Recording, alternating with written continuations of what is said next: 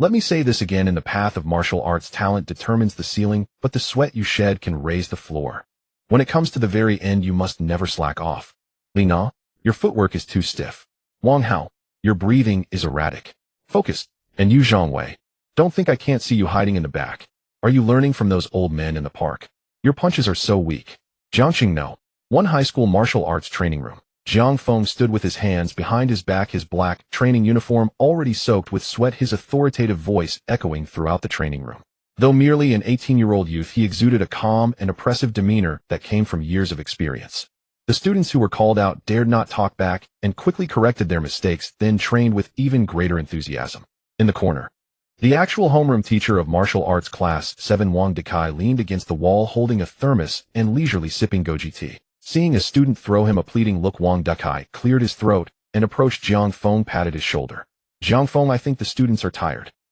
How about ending class 10 minutes early and letting them rest? Work and rest should be balanced. Jiang Feng turned his head, his gaze icy.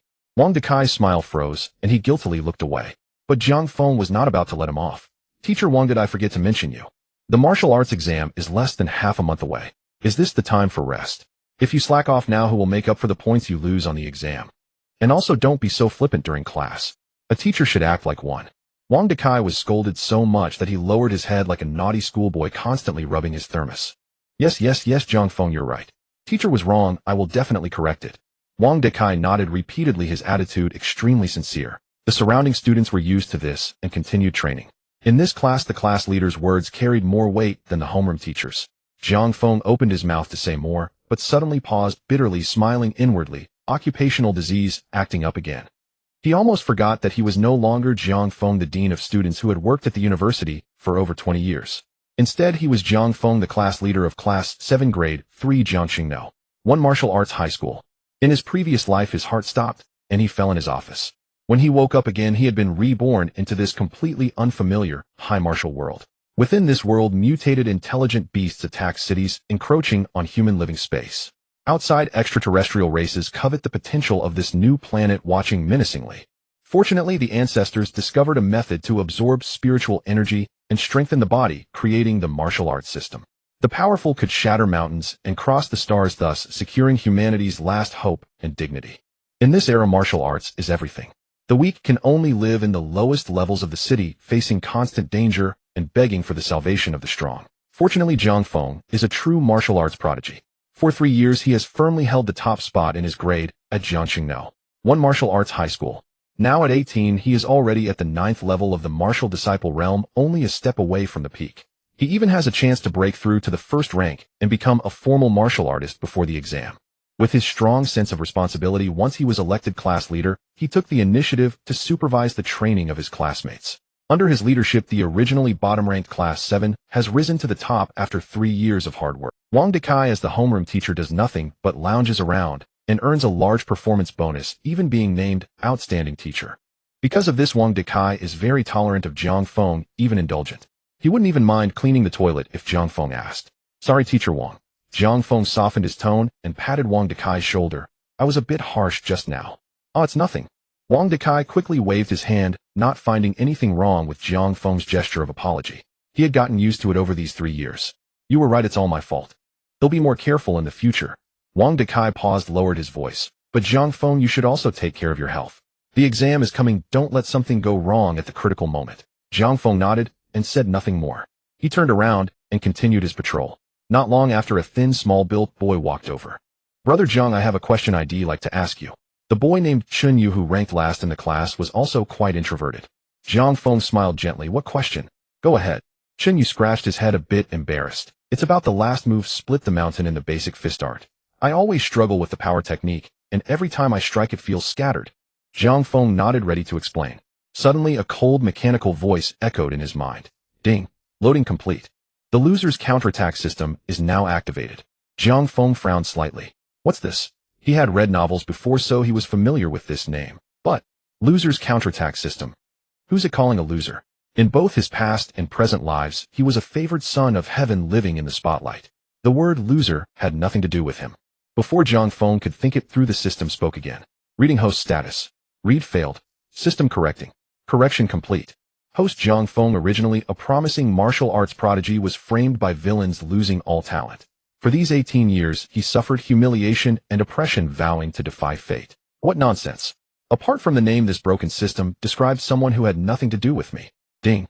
Detected that the antagonist Prodigy Chen Yu is deliberately making things difficult for the host. Antagonist info: Chen Yu, 5th level martial disciple. On the surface, he humbly asks for advice, but in reality, he wants to publicly humiliate the host and make him lose face in front of the whole class. Jiang Feng. He looked at Chen Yu, who stood before him, head down, palms sweating from nervousness. Deliberately making things difficult. Humiliate him in public. What is all this? This kid Chen Yu is honest and well-behaved. If anyone doesn't bully him, that would be a blessing. Ding. Quest triggered. Slap the troublemaker. Task in front of the whole class: give Chen Yu a severe slap and crush his scheme. Quest difficulty level. Hint: although Chen Yu is only 5th level martial disciple, he has prepared thoroughly and studied the basic fist art deeply. As a loser who can't even master the basic fist art, once you fail to answer his question, he will publicly ridicule you and make you lose face. Hint: quest rewards are based on completion level DS. Higher completion means richer rewards. Jiang Feng was speechless. What do you mean I can't even master the basic fist art? He had mastered it when he was 15. Is this system done? No wonder it took 18 years just to load.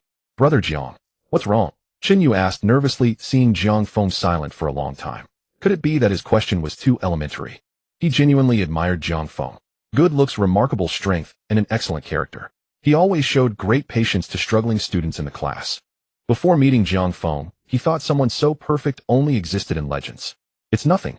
Jiang Feng shook his head, dismissing the chaotic thoughts in his mind. Forget it. He would ignore the foolish system for now and focus on the real task. Jiang Feng composed himself and began to explain patiently. The move cleaving Mount Hua may seem simple, but its essence lies in unity. As he spoke, he demonstrated personally. He spread his feet shoulder-width apart, bent his knees slightly, and settled his hips. Then he slowly raised his right hand above his head. Watch carefully. Power rises from the soles of your feet, with the back as about tendons as the string and the arm as the arrow. Finally, execute in one continuous motion. Bang! Jiang Feng chopped down with his fist. Fierce wind whistled, the air seemed torn, producing a sharp crack. Nearby, Chen Yu felt a sudden powerful gust and involuntarily stepped back. With a loud crash, Jiang Feng's fist struck the sandbag. The sandbag, capable of withstanding a full-force hit from a peak martial apprentice, burst apart instantly. Chen Yu was dumbfounded. Was that still the basic fist technique he practiced? Nearby students stopped their training, drawn by the spectacle, and couldn't help murmuring in admiration. Brother Jiang is incredible. He unleashed the power of a yellow-grade martial technique with basic fist technique. I haven't seen Jiang go all out in a while. Do you think he could fight an entry-level first-rank martial artist? Isn't cross-realm fighting a bit far-fetched? But if it's Brother Jiang, I believe it. Jiang Feng withdrew his fist and looked at the stunned Chen Yu. Did you understand? In this punch, I used the strength of my whole body. That's what unified power means. After establishing the feeling, Jiang Feng began correcting Chen Yu's posture. Finally, following Jiang Feng's guidance, Chen Yu performed the cleaving Mount Hua move again. Though the power still lacked flow, he had clearly found the trick. The final step was just a matter of time. Thank you, Brother Jiang. Thank you so much. Chen Yu was extremely grateful. His family was poor and couldn't afford tutoring classes. A lesson like this from Jiang Feng would cost at least 1,000 if offered at a training gym. Jiang Feng waved his hand. All right. Practice hard. The martial arts exam is coming soon. With your current results, if you push a little, you have a good chance at a second-tier martial university. After graduation, your whole family's fate will change because of you. For poor but hard-working students, he didn't mind investing extra effort. Watching Chen Yu leave excitedly, a slight smile appeared on Jiang Feng's lips. Sigh. This feeling of teaching was somehow nostalgic. Just then the system he had ignored chimed. Brilliant. Host used exceptional sophistry to deceive the challenger, making him believe deeply. Henceforth he will practice erroneously, his cultivation forever stagnant, never again becoming a threat. Host used exceptional sophistry to deceive the challenger, making him believe deeply. Henceforth he will practice erroneously, his cultivation forever stagnant, never again becoming a threat. Congratulations, host. Mission: humiliate the opponent completed. Completion grade S. Reward: Realm 1-2. Peak yellow grade martial technique thunderclap / at mastery legal purchase trail already established. What the hell sophistry? Before Jiang Feng could complain, a warm current surged within his dantian and spread throughout his body. My chi and blood have strengthened. At least 4 days of polishing saved. Jiang Feng's eyes widened slightly. Then a completely unfamiliar information stream poured into his mind. As his mind absorbed the information rapidly, his hand trembled slightly, as if he had practiced sword strikes a million times. In an instant, Jiang Feng mastered every secret of the thunderclap slash, a peak yellow-grade martial technique. Sharp light flashed in Jiang Feng's eyes. In this world, intellectual property related to martial arts was extremely strictly regulated. Apart from the compulsory human-grade techniques, to learn yellow mysterious earth or heaven-grade techniques, one must obtain permission from the creator. The most common method was purchase benefiting the creator. Offenders faced fines 10 times the cost at minimum or worse, had their martial foundation crippled, and were sent to prison. Without this, who would willingly share their techniques? Who would bother to innovate? Only profit drives progress. On the official martial arts website, the cheapest yellow-grade low-tier technique started at 1,000. As for peak yellow grade, it was at least 5,000. Jiang Feng's family in this life was not poor, but certainly not wealthy. With focus on the martial exam aside from basic cultivation resources, he spent very little on techniques. So far, besides the free human-grade techniques from school, Jiang Feng had only mastered one yellow-grade low-tier skill, flowing cloud movement. With this system reward, he had effectively earned at least 5,000. Not to mention the saved training time and the risks avoided. While the system may be stupid, but the rewards are decent. Jiang Feng felt somewhat relieved. Just then the bell rang for the end of class. The students said goodbye to Jiang Feng and filed out of the training ground at Wang Dekai's call. Jiang Feng packed his personal belongings and prepared to leave. At that moment, students from class 1 of senior year poured into the training ground. It's Jiang Feng from class 7. So handsome. Great build. Brother Jiang. As the top of the grade, he was naturally well known. Many smiled and greeted him. Jiang Feng wasn't arrogant. He nodded back to each one. Just as he was about to exit, a beautiful figure blocked his way. Jiang Feng, you must be thirsty after all that sweat. I bought extra water, you can have one. Jiang Feng looked up. Before him stood a young girl dressed in a white tracksuit. She had a tall, slender figure, delicate features, and a high ponytail that made her look neat and lively. In her hand was a bottle of chilled mineral water, a sweet smile on her face. Yan Jixia, monitor of class 1, was recognized as the school beauty. Not only was she beautiful, but her martial arts results consistently ranked in the top 5. She often asked Jiang Feng about cultivation problems, and over time, they became friends. Jiang Feng was about to refuse. A system prompt suddenly popped up. Ding. Detected that the antagonist Prodigy, Yan Jixia, is humiliating the host. Mission triggered. Slap the benefactor. Antagonist info, Yan Jixia, 9th rank martial apprentice. Surface kind and gentle, but inwardly arrogant, looking down on the host's weakling status. She gave the host water to display her superiority in front of the whole class, making everyone think the host couldn't even afford a bottle of water. Mission content refuse, Yan Jixia's slap her face severely and make her sincerely recognize her mistake. Mission difficulty crank. Mission hint, Yan Jixia comes from a prominent family, is stunningly beautiful, and is the goddess of all male students. If the host refuses her kindness, he will become the public enemy of the whole school. Mission reward based on the host's completion grade DS. The corner of Jiang Feng's eye twitched. This system probably suffered from a full-blown persecution complex. Speechless or not, the mission still had to be completed. In any case, Jiang Feng had originally intended to refuse. Jiang Feng spoke with a perfectly serious expression. There's no need, student Yan. Drinking iced water before or after training is inappropriate, as it will affect your perception of your own body. I suggest you refrain from drinking it as well. Yan Jixia nodded. All right. She obediently put the bottle back into her bag. Several students around them who were holding iced water heard this and hurriedly screwed their caps back on. You can't drink iced water before or after training. Is there really such a saying? Since Brother Jiang said so, it definitely can't be wrong. Then I won't drink either. Jiang Feng nodded slightly to Yan Jixia, then continued walking toward the door. Yan Jixia fixed her gaze on him as he walked out, watching until his figure completely disappeared from sight. Several girls who were close to Yan Jixia gathered around her. Our Jiang Dawushan is good in every respect except when it comes to matters of the heart. It's as if 10 apertures are open, but the one for romance remains completely blocked. I heard he still works part-time at a martial arts hall, every day to earn money. If he were together with our Jixiao, what would there be to worry about? After all, he's the top student in the grade. He has to save face. Yan Jixiao withdrew her gaze and gently shook her head at their words. He's not that kind of person. On the other side, Jiang Feng was unaware of the girls' discussion. All his attention was on the system's notifications. Invincible. The host is truly a born king of glib tongues. With casual nonsense, he actually made the villainous female Prodigy believe him wholeheartedly, cleverly diffusing a potential crisis. The host has completed the mission. Slapped the philanthropist in the face. Mission completion ratings shrank. Congratulations to the host for obtaining the highest completion reward, Realm 2, and 1 supreme blood-burning potion already stored in the system space. A surge of energy far more violent than before suddenly arose within his dantian, then flowed throughout his body along his meridians. His blood and qi, which had already been condensed, instantly reached an extremity. Martial Disciple 9th Grade Peak. Zhang Feng's steps paused as he felt the surging power within his body, a flash of delight passing through his eyes. He had just saved at least a week of effort. As for the blood-burning potion, it was a necessary item for a martial disciple breaking through to the 1st grade tempering realm. A low-grade bottle cost 10,000, mid-grade 50,000, high-grade 100,000, while a supreme grade 1 had a price, but no market. According to official data, a supreme blood-burning potion could raise the breakthrough success rate to over 90%. Combined with the solid foundation Zhang Feng had built so far, his breakthrough success rate was practically locked at 100%.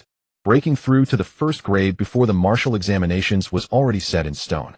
Without returning to his class, Zhang Feng walked straight out of the school gates. He had long since applied to attend only morning classes, leaving his afternoons free to arrange as he wished. This was a privilege reserved for the grade's top student.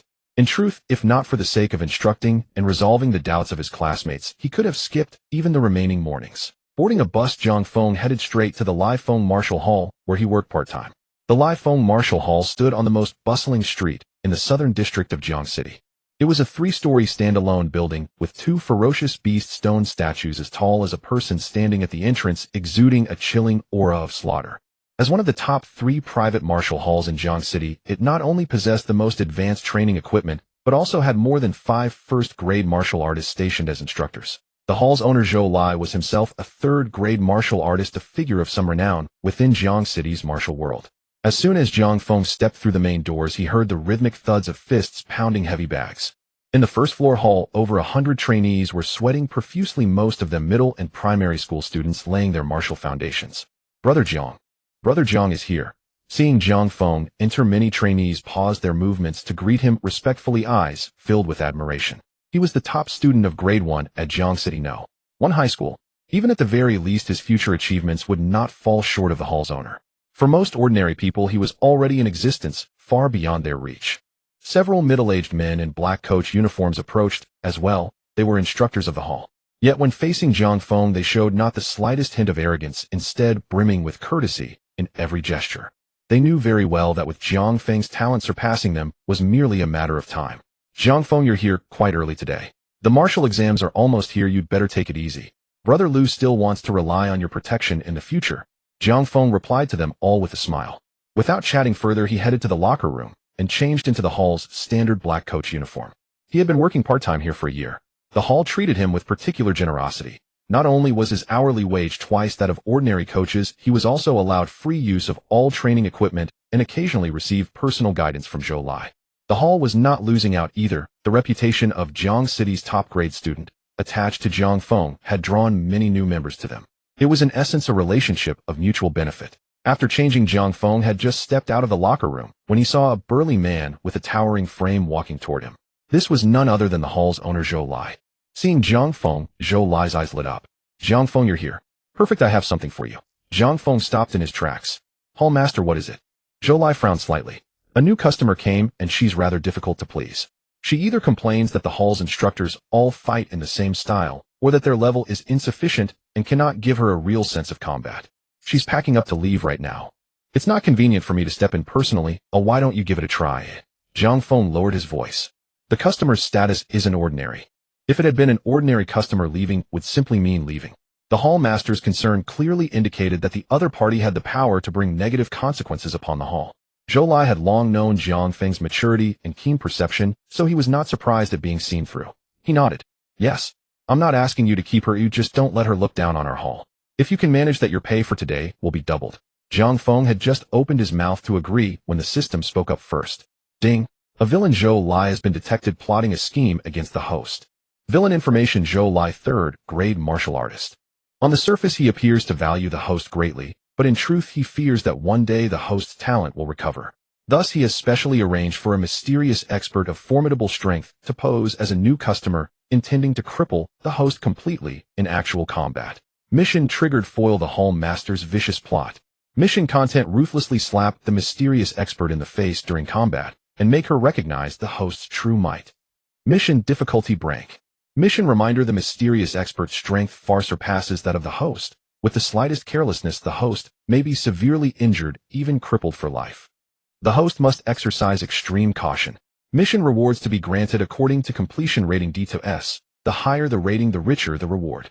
The corner of Jiang Feng's eye twitched again. The system's persecution complex was growing more and more severe. If Zhou Lai truly wanted to harm him, why would he offer such generous treatment and even personally guide his cultivation so often? However, double pay plus the system's rewards. There was no reason not to profit. Jiang Feng withdrew his wandering thoughts and nodded slightly. All right, I will give it a try. It was not only because of the reward, but also because Zhou Lai had always treated him fairly well. Zhou Lai broke into a smile and patted Jiang Feng on the shoulder. Come, I'll take you over. That young lady has a rather proud temper, so you'll have to be a bit more tolerant. The two of them walked toward the VIP training room on the second floor. Pushing open the heavy alloy door, Jiang Feng immediately saw the girl standing at the center of the training room. The girl looked to be about the same age as Jiang Feng, dressed in a black, tight-fitting training suit that traced out her graceful, well-proportioned figure. Her skin was fair, her features exquisite, and her entire person exuded a cold and lofty aura that warned strangers to keep their distance. Jiang Feng had already learned the girl's name from Zhou Lai, Mu Huijin. At this moment, Mu Huijin had slung a black sports bag over her shoulders, seemingly about to leave. Seeing Zhou Lai walk in with a young man about her own age, Mu Huijin's brows instantly furrowed. Master Zhou, this is the best coach you mentioned. Jiang Feng's expression remained unchanged. He did not respond. Zhou Lai hurriedly laughed and said, Miss Mu, Jiang Feng is ranked first in his grade at Jiangqing No. 1 high school. And in my personal view, throughout the entire city of Jiangqing, if we disregard differences in realm and speak only of actual combat among his age group, Jiang Feng is number 1. A trace of surprise flashed across Mu Huijin's eyes. She understood Zhou Lai's character well. He was a man whose word was as good as gold and who never exaggerated. She remained silent for a few seconds before reluctantly nodding. Very well, then let us give it a try. All right. Zhou Lai nodded quickly and retreated to a corner of the training room, yet did not leave. He knew clearly that neither Jiang Feng nor Miss Mu was an ordinary person. Jiang Feng was the rising star he had set his hopes on, with boundless potential ahead of him. As for Miss Mu, her background was even more extraordinary. Those above had specifically instructed that absolutely no accidents were to occur. He had to keep watch here to prevent the two from seriously injuring one another. Jiang Feng and Mu Huijin stood facing each other at the center of the training ground. You attack first. Mu Huijin's tone remained as cold and proud as ever. I must first gauge the depth of your strength before deciding how to strike. The martial examination is imminent. You would not want any mishaps, would you? She had previously crossed hands with the top student of Jiangqing No. 2 high school and had won with effortless ease. In her view, even if Jiang Feng was stronger, there was a clear limit to how much stronger he could be. In her mind, using only 50 to 60% of her strength would be more than enough to secure an easy victory.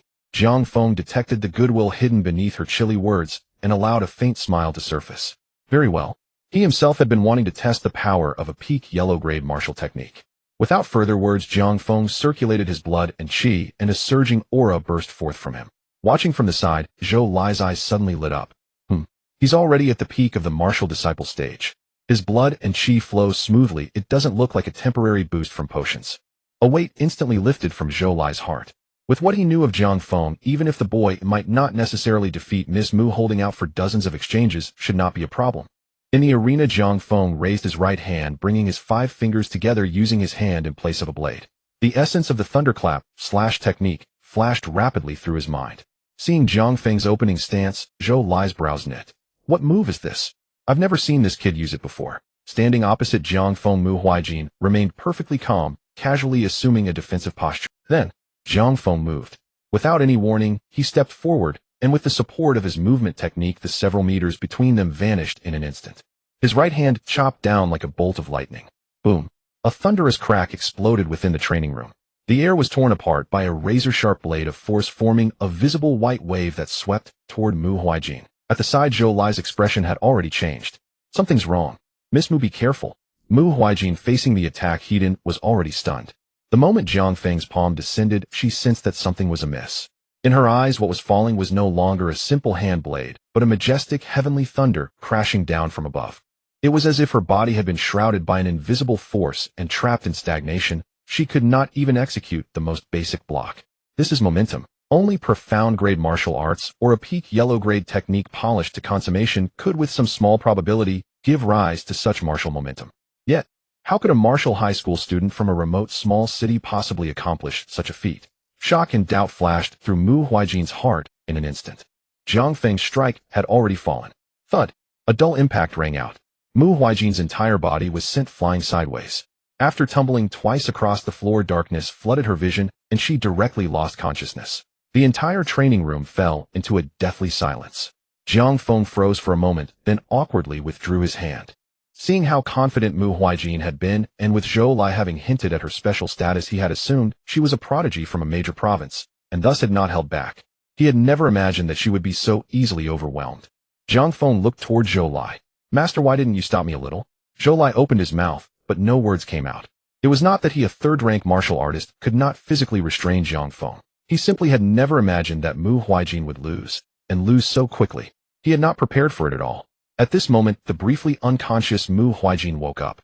Expressionless, she sat up from the ground. Only her tightly clenched fists betrayed her unsettled state of mind. Mu Huaijin looked at Jiang Feng. "This time doesn't count. I was careless." Upholding the principle that the customer is always right, Jiang Feng nodded in agreement. "I believe you did not even dodge." A faint blush rose on Mu Huaijin's pretty face. It was not that she had not dodged him in that moment earlier, she had been completely unable to. At the same time, a system prompt echoed within Jiang Feng's mind. Unbelievable. The host has actually used despicable means to defeat an undefeatable opponent with a so-called trash body, thereby shattering Zhou Lai's plot. Congratulations to the host for completing the mission foil, the Master's Poisonous Scheme. Mission completion rating rank. Reward obtained 1, Realm 3, 2. Profound grade load here, cultivation method Vajra, indestructible body, consummation level, insight, legal purchase record has been left. Jiang Feng no longer had the strength to complain. Trash body. Despicable means. Who? Me. In the next instant, a familiar energy was born out of thin air in his chi, and then flowed through all the meridians of his body. In just a fleeting moment, Jiang Feng crossed the threshold from martial disciple to first-rank tempering body. The transition was as smooth as taking a single breath. Only the sudden surge of blood and chi within him reminded him that this was no illusion. I broke through to first rank just like that. Jiang Feng was somewhat dazed. The realm increase granted by the system could actually be used directly to break through a major bottleneck. This was terrifying. One had to know that in the 9 ranks of martial cultivation, each major breakthrough was like walking a tightrope. One misstep, and everything could be lost.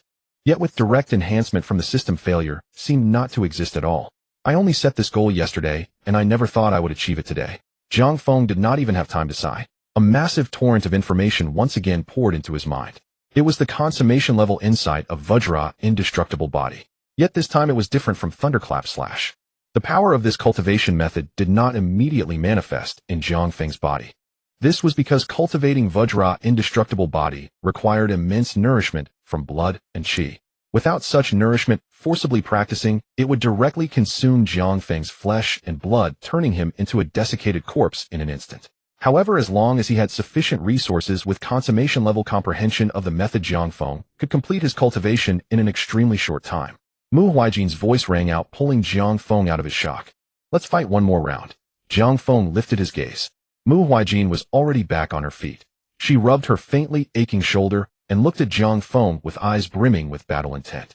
As she spoke, a pressure far surpassing that of a martial disciple rose around her. It was the aura fluctuation unique to a tempering body stage martial artist. The cold pride once again surfaced in Mu Huaijin's eyes. "This time I will go all out." Mu Huaijin's eyes were filled with unshakable confidence. The reason she had lost just now was because she had deliberately suppressed her realm from the very beginning and had been overwhelmed by the momentum of her opponent's martial art, leaving her caught completely off guard. But now things were different. She would cast off all restraints. "Come on." Mu Huaijin once again settled into a fighting stance. Unlike her earlier casualness, she now exuded a sharp, cutting aura. Jiang Feng, however, shook his head and said, "Miss Mu, I think we should leave it at that. It's better to stop while we're ahead." Had he not broken through to the first grade, she might still have stood a chance. But now, unless he intentionally held back, there would be no suspense at all regarding the outcome. Mu Huaijin's brows knit together. "What do you mean? Are you looking down on me?" Seeing this, Jiang Feng knew she could not be dissuaded. He could only nod. "Since Miss Mu insists, then let's continue." Jiang Feng once more took his place opposite Mu Huaijin. Mu Huaijin gave a cold snort and was just about to make her move when her body suddenly froze. A surge of blood chi far more majestic and weighty than before erupted around Jiang Feng. A tempered body stage martial artist. The boy before her was actually an initiate-ranked martial artist as well. Mu Huaijin's eyes widened slightly. Could it be that earlier he had also been holding back? At the sight, astonishment likewise surfaced on Zhou Lai's face. When had this kid broken through? Could it be that in order to face the martial examinations he had deliberately concealed this trump card, planning to stun everyone in the exam hall? The training room once again sank into dead silence. Mu Huijin stood rooted in place, remaining silent for a full 10+ seconds before finally turning to snatch her backpack from the floor. I've thought it over carefully. Let's just forget it. With her back to the two of them, she forced her voice to sound calm. I'm not in good condition. Even if you win, it wouldn't be a fair victory. When I'm in better shape, next time I'll come challenge you again. Once she finished, without waiting for a reply, Mu Huijin strode toward the door with her long legs, not looking back even once. Watching her somewhat guilty-looking back, Jiang Feng couldn't help but let out a soft laugh. He did not expose her excuse, merely said calmly, "Very well, we'll wait for next time." Mu Huijin gave no response, though only the sound of the alloy door closing echoed through the room. Zhou Lai walked over to Jiang Feng's side, his gaze brimming with admiration. "Good kid, not bad at all. When did you break through? And that move just now? At the very least, it was a top-grade yellow-rank martial art, wasn't it?" Jiang Feng smiled. "After all, the martial examinations are just around the corner. I have to keep something in reserve." Zhou Lai gave him a thumbs up. As expected, it was just as he had guessed. He was genuinely happy for Jiang Feng. An 18-year-old first-grade martial artist. In the past 10 years of Jiangxing, you're the very first. If nothing unexpected happens, this year's top scorer in Jiangxing will definitely be you. Jiang Feng shook his head with a smile. "I'll just do my best." Then he shifted the topic. "Master, I don't need the double pay anymore. Could you lend me the cultivation room on the 3rd floor for a while? I actually broke through not long ago, and my realm still needs to be stabilized. It's just that this afternoon's work." "What nonsense are you talking about?" Zhou Lai waved his large hand and laughed. "Your wages are what you've earned. Use the cultivation room as you like. You helped me deal with that little ancestor, so your work for this afternoon is considered done already. Don't worry about it." "Then thank you, Master." Jiang Feng did not stand on ceremony and nodded in thanks. He truly needed money right now. He had made a rough estimate of the resources required to cultivate Vajra indestructible body. The cost would not be less than 1 million. After bidding farewell to Zhou Lai, Jiang Feng went alone to the cultivation room on the 3rd floor. After entering the password, the electronic door opened automatically. The entire room was covered in networks of spirit conduits, like meridians shimmering with a faint glow. This was a basic spirit gathering array that Zhou Lai had spent tens of millions to commission an array master to inscribe. Within it, the concentration of spiritual energy was 10 times that of the outside world. Whether for cultivation or for breaking through realms, it provided tremendous benefits. Jiang Feng stepped into the room. The door closed automatically behind him, and the spiritual energy grew even denser. Jiang Feng came to the center of the array and sat down cross-legged. With a single thought, a vial of crimson liquid elixir appeared in his hand. It was the supreme blood-burning elixir rewarded by the system. He had now already broken through to the tempered body stage, and no longer needed this elixir to assist his breakthrough. However, the vast blood and chi energy contained within the supreme blood-burning elixir was precisely what was required to cultivate Vajra indestructible body. Without wasting any time, Jiang Feng pulled out the stopper and tilted back his head, draining the entire vial in one gulp. As the elixir slid down his throat, it transformed into a scalding stream of heat that surged down his esophagus and into his dantian. Immediately after, this stream of heat exploded within his dantian sea of qi and surged toward his 4 limbs and 100 bones. An indescribable scorching sensation swept across his entire body. Enduring the discomfort, Jiang Feng began to circulate Vajra indestructible body. With complete level comprehension in his grasp, he felt no unfamiliarity at all. The surging blood and chi energy, previously rootless and chaotic, began to circulate in an orderly fashion within his body. The surrounding spirit conduits lit up and spiritual energy converged madly toward Jiang Feng as its center. His body began to change at a speed visible to the naked eye. His bones rang with a series of crisp cracking sounds, their density and hardness greatly increasing. His skin grew tighter and tougher, faintly taking on a metallic sheen. His muscle lines became more defined, his body seeming brimming with explosive power. 2 hours later, Jiang Feng slowly opened his eyes and exhaled a mouthful of turbid air that condensed into a white arrow of breath in the air. He clenched his fists, savoring the surging power within his body, and a satisfied smile tugged at the corner of his lips. Vajra indestructible body had successfully stepped into the minor completion stage. His cultivation had likewise advanced smoothly to the 2nd level of the tempered body stage. There was also a subtle change in the aura he exuded. Where he had previously been simply calm and restrained, he now bore an additional sense of unshakable solidity. He extended a finger and gently pressed it against the alloy floor. Crack! The floor let out a strained groan as if unable to bear the pressure. Jiang Feng hurriedly withdrew his hand. A gleam of sharp, light flashing through his eyes. Such powerful physical strength. Even without using any martial arts relying on his body alone, he could easily crush an ordinary second-level tempered body martial artist. If he added thunderclap slash and flowing cloud movement technique on top of that, he should be able to contend with anyone below the 5th level of the tempered body stage. Of course, this was only his own estimation. How it would actually play out still had to be proven in real combat. Leaving the cultivation room, Jiang Feng returned to the first floor. Just after he changed clothes and stepped out of the room, his phone vibrated. It was a bank notification of funds received. Amount credited 10800 yuan. To accommodate Jiang Feng, the martial hall settled his wages at the end of each workday. But there's an extra 10,000. Jiang Feng's face showed a hint of astonishment. At this moment, Zhou Lai walked over with a smile. Jiang Feng, the money's arrived, right? That 800 is your wage for today. The rest is a bit of my personal token of appreciation. Jiang Feng bent slightly at the waist. Thank you, master. Zhou Lai waved his hand. For the next few days, you can use the martial hall's cultivation rooms as you like. Work will be put on hold for now, and as for your wages, they'll still be paid as usual. Without giving Jiang Feng a chance to speak, Zhou Lai continued, don't think you're taking advantage of me. If a top martial scholar can emerge from my Lai Feng martial hall, I'm the one who stands to gain. Work hard. Zhou Lai patted Jiang Feng on the shoulder and turned to leave. Watching his departing back, Jiang Feng did not say anything more. He simply engraved this kindness deeply in his heart. At the same time, Mu Huijin had already returned home. She tossed her bag onto the floor, used the remote to turn on the television, and then went to sit down beside the sofa. Folding her arms across her chest and closing her eyes, she couldn't help but replay the scene at Lai Feng Martial Hall in her mind. Her delicate face flushed red at a speed visible to the naked eye. Oh! Mu Huijin flung herself onto the sofa, burying her head into a cushion. How humiliating! What's so humiliating? An astonished voice drifted down from the second floor of the villa. Mu Huijin yanked the cushion off her head, rolled over, and glared angrily at the refined-looking man standing by the second-floor railing. Dad, we've been tricked by Grandpa Wang. Let's leave. The refined man looked even more puzzled. What do you mean? Mu Huijin sat up from the sofa, arms once more folded over her chest, still wearing an indignant expression. Didn't Grandpa Wang say that there were no real geniuses in Jiangxing this year? That's why he specifically asked me to come help hold up the scene, so it wouldn't look too embarrassing on the surface. The refined man nodded. Yes, and you agreed, didn't you? Mu Huijin's face was full of grievance. But there is clearly a genius in Jiangxing. And he's even stronger than I am. Oh. The refined man revealed a smile and dropped straight down from the second-floor landing and sitting opposite his daughter. Speak in detail. Dad. Mu Huijin glared like a bristling cat with its fur standing on end. The refined man's smile gradually faded. Huijin, based on what I know of old Wang, he would never make such a joke. The refined man was named Yang Qingyun, an 8th-rank airwalking realm expert and the Livian son-in-law of the prominent Mu clan in the eastern province.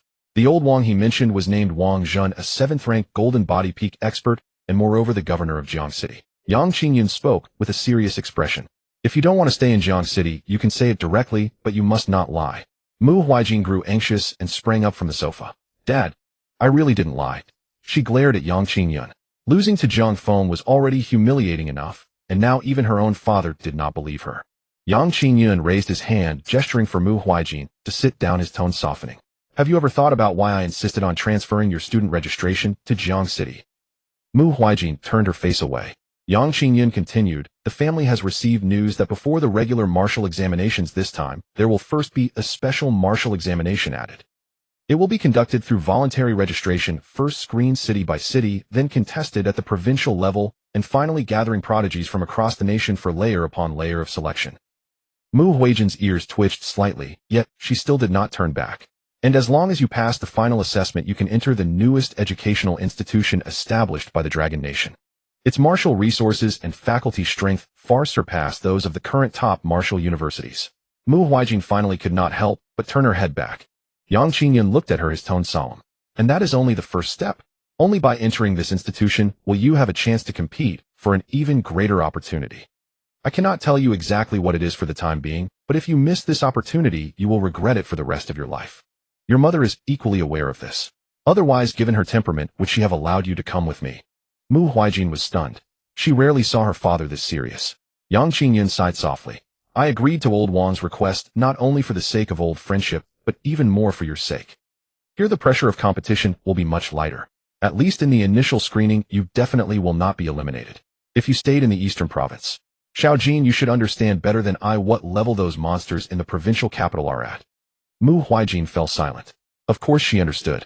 In the provincial capital there were prodigies who had become ranked martial artists at the age of 15, lunatics who had cultivated their martial arts to the level of momentum, and monsters who, while still at the first grade realm, could already study profound rank martial arts ahead of time.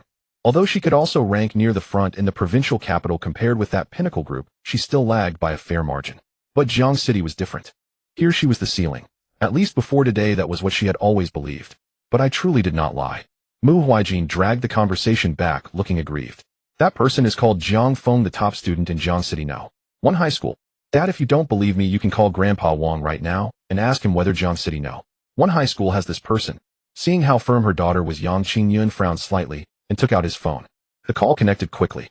Old Wang, it's me, Yang Qingyun. On the other end came a robust voice. Qingyun, how are you settling into Jiang City? Yang Qingyun smiled.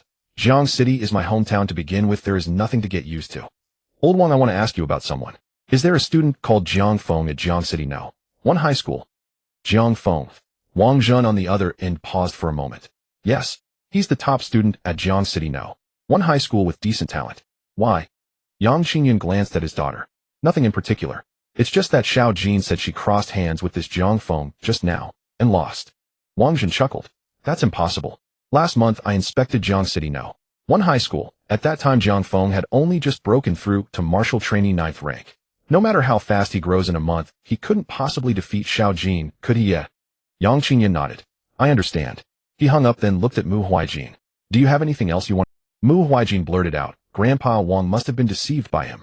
At this moment the television in the living room suddenly emitted a piercing alarm, followed by a local emergency news bulletin from Jiang City popping up. Urgent report.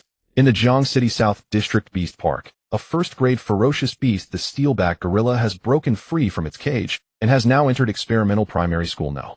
2. Nearby residents are urged to evacuate immediately. Nearby ranked martial artists are requested to rush to support at once. Repeating. On the news screen, the school gate of experimental primary school No. 2 was shown, already smashed apart, terrifying roars intermixed with children's cries echoing together. Mu Huijin's expression changed. Dad. Yang Qingyun's figure flickered and he appeared at the villa's front door. Stay at home and don't run around. Before his voice had even fallen, Yang Qingyun had already soared into the sky.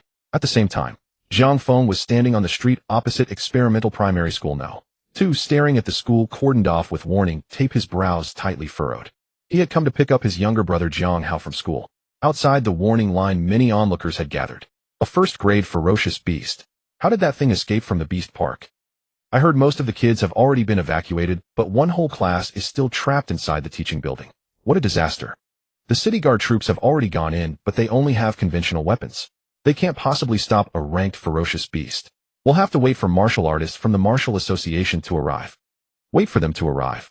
By then it'll be too late. That's a man-eating beast.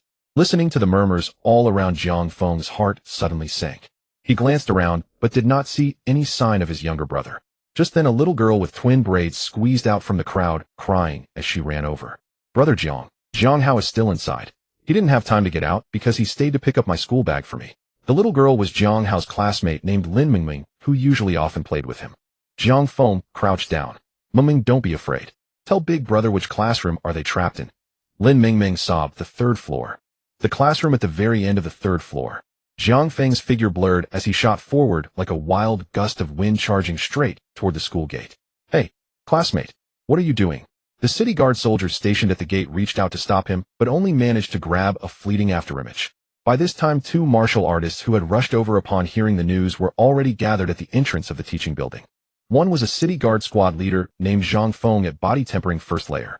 The other was a wandering martial artist who happened to be strolling nearby named Li Wei, whose cultivation was slightly higher, but only at body tempering 2nd layer. Listening to the repeated beastly roars from inside the teaching building, both men wore troubled expressions.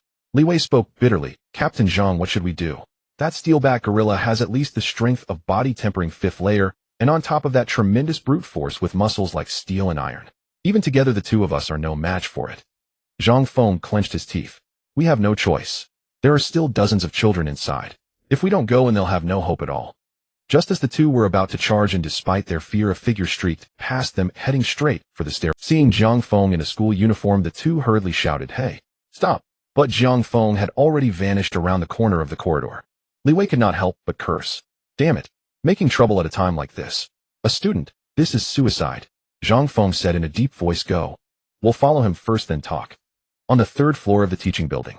Bang, bang, bang. The heavy impact echoed continuously, causing the entire building to tremble.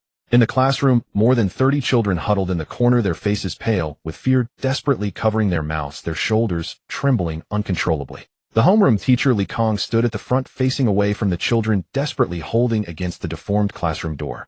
Don't be afraid, students. The city guards and the Martial Arts Association experts will arrive soon. We just need to hold on a little longer. Li Kong was equally terrified. He was just an ordinary cultural subject teacher, not even a martial apprentice. But he still tried his best to remain calm. He was a teacher, an adult, a source of support for the children. In the corner, a small boy in a blue school uniform spoke up. Teacher Li is right. My brother also said that in times of crisis we must not panic.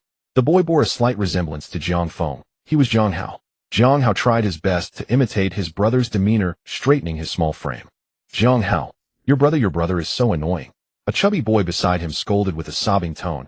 Your brother is so amazing, can he fly over to save you? What time is it now, still saying these useless things? We are all going to die here. As he spoke, the chubby boy burst into tears. His crying seemed to open a floodgate, and the children who had been holding back their tears began to cry as well.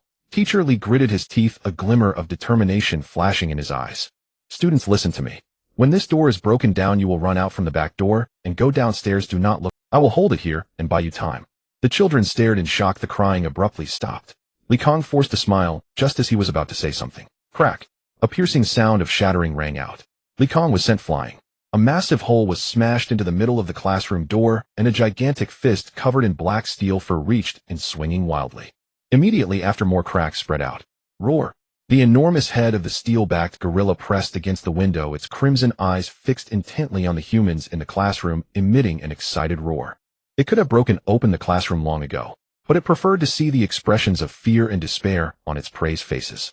As it gazed at the terrifying face, the classroom was instantly filled with screams of terror. Meanwhile, Jiang Feng dashed up to the third floor like lightning. Jiang Feng and Li Wei followed closely behind. Damn it!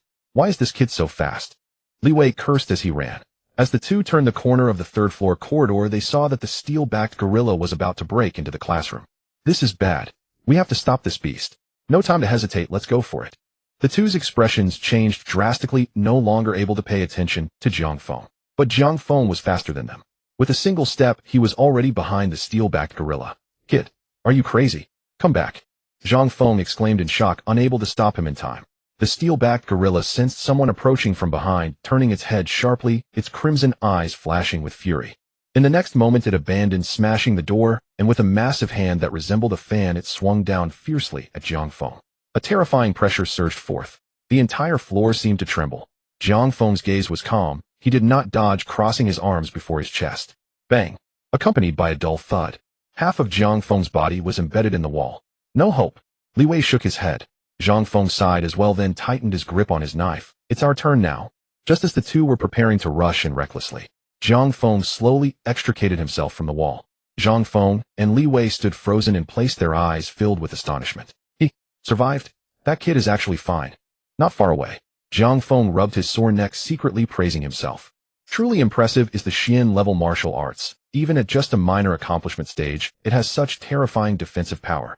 If that strike had been directed at his former self, he would have either died or been severely injured. But now, aside from a bit of numbness in his arm, he had suffered no substantial harm. Moreover, Jiang Feng could clearly sense that although the strength of this steel-backed gorilla was immense, it was not much greater than his own. Jiang Feng looked up at the beast before him. Is that all the strength you have? Haven't you eaten? At that moment, a system prompt flashed through Jiang Feng's mind. Ding! Mysterious enemies conspiracy detected. Villain information: unknown mysterious enemy intentionally released the ferocious beast and trapped the host's younger brother Jiang Hao in the classroom, setting up a deadly trap to lure the host here, intending to eliminate the host by the ferocious beast's hand. Task triggered: survive the ordeal. Task details: survive for 10 minutes under the pursuit of the steel-backed gorilla waiting for rescue. Task difficulty: B rank. Task prompt: the steel-backed gorilla's strength is equivalent to that of a 5th-layer martial artist. It has tough skin and great strength. The host must utilize the terrain to maneuver and absolutely avoid direct confrontation. Task reward issued based on completion: DS rank. Jiang Feng couldn't be bothered with this foolish system. Through the shattered window, he spotted his brother among the crowd, his anxious heart finally settling. Jiang Feng withdrew his gaze and looked back at the steel-backed gorilla. The steel-backed gorilla had ceased its attack, its crimson eyes flashing with a hint of human-like bewilderment. It couldn't comprehend why this insignificant human could withstand its strike unscathed. Roar! The steel-backed gorilla pounded its chest, roaring, swinging its arms as it once again smashed toward Jiang Feng. Jiang Feng's expression turned cold. "You've finished your turn, now it's mine."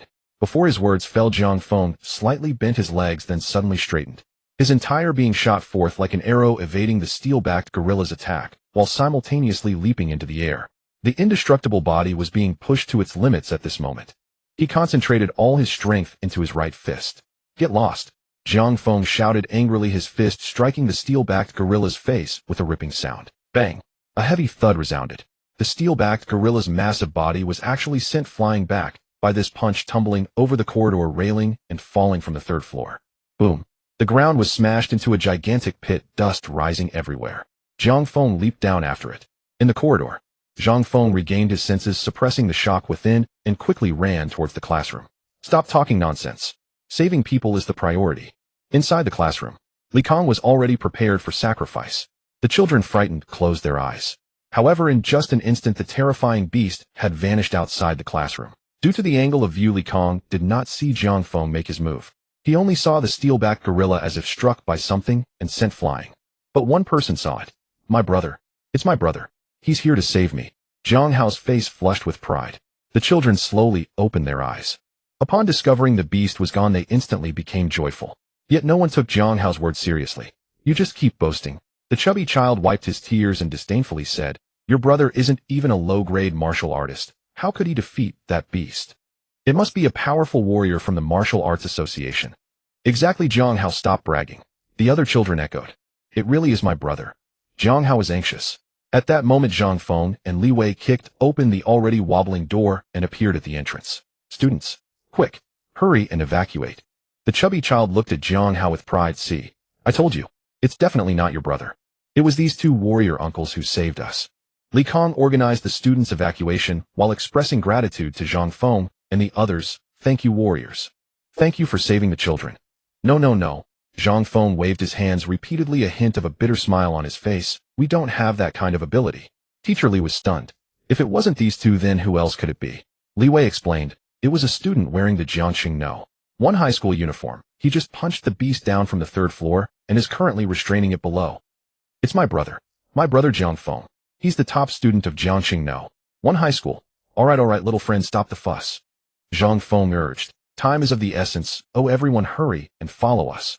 Teacher Li quickly called out, "Students, line up and follow the teacher. Do not run around." Soon a group of people hurriedly ran out of the teaching building under the escort of Jiang Feng and Li Wei. Suddenly, roar! An angry roar echoed. The children instinctively covered their ears and turned to look. They saw the steel-backed gorilla charging towards them. In just a moment it was upon them. The steel-backed gorilla opened its massive jaws and spread its arms, preparing to smash down onto the crowd. "Ah, help!" The children screamed in terror, huddling their heads down. Li Kong, although trembling with fear, instinctively protected the children behind him. Jiang Feng and Li Wei quickly raised their blades, standing in front of the crowd. Feeling the terrifying aura emanating from the steel-backed gorilla, both their hearts trembled. Sure enough, they could not possibly be a match for this horrifying creature. At this moment, only one thought remained in their hearts. "We are going to die, aren't we?" At a critical moment, a cold voice echoed from behind the steel-backed gorilla. "Where do you think you're going?" The gorilla's movement suddenly froze, a hint of human-like panic flashing in its scarlet eyes. In the next moment, Jiang Feng appeared behind the steel-backed gorilla and reached out to grab its steel fur at the back. Before the steel-backed gorilla could react, Jiang Feng exerted force from his waist and abdomen, executing the already perfected foundational stance skill, his entire body akin to a descending mountain. Boom! The several-ton beast was directly thrown over Jiang Feng's shoulder, crashing heavily onto the concrete ground. The ground cracked with a resounding noise and the earth trembled. Everyone was dumbfounded, even the children's cries ceased. Li Wei instinctively murmured, "Is this really a human? It must be a beast wearing human skin." Jiang Hao shouted excitedly, "It's my brother. I told you I wasn't mistaken." The chubby child who had just mocked Jiang Hao for bragging could not utter a word at this moment. The other children gazed at Jiang Feng with admiration. It really is Jiang Hao's brother. Jiang Hao always boasted about his brother, Turns out he wasn't lying. I'm so envious of Jiang Hao. I want a brother as strong as that. Jiang Feng nodded at Jiang Hao, then looked at Jiang Feng. Excuse me, may I borrow your blade? Oh, sure. Jiang Feng quickly unsheathed the standard long blade from his waist and tossed it to Jiang Feng. Jiang Feng caught it and waved his hand. You all go first. After saying this, Jiang Feng walked directly towards the steel-backed gorilla which was struggling to rise from the pit. Go. Staying here will only distract him. Jiang Feng led everyone to evacuate quickly. At this moment the steel-backed gorilla had completely gone berserk, panting heavily, its muscles tense, with its scarlet eyes fixed on Jiang Feng, emanating a fierce aura. Jiang Feng, holding the long blade, appeared increasingly calm. It's time to end this. No sooner had the words left his mouth than the steel-backed gorilla roared and lunged at him. Instead of retreating, Jiang Feng advanced, his blood and chi rapidly circulating within him. Thunder slash. Jiang Feng raised the long blade high. A dazzling blade light sliced through the air, accompanied by the sound of thunder as it crashed down towards the steel-backed gorilla, slashing through blood splattered. The ferocious head of the steel-backed gorilla fell to the ground, rolling a considerable distance away.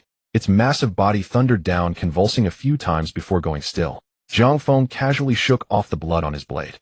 Indeed, the blade technique must be performed with a blade to be effective. Ding! The host is truly a favored child of fortune. The powerful beast suddenly fell ill and was killed by the host. Truly worthy of being the chosen one by this system. Congratulations to the host for completing the mission, escaping from death. Mission completion level S grade. Reward 1.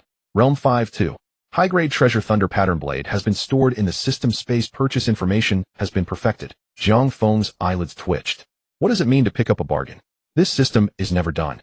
In the next moment, a familiar warm current surged throughout his body, and Jiang Feng's cultivation smoothly broke through to the third level of body refinement. Before he could even rejoice at the rise in his realm, Jiang Feng suddenly looked up sharply. In midair, a refined figure stood suspended like a deity. Skyward realm. Jiang Feng was shocked. Traveling with the wind, standing upon the air. This was the mark of an 8th grade martial artist. When did Jiangxing produce such an 8th grade master? Yang Qingjian's gaze shifted between the beast's corpse and Jiang Feng, his heart equally filled with astonishment. This kid before him looked to be no more than 20 years old. Second level of body refinement. He comprehended the essence of martial arts and possesses a physique comparable to the 5th level of body refinement. Compared to those little monsters from the East Province, he is certainly not inferior. Jiangxing actually has such a prodigy. Noticing Yang Qingjian's gaze, Jiang Feng clasped his hands in salute. Junior Jiang Feng. I greet the Grandmaster. Jiang Feng. Yang Qingyan frowned. This name feels somewhat familiar. His gaze fell on Jiang Feng. Jiangxing, no. One high school. Jiang Feng. Yang Qingyan finally reacted, speaking in surprise. You are the one who defeated my daughter. A flash of Mu Huijin crossed Jiang Feng's mind. Behind her stood unexpectedly an 8th-rank Grandmaster. No wonder the Hallmaster himself, only a 3rd-rank martial artist, treated the young girl with such deference. Jiang Feng cupped his hands in a polite bow. I merely lucked into winning one move against Miss Mu. Hardly a contest of skill. Yang Qingyun smiled wryly, understanding the boy's misunderstanding. He waved a hand. Rest easy, I'm not here to cause trouble. I saw the news broadcast saying a ferocious beast had injured people nearby, so I came to have a look. Yang Qingyun descended from above and pointed at the carcass of the beast beside them. If you killed this creature, then its spoils belong to you. The most valuable part of such a beast is its essence core. You know of it, do you not? Jiang Feng nodded. The beast essence core is the condensed energy nucleus formed within a mature feral beast, containing the lifetime accumulation of its spiritual energy. Its value is considerable. Jiang Feng did not affect reluctance. He thanked them, then used his blade to extract the steelback gorilla's essence core. The crystalline core was about the size of a walnut, its surface a dark crimson that radiated a faint warmth. He wiped the core clean and slipped it into his pocket. Once more he cupped his hands toward Yang Qingyun. Grandmaster, if there is nothing else, this junior will take his leave. Yang Qingyun waved him away. Jiang Feng turned and left. Yang Qingyun lingered, watching Jiang Feng's receding figure, a subtle change flickering across his eyes. His daughter had not lied after all. But why would Old Wang deceive them? Yang Qingjian's brow knit as he pondered. After a moment, realization dawned, and his expression eased. I see. Old Wang's ambitions run deep. This newly added special martial exam would gather the nation's prodigies and filter them through successive selections. Some promising youths from major provinces would travel to distant city districts to attempt the preliminary rounds. Thus, true dragons emerging from those cities could be quietly plucked away by their provincial powers. Old Wang likely wanted Huijin to be the obvious focus to draw attention to the surface while concealing the real trump card beneath. A brilliant display of open-frontage secret passage beneath. Yang Qingyan shook his head with a faint smile. Anyone else used this way might feel slighted. But he had returned to Jiang City with his daughter for private reasons of his own, so he felt no anger. Fine. If old Wang wants to hide things, then I'll help him keep the secret. He withdrew his gaze and looked at the slain beast. This matter would rest with him for the time being. Meanwhile, Zhang Feng left the school gates, and seeing no Zhang Feng handed his blade to a city guard to pass on before departing with his younger brother. All the way home, Zhang Hao did not stop chattering.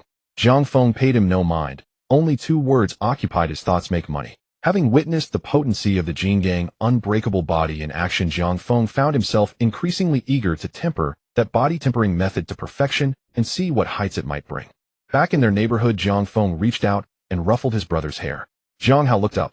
Brother, what's wrong? Zhang Feng lowered his voice. Don't let mom and dad know about today's events. Their parents were ordinary folk. If they learned, they would only worry. Zhang Hao simply said, oh, and did as his brother asked. If big brother said so, he would obey. They arrived home and barely opened the door when Zhang Hao burst out eager. Mom, Dad, are you going out? In the living room, Jiang Jiangguo and Chun Xiulan sat on the sofa dressed in their better clothes, attire reserved for important occasions. The father's hair was neatly combed. The mother had unusually put on makeup. Jiang Jiangguo rose smiling. Your second uncle has returned from the provincial city. We're eating out tonight. My treat. Zhang Feng was suddenly enlightened. His father had 3 brothers. Jiang Jiangguo was the eldest. Like their third uncle Jiang Jianya, he lacked martial aptitude. The second uncle Jiang Jianjun was the only one among the 3 with martial talent. Not exceptionally gifted, but he had entered a second-tier martial university, then stayed on in the provincial city after graduation and married a local woman fathering a son. Zhang Hao asked, curious, why did second uncle come back so suddenly? Jiang Jiangguo explained, your cousin's school registration transferred to Jiang City. Second uncle says competition there is lighter and wants your cousin to take the martial exam here. Zhang Feng nodded without asking further. After a brief freshening, the family set out, hailed a car, and headed toward the booked hotel. They arrived at the hotel and happened upon the third uncle's family. The third uncle was tall and thin, wore black-rimmed glasses, and worked at a logistics firm. His wife Lin Fong was like him, an ordinary working-class woman. Behind them trailed a pair of 16-year-old twins, Jiang Shui and Jiang Yu, neither possessing martial talent. Both were in the second year at Jiang City's No. 2 high school. His wife Lin Fong was like him, an ordinary working-class woman. Behind them trailed a pair of 16-year-old twins, Jiang Shui and Jiang Yu, neither. Brother, I heard your school has been doing intense training. Are you tired? Jiang Feng smiled, and as the eldest son of the family branch and a martial prodigy, Jiang Feng commanded respect among the younger generation. His brother Jiang Hao looked up to him, as did the 2 cousins. They chatted and laughed their way into the private dining room. Second uncle's family of 3 had already arrived. Big brother, third brother. Seeing them, Jiang Jianjun greeted them warmly and embraced each in turn. Second Aunt Zhou Min sat in the seat of honor, wearing a camel-colored cashmere coat. A polite smile held her face, but her eyes betrayed a certain distance. Their cousin Jiang Chun lounged with his legs crossed, head bent over his phone. At the sound of movement, he glanced up and scanned the room. He offered a slight nod toward Jiang Zhengguo's family as a perfunctory greeting. When his gaze passed over the third uncle's family, it was as if they did not exist. He returned to his phone. The third uncle's smile stiffened. Second aunt looked awkward. Jiang Feng observed all this without comment. Second aunt's natal family in the provincial city had influence and had always looked down on their poorer relatives in Jiang City. Jiang Chun had absorbed that haughtiness from childhood and developed an air of superiority. Their own household was acceptable, but the third uncle's family, lacking anyone with martial talent, were treated like air. Sit. Jiang Jianjun called cheerfully. I've already ordered the food, it will be out soon. Zhou Min lifted her chin and pointed to the empty seat beside Jiang Chun. Jiang Feng, sit here. Both you and your cousin study martial arts, you'll have things to talk about. Jiang Chun put down his phone and looked at Jiang Feng. Jiang Feng shook his head. No, Annie, you'll sit here. He took the corner seat opposite, keeping to himself. He beckoned Jiang Shui and Jiang Yu over. Though initially uneasy at his invitation, they brightened and ran to sit one on each side of him. At last the third uncle and aunt's faces improved slightly. Zhou Min frowned. Jiang Chen's gaze cooled, but he said nothing and resumed his phone. The atmosphere in the room had chilled considerably. Jiang Jianjun hastened to smooth things over with a laugh. Why are you all standing? Sit. Everyone took their seats. During the meal, the adults exchanged news. Jiang Jianjun poured 2 cups of wine for his eldest and third brothers and sighed. I've come back mainly because of Chin's martial exam. Competition in the provincial city was too fierce. Although Chin's grades were decent, it would be nearly impossible to stand out. Moving to Jiang City would lessen the pressure and offer a better chance. He looked to Jiang Feng with a smile. Xiaofeng, you're top of your grade at No. 1 school. When Chun transfers here, please look after him. Keep an eye out for him if anything comes up. Jiang Feng nodded. Second uncle, rest assured. Before the words had fully settled, Jiang Chen spoke coolly, unnecessary. If it weren't for that special exam, I wouldn't come to this rotten place. At that statement, every face at the table, Jiang Jiangguo and Chun Xiulan looked embarrassed. The third uncle and aunt lowered their heads. Jiang Jianjun's face darkened as he scolded sharply, Jiang Chun. How dare you speak so? What did I say wrong? Jiang Chun lowered his phone, impatience clear. This place is a dump. Spiritual energy concentration is not even a third of the provincial city, and there isn't a decent martial hall on the streets. Shut your mouth. Jiang Jianjun slammed his palm on the table. Zhou Min stood and snapped. Jiang Jianjun, why are you shouting? What did Chen say that's wrong? She swept a cold look across them. Is it wrong to call this place broken? She snatched her bag from the chair and, tugging Jiang Chun along, strode for the door. Come on, Chen, Mom will take you back to the hotel. Zhou Min. Jiang Jianjun's face turned ashen, but she did not look back and left. The private room door slammed shut with a dull thud. Jiang Jianjun stood frozen, his complexion blanching and flushing. After a long while he sat slowly and said hoarsely, Big brother, third brother. I'm sorry. Jiang Jiangguo patted his shoulder without speaking and poured him another cup. The third uncle hastily raised his glass as well. Brother, don't take it to heart. We're family, why apologize? Jiang Jianjun drained his cup and his face relaxed a little. He turned to Jiang Feng with a mix of apology and hope.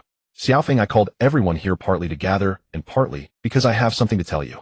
Jiang Feng set down his chopsticks and gave him his attention. Go on, second uncle. Lowering his voice, Jiang Jianjun spoke gravely. My wife's family heard from an important contact before the regular martial exam. There will be a special martial exam, selected at city, provincial, and national levels. Those chosen will at least gain a start at top martial academies. In the next few days, your school should receive the notice and registration forms. Though this special exam carries certain risks, if you have confidence in yourself, you must not miss it. Jiang Feng felt stirred. A special martial exam. The news his second uncle brought from the provincial city was unlikely to be false. Understood. Thank you, second uncle. No need to thank me. Jiang Jianjun waved his hand, a trace of bitterness on his face. I had no choice bringing Chen back. There are too many gifted freaks in the provincial city. With Chen's current strength, he might not even pass the first filter. Jiang City is small, but at least it offers a chance. He paused, produced a bank card from his pocket, and pushed it toward Jiang Jiangguo. Big brother, there's 200,000 in this card. The password is my birthday. Jiang Jiangguo started to push it back. Jianjun, what are you doing?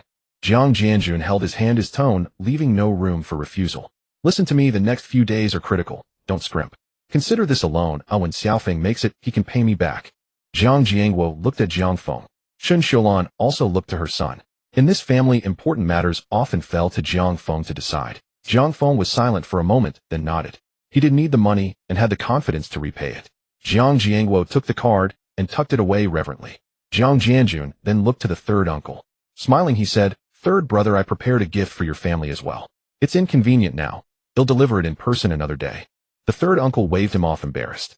You needn't be so formal. We are brothers, Jiang Jianjun interrupted sincerely, no distinction among us. The meal went on for another half hour. Jiang Jianjun had drunk a good deal. The three brothers supported one another as they left the hotel and parted at the entrance. Jiang Jiangguo summoned a designated driver and first saw the third uncle's family into a car. Jiang Shui and Jiang Yu leaned out the window to wave. Goodbye, aunt and uncle. Goodbye, Xiao Hao. Goodbye, older brother. Jiang Feng waved back with a smile. After sending off the third uncle's family, Jiang Jianjun was picked up by the driver Zhou Min had arranged. Before he left, Jiang Jianjun patted Jiang Feng's shoulder hard, as if he had many things to say, but in the end only sighed and climbed into the car. At the hotel entrance, the Jiang household of four remained. Jiang Hao suddenly cheeky sighed theatrically. Second uncle has it rough. He'll never marry a woman like second aunt. Jiang Jiangguo smacked him with a light reproach. Child, what nonsense. Jiang Hao rubbed his head, shrank behind Jiang Feng, muttering, that's how it is. Jiang Feng only smiled and shook his head. Jiang Jiangguo regarded Jiang Feng thoughtfully, then said in a low voice, Xiaofeng's second uncle has been good to you. Jiang Feng nodded. I know. I've got the difference in mind. Second aunt is second aunt, second uncle is second uncle. Though living in the provincial city, second uncle had never forgotten his brothers back home and would occasionally send cultivation resources. That kindness had always been in Jiang Feng's heart. Jiang Jiangguo sighed, produced 2 bank cards from his pocket, and handed them to Jiang Feng. One was the card Jiang Jianjun had just given, 200,000. The other had been slipped to them secretively by the third uncle. Your third uncle gave this. Also 200,000. Jiang Jingwo's voice was low. Your third uncle said he is an ordinary man and cannot do much, so he pooled this money. Don't despise the amount. The fact that they left this money on his person showed it was not a spur-of-the-moment gesture. Jiang Feng took the 2 cards. They felt weighty in his hand. Jiang Jingwo hesitated a moment before saying, Xiaofeng, when you succeed, if you can help your third uncle. Jiang Feng smiled. Don't worry, Dad.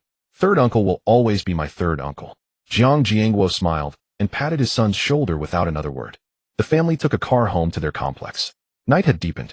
After washing the parents and Jiang Hao went to rest, Jiang Feng returned to his room and shut the door. His room was small, barely 10 square meters, a single bed, an old wardrobe, a desk.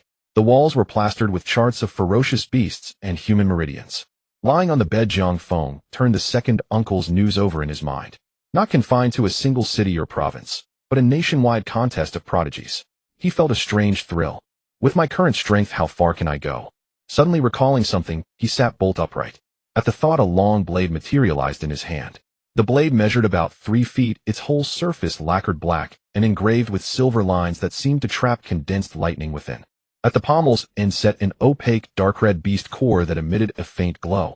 The instant Jiang Feng gripped the hilt, the silver veins along the blade ignited arcs of electricity dancing as they sizzled softly. This was the superior grade treasure the system had rewarded him. The Leiwen blade, thunder pattern saber. In this world, weapons are divided into mortal weapons, treasured weapons, spiritual weapons, and heavenly weapons.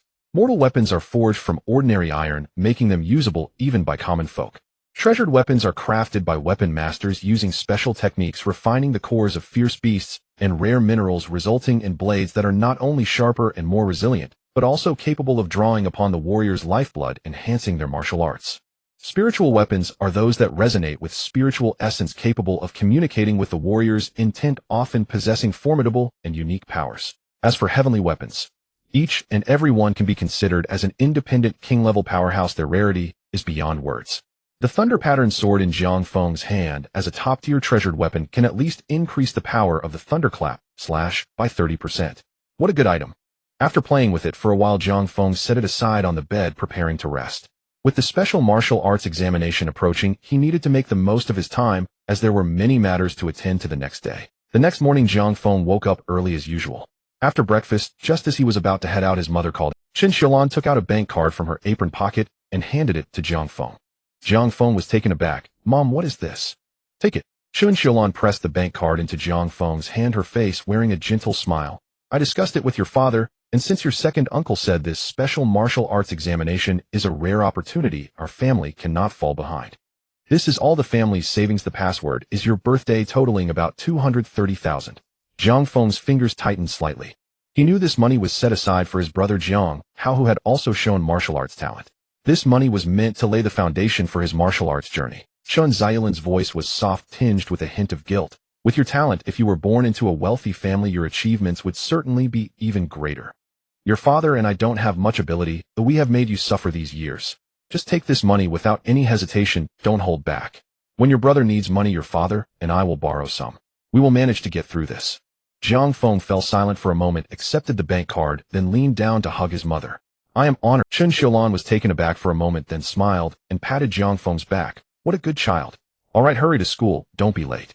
Jiang Feng took a deep breath, released his mother, and turned to leave the house. He tightened his grip on the 3 bank cards in his pocket, his gaze growing ever more resolute. Upon arriving at school, as soon as he entered the classroom, the head teacher Wang Dekai walked in holding a stack of documents, his expression more serious than usual. Everyone return to your seats. I have something important to announce. Once the students were seated, Wang Dekai's voice turned grave. The school has just received news that before the regular martial arts examination, the Ministry of Education and the Martial Arts Association will jointly hold a special martial arts examination scheduled for 5 days from now. With these words, the classroom erupted in chaos. Special martial arts examination. What is that? Why have we never heard of this before? Does doing well in it earn extra points? Wang Dekai raised his hand to calm the noise, signaling everyone to be quiet. Stop the chatter and let me finish speaking. With a serious expression, he continued. This special martial arts examination is completely different from the regular one. In simple terms, it gathers the nation's top talents for a multi-layered selection process. First, there will be a city-level screening, then a competition at the provincial level, and finally the strongest batch of geniuses will be selected nationwide. As long as you can pass the city-level screening, you will at least be able to be admitted to a top martial arts university. If you can make it to the very end, You will obtain martial arts resources and legacies beyond your imagination. The students' eyes lit up. However, Wang Dekai's next words poured cold water on them. But because this special martial arts examination is extremely dangerous, the school has decided to impose restrictions. Students below the 9th level of martial apprentice are not allowed to participate. Another wave of uproar filled the classroom. Only students below the 9th level of martial apprentice are banned from participating. How many people in our school meet that standard? I doubt we can even gather 10 people. This threshold is way too high. Wang Dekai ignored the complaints, his gaze sweeping across the room, before finally landing on Zhang Feng, his tone softening. Zhang Feng, do you want to participate? Zhang Feng nodded yes. Wang Dekai was not surprised. Come up and get the registration form. Additionally, all students filling out the registration form will form a new elite class. Before the special martial arts examination begins, you will need to temporarily leave Class 7 to undergo intensive training in the elite class. Besides our school students, some martial arts candidates from other major cities will also join the elite class. Zhang Feng stood up and walked to the podium. Wang Dekai handed him the registration form and pen. Zhang Feng quickly filled it out. Wang Dekai smiled. Take the registration form directly to the principal's office. Someone there will take you to the elite class. Wang Dekai patted Zhang Feng's shoulder, his gaze filled with expectation and blessings. Zhang Feng turned back to look. His classmates were all watching him, their eyes full of reluctance. Zhang Feng looked at Wang Dekai. Teacher Wang, I'll leave the last stretch of time to you. Wang Dekai smiled. Don't worry, in these last few days I will keep a close eye on this group of little rascals, ensuring they do not slack off for even a moment. Zhang Feng nodded, waved goodbye to his classmates, and walked out of the classroom. Behind him, Wang Dekai's voice suddenly turned stern. What are you looking at? The class leader is off to tackle the special martial arts examination. Aren't you all going to take the exam? The class leader can help you for a moment, but cannot assist you for a lifetime. The path ahead will ultimately depend on you. Now everyone stand up. To the training room, today's training load is doubled. Zhang Feng listened to the commotion behind him, a slight smile curling at his lips. Teacher Wang is finally acting like a real head teacher. When Zhang Feng arrived at the office, 5 students were already gathered inside. 3 boys and 2 girls, all top students in the school. Upon seeing Zhang Feng enter, all 5 turned their gazes toward him. Brother Zhang is here. Zhang Feng nodded, his gaze sweeping over the group, finally resting on Yan Jixia. She was once again dressed in white athletic, with her hair tied in a high ponytail. While retaining her gentle beauty, she also exuded the unique sharpness of a martial artist. Zhang Feng nodded at her. Yan Jixia, I have something to discuss with you. Oh, it's not convenient now. Can you wait for me after school? Yan Jixia showed a curious look, but did not ask further, simply nodding obediently. Okay. The other 4 around them immediately ignited with curiosity. Wow. Brother Zhang actually took the initiative to approach Yan Jixia. What could he possibly want to say privately? Could it be a confession? Oh my, how touching. The iron tree is finally going to bloom. I will raise the flag for Jiangxia CP. Chill. Lower your voices. Yan Jixia turned back and shot a glare at the group, her ears involuntarily flushing.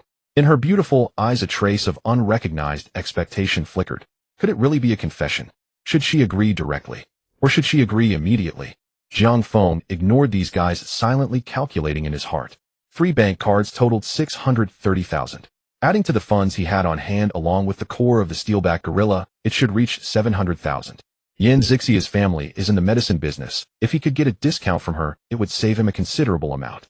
There are 5 days left until the special martial arts examination. He had to seize every opportunity. Soon the door to the office was pushed open. Principal Fang Jingyuan walked in, followed by the head of the teaching department, Zhang Mei. Is everyone here? Fang Jingyuan scanned the group and smiled. Good, follow me. Zhang Feng and the 6 followed the principal to the top floor of the teaching building. This was originally an idle multifunctional classroom, but it had now been redecorated. As Zhang Feng stepped through the classroom door, a system prompt suddenly rang in his mind. Ding. Task triggered, the first step of a genius. Task difficulty A class. Task content as a waste. The host recklessly chooses to enter the elite class, inevitably provoking dissatisfaction among the other elites, who will subject the host to brutal suppression. Please ensure the host establishes a foothold in the elite class before the martial arts examination concludes. Task introduction. This is the first step for the host to rid themselves of the title of waste. It is destined to be exceedingly arduous and will consume a lot of time. I hope the host does not get discouraged and never gives up. Even if it's just surviving, it's a victory. Task rewards based on the host's completion level DS grade. The higher the completion, the more generous the reward. Zhang Feng withdrew his thoughts and turned his gaze toward the classroom. In the center of the classroom sat 5 figures. The 5 individuals were scattered around the corners of the room, their auras unmasked, with the weakest among them at the peak of the martial disciples' 9th level. Among them the strongest was a familiar face to Jiang Feng. Mu Huijin sat by the window dressed in black training gear, her long hair cascading over her shoulders, her demeanor still radiating an air of cold arrogance. However, compared to yesterday, her aura was significantly heavier, having broken through to the 2nd level of the body refinement realm. Upon seeing Jiang Feng enter, Mu Huijin's gaze briefly sharpened, only to quickly avert, as if she did not recognize him at all. In the last row of the classroom, there was another familiar face. His cousin Jiang Chun was focused on playing with his phone. When Jiang Feng entered, Jiang Chun merely glanced up before coldly withdrawing his gaze. Jiang Feng did not mind. He was quite pleased. If this was the standard for an A-level task, he had no chance of failing. The so-called intelligence system truly lived up to its name. In this regard, it remained reliably stable. Jiang Feng, what are you smiling about? Yan Jixia noticed Jiang Feng smiling at the girl by the window. Her curiosity piqued. Jiang Feng retracted his gaze and shook his head, saying it's nothing. He took a seat in the center of the classroom along with the 5 individuals behind him. Fang Jinyuan walked to the podium and cleared his throat. First, on behalf of Jiangqingno One High School, I would like to welcome the 5 students who have come from various provinces. Yan Jixia and the others cast curious glances at the 5 provincial prodigies. The 5 maintained in different expressions, exuding an innate sense of superiority. Fang Jinyuan continued. The purpose of forming this elite class is to allow everyone to make a final push before the upcoming special martial examination. The school will do everything in its power to provide you with the best training conditions. He paused and slowly added to this, in the school will allocate 5 million in subsidy funds. 5 million. Jiang Feng's eyes brightened. He was in dire need of money. The other 4 individuals behind Jiang Feng, except for Yan Jixia, also displayed expressions of joy. 5 million was an astronomical figure for most families. As for the 5 provincial prodigies, apart from Mu Huijin, they could not help but show disdain. At the podium, Fang Jinyuan suddenly shifted his tone. However, this 5 million is not to be distributed evenly. How much you can obtain will depend on your own abilities. Jiang Feng was the first to ask, Principal, how can we obtain the funds? Fang Jinyuan smiled and replied, it's simple. There are 5 days left until the special martial examination, and each day there will be a 1 million fund allocation distributed based on ranking for that day. The first place can enjoy 500,000 alone. The second place, 300,000. The third place, 100,000. The fourth and fifth places, 50,000 each. After the 5th place, there will be no resources. Additionally, each person only has 1 opportunity to challenge the ranking each day. After finishing, Fang Jinyuan turned and walked out of the classroom, leaving behind only 1 sentence. You have 30 minutes to determine your rankings, then come to my office to collect the funds. In the corridor, Zhang Mei quickly followed, puzzled, and asked, Principal, our school students are not on the same level as those prodigies from big cities. Won't they end up with no resources at all? Fang Jinyuan sighed. With only 5 days left, I have no way to provide them with more help, nor do I have the time to guide them slowly. I can only use this most direct, and also the most cruel method to let them experience the competitive atmosphere of this special martial examination in advance. If I simply let them give up, they surely wouldn't accept it, so it's better to let them realize the reality early and return to their classes to participate in the regular martial examination. Zhang Mei fell silent. She understood the principal's good intentions. This was not giving up, but a different form of protection.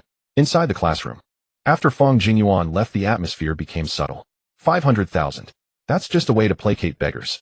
A tall, lean, and stern-faced prodigy from a big province scoffed. His name was Sun Jian from Nanhai Province. On the other side, Zhou Yin from Beihai Province coldly retorted, if it weren't for the special martial examination, who would come to this poor backwater to suffer? From Changyan Province, the burly Zheng Kai impatiently said, it's so annoying, why do we have to come to this damn training class, wasting time? Why not just wait for the exam and gather then? The superiority in the words of these 3 was evident. Behind Jiang Feng, a tall boy could not help but stand up. His name was Zhao Wuji, who ranked 2nd in the last mock exam, his strength only slightly inferior to Jiang Feng. Since you look down on this, why are you coming here? Are you being foolish? Although Yan Jixia and the others did not speak, their expressions conveyed everything. They were all geniuses, who would coddle whom? Sun Jian raised an eyebrow, a playful smile appearing at the corner of his mouth. Oh, it seems someone is not convinced. Zhao Wuji fell silent, merely coldly staring at Sun Jian, a surge of robust energy radiating from him. Yan Jixia and the other 4 stood up simultaneously, coldly regarding Sun Jian. Seeing this, Sun Jian also stood, a casual smile on his face. Then let's have some fun. Zhao Wuji coldly snorted, what are you afraid of? Zhao Wuji was about to make a move when a hand suddenly reached out in front of him, blocking him. Jiang Gu. Zhao Wuji was taken aback, looking at Jiang Feng beside him. Sun Jian's gaze landed on Jiang Feng, a playful smile. Emerging, it seems there is still someone who understands, realizing they can't win. A frog in a well should just stay put. Jiang Feng slowly stood up, his tone calm. It's too troublesome. Everyone was stunned. Too troublesome. What does that mean? Jiang Feng's gaze swept past Sun Jian and the others. My time is precious. You can all come at once. As his words fell, the entire classroom fell into silence. Sun Jian's smile froze on his face. Zhou Yin and Zheng Kai exchanged glances, both questioning whether they had heard wrong. In such a small place there were indeed quite a few arrogant people. At this moment Jiang Qin suddenly looked up, impatiently scolding Jiang Feng. Step back. His mother had already shown him the profiles of the other provincial prodigies. Except for Mu Huaijin, the other three were quite hot-tempered, but once they made a move they wouldn't hold back. Although he looked down on his impoverished cousin, they shared the same blood. Step back. Sun Jian's eyes turned sinister. It's too late. One must take responsibility for their own words. Jiang Chun wanted to speak again. On the other side, Zheng Kai coldly glanced at him. If you want to help him, feel free to try. Jiang Qin's expression darkened. Among the 5 provincial prodigies, he was the weakest. Standing out would not end well. I don't care. Jiang Chun coldly snorted and fell silent. Jiang Feng said nothing, slowly walking towards Sun Jian. Mu Huijin's voice suddenly sounded, I want participate in the ranking. Sun Jian and the others were taken aback.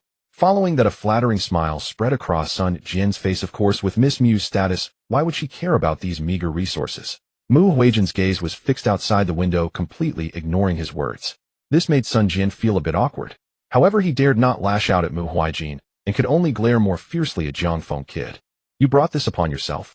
As soon as the words left his mouth, Sun Jian's peak martial disciple energy erupted, his right hand extending, fingers clawing, glinting like metal, aiming straight for Jiang Feng's shoulder. Shattering bone claw. Behind, even Zhao Wuji and the others, despite being several meters away, could still feel the pressure from this move, their expressions changing dramatically. At least a low-tier, yellow-grade martial skill, and his mastery has reached the level of great success. Zhao Wuji gritted his teeth, a flash of gratitude in his eyes. Jiang Ge. The energy fluctuation displayed by Sun Jian far surpassed his own. Had it not been for Jiang Feng's intervention, he wouldn't be able to withstand this move at all. Up front, watching Sun Jian's descending claw, Jiang Feng's expression remained calm as he raised his hand. Just a casual strike stirred up a terrifying gust of wind. Sun Jian's mocking smile froze, and before he could react, he felt as if his face had collided with a truck. Slap. The crisp sound of a slap echoed in the classroom. Sun Jian was sent flying, crashing through the desks and chairs, landing on the ground and rolling his eyes back, his body twitching like he was having a seizure. Except for Mu Huijin, everyone was left with their mouths agape, their eyes glinting with shock. Next, Jiang Feng's calm voice rang out. He casually tucked his hands into his pockets and walked toward Zhou Yan. Zhou Yan's expression changed slightly, but she did not show fear. Arrogant. Her internal energy surged wildly, and a sharp aura radiated from her. She pointed her toes to the ground, her figure leaping gracefully like a spirit swallow. This was the yellow-tier intermediate body technique that Zhou Yan practiced. Moreover, she had cultivated it to a level close to great success. She admitted that this guy's speed was not slow, but she was confident that she could definitely be faster than him. Zhou Yan's figure drew a strange arc in midair, and in the blink of an eye she appeared beside Jiang Feng. Boom. Zhou Yan leaped into the air, twisting her waist, her right leg like a steel whip sweeping through the howling wind, fiercely striking toward Jiang Feng's chest. With this kick, she intended to let this ignorant kid know the price of arrogance. Then, slap. Another crisp sound echoed. Zhou Yan still hadn't seen how Jiang Feng made his move before feeling a sharp pain on her cheek. Bang! Her body was sent flying in midair, shattering the window glass and crashing into the corridor outside. Jiang Feng's expression remained calm, as if he had merely swatted away an annoying fly. He did not stop his steps and continued toward Zheng Kai. Zheng Kai's pupils constricted, cold sweat appearing on his forehead. The first time was an accident, but what about the second? What on earth was this guy's situation? Jiang Feng's voice came through. You can admit defeat. Zheng Kai was taken aback, then anger surged on his face. What kind of joke is this? I admit you have some skill, but you need to understand. You are martial disciples because your level is only here, but I am different. As he spoke, Zheng Kai pulled out a scarlet potion from his pocket and directly downed it. As the potion went down, Zheng Kai's energy surged violently. The peak martial disciple's bottleneck shattered instantly under the impact of this drug. An aura far beyond that of a martial disciple erupted from him. First level of body refinement. Feeling the surging power within him, a sinister smile appeared on Zheng Kai's face. Kid, get ready. Before he could finish, a shadow flashed by. Zheng Kai's pupils shrank. He didn't even have time to block when a hand pressed against his face. The next moment, boom, debris flew everywhere. Zheng Kai was directly smashed face first into the wall. Jiang Feng slowly withdrew his hand, gently shaking his head. It seems there isn't much difference. Finally Jiang Feng turned his gaze to Jiang Chun. Jiang Chun stood frozen in place. His phone slipped from his palm and fell to the ground completely oblivious. 3 slaps. He had taken down 3 prodigies from major provinces. One of them had even broken through to the body refinement realm. Was he dreaming? Or was the world going mad? What did you just call me? Jiang Feng's calm voice reached him. Jiang Chun felt his heart skip a beat. Jiang Feng's tone was very mild, even gentle. But the overwhelming sense of pressure made him feel breathless. Jiang Chun forced a smile, honestly calling. Jiang Feng raised an eyebrow and pointed at Jiang Chun. He'll let this slide this time. But next time you act so disrespectfully, I'll have Uncle Air teach you a lesson. Jiang Chun couldn't help but shiver, all traces of arrogance gone. Got it, brother. I want dare again. He certainly didn't want to be treated like a fly where the pain wasn't the main issue. The key was the embarrassment. At this moment a system prompt flashed in Jiang Feng's mind. Ding. Impressive. No wonder the host dared to step into the genius class. It turns out he had already drugged this group of geniuses yesterday, preventing them from unleashing even a tenth of their power. Although the host won unfairly, he had nonetheless sown the seeds of fear in the hearts of these true geniuses. Congratulations to the host for completing the task genius first step. Task completion level S rank. Reward 1. Realm 5-2. Shrank blood contract battle pet species random visible upon collection stored in system space. Battle pets cannot be sold and have purchase records completed. Who the hell drugged them? This system is truly insane. A familiar warmth surged from his dantian, and Jiang Feng's internal qi and blood surged once more, just one step away from the 4th level of body refinement realm. But the most important reward was still the second one. Shrank blood contract battle pet. In this world, human warriors can form soul contracts with the offspring of fierce beasts through blood contracts. Once the blood contract is established, the battle pet will never betray, sharing a deep bond with its master, living and dying together. Moreover, the warriors themselves can share part of the battle pet's innate abilities. For example, a battle pet with flying talent can grant the warrior temporary flight capabilities before reaching the air control realm. A battle pet with healing abilities can significantly enhance the warrior's self-healing speed. However, the offspring of fierce beasts that can become battle pets are extremely rare, practically 1 in 10,000. Even the lowest rank pet can easily fetch a high price of several million at martial arts auctions. As for shrank battle pets, the minimum growth threshold is at least of the 9th rank. Let alone Jiang City, it is likely that the entire eastern province would struggle to find a second one. Jiang Feng did not rush to collect. There were too many eyes around, and it wouldn't be easy to explain. He focused his mind and turned to Zhao Wuji and the others. He'll determine the rankings. Zhao Wuji is 2nd, Li Feng is 3rd, Yan Zhixiao is 4th, Wang Siki is 5th. Finally Jiang Feng looked at Luo Sun, who had not. This is based on the rankings from the last mock exam, so we'll do it this way for now. If you have confidence tomorrow, you can initiate a challenge. As for the 5 provincial geniuses, they were directly excluded. If they were looked down upon, then they might as well not be involved. Luo Sun nodded, showing no objections.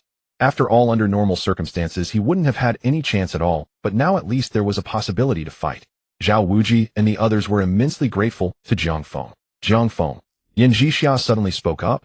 I don't need these resources, so I won't participate in the ranking. Let it go to those who need it more. Okay, then Wang Siki is 4th and Luo Sun is 5th. The final rankings were thus established. Jiang Feng wasted no time and led the group out of the classroom towards the principal's office. Yan Zhixia didn't want to stay in the classroom, so she left with them. Inside the classroom, only the 5 out-of-province geniuses remained. Mu Huaijin suddenly spoke up. All right, everyone has left, stop pretending to be dead. He was careful with his strikes. Zheng Kai and Sun Jian silently got up from the ground. Zhou Yan also climbed back through the broken window with a red handprint still visible on her face. Sun Jian rubbed his cheek with a hint of existential doubt in his tone. How could Jiang City have such a terrifying prodigy? The top geniuses from our provincial capital never put this much pressure on me. Zhou Yan looked at Mu Huaijin, gritting her teeth. You knew all along, didn't you? Mu Huaijin ignored her. Her father's words flashed through her mind from last night. A single strike defeated a steel-backed gorilla equivalent to a 5th-level body refinement realm warrior. At the time, she didn't believe it. But looking at it today, her father probably understated it. That bastard. How much strength did he use when sparring with me? Zheng Kai looked at Jiang Chen somewhat annoyed. Is he your brother? He's so strong, why do you still act worried? Are you brothers trying to set us up? Jiang Chun was near tears. I just returned to Jiang City. I don't have much contact with this cousin, I really don't know. If he had known Jiang Feng was this impressive, he wouldn't have acted aloof yesterday. On the other side in the principal's office, Feng Jinyuan sat behind his desk, his brow furrowed. The head of education, Zhang Mei, stood beside him looking despondent. Principal, does our school have no geniuses with any chance? Fang Jingyuan pondered for a moment before slowly saying, Jiang Feng should have some opportunity. His practical ability is strong, perhaps it can make up for the gap in level. Zhang Mei sighed. She knew this was merely psychological comfort. Just then a knock sounded at the door. Fang Jingyuan raised his head. Come in. The office door was pushed open. Yan Jixiao waited outside as Jiang Feng entered with Zhao Wuji and the other four. Both Fang Jingyuan and Zhang Mei were taken aback. Why are there only the 5 of them? Where are the great provincial geniuses? Principal, we are here to collect today's resource rewards, Jiang Feng said as he stepped forward, his tone calm. Fang Jingyuan asked in confusion, you guys? What about the classmates who came from the provincial capital? They chose to give up voluntarily, so the top 5 are just us 5. If the principal doesn't believe it, he can send someone to inquire. Fang Jingyuan and Zhang Mei exchanged glances, both in disbelief. Voluntarily giving up. Even if they were proud, would they really refuse the free benefits? Fang Jingyuan signaled Zhang Mei with his eyes. Zhang Mei understood and quickly left the office. Moments later she returned with an extremely expressive look on her face. Principal, Zhang Mei approached Fang Jingyuan, lowering her voice. They indeed all expressed their abandonment of the rankings. Although Fang Jingyuan was puzzled, he didn't say anything more. He took out 5 already prepared anonymous funding cards from the drawer and handed them to Jiang Feng and the others according to the rankings. Then he instructed, the training will officially begin tomorrow. For today, everyone can go back and prepare. Gather in the classroom at 8 o'clock tomorrow morning. Jiang Feng and the others responded and took their leave. Fang Jingyuan looked at Zhang Mei and asked in a low voice, what is going on? Those great provincial geniuses are so easy to talk to. Zhang Mei smiled bitterly. It's not that they are easy to talk to. When I went there were obvious signs of a fight in the classroom. And Zheng Kai-sun, Jian Zhouyan. All were injured. Zhang Mei frowned, her eyes showing confusion as well. But when I asked them how they lost, none of them were willing to say. Fang Jingyuan suddenly stood up. Let's go to the monitoring room. The two went to the monitoring room and pulled up the surveillance footage from the genius classroom. After watching, they fell into silence. 3 slaps. Defeated 3 great provincial geniuses. No wonder they wouldn't say. Zhang Mei's tone was filled with shock, yet held a hint of amusement. Fang Jingyuan stared intently at Jiang Feng on the screen, his face filled with astonishment. Is this really Jiang Feng? Zhang Mei also looked confused. It seems this kid usually is hiding his strength. Fang Jingyuan slowly closed his eyes, taking a deep breath. When he opened his eyes again, a hint of uncontrollable brilliance flashed within. No matter what, our Jiang City one high school is about to produce a true dragon. Outside the school gate, Jiang Feng and Yan Jixiao walked side by side, sunlight casting their intertwined shadows on the ground. Yan Jixiao lowered her head, her heart racing a bit. She secretly stole a glance at the side profile of the boy beside her. Sharp features, focused expression, as if he was pondering something important. Could it be that he is really going to confess? Yan Jixiao felt her cheeks warming. Eventually the two arrived at a secluded corner of the tree-lined path. Yan Jixiao stopped, turned around, and took a deep breath, trying hard to make her voice sound calm. Jiang Feng, there's no one here. If there's something to say, let's say it here. The mottled shadows fell upon the shoulders of the two individuals. Jiang Feng did not beat around the bush. Classmate Yin, I would like to buy a batch of body-nourishing potions that can enhance one's vitality. I remember your family is in the potion business, so I wanted to ask if you have the authority to offer me a discount. Yan Jixiao was momentarily taken aback, blinking her eyes, and expressing a hint of disappointment as she said, Is that all?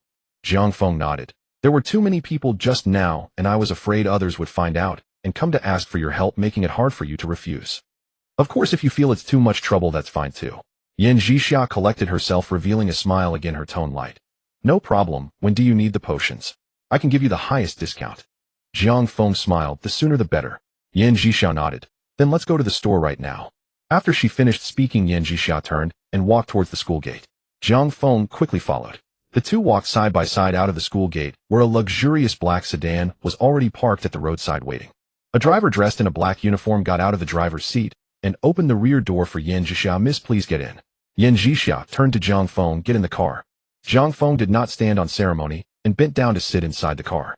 The leather seats were soft and comfortable, and the interior was filled with a sense of technology, clearly worth a lot. Yan Jixiao sat quietly next to Jiang Feng, her hands folded on her knees.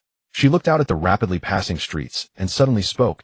Jiang Feng, do you know that girl sitting by the window just now? Jiang Feng was momentarily stunned, but quickly realized Yan Jixiao was talking about Mu Huijing. I do know her, he nodded. I work part-time at the Lianfeng Martial Arts Hall, and she is one of my clients. Yan Jixiao turned her head, her smile deepening. She's very beautiful. Jiang Feng thought for a moment and nodded in agreement. She is indeed quite beautiful. Yin Zixia's eyelashes fluttered slightly as she pressed on. Who is more beautiful, me or her? Jiang Feng frowned. He turned his head, his gaze falling on Yin Zixia's face. The girl's profile was soft with gentle lines, her skin fair and delicate, and her long, thick eyelashes framed her eyes beautifully. The sunlight filtered through the car window, casting a light golden halo over her side profile. After a few seconds, Jiang Feng earnestly replied, "In my opinion, classmate, Yin is more beautiful." This was not flattery. Compared to Mu Huijin's aloof demeanor that kept people at a distance, he preferred Yin Zixia's gentle and gracious type. Of course, in Jiang Feng's eyes, both were still just young girls. Yin Zixia's cheeks flushed slightly as she turned her head away and stopped talking. However, the subtle curve of her lips could not be suppressed. The car fell into silence. The driver kept his eyes fixed on the front as if he hadn't heard anything. The vehicle soon drove into the bustling business district in the south of the city and finally stopped in front of a five-story independent building. Jiang Feng followed Yin Zixiao out of the car and walked into the building's lobby. The first floor was a retail area with shelves displaying various commonly used cultivation potions. Several salespeople stopped their actions upon seeing Yin Zixiao enter and respectfully called out, "Miss." Yin Zixiao nodded to them, her steps unbroken, as she led Jiang Feng through the lobby, entered the elevator, and went straight to the fourth floor. This area was specially designated for receiving important clients. The corridor was carpeted in dark colors adorned with a few ink wash paintings with profound artistic conception, and the air was filled with a refreshing fragrance of tea. Yin Zixiao led Jiang Feng into the innermost tea room. In the center of the room stood a long table made of redwood where an elderly man with graying hair and dressed in traditional attire was preparing tea. Hearing the footsteps, the old man raised his head, revealing a kindly face. Upon seeing Yin Zixiao, a flicker of surprise crossed his eyes. "Miss, what brings you here today?" Then his gaze landed on Jiang Feng, giving him a once-over with an imperceptible glint in his eye. "And who is Grandpa Lin?" "This is my classmate Jiang Feng." Yin Zixiao smiled at the old man. "He wants to buy a batch of body-nourishing potions. Could you help him find the suitable one?" Jiang Feng stepped forward and briefly explained his needs. Old Lin nodded, took a product catalog from a drawer, flipped to the middle page, and pushed it in front of Jiang Feng. "Classmate Jiang, if it's specifically for nourishing vitality and assisting in body refinement, I recommend this blood essence refining potion." He pointed at the image in the catalog. "This is made primarily from the blood of a second-tier ferocious beast and infused with 13 types of spiritual herbs. All the potions we sell are of the highest quality and provide good value, making them quite suitable for you." Jiang Feng looked at the price listed in the catalog and couldn't help but gasp. One bottle costs 2,000. He currently had a total of 1.2 million on hand, and even if he stretched it, he could only afford 6 bottles. Suppressing the pain of spending, Jiang Feng nodded. "Then I'll take this one." Yin Zixiao chimed in. "Grandpa Lin, I told him it will be at half price." Old Lin's eyes twitched. "Half price? This would be a loss. But since the young lady rarely came by." Old Lin nodded with a smile. "All right. Then we'll calculate at half price. How many does classmate Jiang want?" Jiang Feng took out 3 bank cards and the unnamed fund card given by the principal. "I'll need 12 bottles for now. Oh, if it's not enough, I'll come back to buy more." Old Lin took the bank cards, his gaze resting on Jiang Feng's face for a moment without saying much, and then he stood up to handle the paperwork. Soon a delicate silver metal box was brought over. The box opened to reveal 12 crystal tubes, each the thickness of a thumb, neatly arranged inside, filled with a deep red liquid that was thick like mercury, emitting a faint glow under the light. Jiang Feng picked up one tube, uncapped it, and took a sniff. A rich medicinal fragrance mixed with a hint of blood scent flooded his nostrils. Just by smelling it, he felt a subtle stirring of qi and blood within him. "Good stuff." Jiang Feng closed the box, stood up, and earnestly thanked Yin Zixiao. "Classmate Yin, thank you very much." That one sentence saved him 1.2 million. This was no small favor. Yin Zixiao shook her head with a smile. "You're welcome." Jiang Feng was eager to go train, and Yin Zixiao walked him to the entrance. "Then I'll be on my way." Jiang Feng waved his hand, preparing to leave. Yin Zixiao suddenly called out to him, "Jiang Feng, are you short on money?" Jiang Feng stopped in his tracks, turned around, and nodded candidly. "I am indeed short on money." Yin Zixiao replied earnestly, "I still have some savings, or I can lend you some." "How much can you lend?" 356,145 yuan. Yin Zixiao quickly rattled off a string of numbers. Jiang Feng was momentarily stunned and couldn't help but laugh. "Why is it such an exact amount?" Yin Zixiao, a bit embarrassed, pursed her lips. "This is the pocket money I've saved over the years. This money was saved by her own efforts, and even if she lent it out, her family wouldn't ask about it." She paused and added, "Don't worry, there are no strings attached." Jiang Feng saw that Yin Zixiao didn't seem to be joking, and his expression became more serious. "If possible, that would be great. I will calculate the interest." With the special martial arts exam approaching, the more money he had on hand, the better. Others might not care, but what did he have to be coy about? Yan Zhixiao waved her hand, her tone relaxed. No need for interest, it's useless to keep this money. If I can help you, that would be wonderful. Jiang Feng chuckled. No use for money. Is this the worldview of the wealthy? Jiang Feng shook his head, his tone serious. Interest must be calculated. You've helped me so much, I can't let you suffer a loss. Yan Zhixiao smiled and conceded. All right, just give me your card number first. Jiang Feng took out his phone and sent the card number over. Yan Zhixiao glanced at her phone, her expression brightening. Got it, I will transfer it to you as soon as possible. Thank you very much. Jiang Feng picked up the potion box again and took his leave. Yan Zhixiao smiled as she watched Jiang Feng get into the car. Old Lin appeared behind Yan Zhixiao at some point. The old man clasped his hands in his sleeves, his tone profound. Miss, who exactly is this young man? Yan Zhixiao came back to her senses, her cheeks slightly flushed, and casually replied, just an ordinary classmate. All right, Grandpa Lin, don't ask too much. I need to go transfer him the money. Yan Zhixiao turned and left, her steps light, her ponytail swaying gently behind her. Old Lin watched the young lattice departing figure and couldn't help but sigh. They say women in love lose their intelligence. It seems the young lady is no exception. He shook his head, muttering to himself. She has already given away her secretly saved dowry and still claims he's just an ordinary classmate. With that thought, the old man's expression turned serious. No, I must report this matter to the matriarch as soon as possible. On the third floor training room of the Fierce Wind Martial Arts Academy, the heavy alloy door slowly closed, instantly enveloping Jiang Feng in a rich aura of spiritual energy. Jiang Feng did not rush to consume them. Instead, he closed his eyes to regulate his breath, first adjusting himself to the best state. 10 minutes later, he finally opened his eyes, picked up the first vial, removed. Jiang Feng did not rush to consume them. Instead, he closed his eyes to regulate his breath, first adjusting himself to the best state. 10 minutes later, he finally opened his eyes, picked up the first vial, removed the stopper, and drank it down in one gulp. The scorching potency of the medicine exploded in his stomach, transforming into countless streams of burning heat that surged madly toward his limbs and bones. Jiang Feng did not dare to be negligent and began to circulate the golden body technique. The violent medicinal power within him, guided by the technique, was suddenly tamed like a wild horse, orderly flowing into his meridians, and began to circulate along a specific path. In the training room, spiritual energy formed a visible vortex centered around Jiang Feng, slowly flowing into his body. The first change occurred in Jiang Feng's skin. First, a faint golden halo appeared, which quickly thickened and grew more intense. Then Jiang Feng's muscles began to undulate, and his bones creaked. Every inch of flesh and blood within him was repeatedly torn apart and reshaped until the final enhancement was completed. An hour later, the potency of the first vial was exhausted. Jiang Feng's realm consequently reached the fourth level of the body refinement stage. Without pausing, he picked up the second vial and continued to drink it down, followed by the third, the fourth vial, the fifth vial. One by one, the blood marrow refining agents were consumed by Jiang Feng, transforming into a continuous source of energy that nourished his physical body. As his body was reshaped, Jiang Feng's aura began to rise at a visibly rapid pace. Midway through the fourth level of the body refinement stage. Peak of the fourth level of the body refinement stage. Fifth level of the body refinement stage. 6 hours later, the potency of the 11th blood marrow refining agent was completely absorbed, and Jiang Feng's body suddenly shook. A tangible golden light erupted from his body, quickly retracting and completely merging beneath his skin. Then an indestructible and heavy aura began to emanate from Jiang Feng. Jiang Feng slowly opened his eyes. Within the depths of his pupils, it seemed as if golden light was swirling. He looked down at his hands and slowly clenched his fists. He felt an indescribable sense of power filling his entire being.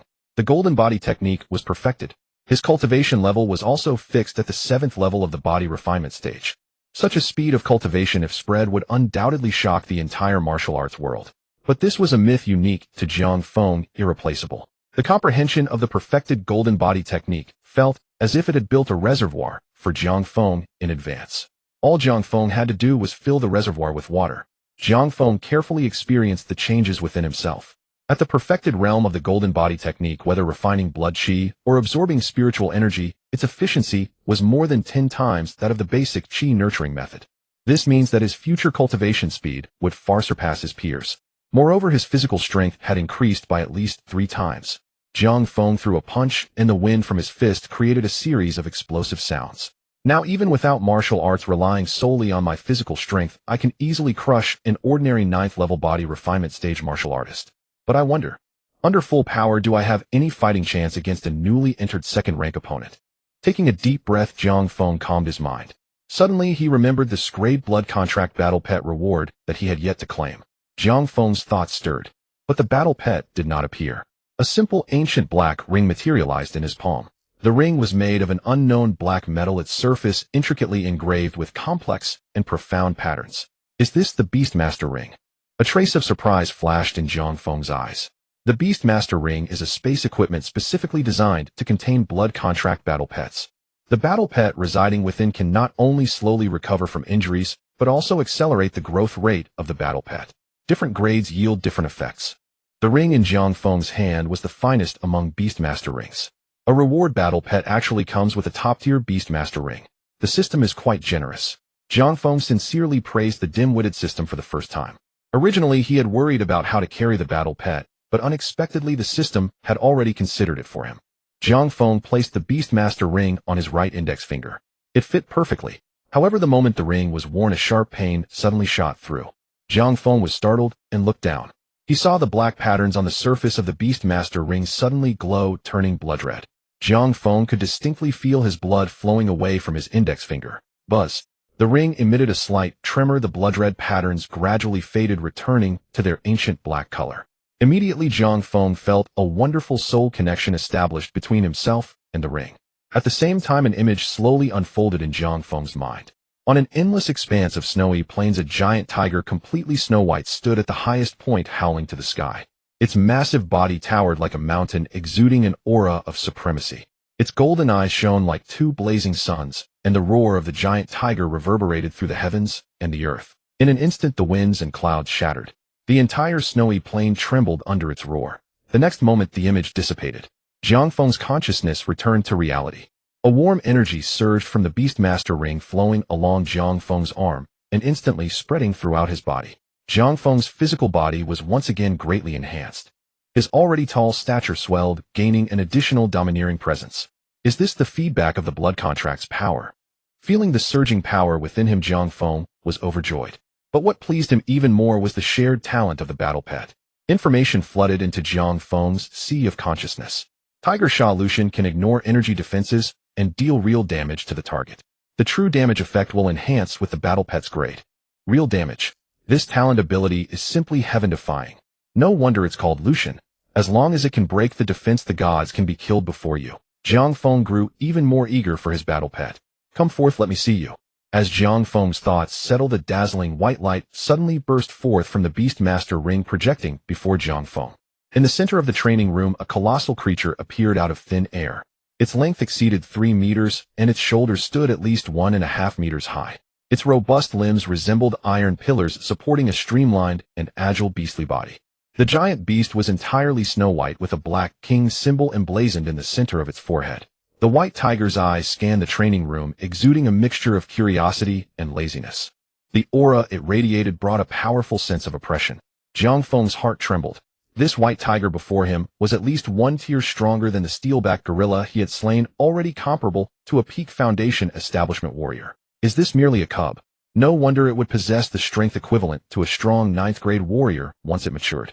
It seemed to sense Jiang Feng's emotions, suddenly turning its head to look at him. Then the white tiger let out a low growl and trotted over to Jiang Feng. It lowered its massive head and rubbed its forehead against the back of Jiang Feng's hand, exuding a natural affection. Jiang Feng reached out and gently stroked the king symbol on the white tiger's forehead. Its fur was soft and warm to the touch. After a moment's thought, Jiang Feng spoke, "From now on you shall be called White Tiger. This world does not recognize the 4 holy beasts." However, Jiang Feng hoped that one day his battle companion would grow to be on par with the legendary Western Baihu of myth. The white tiger let out a low growl in response. Jiang Feng could sense the white tiger's emotions through their blood pact. It was quite pleased with its new name. Suddenly, a strong wave of hunger surged through the blood pact. Jiang Feng chuckled, "Are you hungry?" The white tiger turned its head, looking at the empty potion bottle on the ground, then back at Jiang Feng, its golden eyes filled with anticipation. It wanted to drink that red liquid. Jiang Feng twitched his mouth, saying, "You really are quite demanding." He took out the last blood essence refining pill from the box and shook it, asking, "This one?" The white tiger excitedly turned in place and nodded. Jiang Feng asked, "How much do you want to drink?" The white tiger extended its tongue, licking its lips, conveying a thought. "All of it.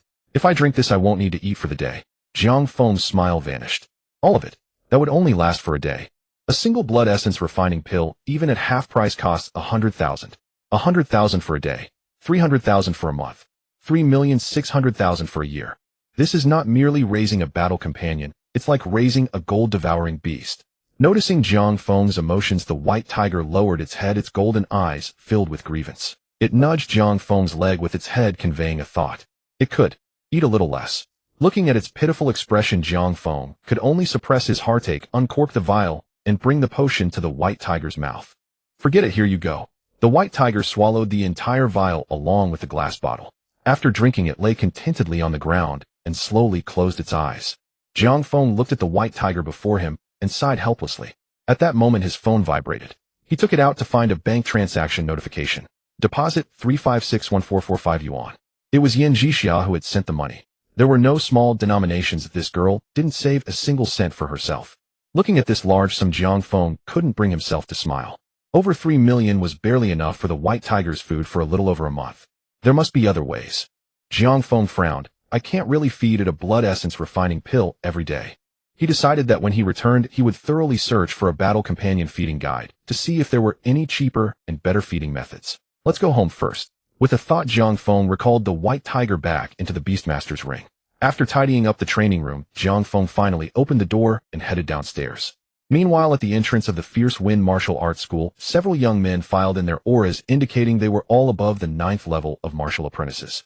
In the center was a young man surrounded by others like a star among the moon. He appeared to be around 18 or 19 years old, handsome in features, and exuded an air of arrogance. His aura was restrained, yet gave off an extremely dangerous feeling, indicating that he was already a first-grade martial artist. To his left, a boy was being exceedingly attentive, chattering away. In the hall, some martial arts students still training recognized the attentive boy and were taken aback. Isn't that Lu Ming? The top student in the 3rd year of Wu Gao No. 2 high school. No way. Who could make him act so humble? Lu Ming seemed oblivious to the discussions around him, or perhaps he noticed, but didn't care. His face wore a smile as he flattered the young man in the center, saying, Brother Qin, in this special martial arts examination, the only one in Jiang City who can challenge you is that Mu Huijin, right? Last time Mu Huijin came to our school, I fought her, and I couldn't even withstand 3 of her moves. She's terrifying. The boy referred to as Brother Qin was named Qin Hao, hailing from the prominent Qin family in the eastern province. Hearing this, he smiled indifferently. Mu Huijin comes from the Mu family with a deep foundation. If it were before, I would only have 50% confidence against her. As he spoke, Qin Hao raised his left hand. Everyone turned to look at his hand.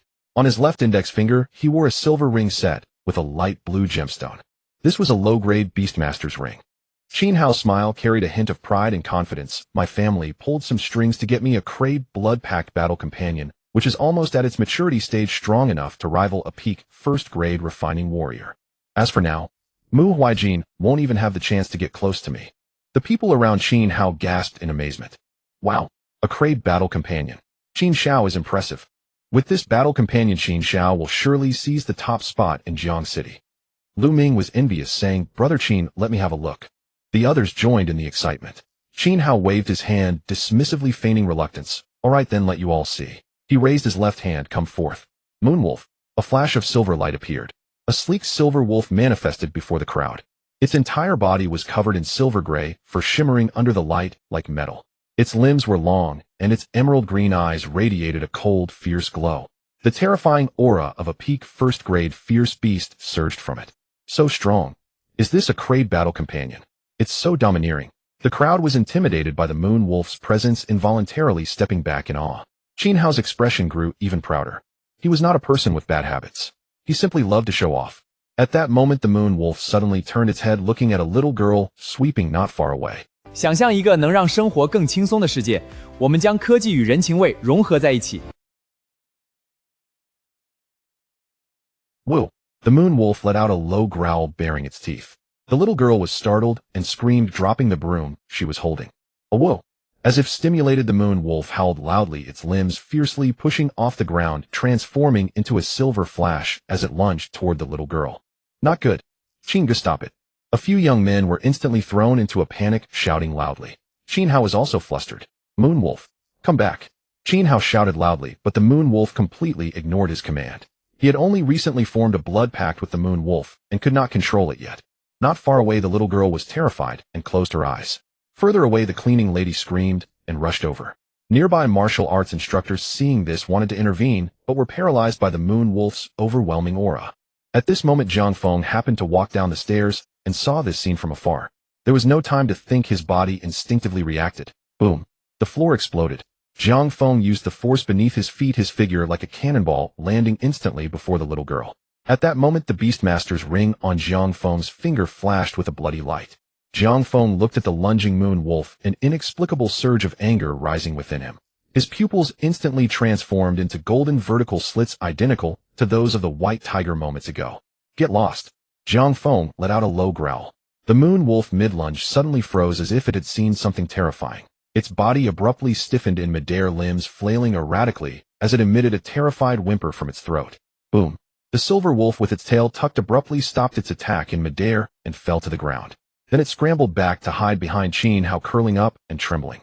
The hall was enveloped in a deathly silence. Everyone's eyes widened, unable to believe what they were witnessing. That was a ferocious beast that could rival the peak of a first-grade body refinement. Did Jiang Feng just scare it away with a single roar? Qin Hao was equally shocked. Through the blood bond, he could clearly sense the fear emanating from the Moon Wolf. Of course, he didn't think that the young man before him, who was about the same size as him, could possess such ability. There had to be something about this person that made even a first-grade ferocious beast tremble. Qin Hao's gaze fell on Jiang Feng, his tone serious. Who are you? Meanwhile, Lu Ming, who had regained his senses, exclaimed in surprise, Jiang Feng, what are you doing here? The first and second schools were not far apart. As the top students of their respective grades, they recognized each other even without having crossed swords. Jiang Feng ignored them. He turned around and crouched down. Are you alright? The little girl, with 2 pigtails and tears still on her face, was shivering in her small, frail body. The little girl sniffled timidly, looking at Jiang Feng, shaking her head. Xiaoya is fine, thank you, brother Jiang. At this moment, the cleaning aunt finally rushed over and pulled her daughter into her arms. Xiaoya, are you okay? You scared your mother to death. She was also trembling, her voice choked with tears as she checked her daughter from head to toe, confirming she was unhurt before letting out a small sigh of relief. The cleaning aunt looked at Jiang Feng, her face filled with gratitude. Jiang Feng, thank you. Thank you so much. Jiang Feng waved his hand. The cleaning aunt bowed repeatedly to Jiang Feng, lifting her daughter, ready to leave. Wait a moment. Jiang Feng called out to stop her. The cleaning aunt turned back in confusion. Jiang Feng said gently, wait for me for a moment. After saying that, he turned around and walked directly toward Qin Hao and the others. His footsteps were slow, yet carried an invisible sense of oppression. Lu Ming's expression darkened as he stepped forward to block Jiang Feng. Jiang Feng, what do you want? Jiang Feng couldn't be bothered to reply, his gaze bypassing Lu Ming and landing on Qin Hao. In a nonchalant tone, he said, compensation for emotional distress. Lu Ming frowned, but no one got hurt. What emotional distress compensation? Jiang Feng, are you making a mountain out of a molehill? Lu Ming secretly rejoiced. His family had always wanted to expand their business into the provincial capital, which is why he was trying so hard to please Qin Hao, hoping to connect with the Qin family's network. He was worried he wouldn't find an opportunity to show off in front of Qin Hao, but now Jiang Feng had come to him. It felt like a godsend. Qin Hao suddenly spoke, it is indeed my fault. Lu Ming's face stiffened, and he could only step back reluctantly. Qin Hao looked at Jiang Feng, his tone sincere. How about 100,000? He'll apologize to that mother and daughter. He was not a wastrel. If it was his fault, he would admit it. Jiang Feng nodded. The money goes to the martial arts school. They will transfer it to them. After saying this, Jiang Feng's gaze fell on the Moon Wolf behind Qin Hao. If you can't control it, then don't let it out. If there's a next time, he'll kill it directly. Arrogant. A young man next to Qin Hao couldn't help but interject. Do you know that Brother Qin's Moon Wolf is a creature that can rival a peak first-grade warrior? If Brother Qin hadn't spoken just now, do you really think you could have stopped it? This was also the thought of most people present. Qin Hao's expression darkened. He admitted his mistake voluntarily because he was indeed at fault. But Jiang Feng's attitude was rather disrespectful. Lu Ming, observing the situation, suddenly had a plan in mind. Jiang Feng, are you done? You think you can act all superior? Lu Ming yelled angrily, unleashing the aura of a peak 9th-level martial artist as he threw a punch towards Jiang Feng's face. He struck with great speed, clearly aiming to catch Jiang Feng off guard. Watch out. The martial arts instructor nearby couldn't help but shout. Jiang Feng simply raised his hand casually. His aura showed no signs. Slap. Lu Ming didn't even see how Jiang Feng made his move before he was sent flying, crashing to the ground, his head twisting unconscious. Hiss. A series of gasps filled the air. What the hell? They're both top students. How is Lu Ming this weak? It's not that Lu Ming is weak, it's that Jiang Feng is too strong. Jiang Feng must have officially broken through to become a martial artist. No wonder he has been rushing to the training room of the schoolmaster these past 2 days. Qin Hao's pupils constricted. He also hadn't seen how Jiang Feng made his move. Moreover, when the other party struck, there was not a hint of blood energy fluctuation. Could it be purely physical strength? If that were the case, that would be terrifying. Qin Hao first retrieved the moon wolf into the beast-taming ring, then looked at his companions. Beside him, you go pay at the front desk. He then pointed at Lu Ming, who was unconscious on the ground. You all carry him. After arranging all this, he looked back at Jiang Feng, cupped his hands. I've learned something, farewell. After saying that, he quickly left with his group. The cleaning aunt holding her daughter bowed to Jiang Feng again. 100,000 was a lot for her. But without Jiang Feng, she would definitely not get this money. The little girl stared with wide eyes, her gaze filled with admiration for Jiang Feng. Thank you, brother Jiang. Jiang Feng smiled and waved his hand. He then picked up his belongings and turned to leave the martial arts school. By the time he returned home, it was already dark. Xiao Feng, you're back. Chun Xiaolan walked over, pointing to a package at the entrance. A delivery came this afternoon. It should be something you... Thank you, Mom. Jiang Feng picked up the package and returned to his room. Upon opening it, he found a finely crafted black leather sheath. This was something he had specially ordered from the martial artist's official website yesterday. Jiang Feng took out the thunder pattern blade and slowly inserted it into the sheath. It fit perfectly seamless. Tying it to his back wouldn't hinder his movements. After securing the thunder pattern blade, Jiang Feng sat in front of the computer and opened the martial artist forum. The biggest headache for him now was the feeding issue of the white tiger. At a cost of 100,000 for a blood marrow body refinement potion every day, he couldn't afford it. He needed to find a more economical feeding method. After browsing through a large number of guides, Jiang Feng felt reassured. There were specialized beast food pills on the market made from ferocious beast meat and various herbs. A high-quality beast food pill only costs 1,000. Even if the white tiger had a big appetite and ate 10 a day, it would only be 10,000, 10 times cheaper than the blood marrow body refinement potion. In addition, there was an even cheaper way, which was to allow the battle pet to hunt for itself. The wilderness outside the city was filled with ferocious beasts. Allowing the battle pet to hunt not only solves the food problem, but also trains the battle pet's combat ability. However, this method also carries significant risks. If it encounters a powerful, ferocious beast, the battle pet could get injured or even killed. Beast food pills combined with hunting should barely be manageable. Jiang Feng let out a sigh of relief.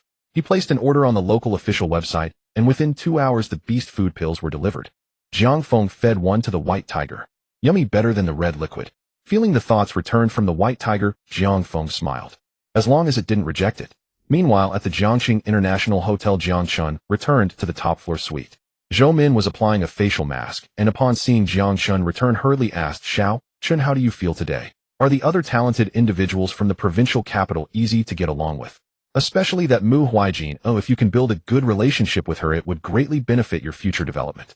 As for those poor students from Jiangxing, don't waste your energy on them. They're all useless, and getting too close to them will only lower your status. Hearing Zhou Min's pointed remarks, Jiang Jianjun's expression darkened. What are you talking about? No outsider is more reliable than family. Family? Zhou Min scoffed. Only those who can help each other can be called family.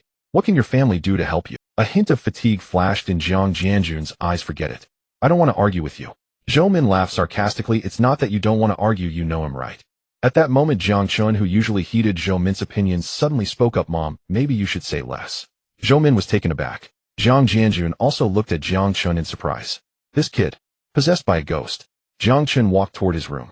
Before closing the door, he turned back to see the rising anger in his mother's eyes, and softly said, Mom, my cousin is much more capable than those talented individuals you keep talking about. After saying this, Jiang Chun closed the door, leaving Zhou Min and Jiang Jianjun staring at each other in the next morning. Jiang Feng strapped on his Leiwen blade and headed straight for the Tianjiao class at school. The classroom was mostly filled with students. Jiang Feng scanned the room, his eyes flickering with a hint of surprise. Aside from Zheng Kai, both Sun Jian and Zhou Yin had also broken through to the body refinement realm. Even Jiang Chun was now only one step away from becoming a formal martial artist. It seemed that the stimulus had driven them to use potent medicine overnight. Brother. Jiang Chun stood up from his seat and approached, a smile on his face. This brother sounded much more natural than yesterday. Jiang Feng glanced at him and nodded. Don't rush your breakthrough. You still have a few days. Focus on solidifying your foundation first. Otherwise, if your base isn't strong, it will be troublesome later on. Jiang Chun was momentarily taken aback, but quickly nodded. Okay, brother. I will listen to you. Saying this, he followed Jiang Feng and sat in the seat behind him. A moment later, the classroom door was pushed open again. Zhang Mei walked in. Without wasting any time, she directly announced, let me explain the arrangements for the following days. The intensive training for the next 3 days will take place at the steel factory ruins outside Jiang City. What? Zhao Wujia's expression changed, unable to restrain himself from speaking. That place has long become a den for fierce beasts. There are at least 1,000 entry-level fierce beasts lurking inside, and even higher-ranked beasts have been spotted. The expressions of Li Feng and the others also turned grim. Yan Zhixiao instinctively looked at Jiang Feng. Zhang Mei remained unfazed and calmly said, the special martial examination you will participate in later will be even more dangerous than this. If you are afraid of this, now is the time to back out. The classroom fell silent for a moment. Zhao Wujia opened his mouth, but did not speak. At this moment a sneer came from the back row. Sun Jian smirked, ready to say something. Jiang Feng's calm gaze swept over. Sun Jian's smile froze instantly, and the mockery he was about to utter was forcefully swallowed back. Jiang Feng retracted his gaze, looking at Zhao Wujia and the others, his tone serious. At the right time, one should do the right things. Do not act impulsively in the face of danger. Zhao Wujia remained silent for a moment before resolutely stating, I will go. Yan Zhixiao followed suit, I will go too. The remaining three from Li Feng showed expressions of struggle. In the end, the three lowered their heads. Their families were quite ordinary, carrying the hopes of their entire families. They could not afford to gamble. 想象一个能让生活更轻松的世界，我们将科技与人情味融合在一起。Don't feel ashamed, go back to class, and prepare well for the regular martial examination. If it weren't for the system granting him a significant boost in strength, Jiang Feng would likely have made the same choice as them. The three forced smiles and nodded at Jiang Feng before turning and walking out of the classroom. Once the three had left, Zhang Mei spoke again. Is anyone challenging the rankings today? Jiang Feng spoke directly. I am first, Zhao Wujia second, Yan Zhixia third, Mu Huijin fourth, and Jiang Chen fifth. The excluded Sun Jian and his group dared not voice their anger. Seeing no one objecting, Zhang Mei directly recorded it. Yan Zhixiao leaned closer to Jiang Feng and whispered, Jiang Feng, I'll give you my share. You can lend it to me. Jiang Feng shook his head. Yan Zhixiao smiled with her eyes squinting, then I'll lend it to you. Behind them, Jiang Chen quickly added, brother, I'll lend you mine too. Fine. Jiang Feng nodded without being overly polite. With a devouring gold beast by his side, the more money the better. Zhang Mei clapped her hands on the desk and continued, since you are prepared, let's set off. The school will notify your families. The principal has already gone ahead to prepare a follow me. The group followed Zhang Mei out of the teaching building. Outside the school gate, a military green jeep was already waiting. After everyone got in the car, the jeep drove out of the school gate, passing through the city and heading toward the outskirts. The scenery outside the window gradually became unfamiliar. The endless wilderness was overgrown with weeds, and the remnants of broken walls could be seen faintly. This was the buffer zone on the outskirts of the city, the battleground for humans and fierce beasts. After several hours, the jeep entered a military-guarded area. The vehicle stopped in front of a tent, where Fang Jingyuan had been waiting at the door. Seeing that a few were missing, Fang Jingyuan was not surprised. He wasted no time and waved to a nearby city guard soldier who brought over several silver electronic wristbands and distributed them. Fang Jingyuan explained, these are signal devices, one for each person. Wear them properly. If you encounter an insurmountable danger, press the red button on the side of the wristband, and the military will immediately dispatch a rescue team. But you must remember, even if help is near, it will still take time, so there is still some risk. He looked at the group, his tone serious. This training is a simulation for the special martial examination. Your task is to survive for 3 days in the steel factory ruins. The military will drop you in different locations, and if you can converge using your own abilities, the pressure to survive will lessen. However, due to the need to move, the probability of encountering risks will also increase. How to decide is up to your own judgment. After Fang Jingyuan finished speaking, he looked up at the sky. While it's still light, let's set off now. The group got back into the jeep.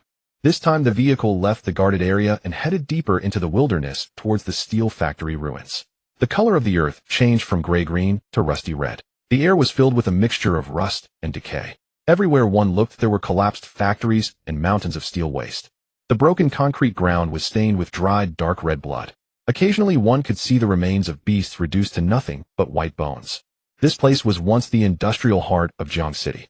Now it was left with only death and desolation. Upon officially entering the area of the steel ruins, the jeep began dropping off individuals at intervals. Jiang Feng was the third to be dropped off. Watching the military jeep drive away, Jiang Feng turned around and began to assess his surroundings. This area was supposed to be a factory, but the building had collapsed for the most part, with rebar protruding everywhere. The air was thick with a nauseating stench of decay. Just as Jiang Feng was about to choose a direction to proceed, a gust of wind suddenly rushed from behind. Without turning his head, Jiang Feng grabbed back with precision, his hand firmly clutching the throat of a black-striped leopard that had pounced out from the hidden ruins. The black-striped leopard was an entry-level fierce beast, its strength equivalent to a martial artist at the initial body refinement realm. Crack! A crisp sound echoed. The black-striped leopard had no time to struggle before its throat was crushed, and it fell still. Jiang Feng casually tossed the corpse to the ground, shaking his head too weak. He raised his right hand, and the Beastmaster ring glimmered faintly. In the next moment, a flash of white light appeared. The massive form of a white tiger emerged amidst the ruins. It shook its snowy fur, its golden eyes scanning the unfamiliar surroundings, letting out a low tiger roar. Xiaobai, it's time to eat. Jiang Feng pointed to the corpse of the black-striped leopard on the ground. The white tiger was not picky. It let out a pleased low growl and began to feast. A gleam of contemplation sparkled in Jiang Feng's eyes. At the perimeter of the steel factory ruins, the strongest are only entry-level fierce beasts, which cannot truly test my limits. 3 days should not be wasted like this. Jiang Feng shifted his gaze towards the depths of the ruins. Before long, the white tiger stopped eating, carrying the beast core of the black-patterned leopard, and walked over to Jiang Feng, rubbing its head against him. This was left for him intentionally. Seeing this, Jiang Feng couldn't help but smile. Are you full? Ow! The white tiger responded with a whimper, conveying a sense of satisfaction. Compared to beast food pellets, it preferred real flesh and blood. That's good. Jiang Feng took the beast core meant for the black-patterned leopard, wiped it clean, and stored it in his backpack. Let's explore a bit inside. Places where fierce beasts gather often nurture plenty of spiritual materials. The food problem for Xiaobai has been resolved for the past few days. If we can find some valuable spiritual materials, this trip will have been worth it. Let's go. Jiang Feng mounted the white tiger's back. The white tiger's back was wide, its fur thick and soft, making it surprisingly comfortable to sit on. The white tiger let out a low growl, its limbs exerting force as it dashed into the depths of the ruins like a bolt of white lightning. The crumbling walls on both sides rapidly retreated from Jiang Feng's view. Meanwhile, at the Defense Army camp, a military off-road vehicle sped towards them and suddenly stopped in front of the tents. The door opened, and a burly middle-aged man in a city guard uniform stepped out. His name was Zhou Tai, a second-grade bone refinement stage 5 martial artist and the highest-ranking officer in this defense zone. Zhou Tai's expression was grave as he lifted the tent flap and called out urgently, "Old Feng, the training hasn't started yet, right? Hurry and stop it." Inside the tent, Feng Jinyuan was handling official business. Hearing this, he looked up surprised to see his old friend's anxious expression. "Old Zhou, what's wrong?" Zhou Tai said in a deep voice. "I just received news that a group of wanted martial artists from the provincial city has infiltrated the outskirts of Jiang City, and they are currently hiding in the ruins of the steel factory." Feng Jinyuan's expression changed slightly. "Wanted martial artists?" "Yes." Zhou Tai's eyes flashed with a hint of coldness. "Each of these people is stained with blood, and the weakest among them has reached the 7th level of body refinement, while the leader is a tough character at the 4th level of bone refinement stage. The Martial Arts Association is currently pursuing them, but I didn't expect them to hide in the steel factory ruins." Feng Jinyuan stood up abruptly. "Why didn't you say so earlier? They've already gone in." "What?" Zhou Tai's face changed dramatically, but he quickly calmed down. "Did you give them the locator?" Feng Jinyuan nodded. Without wasting any time, Zhou Tai turned and walked out of the tent, shouting sternly, "Come here."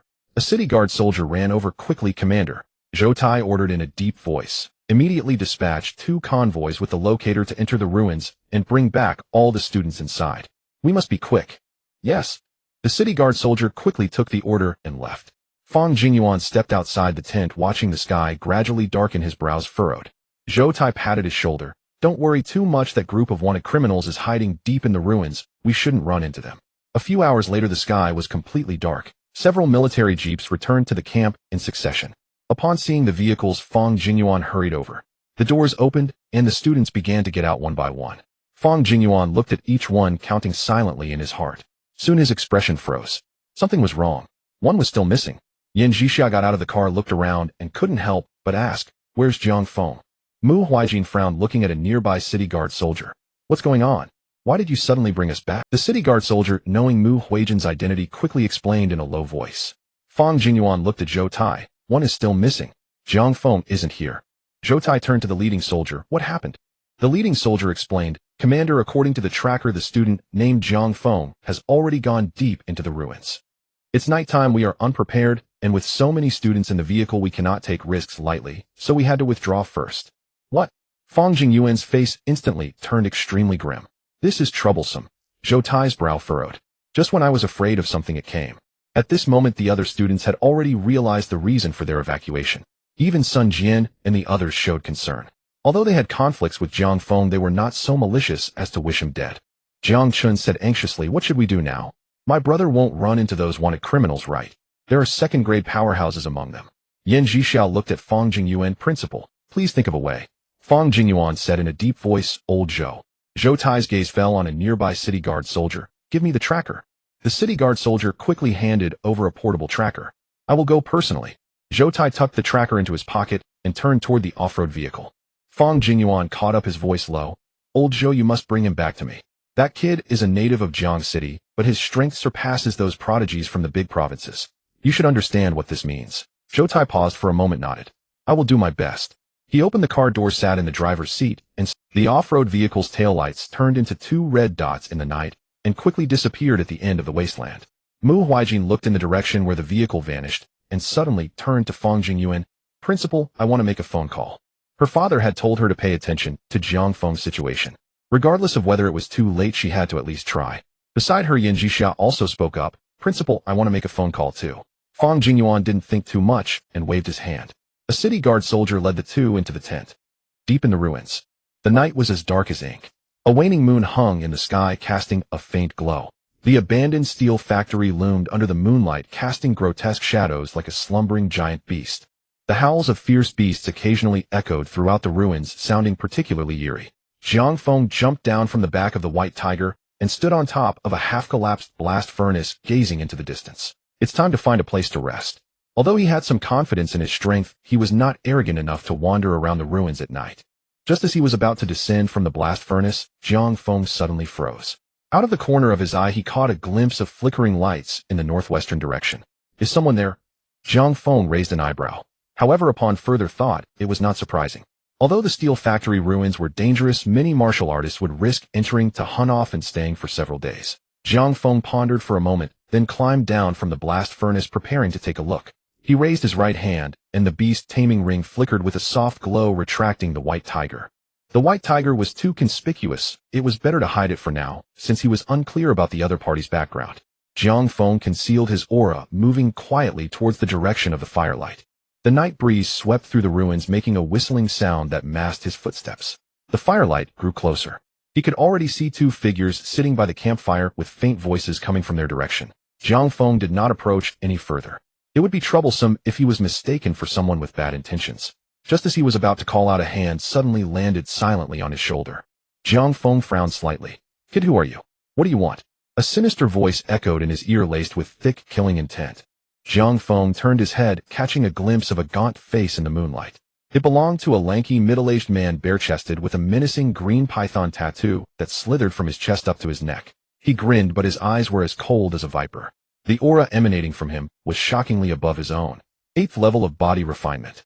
Uncle, I'm just passing by, I mean no offense. Jiang Feng spoke calmly, keeping his body relaxed, showing, passing by. The tattooed man sneered. Do you think I believe you? The man's robust aura of the 8th level of body refinement erupted violently, and his 5 fingers gripping Jiang Feng's shoulder suddenly exerted force like a steel clamp beginning to tighten. He wanted to teach this kid a lesson. But soon the sneer on the tattooed man's face froze. He realized he was not gripping a shoulder, but a piece of tempered steel. No way. Even if it were steel, he should be able to leave marks with his strength. What kind of monster is this? Without waiting for the tattooed man to recover, a hand had already locked onto his. Jiang Feng slowly turned around, a hint of coldness on his face. His eyes glimmered with a chilling light in the moonlight, like two bottomless ancient wells. What were you trying to do just now, eh? Jiang Feng's voice was light, but carried an oppressive force that made one's scalp tingle. The tattooed man was startled, and as his blood surged, he tried to retract his hand. But he found Jiang Feng's fingers were like iron hoops. No matter how hard he tried, he couldn't budge an inch. The tattooed man's pupils constricted. Although he wasn't particularly strong, he was still at the 8th level of body refinement. This kid had strength that surpassed his. What happened, fourth? 2 men sitting around the campfire not far away heard the commotion and got up to approach. Jiang Feng's peripheral vision swept over the 2 men. One was a burly bald man wielding a heavy axe, while the other was of medium build with an ordinary face and a sinister gaze, holding 2 daggers. The aura emanating from both men was no weaker than that of the tattooed man. The bald man's aura even seemed to overshadow that of the tattooed man, revealing him to be a martial artist at the 9th level of body refinement. Jiang Feng's gaze returned to the tattooed man. Seeing his companions approach, the tattooed man relaxed slightly, saying, Kid, don't let go. Jiang Feng raised an eyebrow and said nothing. In the next moment, his blood surged subtly, producing the sound of tides. The tattooed man's expression changed dramatically. The blood surged like a tide. This was an unusual manifestation of blood that only appeared after refining the body to its limits in body refinement. With every movement, blood surged like a tide. With just a fraction of strength, it could amplify to 12 times its power. And this kid's cultivation. He looked to be no more than 20, yet he had already reached the 7th level of body refinement. Even in the provincial capital, he had rarely encountered such a prodigy. Wait! Feeling the fleeting ferocity in Zhang Feng's eyes, the tattooed man flinched. But it was already too late. Crack! The tattooed man's hand was instantly crushed into a puddle of mush under Zhang Feng's immense strength. The intense pain elicited a wail from the tattooed man. But Zhang Feng did not stop. He kicked out twice. The tattooed man's legs immediately bent backward. After completing this, Zhang Feng finally released his grip and slapped out. The tattooed man flew like a rag, crashing into his two approaching companions, instantly losing consciousness. The bald man and the sinister-looking man were filled with rage at the sight of the tattooed man's plight. Zhang Feng's gaze fell upon the two, his expression calm. The tattooed man had attacked him without reason, clearly not a good person. Moreover, the fact that they could sneak up silently indicated their remarkable agility. Naturally, he had to be dealt with first. Kid, you're quite ruthless, the bald man said hoarsely. He stepped forward, closing in on Zhang Feng, leaving small craters in the ground with each step. Clearly, he was a practitioner of unorthodox martial arts. The sinister-looking man remained silent, quietly moving to Zhang Feng's side, his dagger spinning in his palm, glinting with a cold light. The two men flanked Zhang Feng, sealing off his escape. Zhang Feng said nonchalantly, he attacked first. I'll say it again, I was just passing by and meant no offense. Let me go now, and we can go our separate ways. The bald man sneered, I don't care if what you say is true, since you've seen our faces you must die. The moment the words left his mouth, the bald man suddenly exerted force beneath his feet, launching himself towards Zhang Feng like a cannonball. He raised the heavy axe high, drawing a chilling arc in the moonlight. Storm slash. After witnessing his companion's fate, the bald man did not dare to be careless, unleashing the full power of his 9th level of body refinement. Zhang Feng stood his ground, not evading. He raised his right hand, fingers slightly curled, a faint golden glow emanating from his body. Indestructible body. Clang. The heavy axe with the force of 1,000 pounds struck Zhang Feng's palm, producing a deafening metallic sound. Sparks flew. The bald man's face revealed a look of horror. He felt as if he had not struck flesh and blood, but rather a true iron mountain. The recoil traveled up the axe handle, numbing his arm. This is impossible. The bald man's pupils constricted, disbelief etched across his face. As a fellow practitioner of unorthodox martial arts, he had nearly perfected a mid-tier, yellow-level martial art. Moreover, he was 2 minor realms above this kid. How could this kid possibly be so much stronger than him? Zhang Feng did not give him time to react. He suddenly clenched his fingers, locking the axe blade in place. Then, with a forceful pull downwards, the bald man felt an irresistible force surging from the axe handle, causing him to uncontrollably bend towards Zhang Feng. Bang! Zhang Feng's knee collided heavily with the bald man's face.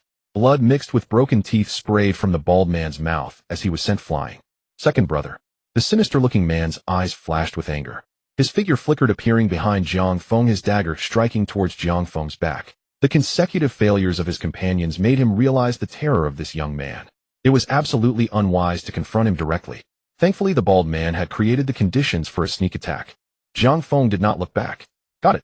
The sinister-looking man's eyes sparkled with excitement. Yet he had no idea that a massive beast had appeared beside him without him noticing. Roar! Before he could react, the white tiger pounced, its powerful paws pinning the sinister-looking man. The gaping maw exhaled a hot, foul breath, magnifying in the sinister-looking man's eyes. No! There was no time to scream. The white tiger's mouth had already closed. Crack! The sinister-looking man's neck was bitten through his head, tilting at an unnatural angle, fear still lingering in his eyes. His body twitched twice before going limp. Only then did the white tiger release its grip and run over to Zhang Feng, eager for praise. Zhang Feng patted the tiger's head and looked at the corpse of the sinister-looking man. This was his first kill, but he felt no discomfort.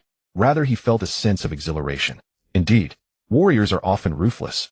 Shaking his head, Zhang Feng didn't want to think much more. He could now confirm one thing. Below the 2nd rank, it was already very difficult for anyone to pose a threat to him. 2 at the 8th level of body refinement, and 1 at the 9th level. They hadn't even qualified to make him draw his weapon. Cough, cough. The bald man struggled to lift his head, his eyes filled with terror.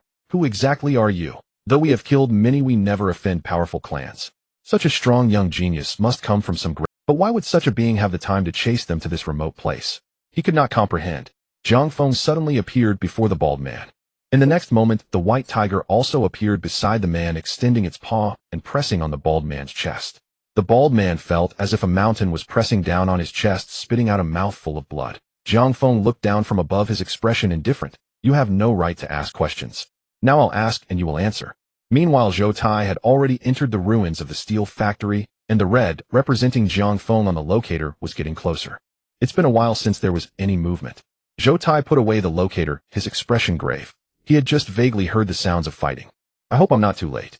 Zhou Tai sighed and hurriedly quickened his pace toward the direction from which he heard the Zhou Tai pressed against the broken wall, moving quietly, trying not to make a sound. After the earlier commotion of battle vanished, the entire area fell into a deadly silence where even the howls of fierce beasts were no longer audible. This unnatural silence weighed heavily on his heart. Passing through a collapsed factory, several crooked dead trees appeared ahead. Moonlight cascaded down, and Zhou Tai raised his eyes, his pupils involuntarily contracting. 3 people hung from the trees, swaying in the wind like dolls. Zhou Tai felt a sinking sensation in his heart, and disregarding the risk of exposure, he dashed forward. Please don't let it be that kid. Upon getting closer, he could finally see the faces of the 3. One was bald, another was skinny, and the last was a tattooed man with severed limbs. The bald man still had a pulse, while the other 2 had ashen eyes and pale faces, clearly long dead. As he exhaled in relief, a look of confusion surfaced in Zhou Tai's eyes. These 3 were indeed notorious criminals listed on the Martial Arts Association's wanted posters. There were 4 in total, but only the leader was missing. These 3 were ruthless characters having blood on their hands. How could they end up hanging here? Could it be that they turned on each other? A cold voice suddenly rang out above him. Who are you? Zhou Tai's body stiffened as he abruptly looked up. He saw a figure dressed in a school uniform, standing atop the branches of a taller poplar tree. The youth carried a black long knife, and his eyes glimmered in the darkness like a lurking beast. It was Jiang Feng. He had just forced all the information from the bald man earlier. He knew that there were 4 in total, and that one second-grade bone refinement expert was out hunting. Jiang Feng believed that even if he couldn't defeat them, he had the ability to escape, so he set a trap, hoping to catch the big brother when he returned. After all, to eliminate the roots, one must cut the grass at its base. This gang was incredibly vicious. While he didn't fear death, he had to consider his family's safety. However, Jiang Feng didn't expect that what awaited him was a stranger dressed in the city guard's uniform. Had it not been for the uniform and the absence of murderous intent, he would have already acted. Zhou Tai recognized the youth's face, first stunned, then disbelief crossed his features. You are Jiang Feng. Jiang Feng did not reply, but watched Zhou Tai warily. Zhou Tai pulled out his credentials and waved them, explaining, My name is Zhou Tai, the highest commander of this defense zone. Your principal Fang Jingyuan sent me to retrieve you. A gang of wanted martial artists infiltrated the steel factory ruins, and the training has ended early. After saying this in one breath, Zhou Tai pointed at the 3 hanging in the trees, his voice filled with shock. Did you do this? Jiang Feng observed that the credentials did not appear to be fake. The other party could call out his name and was aware of the school's training session. There was a high probability he was not lying. Jiang Feng dropped down from the tree and nodded, saying, Yes, but they attacked me first, and I was forced to retaliate. This shouldn't be illegal, right? Zhou Tai opened his mouth, momentarily at a loss for words. One was at the 8th stage of body refinement, another at the peak of the 8th stage, and one at the 9th stage. All were dealt with by an 18-year-old high school student. Zhou Tai swallowed hard, and when he looked at Jiang Feng again, his gaze had completely transformed. Fang Jingyuan had been far too conservative. Jiang City was about to give rise to a true dragon. Zhou Tai suppressed the shock in his heart and grinned, saying, These men were already wanted criminals with blood on their hands. You captured them, and not only is it not illegal, but there's also a bounty to collect. Jiang Feng's eyes brightened. How much? Zhou Tai smiled. The 3 of them together are worth 500,000. Jiang Feng's eyes gleamed with delight. Zhou Tai's smile faded as he solemnly said, Now is not the time to discuss this. There are 4 in total. 1 leader has yet to show himself. That guy is named Han Bao, a 4th stage bone refinement practitioner, and a ruthless character who has killed a member of the Martial Arts Association who came to capture him, who was at the 5th stage. Moreover, there are 3rd-grade fierce beasts wandering deep within these ruins. We better leave first. As for Han Bao, the Martial Arts Association is already sending people to surround him. He won't escape. Seeing Zhou Tai say this, Jiang Feng did not put on a brave front. The 2 of them untied the 3 wanted criminals from the trees. They bound the 2 dead together and tied the living bald man separately, preparing to drag them back to Zhou Tai's hidden vehicle. The night grew darker.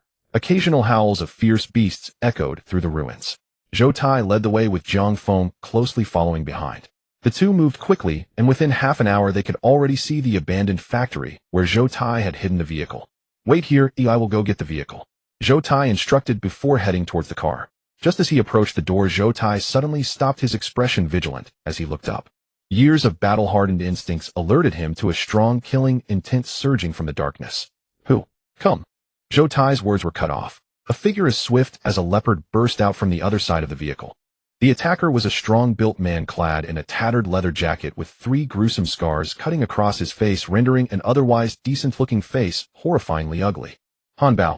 Zhou Tai immediately recognized the man's identity. Han Bao wore a pair of soft iron gloves glinting coldly in the moonlight. Han Bao struck down at Zhou Tai with a palm. Boom. A fierce gust of wind erupted from his hand, sweeping towards Zhou Tai like a storm. Zhou Tai's expression hardened, but he did not panic, nor did he attempt to retreat or dodge. Swish! His battle knife was drawn, emitting a blood-red blade light, as he fiercely slashed upward. The blade light was fast and reached Han Bao in an instant. However, Zhou Tai's expression changed. Han Bao's face showed no signs of panic. Instead, a smug smile appeared. A sense of foreboding surged within Zhou Tai.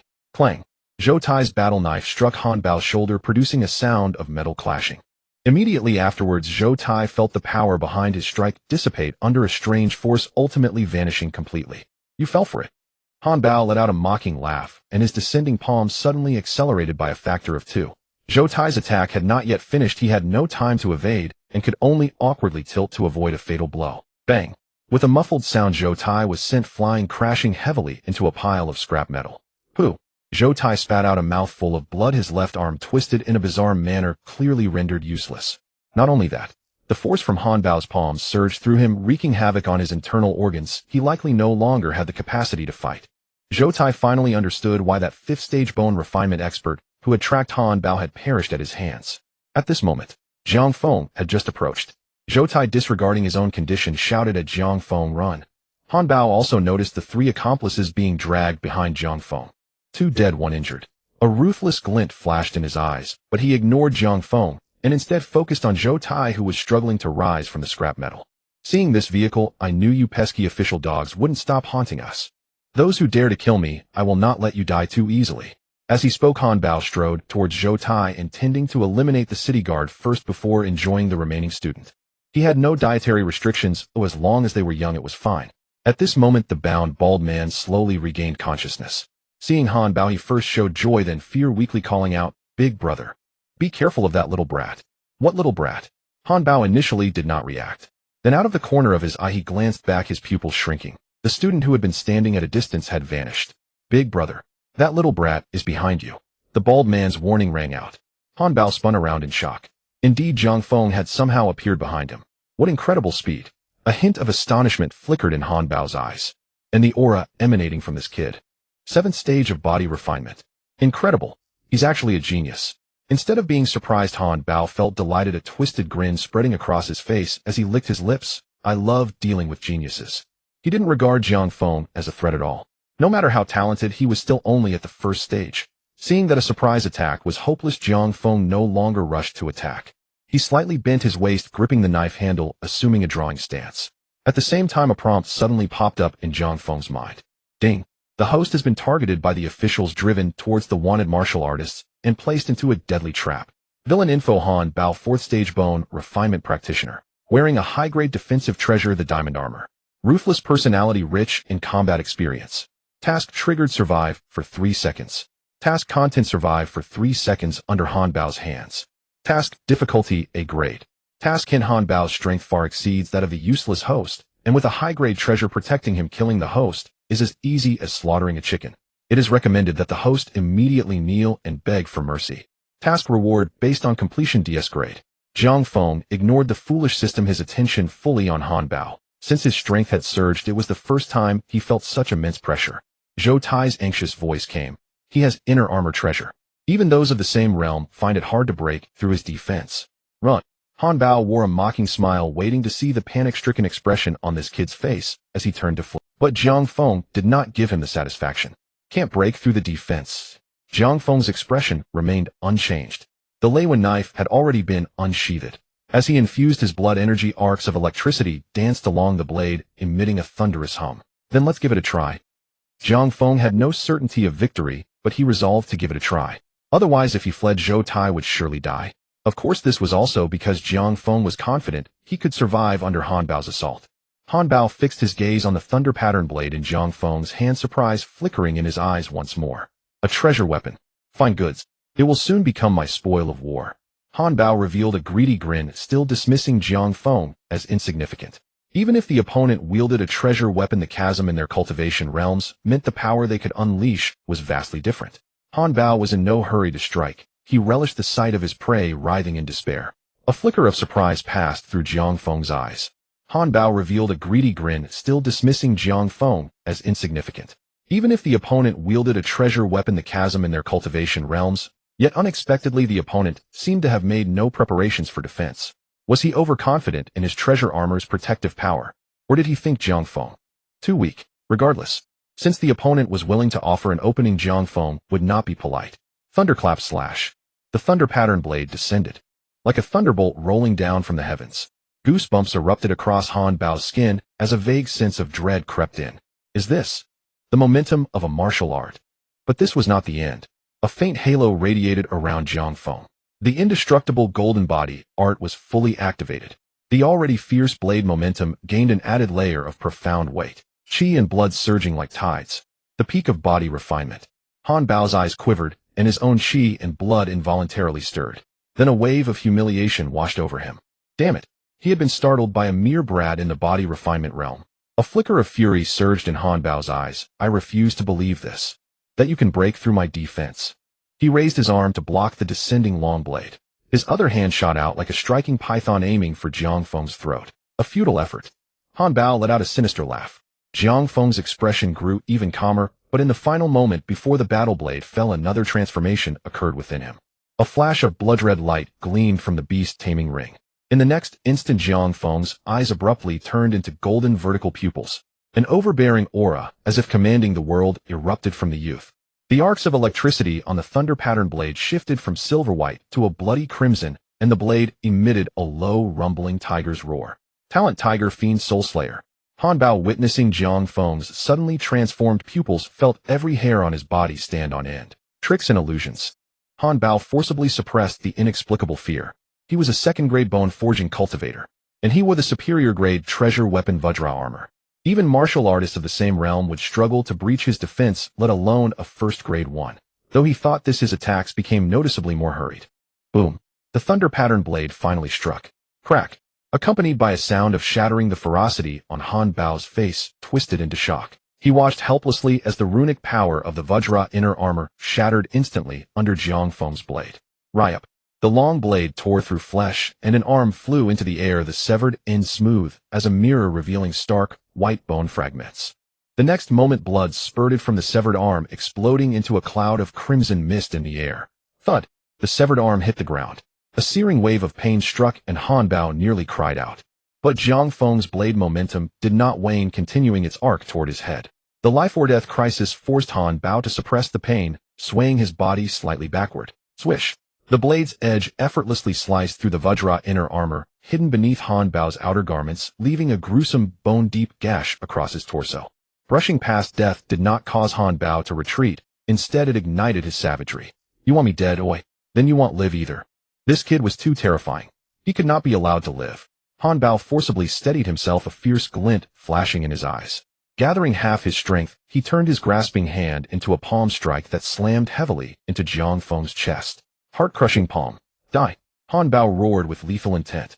Though this strike was not at full power, unless the opponent also had a treasure armor for protection, even a peak body refinement martial artist would have their heart meridian shattered. Bang.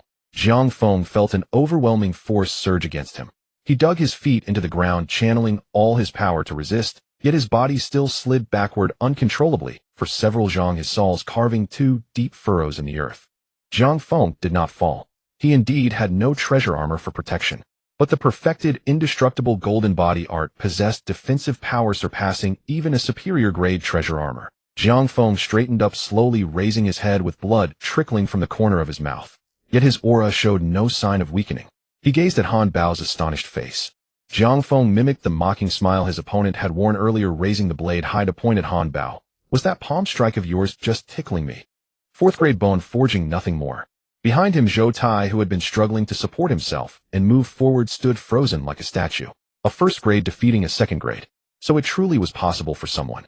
Further away, the bound bald man was overwhelmed by despair, muttering under his breath, "Monster. This kid is a monster." Jiang Feng gripped the thunder pattern blade and walked slowly toward Han Bao. Crimson arcs of electricity still danced on the blade, trailing a striking arc of light through the night. Han Bao finally panicked. He turned to flee, but the movement aggravated the wound on his chest. A gush of blood sprayed from Han Bao's mouth, and he staggered and collapsed to the ground. Watching Jiang Feng draw nearer, Han Bao cried out frantically, "Wait, don't kill me. I still have 50 million in cash hidden away, and various cultivation resources. I can give it all to you." Jiang Feng paused slightly. Han Bao's eyes lit up, forcing a fawning smile. "Not only that, spare my life. I, Han Bao, swear that from this day forward I will serve you like an ox or a horse. I will never betray you. And you don't have to worry about the city guard investigating.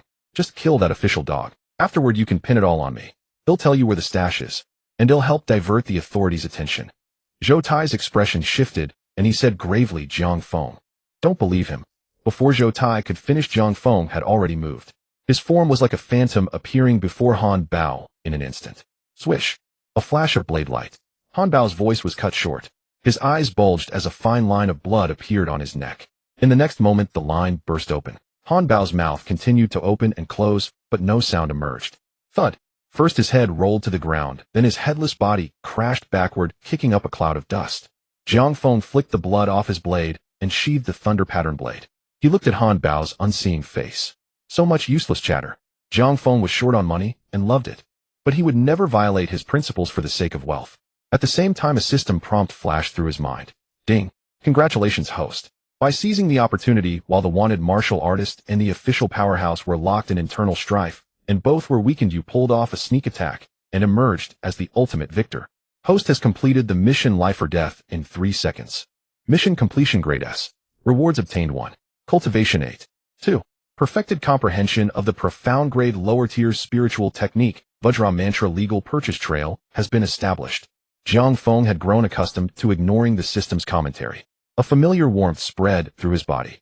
Jiang Feng was now only a step away from the 8th level of body refinement. As for the spiritual technique, the system indicated he needed to meet certain conditions before he could receive it, so Jiang Feng set it aside for now. He turned to Zhou Tai. "Brother Zhou, are you alright?" Zhou Tai suppressed the shock on his face and forced a smile. Just as he was about to speak, he seemed to see something terrifying, and his eyes widened in horror. Jiang Feng's form froze, a sense of crisis he had never felt before washing over him. He spun around sharply. Under the moonlight, a figure stood on a tree branch, almost hovering in the air. The figure was clad in a white robe, wearing a black and white mask, and appeared to be a man based on his build. The masked person's gaze fell upon Jiang Feng. Jiang Feng felt as if an invisible force had bound him, his body locked in stiffness. The masked person clapped slowly while letting out an androgynous laugh. Interesting, truly fascinating. Behind Jiang Feng, Zhou Tai's trembling voice sounded. "Jiang Feng, if my guess is correct, he should be the one on the Dragon Kingdom's wanted criminal list's rank. Ranked 19th. The Black and White Fiend." Jiang Feng's heart sank to the depths. All those on the rank criminal list were 9th grade martial artists. "Little Ghost, to thank you for letting me witness a splendid show. I have decided to make you my 100th collection." At this moment, the black and white mask of the black and white ghost demon completely transformed into white. The originally blank surface of the mask revealed a smiling face. The ambiguous voice transformed into a gentle female tone. He raised his right hand, lightly sweeping his fingers through the air. Ripples immediately spread through the void as faces flew out from his sleeves, hovering under the moonlight. Those faces were as thin as cicada wings, their edges glowing faintly, each maintaining the last expression of their lives. Fear, despair, and confusion. They floated up and down in the air like banners fluttering in the wind. The black and white ghost demon tilted its head, the smile on the mask growing brighter. "These are my most cherished collections. Each face represents a prodigy. And your face will become my most perfect masterpiece to date." Zhou Tai, suppressing his fear, shouted sternly, "The experts from the Martial Arts Association will arrive soon. You still have time to escape." The black and white ghost demon looked at Zhou Tai and let out a light laugh. "Martial Arts Association? Then let them come. Oh, I'll kill one as they come." Zhou Tai's face turned pale immediately. He knew the other party was speaking the truth.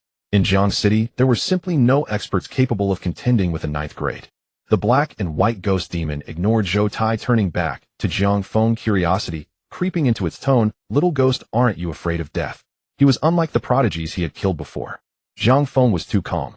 Jiang Feng replied indifferently, "If I were afraid, would I not die? The black and white ghost demon chuckled. Of course, that's not the case. Jiang Feng raised an eyebrow. Then why waste words? He paused, a trace of disdain curving his lips. Dai Yin person. The air suddenly froze. The white began to fade from the mask of the black and white ghost demon. Starting from the edges of the mask, thick darkness spread out, swallowing all the white. The smiling face also disappeared, replaced by a fierce expression of anger. You seek death. The voice of the black and white ghost demon turned low and hoarse. He raised his right hand, pointing his index finger at Jiang Feng from the air. A black beam shot out from the fingertips of the black and white ghost demon directly towards Jiang Feng. Wherever the black beam passed, the space rippled, as if being erased by this power. This was the 9th grade enlightenment realm. With just a casual strike, he possessed the power to shatter space. Jiang Feng struggled to stimulate his internal energy and blood, although he knew it was futile. Persisting until the last moment was his life creed. Fight until the last moment. Be it life or death. No regrets. At this moment, Zhou Tai had already succumbed to despair. The gap was too great. So great that they did not even have the qualification to struggle. The black beam grew closer. It was about to reach Jiang Feng's brow. Jiang Feng could already sense the breath of death. Suddenly, a blue sword light slashed down from the sky. The sword light was like a rainbow, accurately cutting through the black beam. Boom. A violent wind surged from the point of impact, sweeping outwards and unleashing a deafening roar. Jiang Feng immediately felt a lightness on his body. The invisible binding force had disappeared. He looked up. A graceful figure descended from the sky, landing between him and the black and white ghost demon. The newcomer wore a blue tight outfit surrounded by a faint blue light, holding a blue long sword, exuding an air of elegance. It was Yang Qingyun. Kid, run straight without looking back. Yang Qingyun's voice rang out. At this, Jiang Feng did not hesitate, immediately turning and hoisting the still dazed Zhou Tai onto his shoulder. He pushed his movement technique to the limit, transforming into a remnant shadow racing towards the outskirts of the ruins. Seeing Jiang Feng act so decisively, Yang Qingyun was momentarily speechless. This kid is indeed resolute. But in the face of life and death, being able to overcome fear and make the right judgment is also a rare talent. An 8th grade dares to stop me. The voice of the black and white ghost demon was heard as the mask turned. Yang Qingyun retracted his gaze, calmly looking at the black and white ghost demon, a lonely ghost and wild spirit that can't even enter the city. He raised the sword in his hand, pointing the tip at the black and white ghost demon. I think it's worth a try. The mask of the black and white ghost demon instantly turned black, fury reappearing on its face. Then die. As the low, hoarse voice fell, the black and white ghost demon vanished from the spot. Yang Qingyun's pupils constricted, the blue long sword crossing defensively in front of his chest. Bang! Accompanied by a loud sound, Yang Qingyun was sent flying, crashing into an abandoned furnace. The furnace collapsed with a thunderous roar, the ground trembling incessantly. Yang Qingyun crawled up from the rubble, spitting out a mouthful of blood, his face pale. Between the 8th grade and 9th grade there lay an insurmountable chasm. With just one strike he had suffered significant internal injuries. Yang Qingyun tightened his grip on the long sword, refusing to flee. He had to buy enough time for Jiang Feng to escape. The black and white ghost demon descended from the sky, slowly approaching Yang Qingyun, the black mask growing increasingly ferocious. You can't stop me. You and that kid must die. The black and white ghost demon extended his palm towards Yang Qingyun, terrifying energy gathering between his hands. Just as he was about to strike, he suddenly paused. A lazy yet somewhat irritable female voice rang out from behind the black and white ghost demon. I absolutely detest emotionally unstable men, especially those who can change their faces at will like you. The black and white ghost demon suddenly turned around. The power that was originally meant to strike Yang Qingyun surged towards the back. What responded to him was a blazing scarlet blade light. The blade light was like a great sun in the sky, illuminating half of the sky, even distorting space with its heat. Boom. The black and white ghost demon was directly sliced away by this blade, crashing through an entire abandoned factory. Wherever the blade light reached, the earth was nearly split in half. A figure slowly descended from midair. It was a woman dressed in red tight clothing, her figure graceful, with a stunning face, appearing to be around 30 years old. The woman carried a battle-hardened spirit between her brows, holding a bright red long knife emanating a Yang Qingyun recognized the newcomer first, stunned, then exclaimed joyfully, Scarlet Flame Blade Empress. The woman named Lu Hanyan was one of the peak 9th grade experts stationed at the Star Realm battlefield. Her title was built upon the corpses of countless alien strongmen. The black and white ghost demon charged out from the dust, floating back into the air. His white robe was mostly torn, revealing a body wrapped in bandages. Scarlet Flame Blade Empress. The voice of the black and white ghost demon carried a hint of seriousness. Shouldn't you be at the Star battlefield? How could you appear here? Lu Hanyin yawned. My dear daughter finally asked me for something, so as a mother of course I had to initiate a space transfer and come over. Yang Qingjian's lips twitched. The black and white ghost demon clearly paused as well. Initiating a long-distance transfer without being a sovereign-level expert carries the risk of being torn apart by space. It's said that this woman is insane. Now it seems the rumors are indeed true. The black and white ghost demon was directly amused crazy woman to risk her life for some inexplicable reason to initiate a space transfer. This person must be out of her mind. Did you just realize? Lu Hanyin's smile grew even brighter. Too bad you realized too late. Before her voice fell, she had already vanished from the spot. When she reappeared, she was already in front of the black and white ghost demon. She held the long knife, high flames igniting along the blade.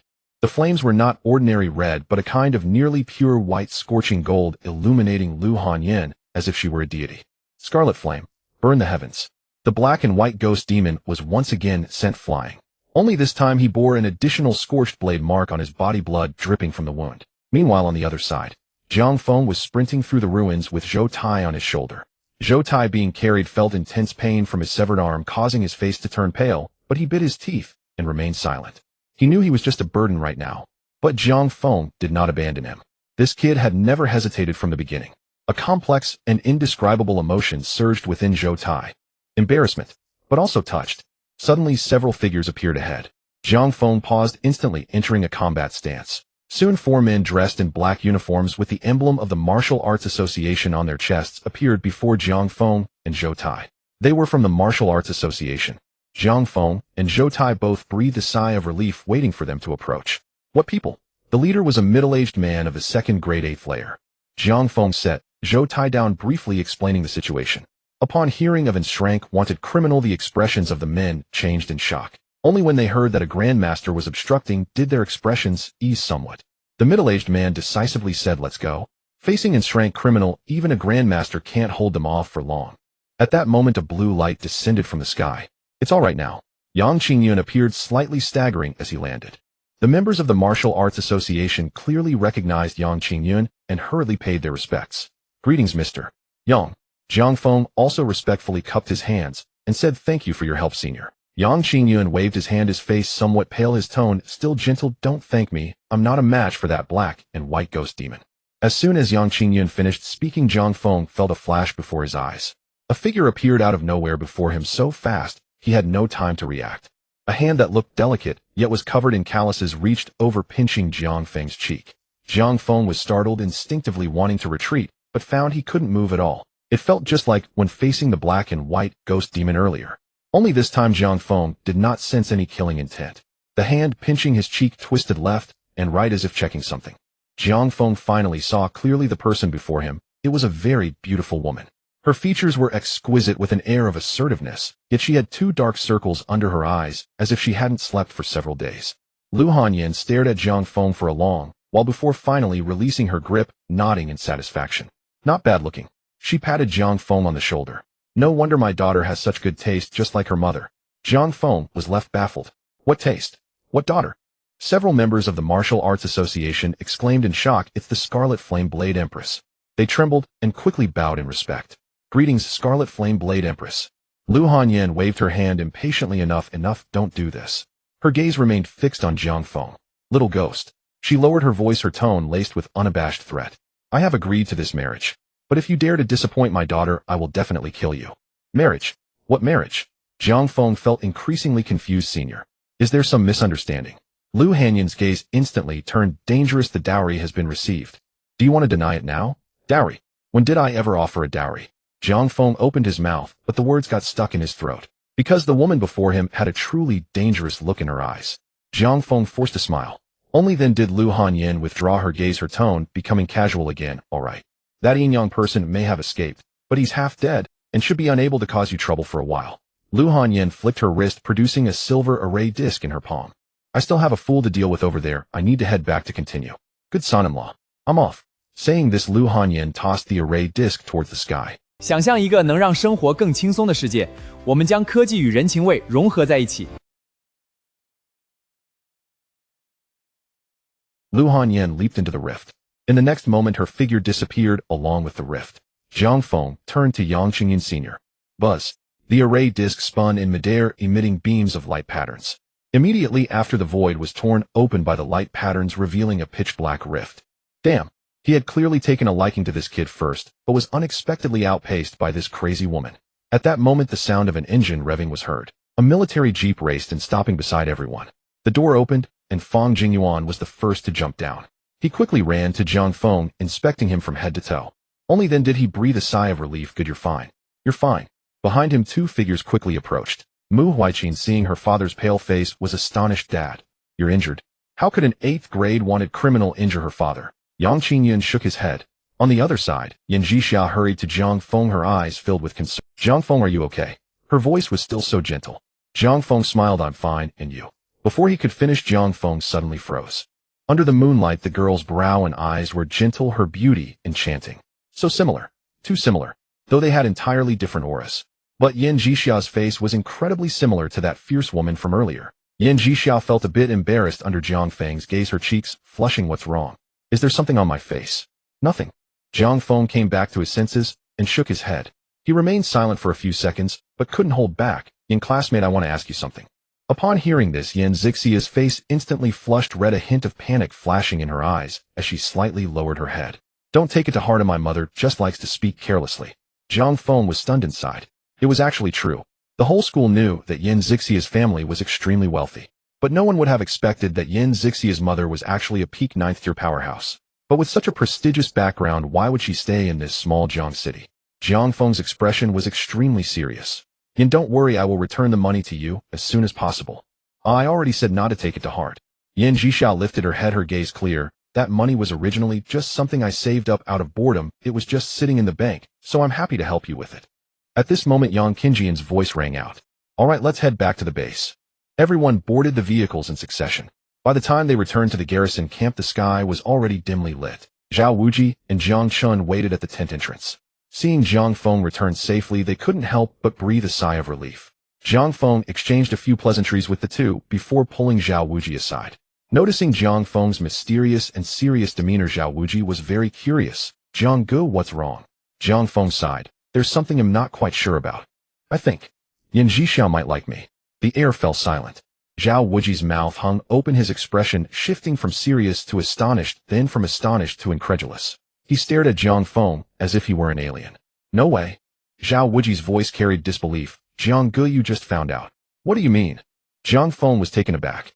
Zhao Wuji appeared somewhat excited. The whole senior year basically knows that Yan Jixia likes you. Jiang Feng fell silent. How come he hadn't felt it? Zhao Wuji looked at Jiang Feng, his expression growing somewhat strange. It turned out that this top student, universally recognized as a martial arts prodigy without shortcomings, also had his blind spots. At least when it came to emotions, his dullness was astonishing. Jiang Gu. Zhao Wuji took a deep breath, his tone turning serious. Have you never been in a relationship before? Jiang Feng nodded. To be precise, he hadn't had one in both lifetimes. In his previous life, he was devoted to academics and education, and in this life, he was obsessed with martial arts. Love was outside his realm of knowledge. Zhao Wuji sighed. Jiang Gu, let me give you some advice. If you don't feel anything for the beautiful Yin, find an opportunity to make it clear to her. Many people at our school are saying that you are pretentiously aloof, stringing along Yan Jixia. Jiang Feng nodded and said earnestly, I understand, thank you. He indeed should find a time to clarify things with Yan Jixia. The next few days, the training was cancelled. Fang Jingyuan specifically advised Jiang Feng to stay in town before the martial arts examination to avoid any further incidents. In the remaining days, the school's subsidy was directly advanced to Jiang Feng. Additionally, the bounty for the 4 wanted criminals was also released to Jiang Feng under Zhou Tai's assurance. Adding to what Jiang Feng already had, his funds surged to 15 million. But Jiang Feng couldn't feel. At the Liwen Martial Arts School in the training room, Jiang Feng stared at his phone, watching the balance nearly hit zero, a hint of pain flashing in his eyes. To receive the system reward of the Mystic Level Spiritual Skill Diamond Curse, a special treasure was required. The Spiritual Source Crystal. Officially priced at exactly 15 million. Jiang Feng had already placed the order yesterday, and it should arrive soon. Though it pained him, Jiang Feng did not regret it. Spiritual power was only accessible to those who had reached the 3rd tier in martial arts. According to the system's explanation, as long as Jiang Feng received the insights of Diamond Curse, he could open the spiritual gate in advance and refine his spiritual power. Once Jiang Feng officially stepped into the 3rd tier, his spiritual power would far exceed that of his peers. This does not even account for the enhancement of his combat power from mastering a mystic-level spiritual skill. If successful, Jiang Feng could basically achieve a dimensionality reduction strike against anyone below the 3rd tier. Knock. Knock. A knock sounded at the door. Jiang Feng got up to open the door. Zhou Lai stood outside holding a black box that had a seal on it stamped with the emblem of the Martial Arts Association's official website. Jiang Feng, your delivery. After thanking him, Jiang Feng reached out to take it. Zhou Lai did not linger, reminding Jiang Feng that he could reach out to him anytime if needed before turning to leave. Jiang Feng held the box and sat cross-legged in the center of the training room. He opened the wooden box. A fist-sized transparent crystal came into view. Countless golden light dots swirled within the crystal as if they possessed life. This was the spiritual source crystal. For a moment, Jiang Feng felt a bit dazed. 15 million. Just like that, it was spent. I must say I owe today's achievements to the silly system. What they call a mission is actually just a way to provide me with benefits. The only downside is that the system's task trigger mechanism is just as unreliable as its name, completely random with no pattern whatsoever. This meant he couldn't actively farm for tasks. He could only wait for the system to act erratically. Forget it, contentment brings happiness. Jiang Feng shook his head, no longer overthinking. He closed his eyes, adjusted his breathing, and aimed to reach his optimal state.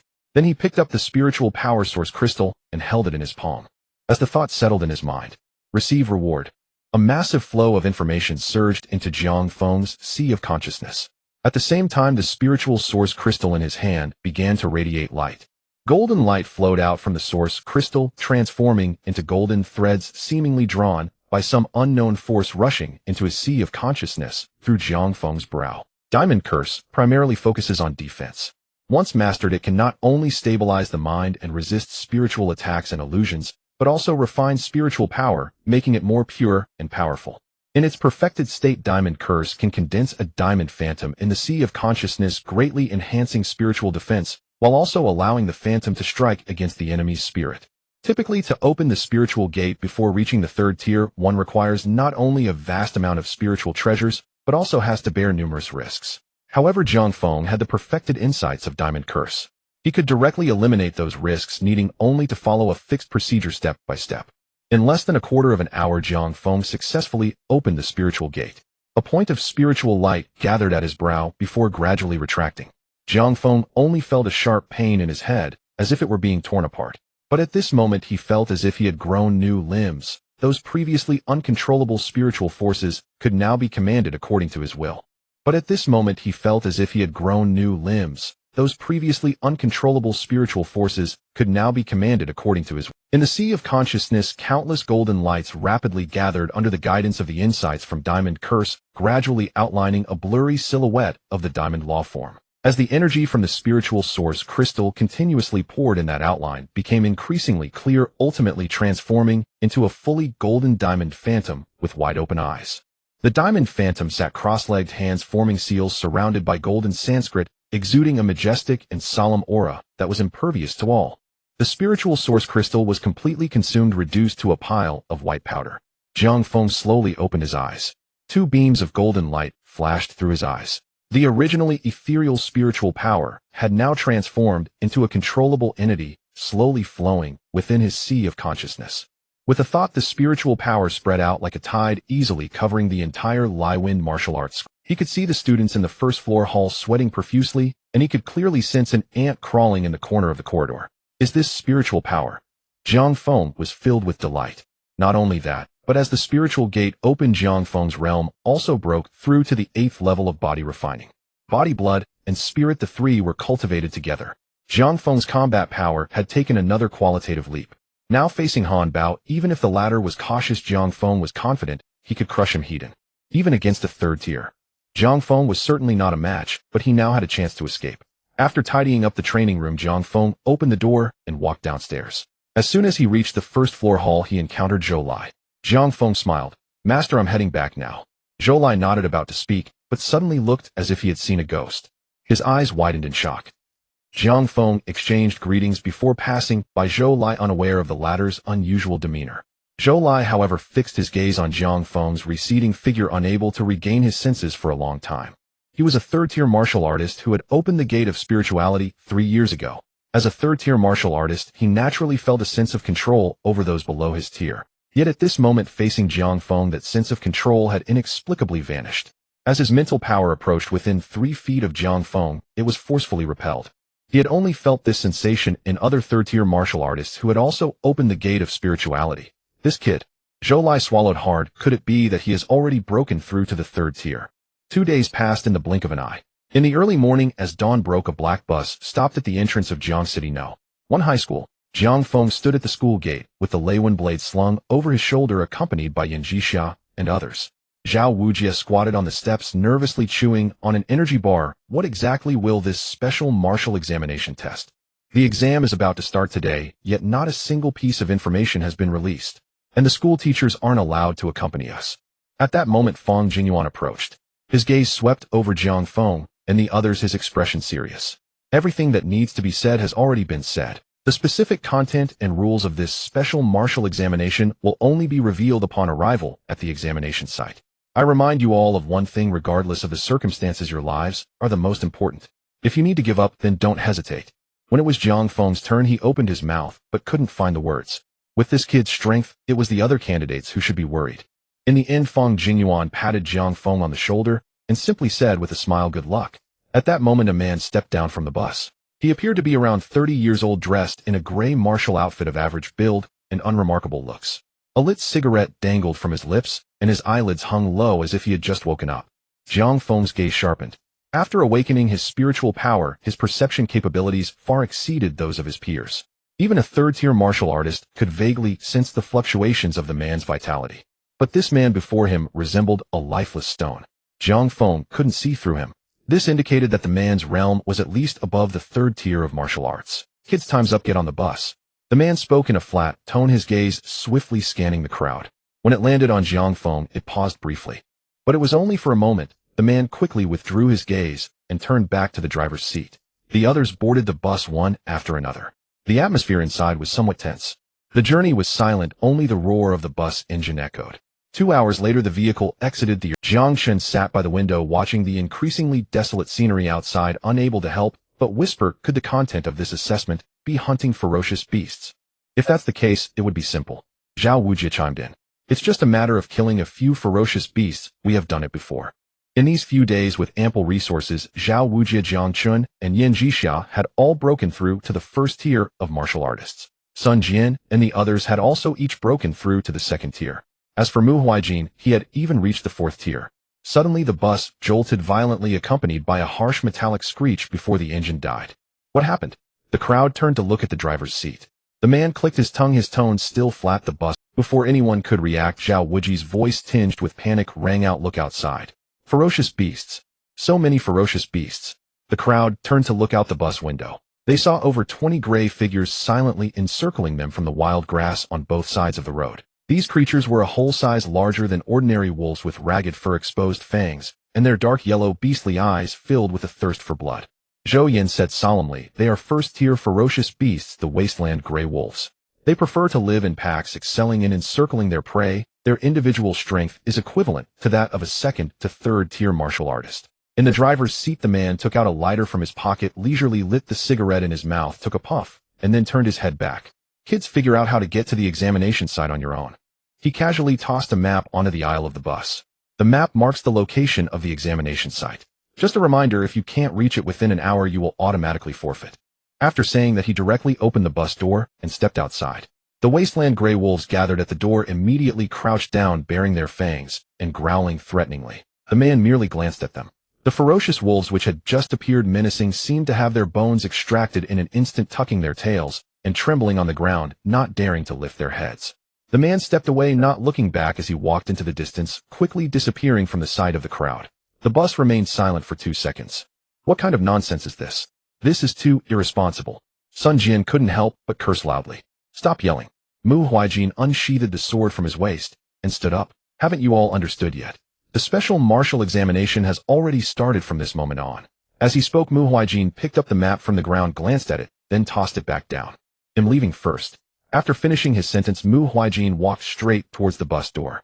A wasteland gray wolf roared and lunged at him from the side. Without turning his head, Mu Huaijin slashed his sword at an angle, the sword light spilling like moonlight. With a swift cut, he sliced the wolf's throat. Blood sprayed. The massive body of the gray wolf flipped twice in the air before crashing to the ground, no longer moving. One sword kill. Without pausing, Mu Huaijin quickly broke through the encirclement, his figure vanishing into the wilderness. On the bus, Jiang Chen couldn't help but exclaim, as expected of the pride of the Mu family from the eastern province being able to instantly kill a ferocious beast of the same tier. Zhao Wujie swallowed hard. Shouldn't we start worrying about ourselves now? On Yano and I still have some confidence, but faced with a group attack, I might only have a dead end. Jiang Chen nonchalantly said, with my brother, here what is there to be afraid of? Jiang Feng stood up, picked up the map that Mu Huaijin had dropped, glanced at it, folded it neatly, and put it in his pocket. Let's go, stay close to me, and don't fall behind. Having said that, he headed towards the door of the bus. Jiang Chen, Zhao Wujie, and Yin Jixia didn't hesitate, and followed him directly. Sun Jian and the others exchanged glances, hesitated for a moment, but ultimately chose to follow. Outside the bus, an agitated, ferocious wolf seemed unable to wait any longer, roaring as it charged into the bus. Jiang Chen and Zhao Wujie couldn't help but exclaim, Brother Jiang, be careful. Yin Zixia's eyes flashed with cold light as she grasped the hilt of her knife, ready to step forward. But before she could act, Jiang Feng reached out to stop her. As the desolate gray wolf lunged within arm's reach, Jiang Feng showed no intention of striking. Aside from Yin Jixia, even Zhao Wujie and the others tensed up. They could not fathom what Jiang Feng intended to do. At the same time, within Jiang Feng's sea of consciousness, the cross-legged golden avatar abruptly opened its eyes. An invisible wave of spiritual force surged outward. The gray wolf mid-pounce was struck as if by an unseen heavy hammer. Its body stiffened in the air before crashing to the ground. Only then did Jiang Feng draw his blade, ending the beast with a single stroke. Behind him, Zhao Wujie and the others stared in shock. What the hell? Did I miss something? What happened to that beast? It just dropped. Was there some hidden weapon? Jiang Feng paid no heed, turning to Jiang Chen. Do me a favor. Dig out the beast's core essence. Jiang Chen snapped back to reality, about to comply. He'll do it. Yin Jixia moved first, extracting the beast's core with practiced ease. Jiang Feng walked toward the carriage. The gray wolf roared and charged at Jiang Feng. Yet, as if surrounded by an invisible barrier, any wolf that came within a meter of him collapsed instantly, only to be effortlessly dispatched. In less than 3 minutes, over 20 beasts lay slain. A few attempted to flee, but Jiang Feng pursued and finished them. Yin Jixia, swift as well, wrapped the collected cores in her jacket and offered them to Jiang Feng. Here you go. Thanks. Jiang Feng smiled. This was worth over 200,000. If time and convenience permitted, he would not have spared their pelts either. All right, time to move. Jiang Feng packed his bounty and waved to Jiang Chen and the others. Zhao Wujie and Jiang Chen shook off their awe and hurried after him. They dreamed of one day settling the score with Jiang Feng, but the gap seemed only to widen. He alone had slaughtered over 20 first-rank beasts.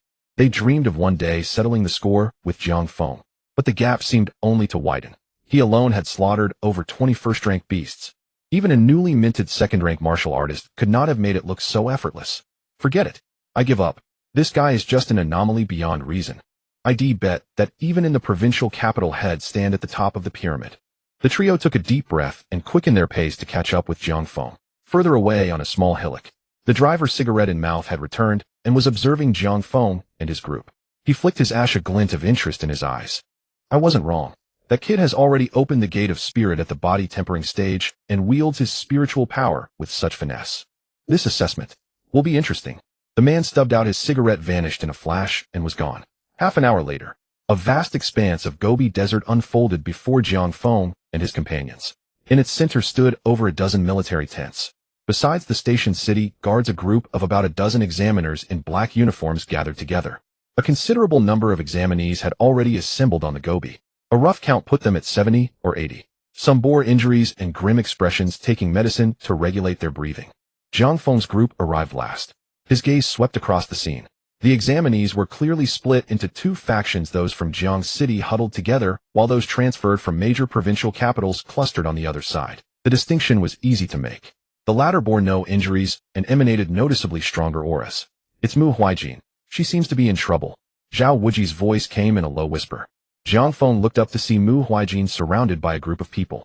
At their head was Qin Hao, whom Jiang Feng had encountered earlier at the Lai Feng Martial Arts Hall. Qin Hao wore a confident smile. Miss Mu, we're all here to pass the assessment. Why not join forces? I guarantee you'll get you through smoothly. The prodigies beside him chimed in immediately. That's right, Miss Mu.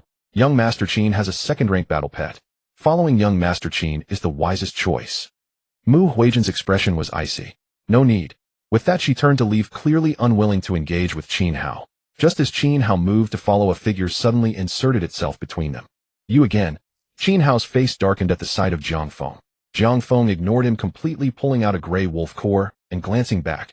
Mu Huijin, do you still want this beast core? Mu Huijin didn't pause. No. All right. Jiang Feng pocketed it with satisfaction. Only then did his gaze fall on Qin Hao. Since she doesn't want to talk to you, why bother forcing it? Qin Hao frowned. None of your damn business.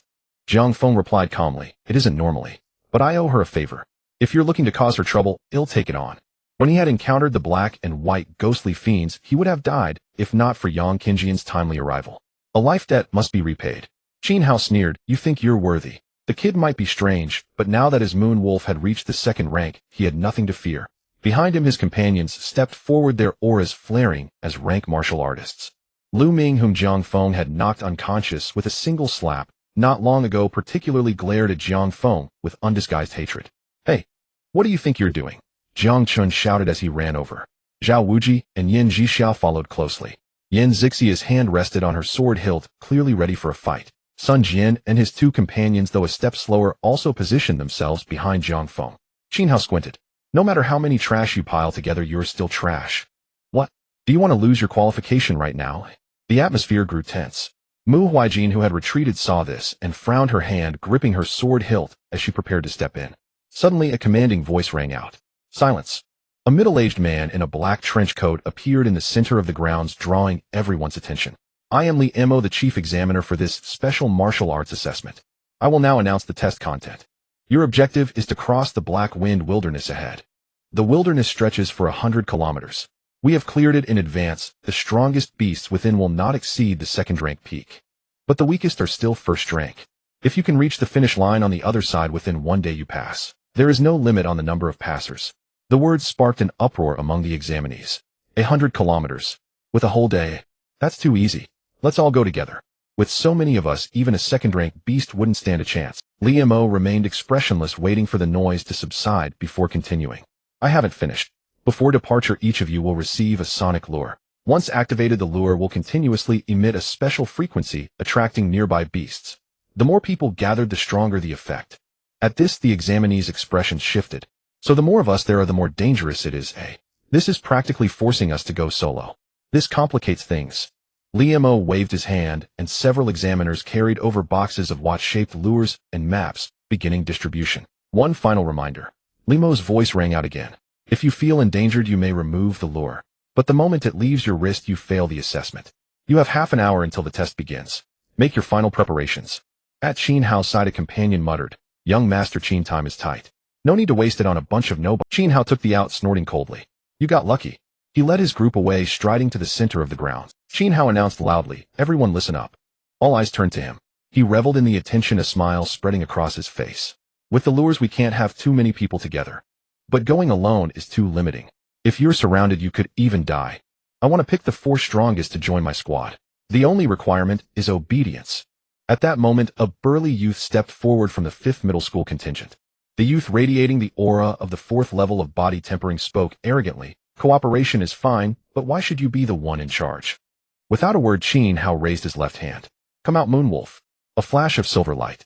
The Moonwolf, now larger than before, appeared before the crowd. The terrifying aura of a second-rank beast spread instantly. Whoa! The Moonwolf howled at the sky, its blood-red eyes locked on the burly youth bearing its sharp fangs. The youth's face paled, and he stumbled back several steps. Qin Hao smirked, proudly scanning the crowd. Now do you see what gives me the right? No one dared to speak. With a second-rank battle pet at his command, Qin Hao is indeed qualified to lead. All right, I'll follow young Master Qin. Count me in. Me too. Soon 4 powerful prodigies joined Qin Hao's team. Qin Hao's smugness deepened. He turned to Mu Huijin again, his tone arrogant. Mu Huijin, I'll give you one more. Mu Huijin didn't even glance at him, uttering 2 flat words. Idiot. Qin Hao's face turned. This woman really had no sense of gratitude. In the distance, the examiners gathered. Chief Examiner Li Mo asked gravely, well, found any promising talents? The examiner on the left shook his head. Nothing special. What geniuses can come from a place like this? As for those transferred from the provincial capitals, they're the ones who couldn't make it there. Qin Hao is passable.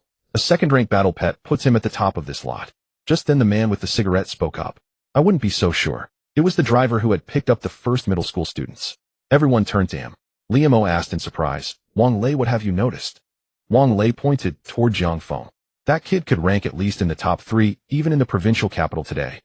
The examiners all looked stunned, their gazes shifting to Jiang Feng. They quickly sensed something unusual about him. This kid has opened the gate of spirit.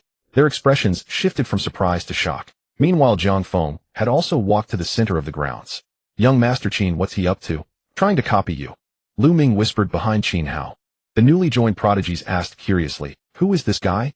Daring to cross young Master Qin. Qin Hao glanced back, disdain flickering in his eyes. Just a clown putting on a show.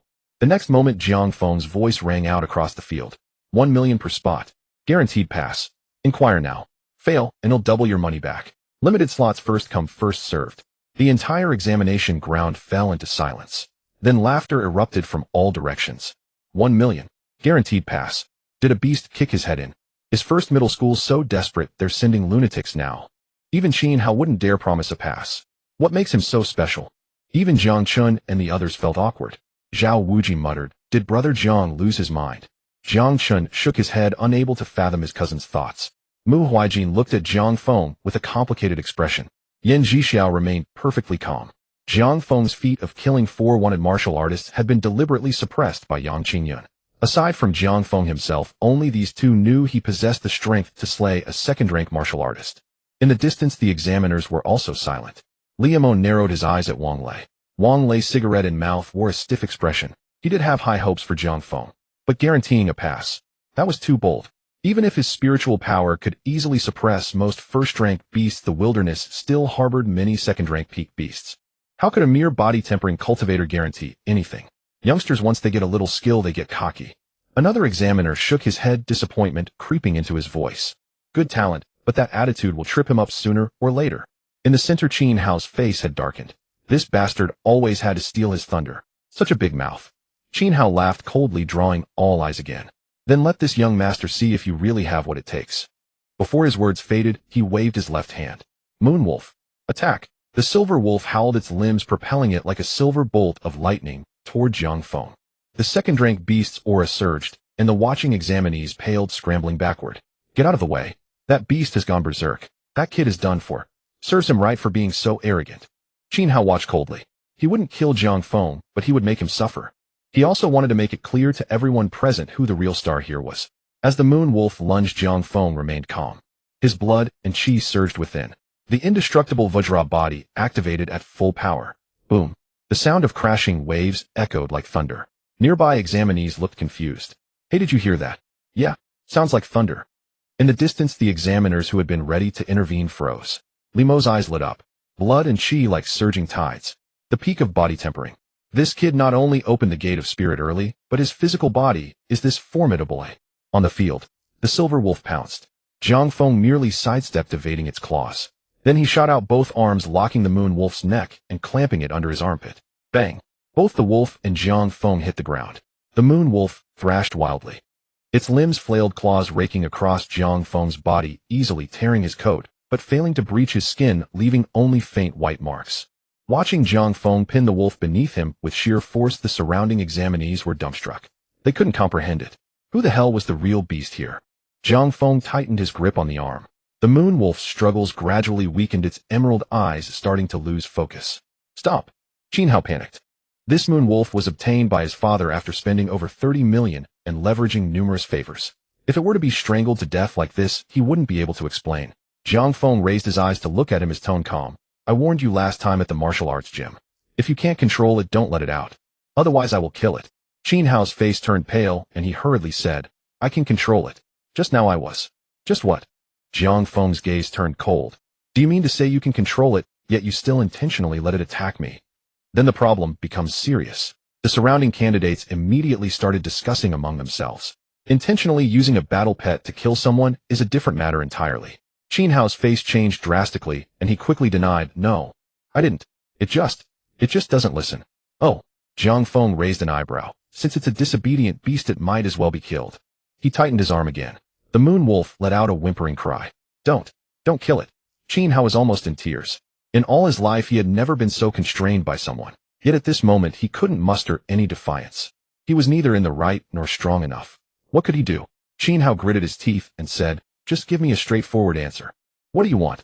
Jiang Feng temporarily stopped his actions. Mental distress compensation 1 million. Qin Hao's eyes widened. I don't have that much money. It's fine. Jiang Feng smiled, an IOU would suffice. The Qin family from the eastern province is affluent enough they wouldn't mind this 1 million. Moreover, there are so many examiners as witnesses. Qin Hao took a deep breath. Fine. I accept. Just let go of your hand. Jiang Feng made no move. With a dark face, Qin Hao had a companion borrow paper and pen from the city guards and wrote an IOU signing his name and pressing his fingerprint before Jiang Feng finally released his arm. The moon wolf struggled to rise, tucking its tail and shrinking behind Qin Hao. Jiang Feng took the IOU, nodding in satisfaction. Young Master Qin is generous. Qin Hao's face turned ashen, speechless, and turned to leave. The people behind him exchanged looks and hurried to catch up. Lu Ming leaned toward Qin Hao, lowering his voice to stir the pot. Young Master Qin, are you really letting it go like this?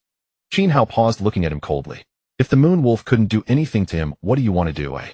Lu Ming forced a smile. With the power of the Qin family, dealing with a poor student shouldn't be hard, right? Before he could finish his sentence, Qin Hao slapped him across the face. Have you lost your mind? Qin Hao shouted angrily. He can suppress a second-tier battle pet with a first tier. Do you know what that means? Did you not see how the examiners looked at him?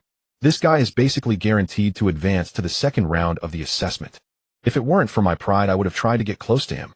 Lu Ming covered his face, too angry to speak. The more Qin Hao looked at him, the angrier he became. It was you stirring things up here multiple times, making it hard for me to back down. From now on, keep your distance from me. Lu Ming panicked. Young Master Qin, what about this assessment? Qin Hao kicked him to the ground. Figure it out yourself. If you come any closer, I'll let the moon wolf bite you to death. With that, Qin Hao left without looking back. Lu Ming lay on the ground covered in dirt. In the distance, Zhao Wujia saw this scene and couldn't help but laugh. Serves him right. Lu Ming has always looked at Jiang Ge with disdain. Now it's come back to bite him. Jiang Feng shook his head and ignored the situation. He clapped his hands, saying loudly, the assessment will begin shortly. Those who want to join should hurry up. However, payment must be made first. No credit. The crowd fell silent. Soon someone stepped forward. Jiang classmate. A slightly plump boy hesitated and asked, is it really guaranteed? Jiang Feng nodded. Guaranteed, but with double compensation. And you won't need to lift a finger. Oh, just follow the instructions. Of course, if you don't follow the instructions and get hurt or die, then it's on you. These can all be witnessed by the examiners, and a written agreement can be established. Hearing this, several people were tempted. 1 million is astronomical for ordinary people, but there are quite a few wealthy individuals present. If they can pass the assessment securely, their families would definitely be willing to pay. Not to mention the double compensation. It's a win-win. I want in. Count me in. I'm in too. Soon 15 people surrounded him, mostly local candidates who were not strong enough, but had wealthy families. They called their families to explain the situation, and after getting confirmation, they nodded in agreement. Jiang Feng looked at a few people beside him. Yanjixia, Jiang Chun, Zhao Wujia, you won't have to pay. The three were taken aback. Jiang Chun quickly said, brother, this won't do. Jiang Feng waved his hand. We are family, no need to mention money. He then looked at Sun Jian and the others. If you want to join, just give half. Sun Jian and the others exchanged glances, their eyes showing complex emotions. Sun Jian was the first to speak. Thanks. Zhou Yan and Zheng Kai also nodded. Jiang Feng then glanced at Mu Huijin, who had been standing a short distance away. Mu classmate, do you want to join? No charge. Mu Huijin looked at him, shook his head. No need. Jiang Feng didn't press. All right, then be careful on your own. In the end, Jiang Feng led a group marching towards the examiners. Examiner teachers, we want to establish a written agreement and would like to ask you to witness it. A group of examiners exchanged glances. One examiner frowned. Isn't this against the rules? Wang Lei smiled. The higher-ups didn't say it's not allowed. Liu Mo remained silent for a moment before decisively saying, fine, we can witness it. But I must say beforehand, if anything happens during the assessment, we bear no responsibility. Jiang Feng nodded. No problem. A group of people established the written agreement and transferred the money. Jiang Feng took out his phone and looked at the bank notification message. 16,500,000. Received. Jiang Feng smiled. His wallet was finally getting filled again. Behind him, Jiang Chen muttered, brother, your smile is so lewd. Jiang Feng's smile froze, and he turned to look at him. Jiang Chen quickly shut up. At this moment, the signal for the assessment to begin sounded. Qin Hao led his team into the wilderness first. Mu Huijin alone moved swiftly and soon disappeared from everyone's sight. Other candidates partnered up in groups of 2 or 3 and quickly dispersed. At the entrance of the exam site, only Jiang Feng's group remained. Over 20 people in total. A candidate who had paid approached and asked Jiang Feng, how do we proceed? Jiang Feng took out a map and unfolded it. The map not only showed several routes, but also marked the approximate coverage of ferocious beasts. Jiang Feng pointed directly at a straight line on the map. We'll take the shortest route. The crowd looked down. That straight line passed through an area marked with red skulls. This indicated extreme danger. Someone couldn't help but speak up. This route is indeed the shortest, but the ferocious beasts are also the most numerous. Jiang Feng rolled up the map, nodding. That's exactly why we want to face more ferocious beasts. If there are fewer, I want go. The crowd exchanged glances, all wondering if Jiang Feng had lost his mind. At that moment, a system prompt suddenly sounded in Jiang Feng's mind. Ding. Detected that the host is about to participate in a special martial arts assessment. Task triggered: live or die. Task content: the host must rid himself of the title of useless and obtain more resources. The special martial arts assessment is of utmost importance. Without the courage to live or die, you will never be able to turn your fate around. Task difficulties: class. Task hint: the host is too weak. This assessment is fraught with danger, and after meticulous calculations, the survival rate for the host is only 0.001. It is recommended that the host closely follow behind the strong and survive by any means necessary. Task reward issued based on completion: DS class. The higher the completion, the more generous the reward. Jiang Feng's eyes brightened. Class. The last two A-class tasks had significant rewards. What kind of change would its class reward bring him? Jiang Feng suppressed the excitement in his heart, glanced back at the team behind him, and spoke loudly. Though it felt somewhat unreliable, they had already paid, and the group could only grit their teeth and follow along. The procession moved grandly into the wilderness. At the entrance, a group of examiners had expressions that varied widely. One examiner shook his head and sighed. With so many people gathered together, the effect of the sound wave trapping device will be maximized. Taking the most dangerous route. Isn't this asking for death? Liemo squinted his eyes. What exactly does this kid want to do? Wang Lei, biting on a cigarette, stared in the direction the group was heading. Li Gu, I remember you said something last time. Liemo looked at him. Wang Lei exhaled a puff of smoke and slowly said, geniuses are always different from the rest. In the Black Wind Wilderness, Jiang Feng led the charge, walking at the front of the group. Behind him, more than 20 people followed closely, each with a tense expression, looking around anxiously. The sound wave trapping device on his wrist flashed red, continuously emitting sound waves that were difficult for ordinary people to detect. With over 20 trapping devices combined, the effect was unimaginable. In less than 10 minutes, rustling sounds emerged from the wild grass ahead. A wild beast is coming. It's an iron spine hyena. A peak first-grade ferocious beast. Someone shouted nervously. In the next moment, 3 iron spine hyenas sprang out from the wild grass, each the size of a calf, with rows of backward-facing bony spines on their backs. Their eyes flashed with cunning, bloodthirsty ferocity as they slowly approached the group of examinees.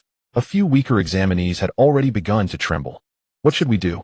We just entered and already encountered 3 peak, first-grade ferocious beasts. How will we fight later?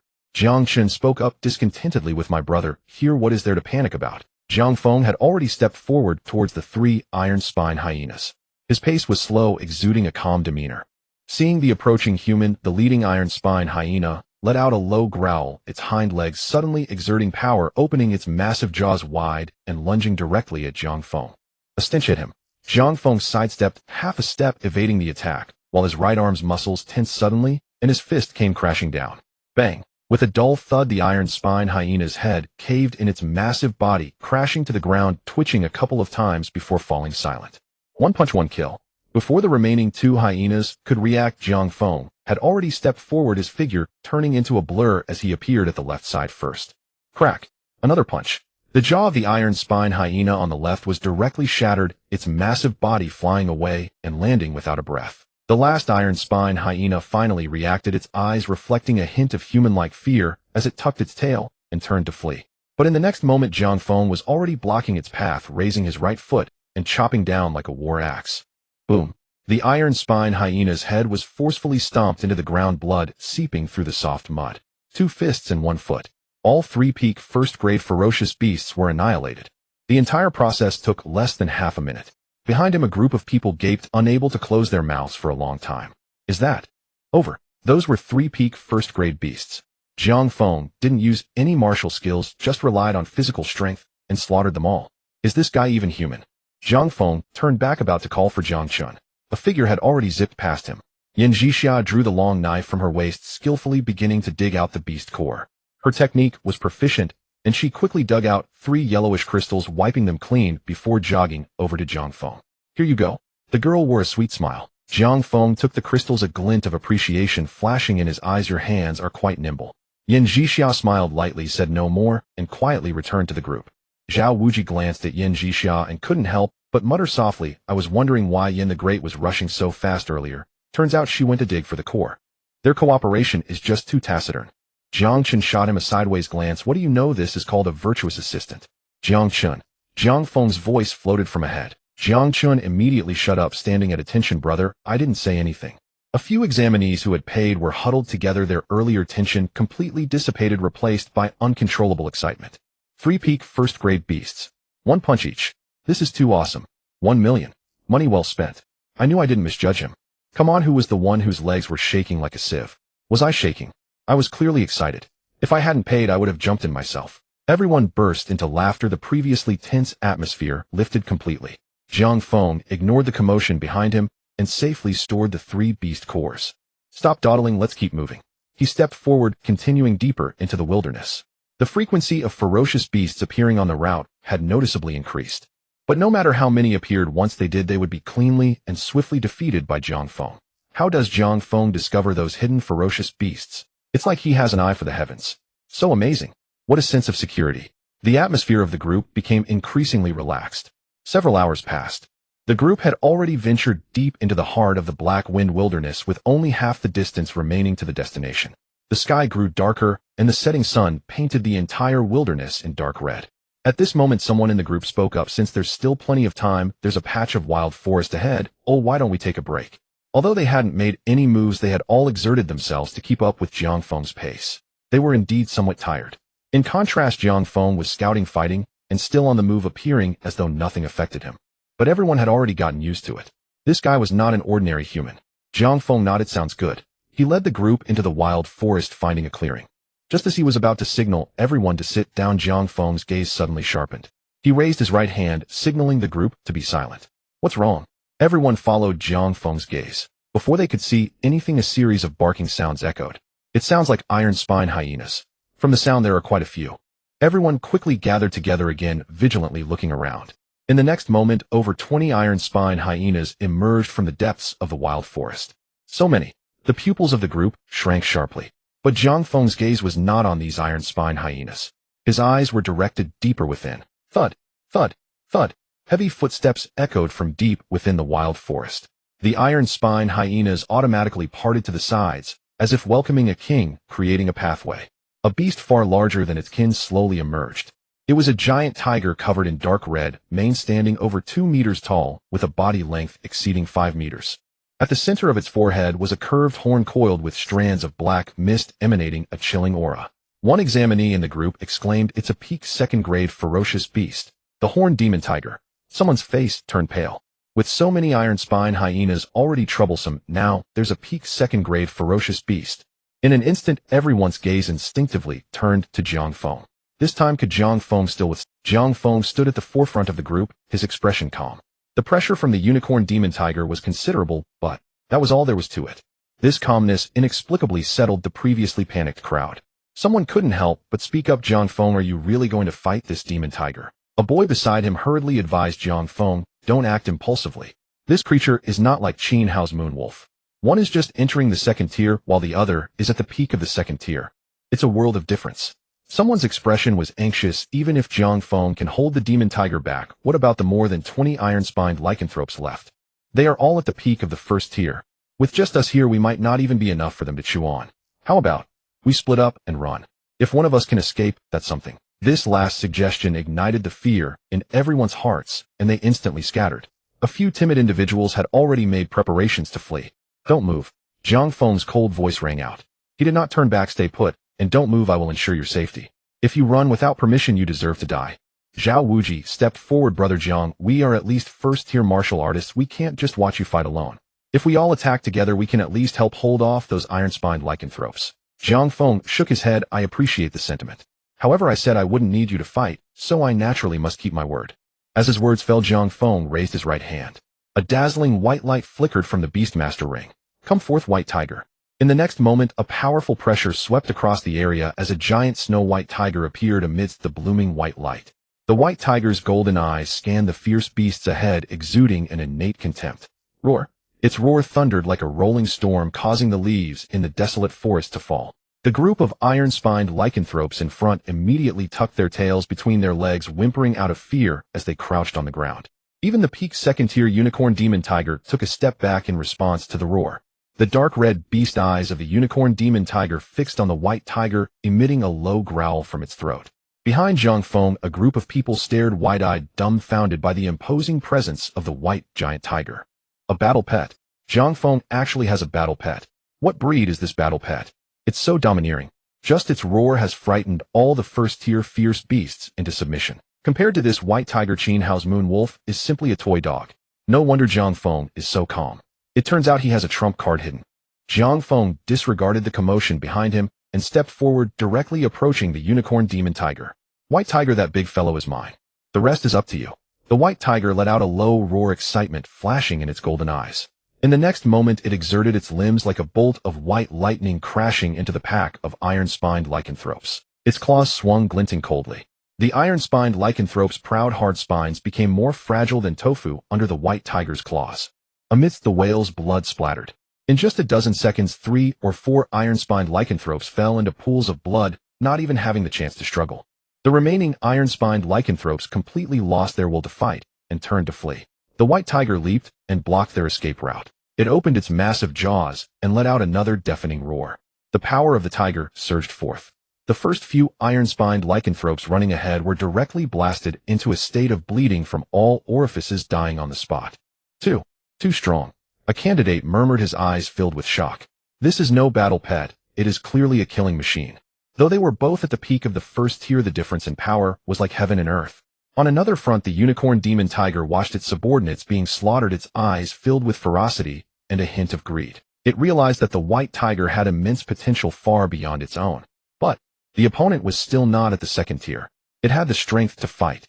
If it could devour the opponent's beast essence core, then it would have a great chance of breaking through its own innate limits. As for the human approaching it, the Unicorn Demon Tiger did not care. Roar. The Unicorn Demon Tiger unleashed a deafening roar, its limbs exerting tremendous strength, its massive body charging toward Zhang Feng like an uncontrollable tank. The ground shook violently. Be careful. Yan Zhixia couldn't help but remind. Zhang Feng's expression remained unchanged as he took a step, advancing instead of retreating. Indestructible body. The blood within him surged to its fullest, enveloping him in a layer of golden radiance.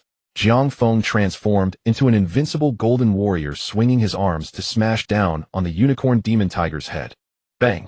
His fist collided with the tiger's head, producing a deep, muffled sound. The massive body of the Unicorn Demon Tiger shook, its forward momentum abruptly halted, a flash of human-like astonishment appearing in its eyes. Zhang Feng was sent flying, twisting in midair before landing steadily. Yet it was evident he had not suffered any significant harm. Zhang Feng's expression remained calm. He had anticipated that his strength would not match the Unicorn Demon Tiger. Come again. Zhang Feng stepped forward, charging out once more. Roar. The Unicorn Demon Tiger roared, its ferocity surging as it lunged forward.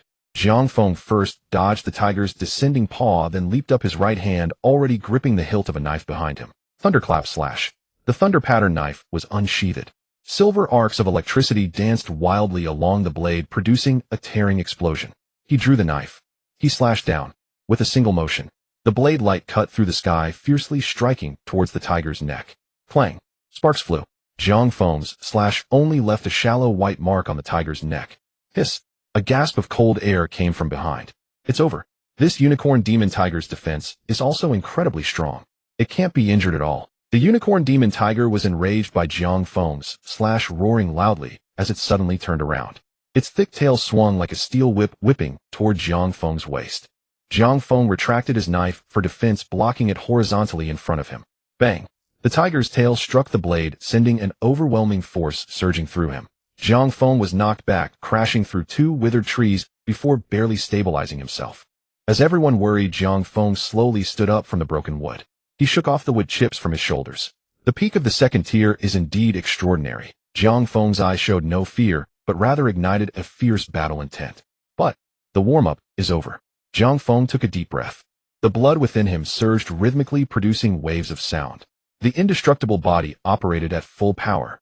A visible golden aura erupted from his body. His already tall frame seemed to swell further, the lines of his muscles appearing as if forged from steel, exuding an unbreakable heaviness. Zhang Feng stepped forward, the ground exploding beneath him. He charged like a golden meteor toward the Unicorn Demon Tiger. The Demon Tiger roared in anger, charging as well. However, before getting close, the demon tiger seemed to sense something terrifying. Its body suddenly tensed. In the distance, the white tiger let out a thunderous roar, its eyes shining with golden light, and a sharp aura surged around it. At the same moment, Jiang Feng's eyes transformed into golden tiger pupils. A domineering aura erupted explosively from Jiang Feng, his innate power activated. Tiger slaughtering god. Activate. Taking advantage of the moment when the unicorn demon tiger was lost in thought, Jiang Feng swiftly appeared before it and leaped into the air. The next instant, his right leg descended like a battle axe, carrying a crimson airflow, and struck fiercely on the tiger's head. Crack! The demon tiger's limbs went limp, and its massive body crashed to the ground. Its enormous head was directly smashed into the earth, creating a deep pit. Roar! The sense of impending death drove the unicorn demon tiger into a frenzy. But the next moment, Jiang Feng's pupils constricted as an invisible mental force radiated outward. Vajra mantra. In his sea of consciousness, the Vajra avatar glared angrily. Boom! The unicorn demon tiger felt as if it was being suppressed by an invisible force, its eyes momentarily unfocused.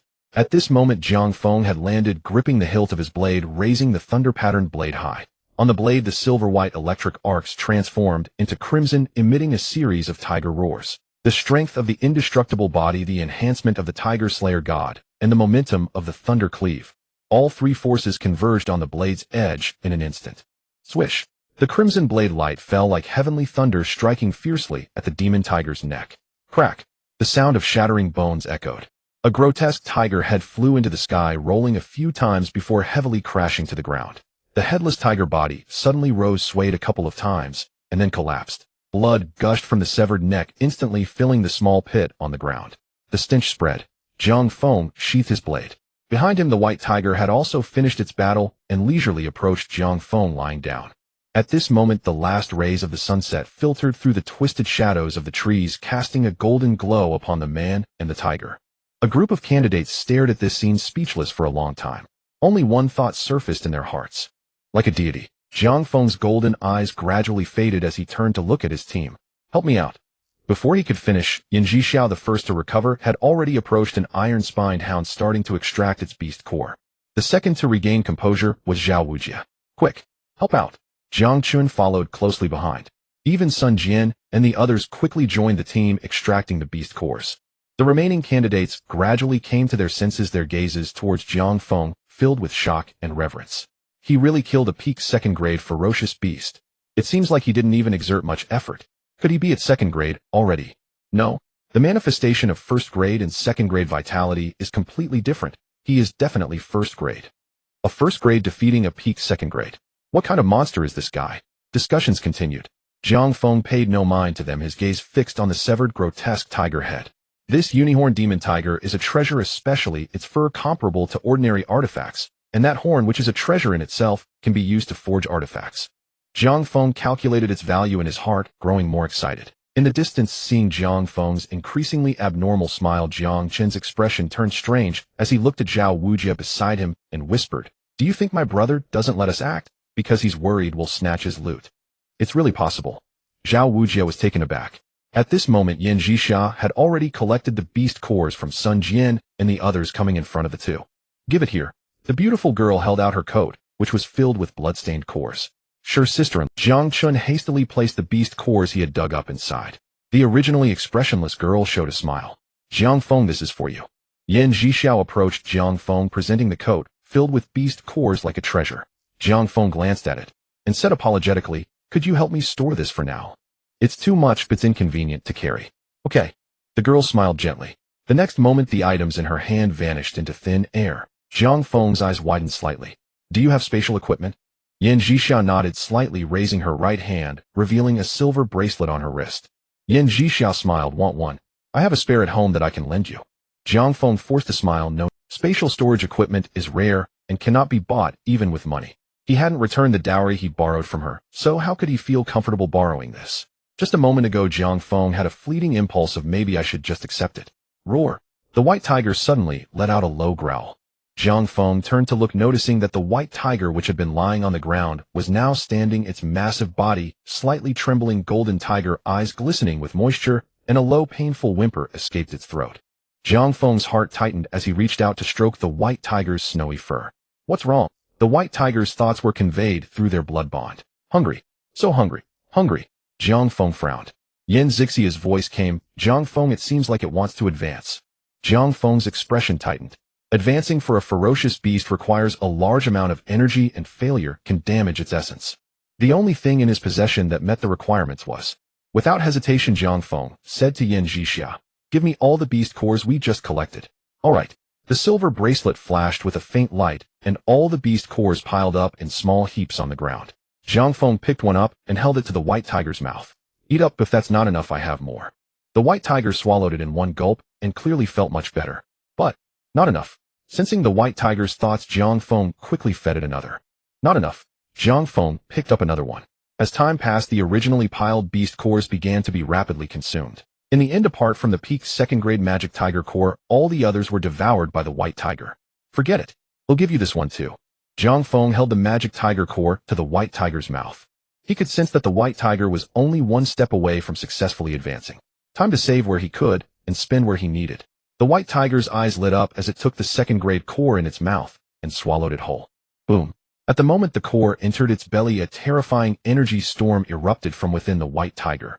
Golden light soared into the sky, illuminating the entire desolate forest as if it were daytime.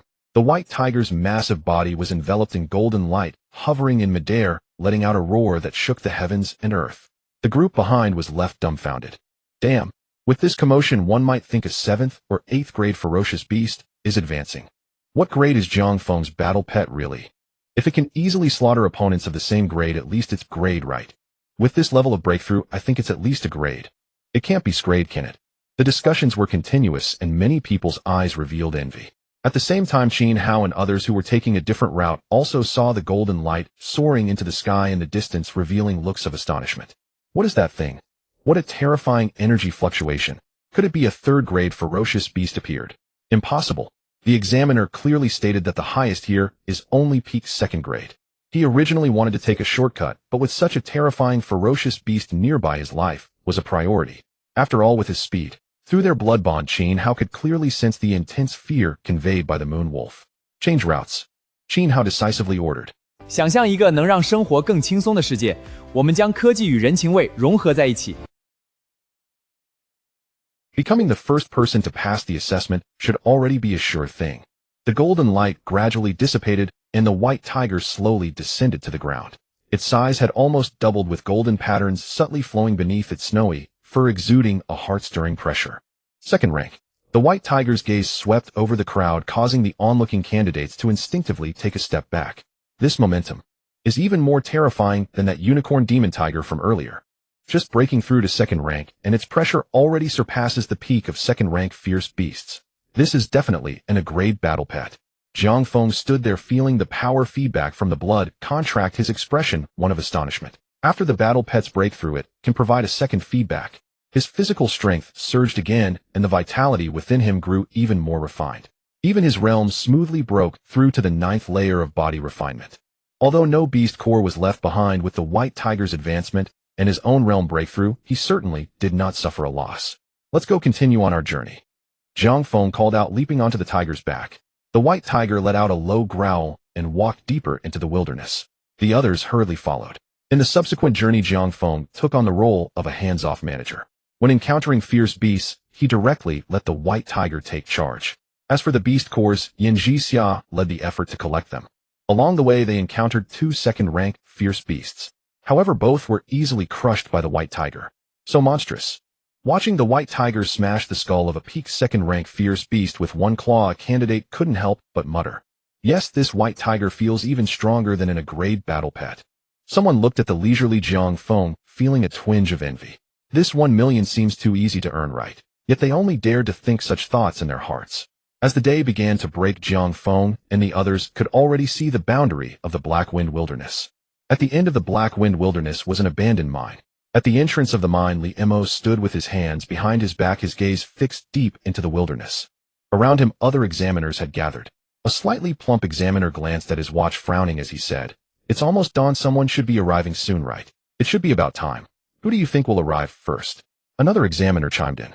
The slightly plump examiner smiled. "If it weren't for that candidate named Jiang Feng acting foolishly, I would definitely have picked him.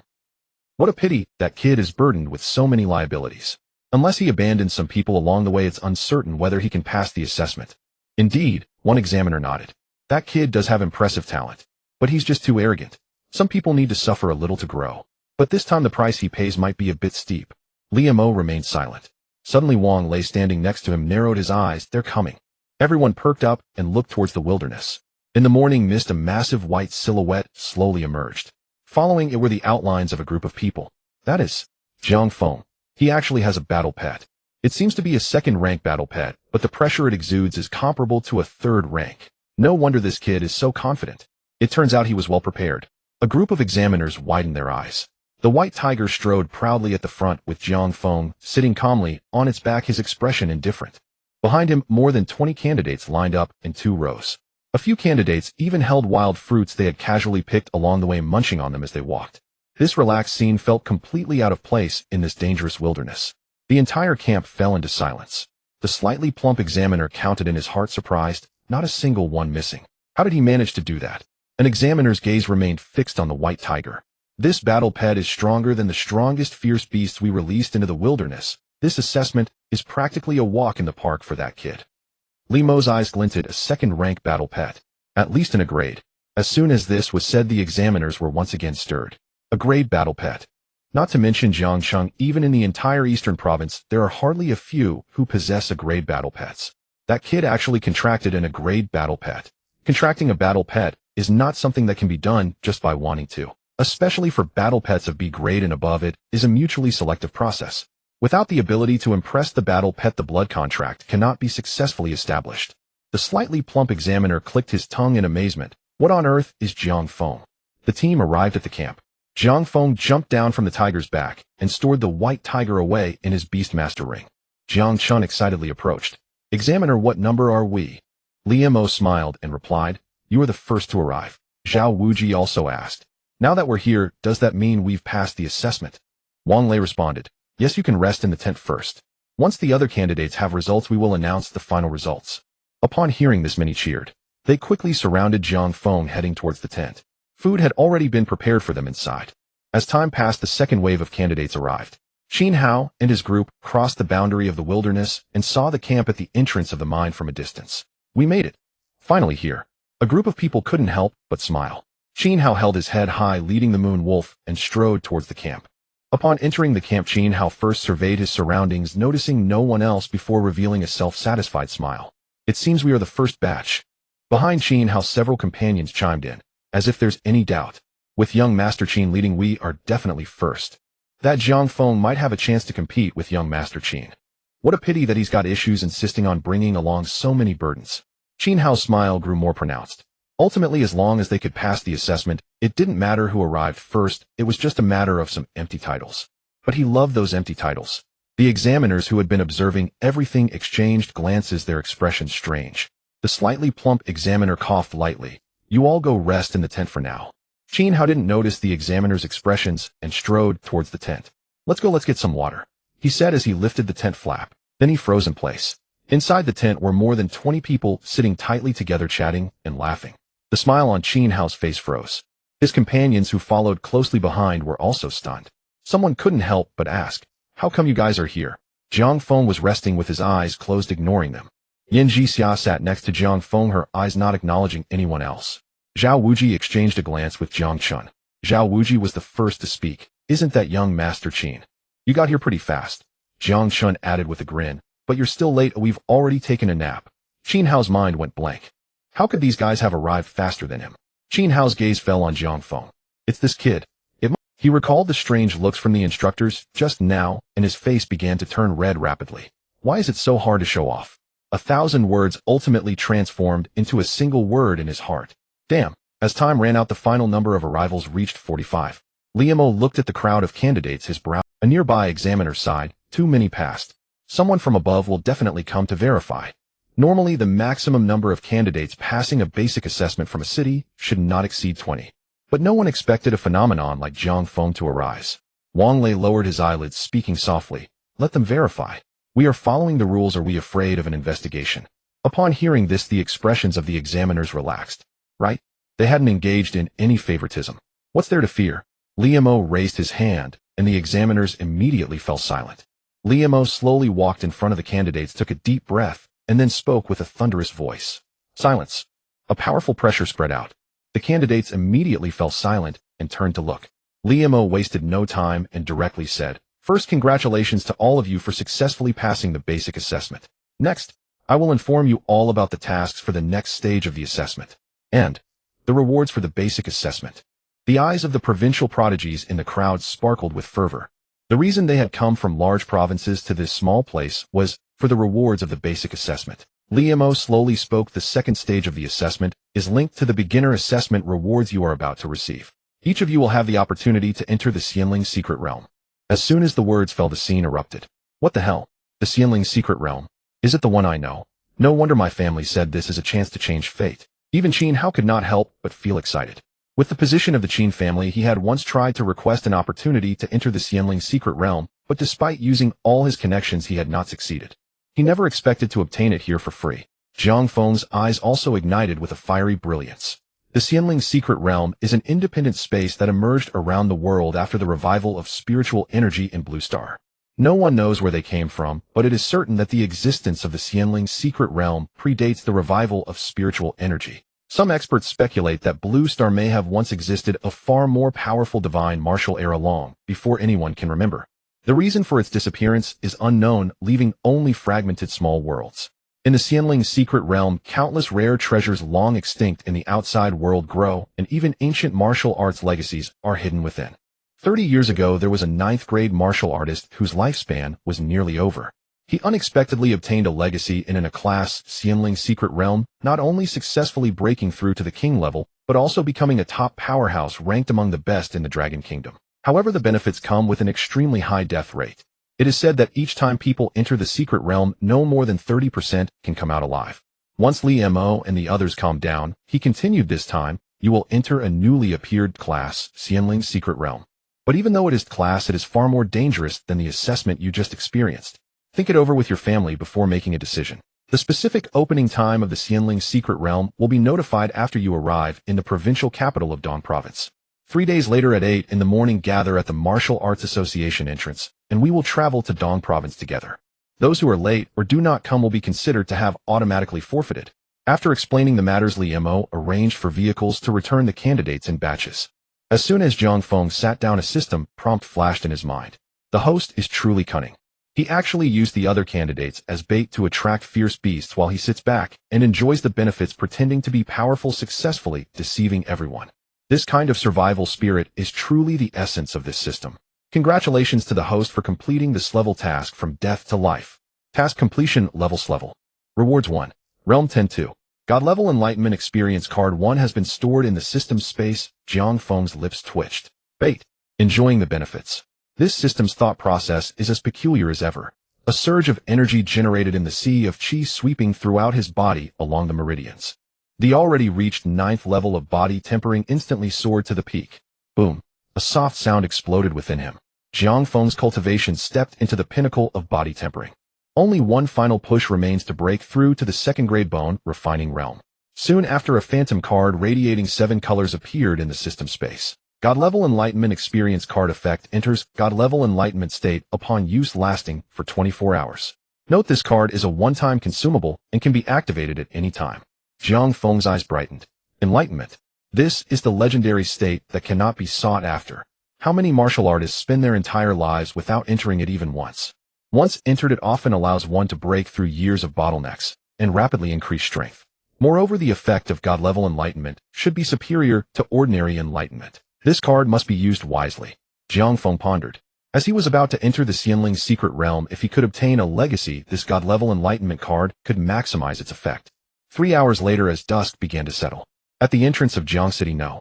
1 High School, just as he stepped off the bus, Jiang Feng saw his second uncle and second aunt waiting at the entrance. Jiang Feng was not surprised. Earlier on the return trip, Jiang Chun had already reported the good news back. His second uncle immediately decided to treat them, saying he would come to pick them up. Xiao Feng. Xiao Chun. His second aunt was the first to greet him, her face beaming with a radiant smile. Congratulations. You both passed the assessment. Indeed, brothers are united, and their strength is unbreakable. Jiang Feng replied in a neutral tone, second uncle and second aunt. Jiang Jianjun smiled as he opened the car door, calling out to Jiang Feng, get in. I've booked a private room, and your family and your third uncle's family have already arrived. We're just waiting for you. No trouble at all. Jiang Jianjun waved his hand repeatedly. We're all family. There's no need to be. The few of them got into the car and headed straight for the hotel. It was still the same hotel as the last gathering, and even the private room had not changed. Bro. As soon as they pushed the door open, Jiang Hao along with Jiang Shui and Jiang Yu ran over. Jiang Hao looked at him with admiration. Bro, did you pass the special martial arts exam? I heard that once you pass the special martial arts exam, you can choose any top martial arts university. Jiang Shui and Jiang Yu also looked at Jiang Feng with starry eyes. Jiang Feng chuckled and patted the heads of the three, saying, go back to your seats. Everyone took their seats and the food and drinks quickly arrived. The atmosphere this time was noticeably much better than last time. His second aunt wore a smile the entire time and did not leave early. The three brothers Jiang Jiangwo were also drinking to their heart's content. After a few rounds of drinks, Jiang Chen suddenly stood up with a drink in hand. Everyone turned to look at him. Jiang Jianjun said solemnly, Xiao Chen, today is a joyful day, don't mess around. Jiang Chen ignored him and solemnly bowed to his uncle's family and third uncle's family. Uncle, aunt, third uncle, third aunt. At the last gathering I was thoughtless and said many inappropriate things that I apologize with this drink in place of wine. After saying that, he tilted his head and drank the beverage in one go. The private room instantly fell silent. Everyone was stunned. Jiang Hao, sitting between Jiang Shui and Jiang Yu, couldn't help but whisper, Sister Shui, Sister Yu, do you think Jiang Chen might get drunk from drinking soda? The usually arrogant Jiang Chen would actually take the initiative to apologize. How astonishing. Although the elders were surprised, they all raised their glasses. Especially the third uncle and third aunt, who smiled brightly. We're all family, there's no need to say this. Jiang Chen then looked towards Jiang Shui and Jiang Yu. The two sisters instinctively shrank back. Jiang Chen smiled. Xiao Shui, Xiao Yu, when you have your holidays, come to the provincial city to play with your cousin. Cousin will take good care of you, show you around, and cover all expenses. Really? Jiang Shui and Jiang Yu's eyes widened in surprise. In this era, due to the presence of fierce beasts, the cost of traveling between cities is very high. They are ordinary people and basically have no opportunity to go out of the city. Of course it's true. Jiang Chen patted his chest and guaranteed, a gentleman's word is hard to take back. Jiang Shui and Jiang Yu smiled sweetly. Thank you, bro. Jiang Hao touched his chin. Could it be that Jiang Chen has been possessed by someone? Smack. A chestnut exploded on his head. Jiang Hao held his head with both hands, looking tearfully at the side bro. Jiang Feng picked up the drink and took a gentle sip. Don't call me by my name. He's also your brother. He could tell that Jiang Chen had indeed changed this time. This gathering was joyful for everyone. Until they returned to the hotel where they were staying, Jiang Jianjun's smile had not faded. The son has grown up and become sensible. But as soon as the door closed, Zhou Min suddenly spoke up. Xiao Chen, you performed well today. Your cousin is destined for a bright future. He also takes great care of your third uncle's family. If you actively make amends with your third uncle, it can also improve your cousin's impression of you. A whiff of calculation caused Jiang Jianjun's smile to fade. He looked at Jiang Chen. Could it be that his son thought the same way? Upon hearing this, Jiang Chen frowned. Mom, I didn't do this because of my cousin. I truly realized my mistakes, and inviting the two sisters to the provincial city to play is sincere, not just empty words. Zhou Min was taken aback. What do you mean? Jiang Chen took a deep breath and slowly said, Mom, you said last time that only those who can help each other can be considered family, but I think you are wrong, at least not entirely right. I believe that after excluding all external factors, including money, power, and status, those who are still willing to help each other can truly be called family. These words were what Jiang Chen heard when he privately apologized to Jiang Feng. Zhou Min's face darkened. I worked hard to raise you just to teach me a lesson. Mom. Jiang Chen raised his voice slightly. We originally didn't need to come to Jiang City. As long as the uncles helped me speak up, I could go to a better city for the assessment. But why didn't they speak up? It's because they think our family has no value. At least we are not worth their effort. I remember that day when you went to ask them for help, you came back angry, crying that they had no humanity. But Mom, think about it. Do you have humanity? You despise uncle's family. You look down on third uncle's family, thinking they are all poor relatives who will only drag us down. But this time in Jiang City, if it weren't for my cousin, I would have never passed the assessment. You always say others are snobbish, but what about you? Aren't you also snobbish? Shut up.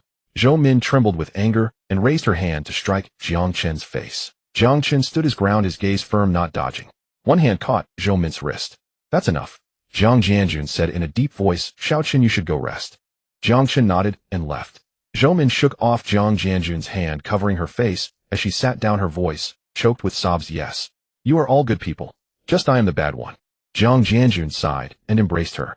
On the other side, as Jiang Feng's family just arrived home, they saw a figure standing at the door. A girl in a black long dress stood tall, her features particularly exquisite under the light. It was Mu, classmate. Jiang Feng was somewhat surprised. Mu Huiqing first bowed to Jiang Jiangguo and his wife, saying hello uncle and aunt. Then she looked at Jiang Feng. My dad wants to see you. Is it convenient now? Jiang Jiangguo and his wife exchanged glances, both seeing the gleam of gossip in each other's eyes. Jiang Feng nodded. It's convenient. Then let's go, the car is over there. Mu Huiqing turned and walked toward the black car by the roadside. Jiang Feng said goodbye to his parents and followed. Seeing the two walking side by side, Jiang Hao lowered his voice mysteriously, saying, Dad, Mom, my brother must be in a secret relationship. Jiang Jiangguo and Chun Xiulan each gave Jiang Hao a chestnut. What nonsense are you talking about? Chun Xiulan's face broke into a flower-like smile. He's about to graduate from high school. What kind of early relationship is that? Exactly. Jiang Jiangguo nodded. This girl is really beautiful, has a good temperament, and is polite. She is worthy of my son. Half an hour later, the car drove into the villa area and stopped in front of a European-style detached villa. We've arrived. Mu Huiqing opened the car door and got out first. She did not look back, her black skirt swaying gently with her steps, exuding an air of coldness that kept others at bay. Jiang Feng did not mind following her into the villa. Inside the villa, Yang Qingyun was brewing tea dressed in loose loungewear, which gave him an increasingly refined demeanor. Dad, I've brought him here. Mu Huiqing dropped the sentence and went straight up the stairs, quickly disappearing around the corner on the second floor. Seeing this, Yang Qingyun shook his head, helplessly sighing inwardly. This girl really has no awareness at all. Retracting his gaze, Yang Qingyun looked at Jiang Feng, a gentle smile appearing on his face. Jiang Feng, please sit. Yang Qingyun gestured for Jiang Feng to sit opposite him. Jiang Feng complied and directly got to the point. Senior, I wonder why you called me here. Yang Qingyun did not hesitate. It's about the immortal spirit secret realm. I have already received news that this time there are over 700 people in the entire eastern province who have passed the preliminary assessment. Moreover, at least 30 of them have broken through to the second rank of martial arts. What? Jiang Feng showed a look of surprise. In previous years of martial arts assessments, being able to break through to a formal martial artist before the exam was already a sign of excellence, ensuring a stable admission to top martial arts universities. Someone like him who reached the peak of body tempering at 18 could be considered a rare gem nationwide. But now in just one major province there are more than 30 prodigies who have entered the second rank. Yang Qingyun smiled slightly and explained, no need to be surprised. For those martial arts aristocratic families, as long as the resources are sufficient, it is not particularly difficult to elevate their realms in the early stages. It's just that in previous years these individuals intentionally suppressed their realms.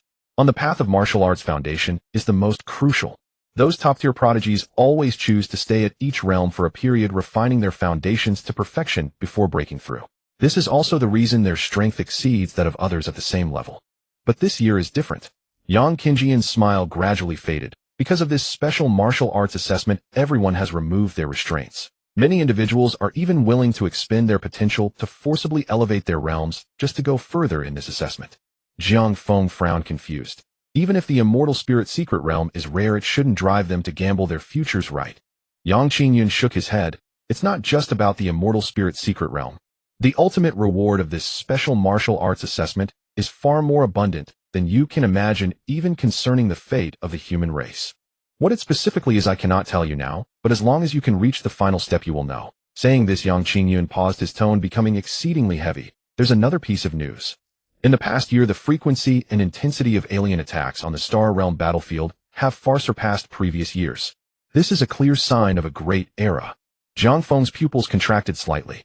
The so-called Great Era is essentially a war for the survival of races. Once it reaches that point, there will be no distinction between the strong and the weak, nor any difference between men and women, young and old, or family background. As long as one is a martial artist, they must go to the battlefield using their flesh and blood to fill that line of life and death. Yang Qingyun continued, this is also one of the important reasons for pushing the special martial arts assessment.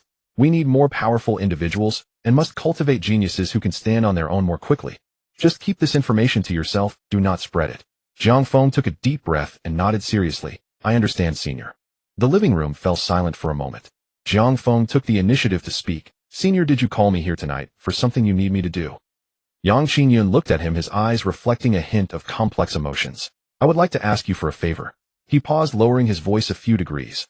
I hope you can take good care of Huijin in the immortal spirit secret realm. You have seen Huijin's personality, how she is proud and aloof in front of others, and has basically no friend. Although her mother is from the Mu family's direct lineage, I am ultimately just a son-in-law in the Mu family. Huijin does not like to cater to those elders, so her position in the family is somewhat awkward. His tone was calm, but Jiang Feng could sense the helplessness hidden beneath that calmness. This special martial arts assessment is her opportunity. If she can shine brightly in the secret realm, she can alter her situation in the family and draw more attention and resources from them. Yang Qingyun did not continue speaking, merely looking at Jiang Feng. Jiang Feng nodded. Senior, rest assured, I will do my utmost within my capabilities. Yang Qingyun broke into a smile. That will be enough. He took out a business card from his pocket and slid it in front of Jiang Feng. Once you reach the provincial city, if you encounter any troubles, you can come find me directly. In the provincial city, the Mu family still holds some weight. Jiang Feng accepted the business card and tucked it away. Thank you, senior. He stood up, cupping his hands towards Yang Qingyun. It's getting late.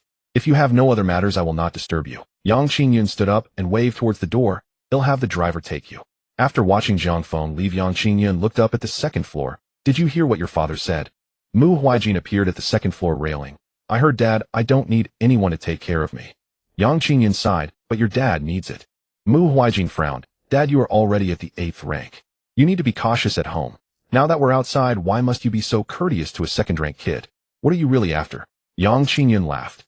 I entered the Mu family in the name of a prodigy, becoming a joke in others' eyes, but because of that I was able to break through to the 8th rank and reach this point today. This is for myself, and I do not regret it. Now being courteous to that kid is to find a support for my daughter, wanting her to return safely. Naturally, I would not feel stifled. Mu Huijin wanted to say more, but Yang Qingyun suddenly appeared behind her. He bent his finger and ouch. Dad, what are you doing? Mu Huijin hugged her head, completely losing her cold demeanor. Yang Qingyun pointed outside. If you need something from others, then be a little courteous. Calling others a kid, aren't you one yourself? Mu Huijin looked at her father, silent for a few seconds, then suddenly spoke seriously. Dad, just you wait, one day, I will make the entire Mu family change their surname. To take your surname, Yang. Yang Qingyun was taken aback and chuckled. Is that so? He stretched out his hand and placed it on his daughter's head, his tone becoming even gentler. Dad is looking forward to it. 3 days passed in the blink of an eye. On a clear morning at 7:30 at the entrance of the Martial Arts Association, a silver-gray bus stopped by the road, the logo of the Martial Arts Association printed on its body. When Jiang Feng arrived, quite a few people had already gathered at the entrance. Zhao Wuji was squatting on the steps eating a bun. Upon seeing Jiang Feng approach, he quickly swallowed the food in his mouth and stood up. Brother Jiang. He glanced behind Jiang Feng and was momentarily taken aback. Behind Jiang Feng, besides Jiang Chun, there was also a cold and proud figure. Mu Huijin, dressed in a black combat outfit with a long sword hanging at her waist, stood just 2 steps behind Jiang Feng. What's going on? Zhao Wuji leaned closer to Jiang Chun, lowering his voice. Why is the Mu family's young lady following Brother Jiang? Jiang Chun shook his head. I don't know either. This morning it was originally his father who was supposed to take them over, but then Mu Huijin suddenly appeared and took them all away. Zhao Wuji frowned. This situation seems off. What about the campus bell, Yan? Jiang Chun scanned around. Is Ji Xia still not here? Jiang Feng suddenly turned around and glanced at the two. His gaze was calm. Jiang Chun and Zhao Wuji quickly fell silent, looking up at the sky or munching on buns. Mu Huijin's expression turned even colder, yet she still did not leave Jiang Feng's side.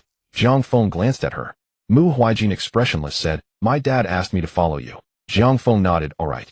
Just one word without further questioning. Mu Huijin also said no more.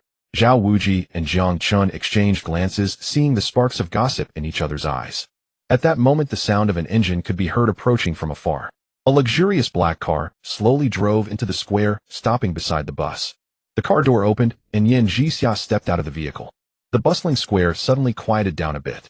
Yan Jixia, dressed in white martial attire, did not tie her hair up in a ponytail. Her long dark hair cascaded over her shoulders, making her appear even more gentle and lovely. She wore a silver long knife at her waist, the scabbard embedded with tiny crystals that refracted dazzling light under the sun, clearly a treasure. But that was not the reason the crowd was in a daze.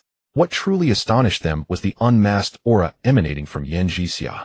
Yan Jixia trotted up to Jiang Feng. Jiang Feng was equally astonished and couldn't help but ask, second rank. How did you achieve that? Yan Jixia smiled and replied, My mother left me a little something and I used it. The immortal spirit secret realm is quite dangerous.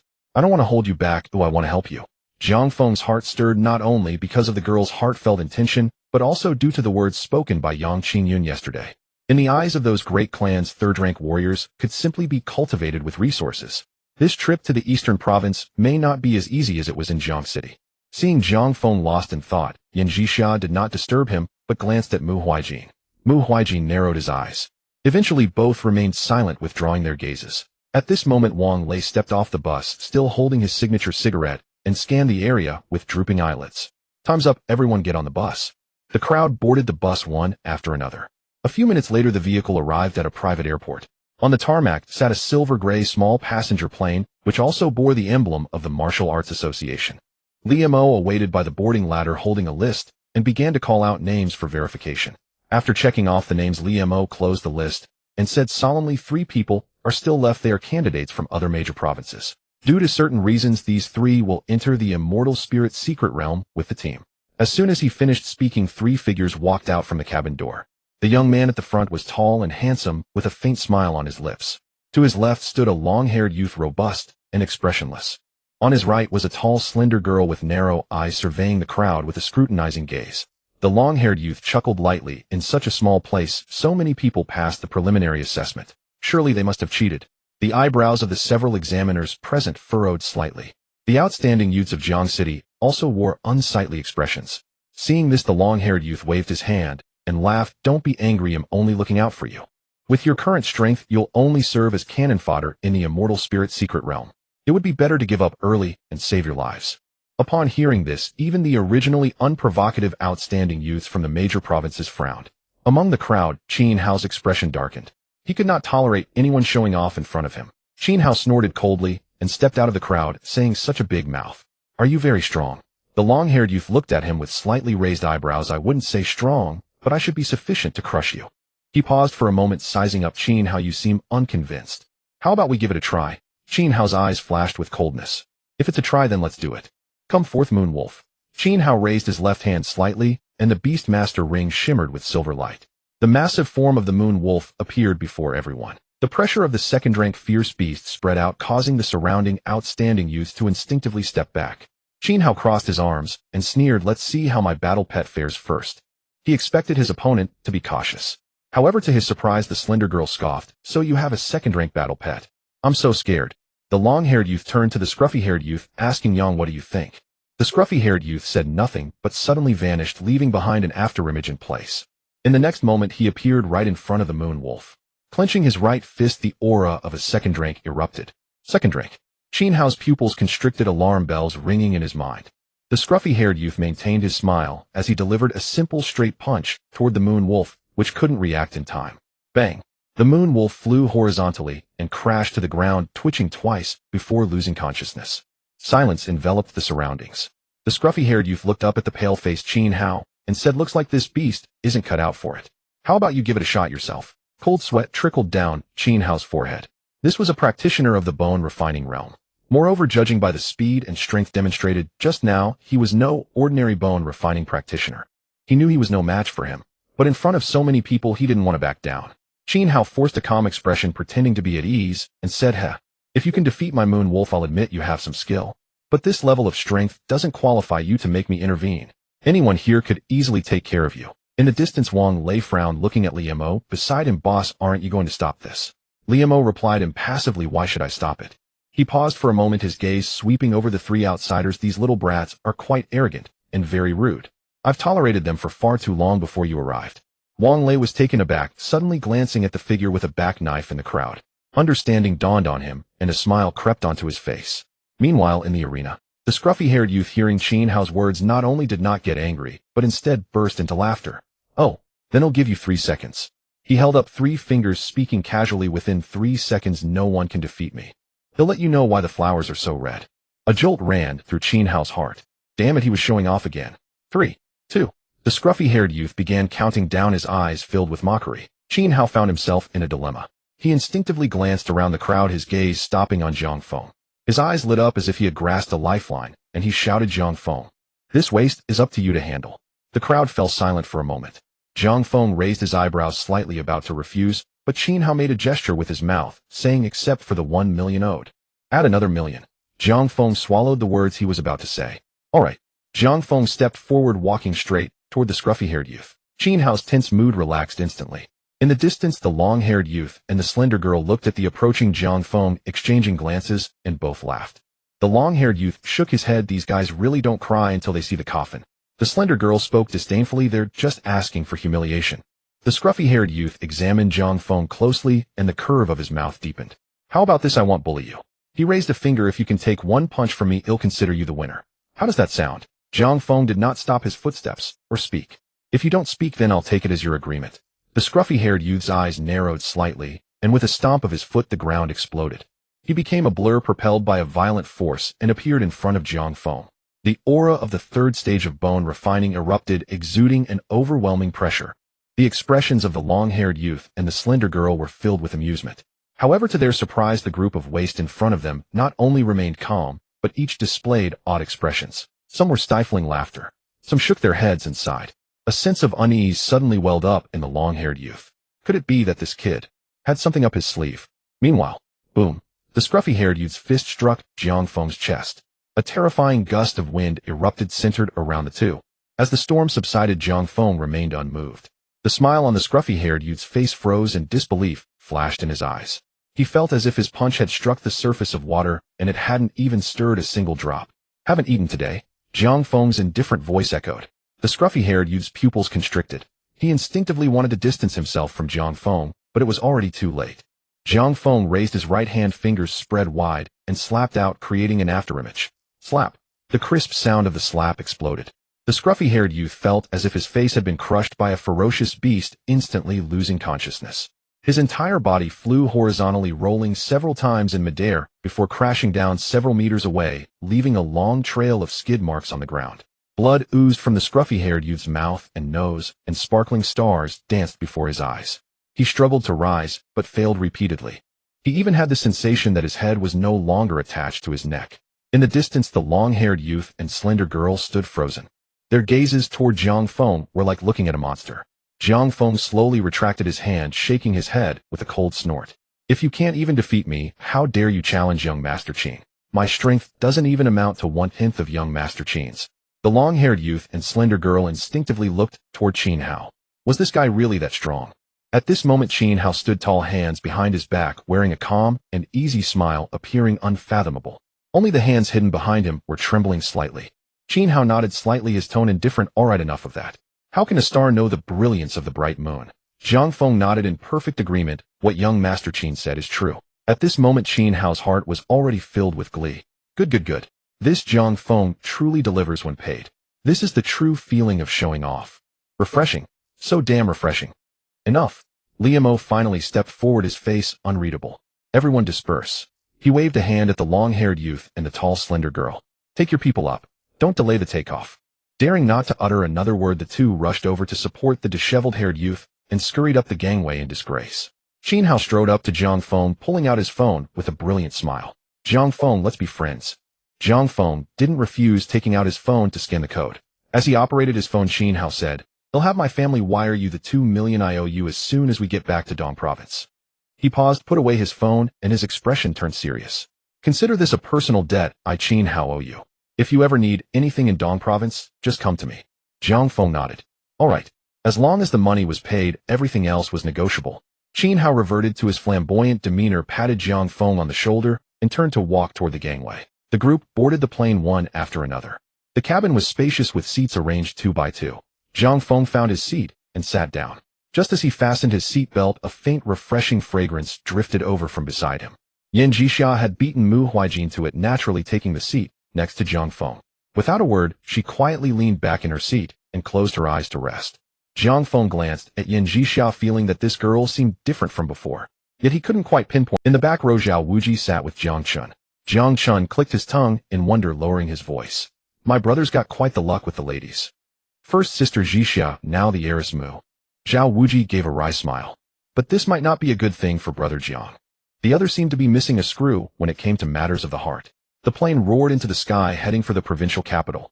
5 hours later, the airliner landed at the exclusive airport of the Provincial Martial Arts Association. A dedicated car was already waiting, whisking them directly to the secret realm preparation base. The base was vast, surrounded by high walls with a watchtower erected every 10 meters along the ramparts. The group disembarked and Li Mo led them deeper into the base. Passing several gray-white training buildings, a brand-new dormitory area came into view. 6-story apartment buildings stood in neat rows, their outer walls painted a light gray. In front of each building was an electronic display board scrolling through the check-in information of prodigies from various cities in Dong Province. Li Mo stopped and turned around, his voice carrying across the crowd. You'll be staying here for the next 2 days. He pointed to the apartment building behind him. The rooms have been assigned two to a room. A staff member will hand out your room cards shortly. Your luggage has already been delivered to your respective rooms. The cafeteria is on the east side of the dormitory area, open 24 hours. The training rooms are on the north side. Access is by room card. He paused, his gaze sweeping over everyone present, his tone turning serious. In 2 days, all candidates who pass the preliminary assessment will assemble here to head to the Celestial Spirit's secret realm together. Until then, behave yourselves and don't cause any trouble. Otherwise, if you miss this opportunity, the only one to regret it will be yourselves. Liamo then gave a few more instructions before having the staff distribute the room cards. After receiving their cards, the crowd gradually dispersed. Jiang Chun sidled up to Jiang Feng and asked in a low voice, "Bro, which room are you in?" Jiang Feng glanced at the number on his card. Building C, room 612. Jiang Chen's eyes lit up. "Me too. We're roommates." Zhao Wuji came over, his tone a bit dejected. "I'm in building A, street away from you guys." After parting with Zhao Wuji, Jiang Feng wasn't in a hurry to go to the dorm. "You go ahead back first. I have something to do." Following Jiang Feng's gaze, Jiang Chen saw Yin Jixia standing not far away. The girl dressed in white stood quietly under a street lamp, as if waiting for someone. Jiang Chen instantly caught on and winked at Jiang Feng. "Go on, bro, don't mind me." With that, he scurried off and disappeared in a flash. Jiang Feng shook his head and walked over to Yin Jixia. "Miss Yin, do you have a moment? I'd like to talk to you." Yin Jixia, as if expecting this, smiled and nodded. "Sure." The two walked side by side out of the dormitory area, strolling slowly along a gravel path. Night had fully fallen. The base's streetlights came on, casting an orange glow on the path, stretching their shadows long. Jiang Feng stopped, turned around, and looked at Yin Jixia with a candid gaze. "Miss Yin, I understand your feelings." Yin Jixia looked at him, a smile on her face, saying nothing. Jiang Feng organized his words. "But for you, I only have the affection of a classmate, not the romantic love between a man and a woman. I apologize for leading you on for so long." Yin Zixia's expression barely changed. "I know." Her tone was light. "But you don't have anyone you—" Yin Jixia took a step forward, turned around, and faced Jiang Feng with her hands behind her back. Moonlight cascaded down behind her, enveloping her in a hazy halo, making the girl appear even gentler. Jiang Feng nodded. "No, I don't." Yin Jixia tilted her head and continued, "Then does the fact that I like you cause you any trouble or annoyance?" Jiang Feng thought seriously for a moment and shook his head. "No, it doesn't." Yin Zixia's smile grew even brighter. "Then that's settled. We'll just each do our own thing. My liking you has nothing to do with whether you like me." There was no hint of grievance or reluctance in Yin Zixia's tone. Instead, it held a calm certainty that Jiang Feng couldn't comprehend. Jiang Feng looked at her smiling face and couldn't help asking, "Miss Yin, what exactly do you like about me?" As for looks, he considered himself fairly handsome. But the world wasn't lacking in attractive people. As for talent, his original self might have been top-notch in Jiang City, but in the eyes of someone like Yin Zixia's mother, it probably wasn't worth much. Moreover, he was incredibly dense when it came to romance. To put it bluntly, he was boring. Jiang Feng truly couldn't fathom why someone of Yin Zixia's standing would like him to such an extent. Yin Jixia was momentarily stunned, as if lost in some memory. But she quickly snapped out of it and shook her head. "It's a secret." Hearing this, Jiang Feng didn't press further. He never liked to force others. Jiang Feng pulled out his phone from his pocket and opened the banking app. "Let me pay you back your money first." Before he could finish, Yin Jixia had already stepped back 2 paces, her hands behind her back. "It's better if you hold on to that money." Under the moonlight, the girl's eyes curved into crescents. "You'll calculate the interest for me anyway, right?" Jiang Feng was silent for a moment, then put the phone back in his pocket. "All right. He'll try to give you a bit more interest." Yin Jixia smiled and nodded. "Then that's settled for today." She waved goodbye to Jiang Feng, turned, and walked back toward the dormitory area. Jiang Feng stood there watching the girl's gradually receding figure. For some reason, his heart beat a few times faster. After parting with Yin Jixia, Jiang Feng went straight back to the dormitory area. Jiang Chun was already waiting downstairs with a black car parked nearby and his uncle standing by the vehicle. "Second uncle, what brings you here?" Jiang Feng quickened his steps towards him. Jiang Jianjun patted Jiang Feng's shoulder. "Xiao Feng, it's not often that we come to the East Province, so we must first visit your second uncle's home. Your second aunt has prepared a grand feast just waiting for you." Jiang Chun chimed in from the side. "Brother, go ahead. My mom started preparing since early this morning." Upon hearing this, Jiang Feng didn't hesitate any longer and nodded. The three of them got into the car. The black sedan drove out of the base, slowly heading towards the city. About an hour later, the car entered a relatively remote villa area.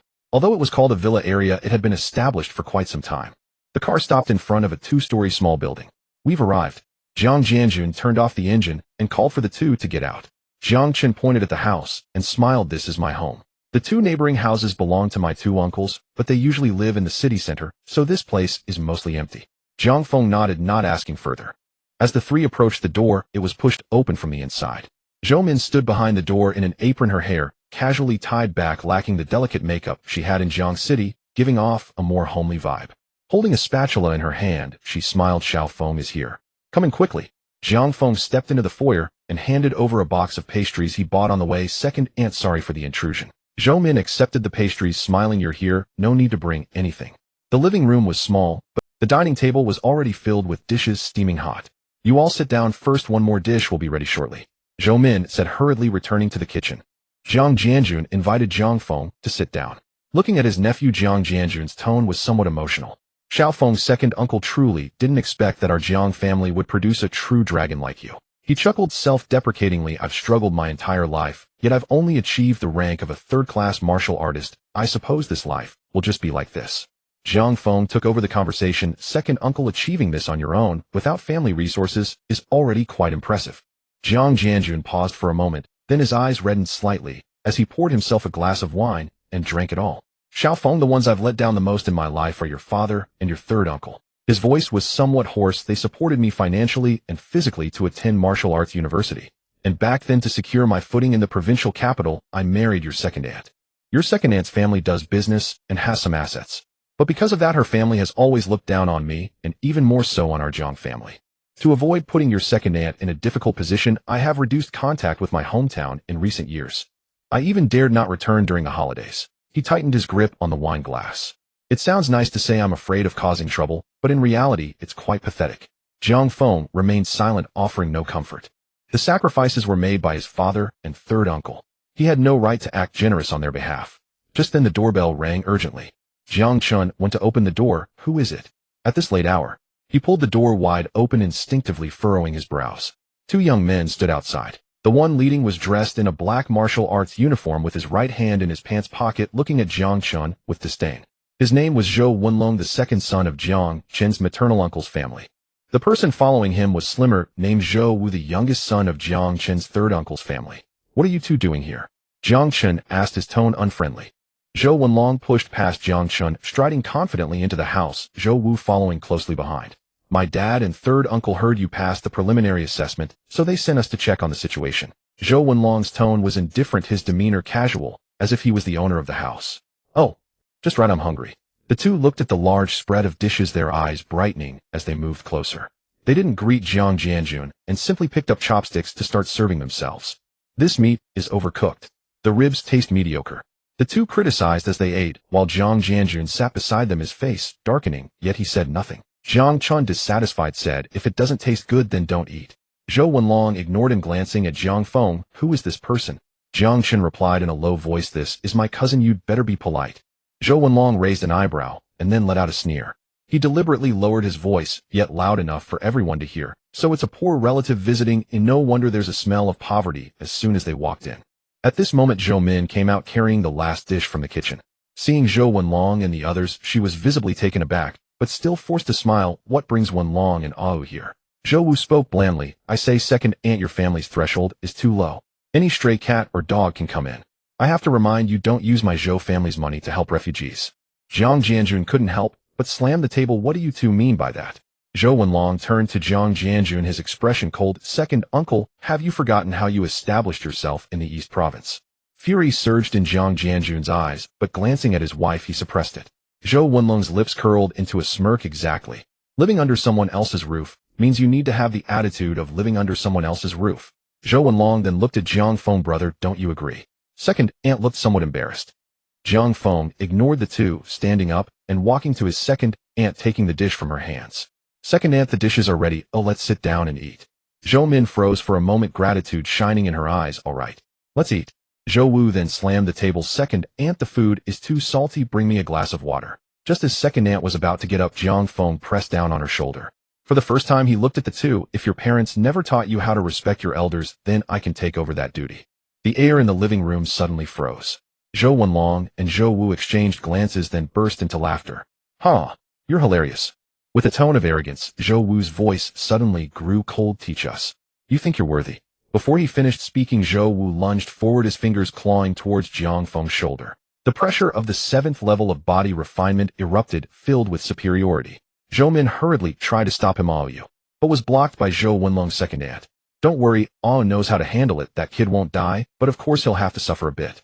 Jiang Chen scoffed. Zhou Wenlong turned to look. What are you laughing at? Jiang Chen didn't respond, his gaze resembling that of a spectator watching a clown. Zhou Wenlong frowned. Looks like you need to learn some manners too. Before he could finish speaking, a scream was heard. Oh, it hurts. Wenlong, save me. Zhou Wenlong was startled and turned back. He saw Zhou Wu, for some unknown reason, had already been grabbed by that poor person by the wrist, kneeling on the Let go. Zhou Wenlong's expression turned cold. The aura of the 8th level of body refinement erupted as he punched Jiang Feng. Jiang Feng's expression remained calm as he threw out a punch of his own. Overestimating yourself? Zhou Wenlong sneered, but his smile quickly froze. Bang! Crack! With a crisp sound, Zhou Wenlong's arm bent as he was sent flying, crashing into the coffee table, shattering cups and plates all over the floor. Jiang Feng's gaze fell back on Zhou Wu. Zhou Wu shuddered in fright. Don't. Before he could finish, another crack echoed as Zhou Wu's wrist snapped, and he was kicked away by Jiang Feng. In the living room, only the sounds of the Zhou brothers' wails remained. Zhou Min had been frozen in place since earlier. She watched her two nephews charge forward, only to see them easily crushed by Jiang Feng. Zhou Min looked at her two nephews, her mind somewhat hazy. Over the years, she had endured humiliation in her maternal family, bearing the disdain from her peers, which also led to her son being looked down upon. She always thought that if she just held on a little longer, it would pass, relying on her maternal family to support her husband and son. In the end, what did she really gain? Auntie, are you just going to watch as outsiders bully your nephew? Zhou Wenlong's sharp voice came through. Zhou Min remained unmoved. Zhou Wenlong grew increasingly furious. Zhou Min, are you deaf? Your nephew is being beaten and you don't even utter a word. Wait until I tell my dad. Zhou Min's eyes widened, anger surging within her. What did you just call me? Zhou Wu's venomous voice followed. You think you're something just because we call you auntie? If you don't provide us with an explanation today, your whole family can forget about standing in the Eastern Province. Zhou Min's expression turned cold. Get lost. What did you say? Zhou Wu struggled to rise, staring at Zhou Min in disbelief. This woman, who had always been deferential to them, had just said what? How dare she? Zhou Min's expression grew colder, her tone turning stern. Get out of my house, and don't come back. Zhou Wenlong's eyes widened. Zhou Min, after going to Jiang City, has your brain been filled? Enough. Jiang Jianjun strode towards the Zhou brothers, a third-grade pressure radiating from him, each step exuding a chilling sense of oppression. Can't you understand human language? My wife told you to get lost. He extended his hands, gripping Zhou Wenlong and Zhou Wu's heads. His fingers closed around them like they were two balls. Open the door. Jiang Jianjun looked at Jiang Chun. Jiang Chun hurriedly stepped forward to open the door. Jiang Jianjun, what are you doing? I advise you not to act recklessly. Otherwise you'll definitely have my dad. Jiang Jianjun ignored him, exerting force in his arms, lifting the two and tossing them out like trash. Bang! Zhou Wenlong and the other crashed against the door, rolling down the steps. Zhou Wenlong struggled to get up, covered in dust, opening his mouth as if to say something. Bang! Pock! Jiang Chen spat at the two and shut the door. Outside, Zhou Wenlong's furious shouting could be heard. All right, you wait. Don't regret it later. The living room fell silent again. Zhou Min stood there looking at her husband and son. These two men. One endured years of disdain and humiliation for her. The other learned to be silent and patient to protect her. What had she truly done? Zhou Min turned to Jiang Feng. Xiao Feng, your second aunt used to. Second aunt. Jiang Feng interrupted her. We are family, no need for formalities. Zhou Min's eyes reddened, and she said nothing more, just nodding vigorously. The sense of security she had never experienced in her maternal family, she surprisingly felt it from Jiang Feng. He was willing to take the risk of offending her maternal family to help her seek justice. Her son was right. This is what family means. Let's eat. Jiang Feng returned to his seat, smiling. Second aunt's cooking is so good, it would be a shame if the dishes got cold. After dinner, it was almost 8 o'clock. On the way back, Jiang Chun sat in the passenger seat, glancing at Jiang Feng in the back through the rearview mirror. After a moment of hesitation, he suddenly spoke. Brother. My. Thank you. Jiang Feng leaned back in his seat, eyes closed. I said we are family, no need for formalities. In the driver's seat, Jiang Jianjun couldn't help but smile. After returning to the dormitory, the two washed up and went to bed. The next morning, urgent knocking on the door woke the two. Brother Jiang. Jiang Chun, are you awake? Zhao Wuji's voice came from outside. Jiang Chun yawned as he went to open the door. What's going on so early? Big trouble. Zhao Wuji entered the room, excitement on his face. The local pride of the Eastern Province has arrived and occupied the training area early this morning, claiming they want to form a secret realm team. Anyone interested can sign up now. Jiang Feng, already dressed, raised his eyebrows upon hearing this. Form a team. Zhao Wuji scratched his head. They said it would be easier to look out for each other after entering the immortal spirit secret realm, but it sounds dubious to me. Why would these local prides take us along? Jiang Feng nodded. We'll find out once we take a look. He had no interest in relying on others, but it wouldn't hurt to investigate the backgrounds of these local prides. The three went downstairs, heading straight towards the training area. Not far into their walk, they encountered Mu Huijin and Yin Jixia. Jiang Feng asked, "Are you also headed to the training ground?" Mu Huijin nodded. "Their people are knocking on doors one by one. You can't not know." Yin Jixia smiled at Jiang Feng. "I was just planning to find you. I ran into Mu classmate on the way." Jiang Feng looked at Mu Huijin. "Second grade, already?" Mu Huijin nodded. "My dad sent me something last night." Jiang Feng nodded, not asking further. "Then let's go together." The five of them continued towards the training area, as more and more talents gathered along the way, their discussions rising and falling. The training area was a massive domed venue. At this moment, in the center of the venue stood a dozen figures, their auras repressed, yet exuding an undeniable sense of pressure. Zhao Wuji couldn't help but gasp, "Wow, all second grade. No wonder it's the provincial city." Jiang Chun nodded, his expression somewhat emotional. This was also the reason many people rushed from the provincial city to various subordinate districts. Staying in the provincial city and competing for spots with such a group of monsters, how could one possibly stand a chance? However, Jiang Feng's gaze was not on those dozen second-grade individuals, but rather on the five figures at These five individuals were surrounded by varying strengths of spiritual fluctuations. They were all third-grade martial artists. Mu Huijin noticed Jiang Feng's gaze and moved slightly closer. "The one on the far left is the leading talent of my Mu family generation, Mu Qingxuan, at the 4th level of the Meridian Opening Realm. Next to Mu Qingxian is Qin Tianba from the Qin family at the 3rd level of the Meridian Opening Realm. In the center is Wang Luan from the Wang family at the 5th level of the Meridian Opening Realm. The last two are Lu Feng from the Lu family and Li Moyan from the Li family, both at the 3rd level of the Meridian Opening Realm." Jiang Feng nodded. "Mu Qin Wang Lu Li. These are the 5 most powerful martial arts families in the provincial city, with the rest being essentially subordinate to these 5. Behind the 5 third-grade talents, along with the dozen second-grade talents, stood a group of people. These individuals had already formed a line and would act together with the 5 families once they entered the immortal spirit secret realm. Among them, Jiang Feng recognized several familiar faces. There were 3 provincial talents he had defeated at the Jiang City Martial Arts Association airport, and Jiang Chen's cousins, Zhou Wenlong and Zhou Wu. At this moment, all 5 pairs of eyes were on Jiang Feng, the former filled with trepidation, the latter with resentment. "Brother." Jiang Chen noticed Zhou Wenlong and the others' gazes, feeling a bit worried. Zhou Wenlong and the others had nothing to fear, but judging by their positions, they clearly had the protection of the Wang family. Jiang Feng withdrew his gaze, his tone calm. "No worries." At this moment, Mu Qingxian glanced sideways. A second-grade talent from the Mu family camp slightly nodded, stepping out of the line to approach everyone. As all eyes converged, Mu Qing spoke calmly. "My name is Mu Qing. I believe everyone is aware of the purpose for gathering you all here, so I will keep it brief. The immortal spirit secret realm is fraught with danger, and we must combine our strengths. Our 5 families have decided to each lead a team. Led by the elites of our 5 families, we will be responsible for clearing the path and dealing with formidable beasts. You all just need to follow orders and assist with scouting as much as you are able. Of course, the spoils from the secret realm will need to be distributed uniformly. The team leaders will take 50%, the core members of the 5 families will take 30%, and the remaining 20% will be for you to divide."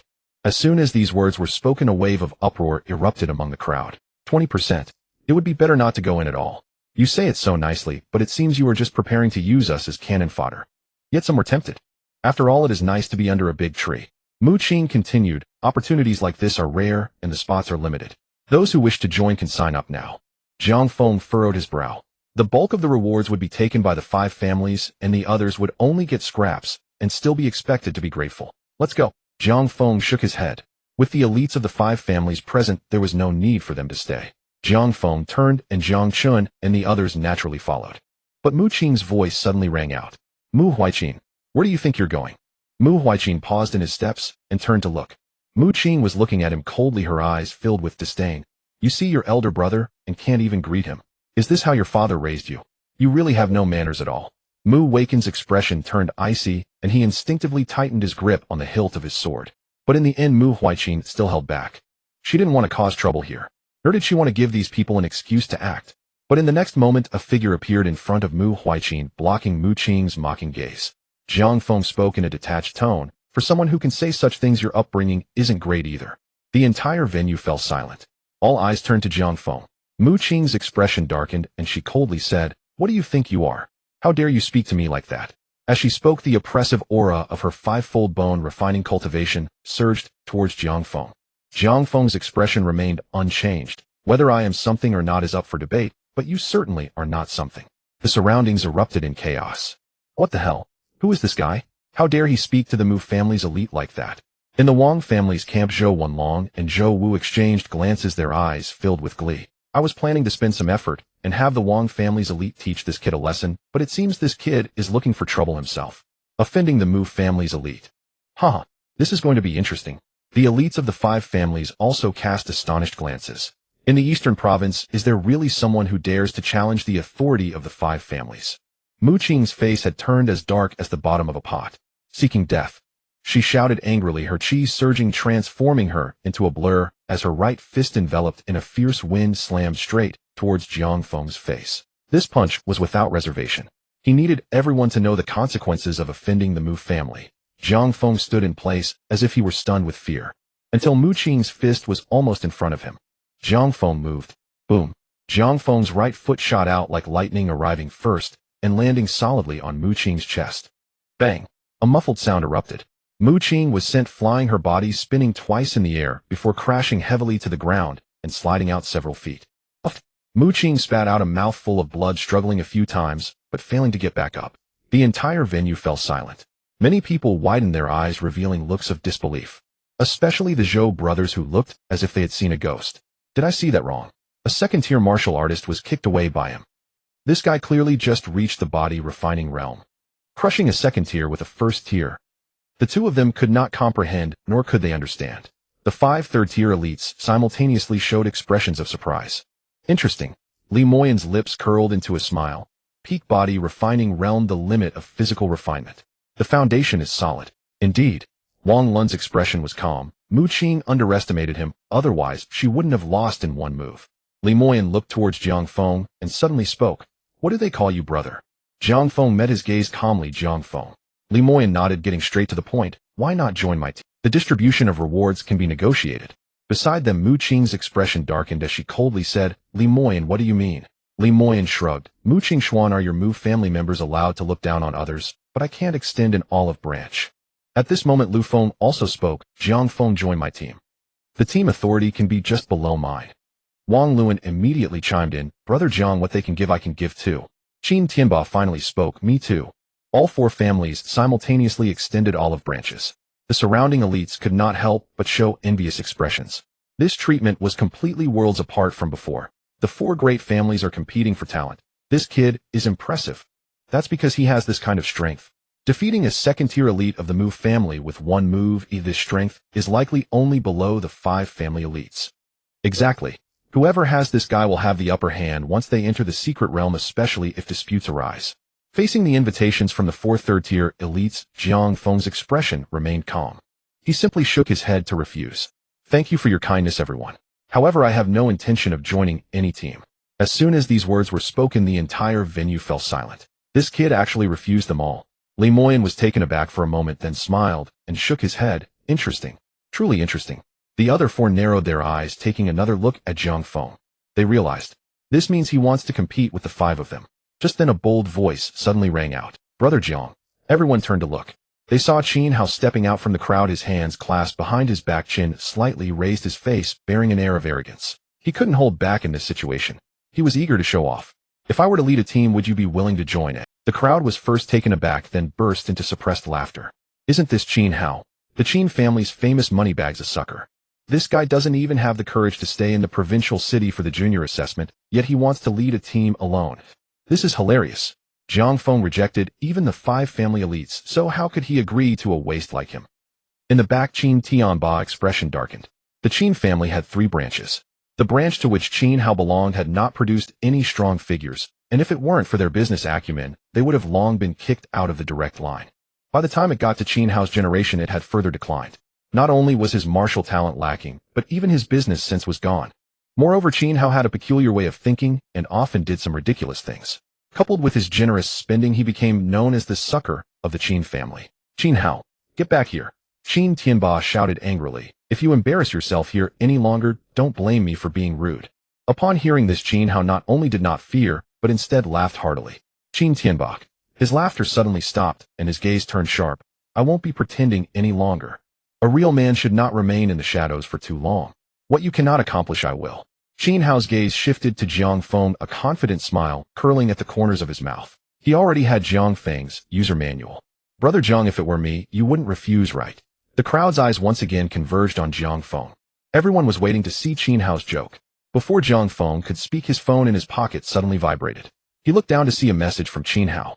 Brother Jiang, let me join your team, and I will pay a position fee of 1 million. Let me show off as the nominal leader while you call the shots. And another 1 million. Jiang Feng's gaze sharpened. Although Qin Hao seemed a bit off, he was generous with money. The previous 2 million had already been transferred yesterday. This could work. Jiang Feng tucked his phone back into his pocket and looked up at Qin Hao, his expression gradually becoming serious. If it's you, young Master Qin, I naturally have to respect that. I am willing to join your team. The entire place was silent. Not to mention the onlooking talents staring in disbelief. Even Zhang Chun and the others were somewhat bewildered. Qin Hao stood with his hands behind his back, his chin slightly raised, exuding an enigmatic demeanor. Since you are sincere, I shall not decline. Qin Tianba's face darkened, coldly glancing at Jiang Feng. Kid, I invited you, and you refused. Instead, you chose such a waste. Are you deliberately slapping my face? Being overshadowed by Qin Hao, the laughingstock of the family, Qin Tianba could not accept it. Jiang Feng shook his head. Young Master Qin has his own merits that you cannot compare to. Qin Tianba laughed in anger. Then I truly want to know what merits he possesses. Qin Hao's heart sank, fearing that Qin Tianba would take action against him, and hurriedly feigned calmness with a cold snort. Jiang Feng, there's no need to waste words with them. If your realm is insufficient, it is normal not to understand. Let's go, this place is a miasma, there's nothing to linger on. With that, Qin Hao flicked his clothes and walked steadily towards the exit of the venue, his posture perfectly composed. What young Master Qin said is true. Jiang Feng nodded and took the initiative to follow.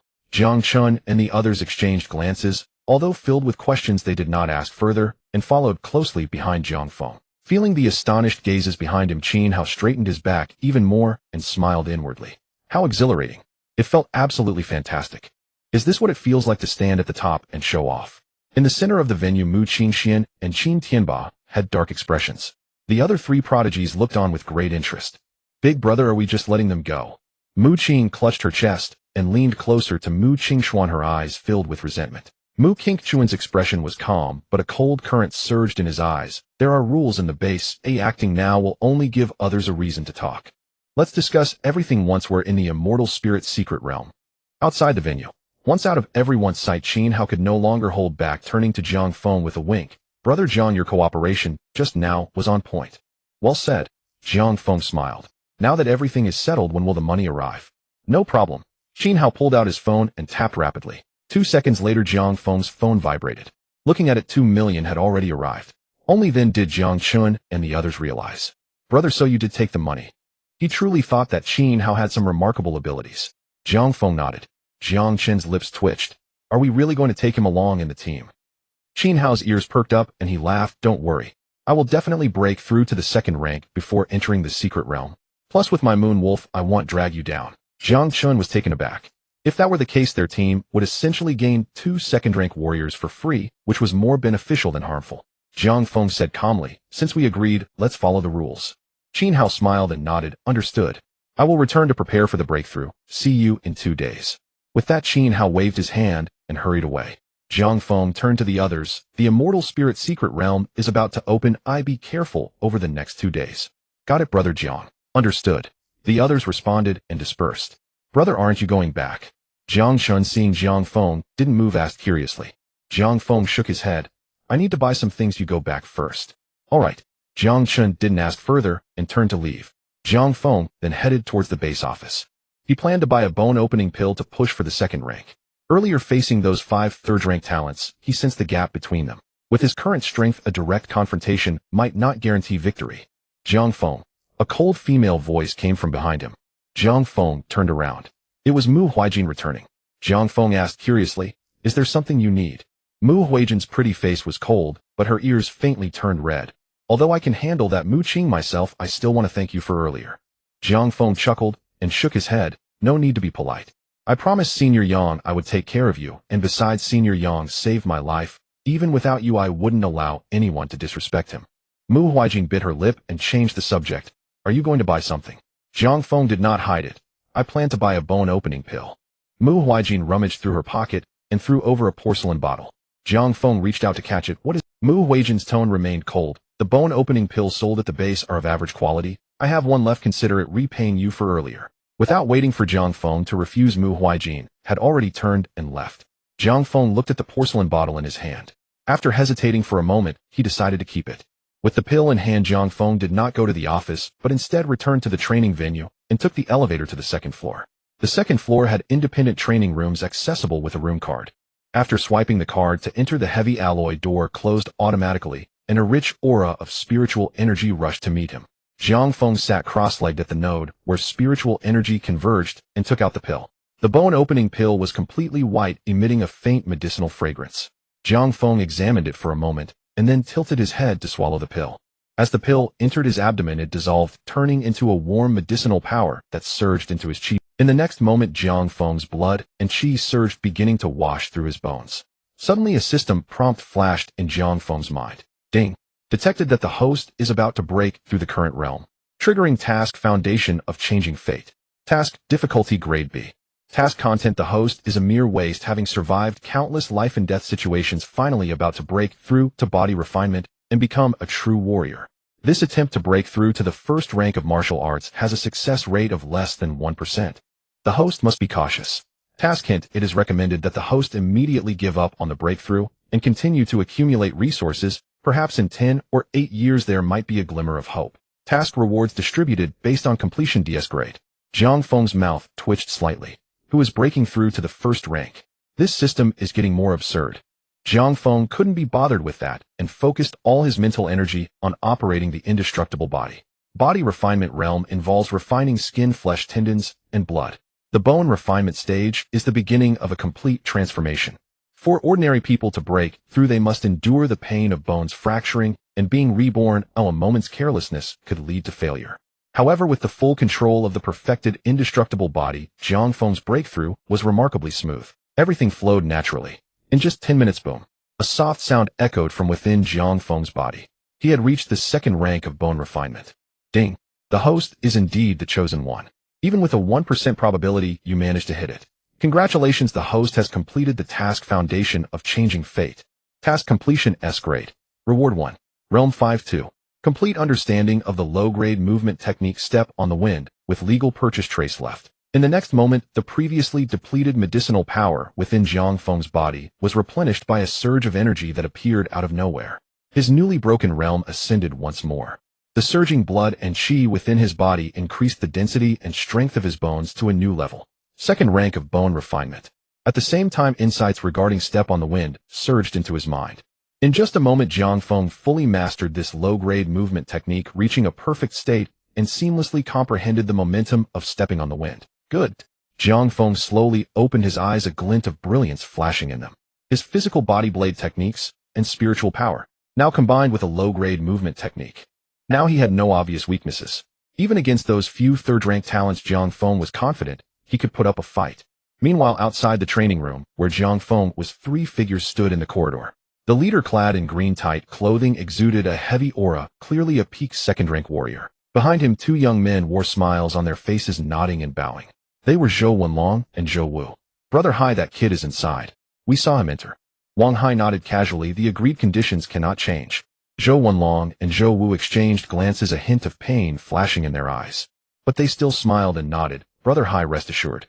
Once we deal with that kid, we guarantee to hand over that spatial ring with both hands. However, once we enter the secret realm, we hope Brother Hai can take good care of us. Wang Hai smiled lightly. That goes without saying. Wang Hai always act fairly. Zhou Wenlong and Zhou Wu immediately showed relieved smiles.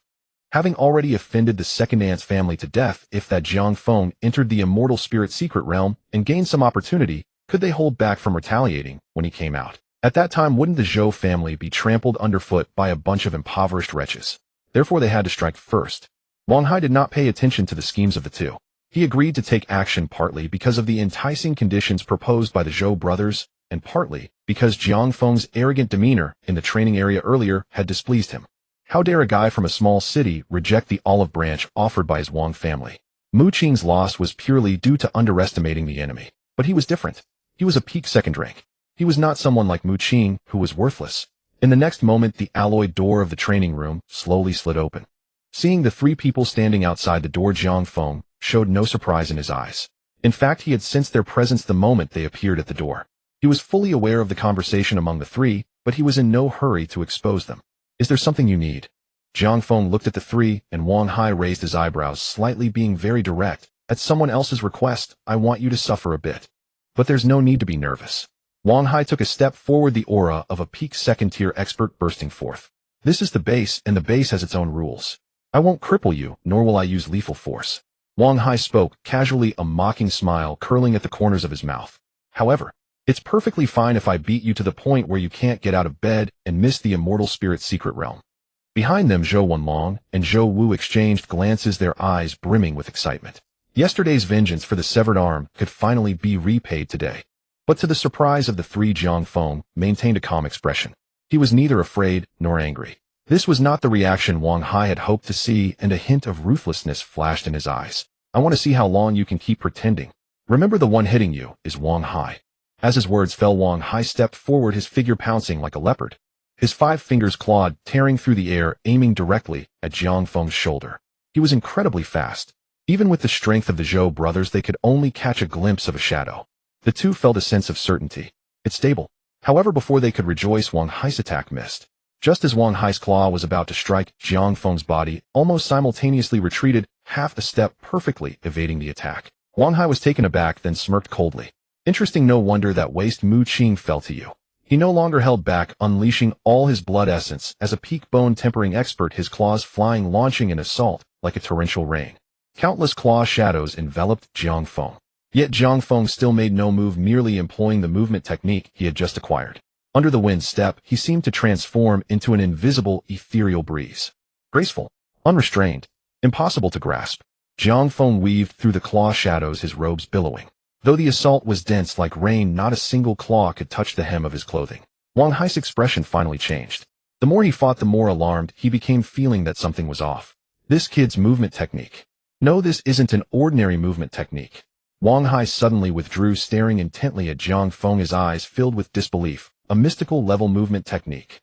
And it's mastered to such a high degree. Even in the Wang family, no one at this age could cultivate a mystical level movement technique to such an extent. What gives this kid the right? Jiang Feng's expression remained calm, without a word. Seeing Jiang Feng's demeanor, Wang Hai felt a surge of inexplicable anger, sneering, kid. What's the use of dodging? If you have the ability, then take my attack, Heaton. Jiang Feng suddenly spoke. All right. With the movement technique trial completed, there was no need to waste time. Wang Hai was momentarily stunned. This kid actually agreed. Soon a look of surprise burst forth in Wang Hai's eyes. You're asking for death, so don't blame me. His entire body surged with blood essence, his right arm suddenly swelling, veins bulging as he threw a punch. This was the supreme yellow tier fist technique he specialized in, already perfected. The wind from his punch howled faintly, producing a sound like muffled thunder. This punch Wang Hai didn't hold back. Yet Jiang Feng merely raised his right hand, fingers spread. Bang! The fist and palm collided. A dull roar erupted in the corridor. The sneer on Wang Hai's face instantly froze.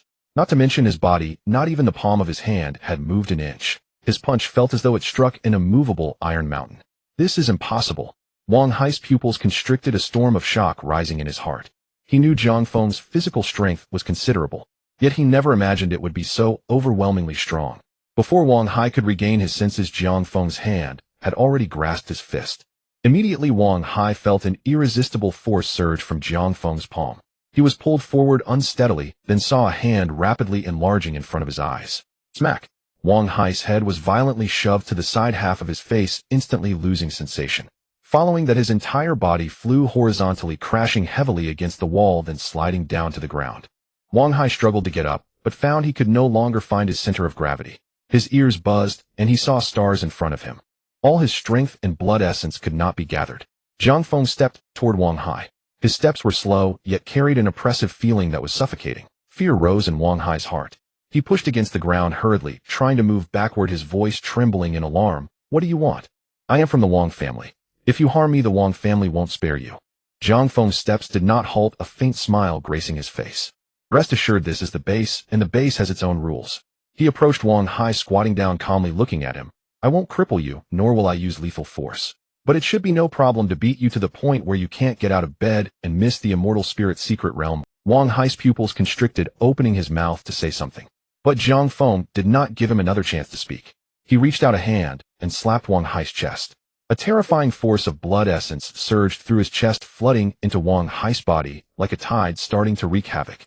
Wang Hai shivered all over, spitting out a mouthful of blood, his face turning pale in an instant. He stared wide-eyed at Jiang Feng, his lips trembling, but no words came out. How dare this guy? Didn't he fear the Wang family's revenge? The world before Wang Hai began to blur, his consciousness gradually sinking into darkness.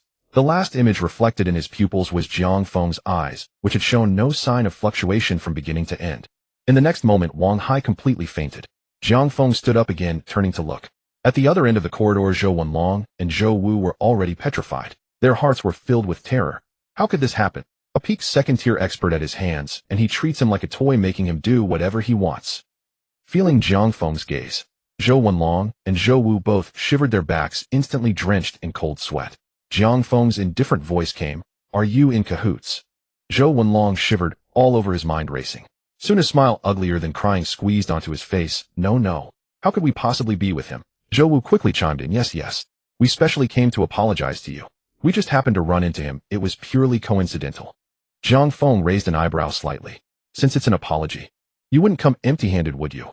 Zhou Wenlong and Zhou Wu flinched inwardly at Jiang Feng's gaze. This was deliberate. There was no doubt about it. Yet Wang Hai had already knelt. What choice did they have left? Brother, absolutely. Zhou Wenlong gritted his teeth and slid a silver ring from his finger. This is a low-grade spatial ring. Inside are some cultivation resources. Consider it our token of sincerity. The ring had originally been promised to Wang Hai as payment, but survival came first. Jiang Feng accepted the spatial ring, examined it carefully, then looked up and asked, "How does one use it?" "It hasn't yet been bound to a master," Zhou Wenlong hurriedly explained. "Simply drip a drop of your own vital blood onto it to forge the bond. Thereafter only the bonded owner may open it, unless they die or voluntarily sever the connection." Following his instructions, Jiang Feng let a single drop of blood fall, and instantly sensed his consciousness extend into a pocket dimension barely 3 cubic meters in size, containing several vials of elixirs. Jiang Feng slipped the ring onto his finger and fixed his gaze once more upon the two men. Zhou Wenlong forced a smile. "Brother, you've accepted our gift. May we now take our leave?" Zhou Wu also flashed a strained grin. "Truth be told, we're distant kin. Surely no grudge could ever run that deep." Jiang Feng smiled faintly. "Since you've come to apologize, what happened earlier bears no weight against you." The two exhaled in relief, only for Jiang Feng's next words to tighten their throats anew. However, he struck first. Jiang Feng pointed toward Wang Hai lying unconscious on the floor. "You witnessed it yourselves, am I correct?" Zhou Wenlong nodded vigorously, "Yes. We saw it with our own eyes. He struck first." Jiang Feng said calmly, "Then carry him to the base administration office." Wang Hai's injuries were severe enough to trigger official intervention. Better to report it proactively than risk manipulation by others. Zhou Wenlong's eyes lit up. Excellent idea. His words were warm, but his heart sneered. Fool. He actually expected them to testify. Zhou Wenlong had already made up his mind. First placate Jiang Feng, then recant at the administration office. Shift all blame onto this boy. Claim Wang Hai acted in self-defense only to be ambushed and crippled by treachery. If Wang Hai cooperated, Jiang Feng would surely be disqualified from entering the Xianling secret realm. Zhou Wenlong shot Zhou Wu a subtle glance. Zhou Wu instantly caught the cue and assumed an expression of righteous indignation. "Jiang Feng, rest assured, will testify for you." Jiang Feng glanced at him. That gaze was serene, yet inexplicably unsettling. Jiang Feng withdrew his eyes. At the base administration office stood only one man, a middle-aged official with a square, stern face, named Zhao Yan. Seeing Wang Hai's battered state, Zhao Yan's expression darkened instantly. A scion of the Wang family grievously injured within the base. If mishandled, he'd bear full responsibility. "Who did this?" he demanded, voice sharp as steel. Zhou Wenlong and Zhou Wu exchanged a glance, then simultaneously pointed at Jiang Feng. "Him." Zhou Wenlong's face twisted into grief-stricken fury. "Director Zhao. Wang Hai merely wished to spar with him. Strictly non-lethal, strictly agreed upon. Yet this boy violated martial ethics, launching a cowardly ambush that left Wang Hai in this state." Zhou Wu chimed in immediately. "Exactly. We both witnessed it. Their performance was flawless, seamless, convincing, utterly synchronized." Zhao Yan's face hardened, but he withheld judgment. This involved the special martial examination, Higher authorities were watching closely. Even the Wang family warranted no bias. Justice must be grounded in irrefutable evidence. Zhao Yan turned to Jiang Feng. Do you have anything to say? Jiang Feng remained calm, didn't even glance at the Zhou brothers. Instead, he pulled out his phone and tapped open an audio file. Remember, the one who struck you is named Wang Hai. Jiang Feng, rest assured, will testify for you. The voices played clearly, laying bare cause and consequence without ambiguity. Zhou Wenlong and Zhou Wu stared stunned. He'd recorded them from the very beginning. Had he foreseen this outcome all along? Zhao Yan's face turned blacker than soot after listening. Daring to invert truth and slander the innocent. Do you take this office for a lawless den? His gaze razor-edged locked onto the Zhou brothers. Zhou Wenlong stammered, Director Zhao Weiwei. Enough. Zhao Yan slammed his palm onto the desk. Unsanctioned brawling, provocation, perjury, and defamation. Effective immediately, both of you are stripped of your Xianling secret realm eligibility. Furthermore, I shall submit a full unvarnished report upward. Any additional penalties will depend entirely on higher adjudication. Zhou Wenlong and Zhou Wu collapsed like puppets with severed strings. Their Xianling secret realm eligibility, gone. Their families had expended immense effort securing those slots. Now all erased. Zhou Wenlong lifted his head, fixing Jiang Feng with venomous eyes. Zhou Wu mirrored his hatred. Jiang Feng simply tucked away his phone, never once deigning to glance again at the two pitiful clowns. Evil deeds inevitably reaped their due. Jiang Feng bowed slightly to Zhao Yan. Director Zhao. If nothing further requires attention, I'll take my leave. As for these two, Zhao Yan spoke with solemn gravity. Rest assured, Jiang Tongxue, until their punishment is formally enacted, they won't step foot beyond this compound. And regarding the Wang family, I'll clarify everything personally. Jiang Feng returned the bow. I'm deeply grateful. With that, he turned and walked out, stepped beyond the administration office, and glanced at the spatial ring on his hand, a faint smile curling his lips. The Xianling secret realm opened soon. The timing of this storage ring couldn't be more perfect. Shaking his head lightly, Jiang Feng headed straight back to his dormitory. 2 days passed in the blink of an eye. At dawn, every dormitory received notice. Assemble immediately at the training zone. When Jiang Feng and his companions arrived, the arena was already packed. Crowds clustered in distinct factions. Clearly, over 3 days, everyone had gravitated toward teams they deemed suitable. Foremost among them were the 5 Prodigy squads, so large they claimed nearly half the examinees. Jiang Feng's group stood apart in a quiet corner, forming their own unit. Brother, the 5 Prodigy squads are overwhelmingly large. Just the 6 of us. Won't we be at a disadvantage inside the secret realm?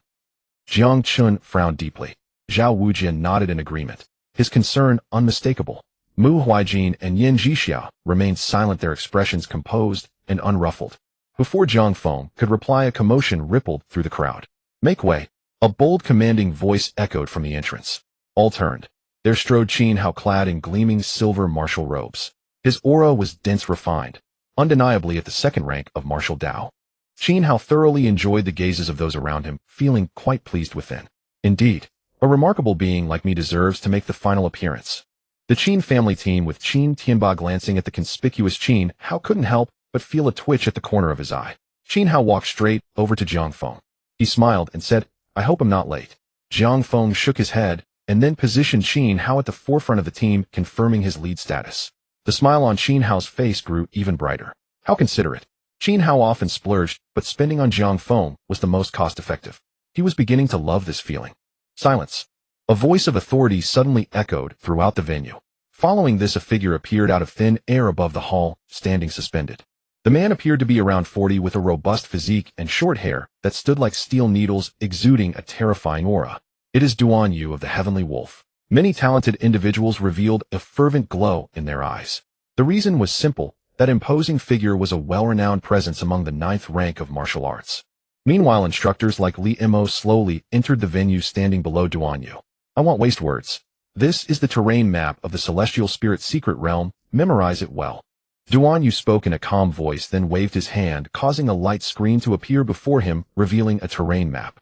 Everyone's gaze converged on it. Duan Yu continued. Once you enter the Celestial Spirit secret realm, you will be randomly teleported to various boundaries of the realm, and all you need to do is reach the center.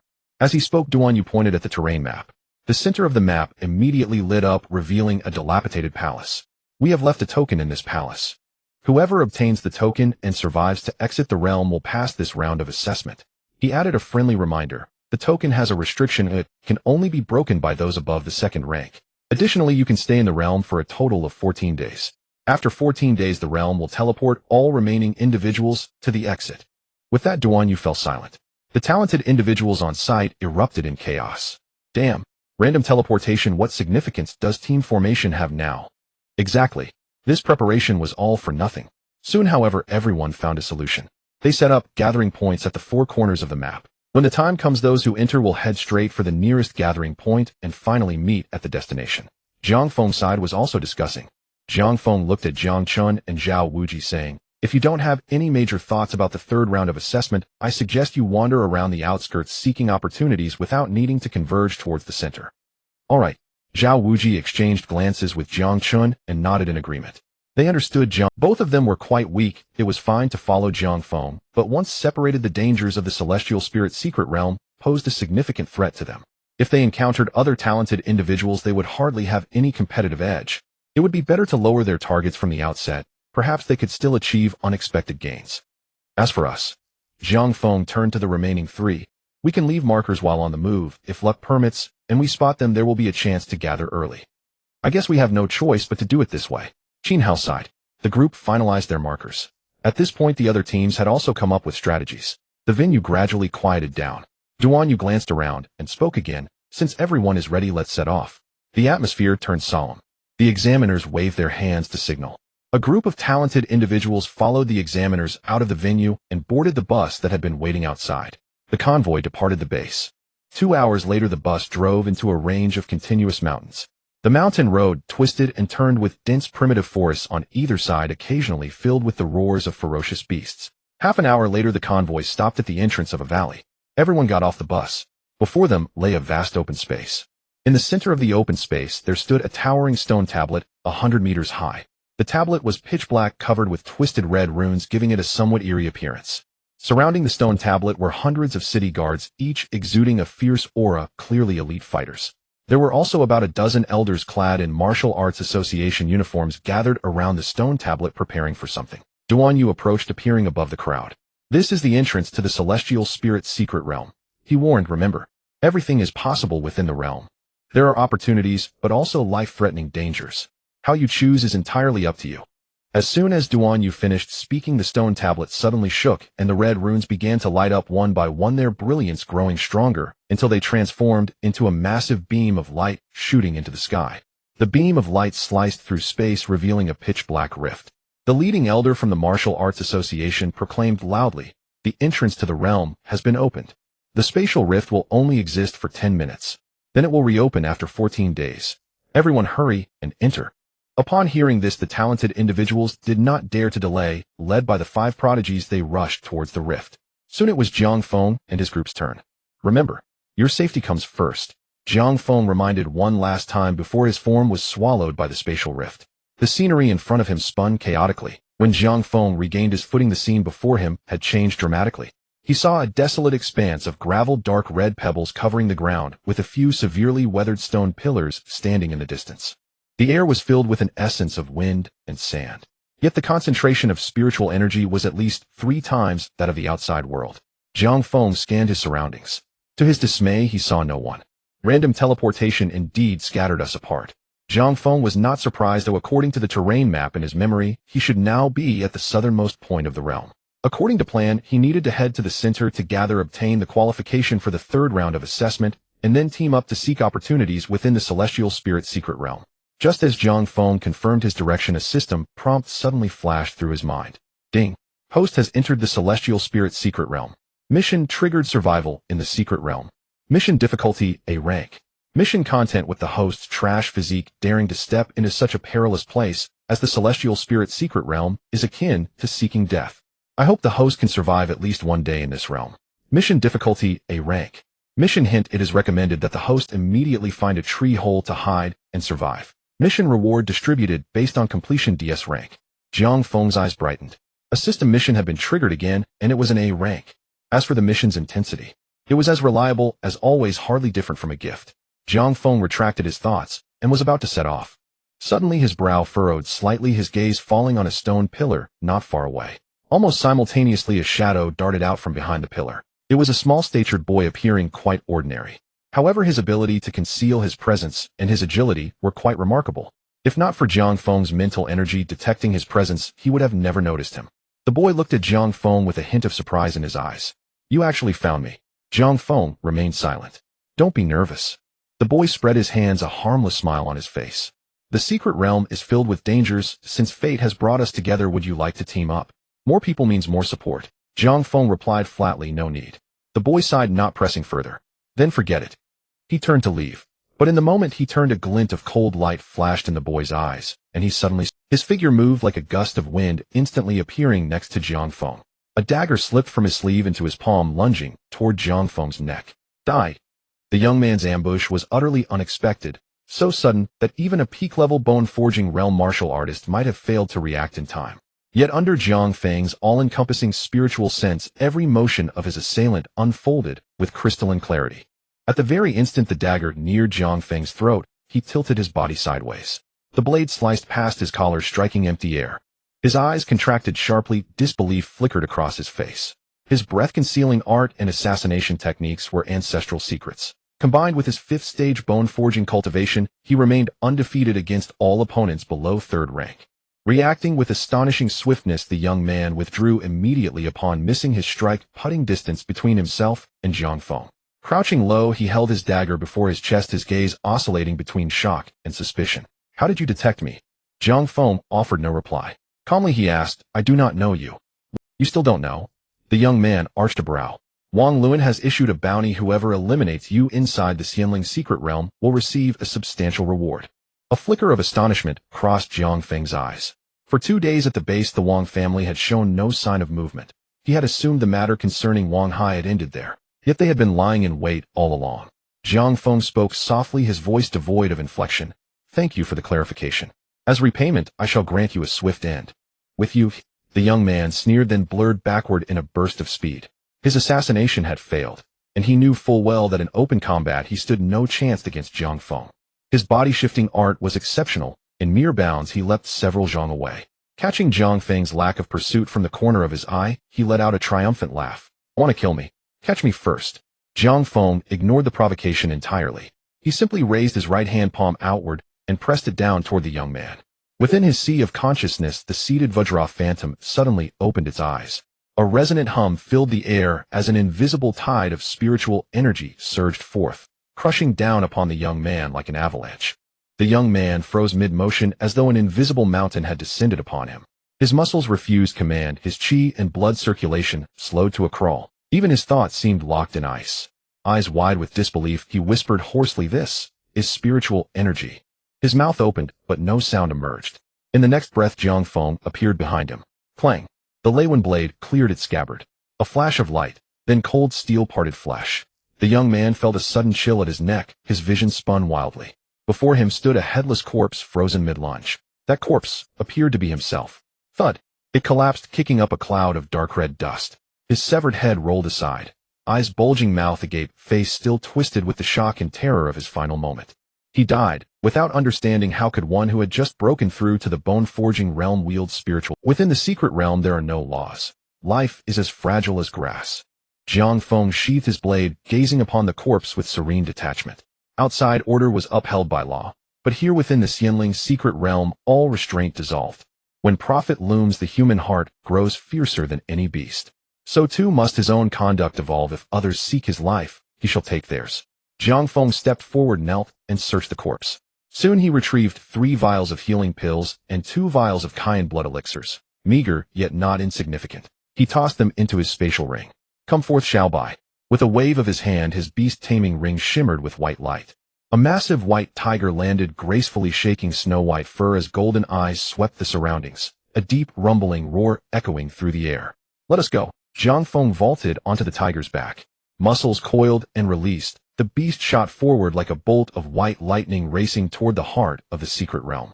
An hour later, the white tiger carried Jiang Feng beyond the barren Gobi and into a dense ancient forest. Spiritual energy thickened with every step. The air carried the crisp green fragrance of moss and bark. Jiang Feng's brow twitched faintly. Halt! The tiger obeyed instantly, golden eyes scanning the perimeter with acute vigilance.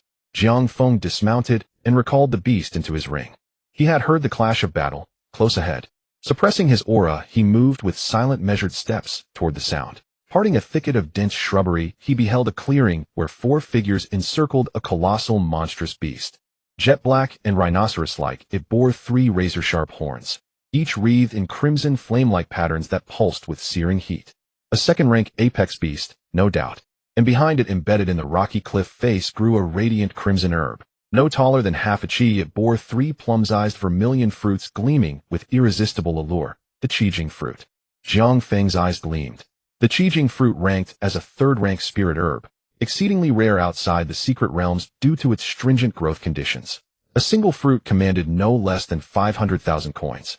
Yet its true value lay not in coin, but in essence ingested raw. It dramatically enhanced the physical resilience of body cultivation realm practitioners. Even for bone-forging realm cultivators, its benefits were considerable. Of the 4 attackers, 3 were male, 1 female. Their leader, a towering youth radiating 6-stage bone-forging pressure, served as the primary striker, wielding a ring-pommel saber with heavy incisive strokes. The other 3 hovered at 7th or 8th stage body cultivation, launching only peripheral assaults, distracting the beast to buy their leader precious moments to catch his breath. Their coordination was clumsy, clearly a hastily assembled team. The Fire Rhino's defense was astonishingly formidable. Even the leader's strikes left only shallow furrows, failing to inflict meaningful damage. Impossible. Its hide is impenetrable, cried the dual sword-wielding girl, her voice strained. Blood streaked her clothes, her breathing grew ragged. Brother Qian, let's retreat, shouted the spear-wielding youth. No, barked the tall leader. Is this even about retreating anymore? That beast clearly intends to slaughter us all. Whoever turns first will be crushed beneath its charge. Test it yourself if you doubt me. His words held partial truth, but what truly anchored him was the trio of Qijing fruits. As their formation began to fracture, a glint of cold calculation flashed in the tall youth's eyes. If necessary, he would sacrifice the other 3, use them as bait to distract the beast while he seized the herb and fled. Before the thought fully formed, the Fire Rhino roared, a deafening bellow. Its 3 horns blazed crimson, then unleashed 3 torrents of fire, serpentine roaring conflagrations hurtling toward the quartet. Danger! The tall youth paled, swinging his saber upward in desperate defense. The others scrambled aside, but the fire streams moved too fast. Though they evaded direct impact, the flames, scorching periphery, struck them all. Boom, boom, boom, boom. They were hurled backward, crashing hard onto the earth. Burns blistered their skin, fiery toxins slithered into meridians, searing their chi and blood. Even the strongest among them, the tall youth, lay stunned, unable to rise. The Fire Rhino showed no mercy. Hooves dug into the soil. Then it charged like a war tank, barreling toward the fallen trio. We're finished. Despair flooded all 4 faces, until abruptly a lone figure materialized between them and the beast. Watch out, cried the spear wielder instinctively. The Fire Rhino did not slow, not even a fraction, as the ground trembled beneath its thunderous advance. Jiang Feng remained unruffled. His right hand closed around the hilt of his blade, raw explosive force coalescing rapidly. At the precise moment of collision, he moved. Draw. Slash. Lightning crackled along the Leiwen blade, shrieking with electric fury. The same beast whose hide for fighters could not pierce fell effortlessly beneath Jiang Feng's blade. Tryik. Flesh parted, bones snapped. The colossal body cleaved cleanly in 2. Blood and viscera sprayed across the clearing. Both halves crashed down, raising plumes of mud and grit. Jiang Feng sheathed his sword and walked calmly toward the herb. Behind him, the 4 survivors stared at his retreating back, breathless, speechless. A weak voice broke the silence. Wait. Jiang Feng paused, turning slowly. It was the tall youth, struggling upright, clutching his chest, eyes burning with bitter resentment. Brother, we discovered this Qijing fruit first. You intend to claim it without a word. Surely that's unseen. Jiang Feng's brow lifted slightly. Do you mean I should have waited until you were dead before stepping in? The tall boy's expression stiffened, but he forced himself to say, anyway, this Qijing fruit belongs to us. You can take one if you want, but not more. At this moment, the girl with the sword also stood up, saying, that's right. We have exhausted our energy to deal with this ferocious beast, otherwise would it be so easy to kill it? Another boy chimed in, bro. One is enough, be content. Greed flickered in the eyes of all 3. Only the boy with the gun, who had reminded Jiang Feng earlier, frowned, and remained silent, taking a step back. Jiang Feng was not angry. He merely said softly, do I look easier to bully than this ferocious beast? The tall youth's expression changed slightly just as he was about to speak. But Jiang Feng no longer wished to listen. Employing the wind step technique, Jiang Feng appeared before the 3 in an instant. Before the 3 could react. Bang, bang, bang. The muffled sounds echoed consecutively. Each of the three boys was struck in the chest by Jiang Feng, the sound of bones cracking akin to firecrackers. The violent force surged instantly, invading the hearts of the three. Their eyes widened as blood spurted from their mouths, and they flew out horizontally. By the time they hit the ground, they had already lost their breath. I can save or kill. Jiang Feng's gaze fell on the last boy with the gun. The boy trembled, cold sweat breaking out on his forehead. However, Jiang Feng did not attack him. Instead, he turned around to pluck the Qijing fruit and stored it in his storage ring. Ignoring the boy with the gun, Jiang Feng dug out the ferocious beast's core and felt the corpse before preparing to leave. But the boy with the gun called out to him. Bro, wait. Jiang Feng paused, turning to look at him. The boy swallowed hard as if making a decision. Bro, my name is Chen Fei. I know the location of a wild medicinal herb field. There are at least a dozen spirit herbs inside, but there's a third-grade ferocious beast guarding it, and I can't handle it. I can lead you there, but after it's done. The spirit herbs must be divided 80-20. I want to ask for more. I take 2, you take 8. How about that? Jiang Feng raised an eyebrow, saying, I killed your companions, and you still want to cooperate with me. Chen Fei replied sincerely, first of all, I only met them after entering, so it's just a temporary alliance, not companions. Secondly, you saved people first, and then took the herbs, which shows you have kindness. Later you killed them, but spared me, which shows you have principles. Jiang Feng looked at Chen Fei and said nothing. Chen Fei smiled bitterly. Of course, there's one more crucial reason. That place isn't very hidden, and if we go late, others might discover it. And on my own, I definitely can't get my hands on it. Jiang Feng realized that the other party wasn't lying and nodded slightly. Deal. You can have 2/10 of the spirit herbs, but I get to select first. Upon hearing this, Chen Fei could not contain his joy. Great. When do we set off? Having something is good enough. He wasn't greedy. Jiang Feng glanced at the sky. If it's not far, let's set off now. Chen Fei nodded and quickly turned to lead the way. All right. Follow me. The two moved through the dense forest, and after about half an hour the trees began to thin and the air grew humid. We're almost there. Chen Fei lowered his voice. The medicinal herb field is in the valley ahead, guarded by a third-grade red python. Soon the two arrived at the top of an open valley. In the center of the valley there was a deserted medicinal herb field. Among the overgrown weeds, at least 15 or 16 spirit herbs could be seen. In the very center of the field coiled a giant red python as thick as a barrel. At this moment the red python had its eyes closed, seemingly asleep. Just as Jiang Feng was about to make a move, he heard a slight noise and pulled Chen Fei to hide. Chen Fei was puzzled, but did not ask further. After a few breaths, 4 figures appeared from another entrance into the valley. The leader was none other than Jiang Feng. Mu Qing. Mu Qing's aura was now even heavier than when he was at the base, having broken through to the 7th level of bone forging. Behind him were 3 boys, all at the 7th level of body, refining the elites of the Mu family's team. Jiang Feng narrowed his eyes. This group of guys is quite lucky. They had quickly reunited with their own people, suggesting they had entered through a nearby teleportation. Chinga, look. The boy to Mu Qing's left spotted the medicinal herb field at the bottom of the valley at a glance. So many spirit herbs. That's blood condensing flower. Damn. And dragon pattern grass. These are all rare spirit herbs from outside. The group was instantly captivated by the herb field and naturally noticed the red python. Except for Mu Qing, the eagerness in the eyes of the other 3 gradually extinguished. This aura, at least a 3rd grade. Damn. We can see it, but can't touch it. How frustrating. Mu Qing squinted his eyes and said softly, so what if it's 3rd grade? There's nothing I Mu Qing want that I can't obtain. The 3's eyes brightened. Chinga, do you have a plan? Mu Qing raised his hand, and with a flash of white light a palm-sized black disc appeared in his hand. The disc was pitch black, covered with incomprehensible runes, emitting a faint wave of spiritual energy. This is a formation plate given to me by my family. It seals a small killing formation. As long as we lure that creature into the formation, it can trap it for at least a quarter of an hour.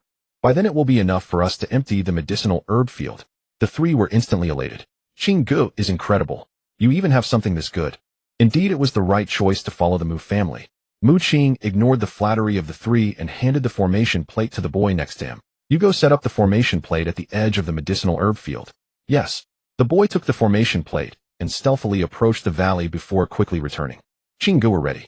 Mu Qing nodded, his gaze sweeping over the 4 behind him. I will lure that creature into the formation and use support from outside the formation. Once the formation plate is activated, the killing formation will trap that creature, but it can only last for a maximum of a quarter of an hour. In that quarter of an hour, you must empty the medicinal herb field as quickly as possible. As he spoke, Mu Qing's tone turned cold. I'll make it clear first, if anyone dares to hide anything. The 3 quickly shook their heads. We wouldn't dare. Qinggu, you eat the meat, you just give us a sip of soup. Mu Qing was very pleased with their attitude, revealing a slight smile. Very well.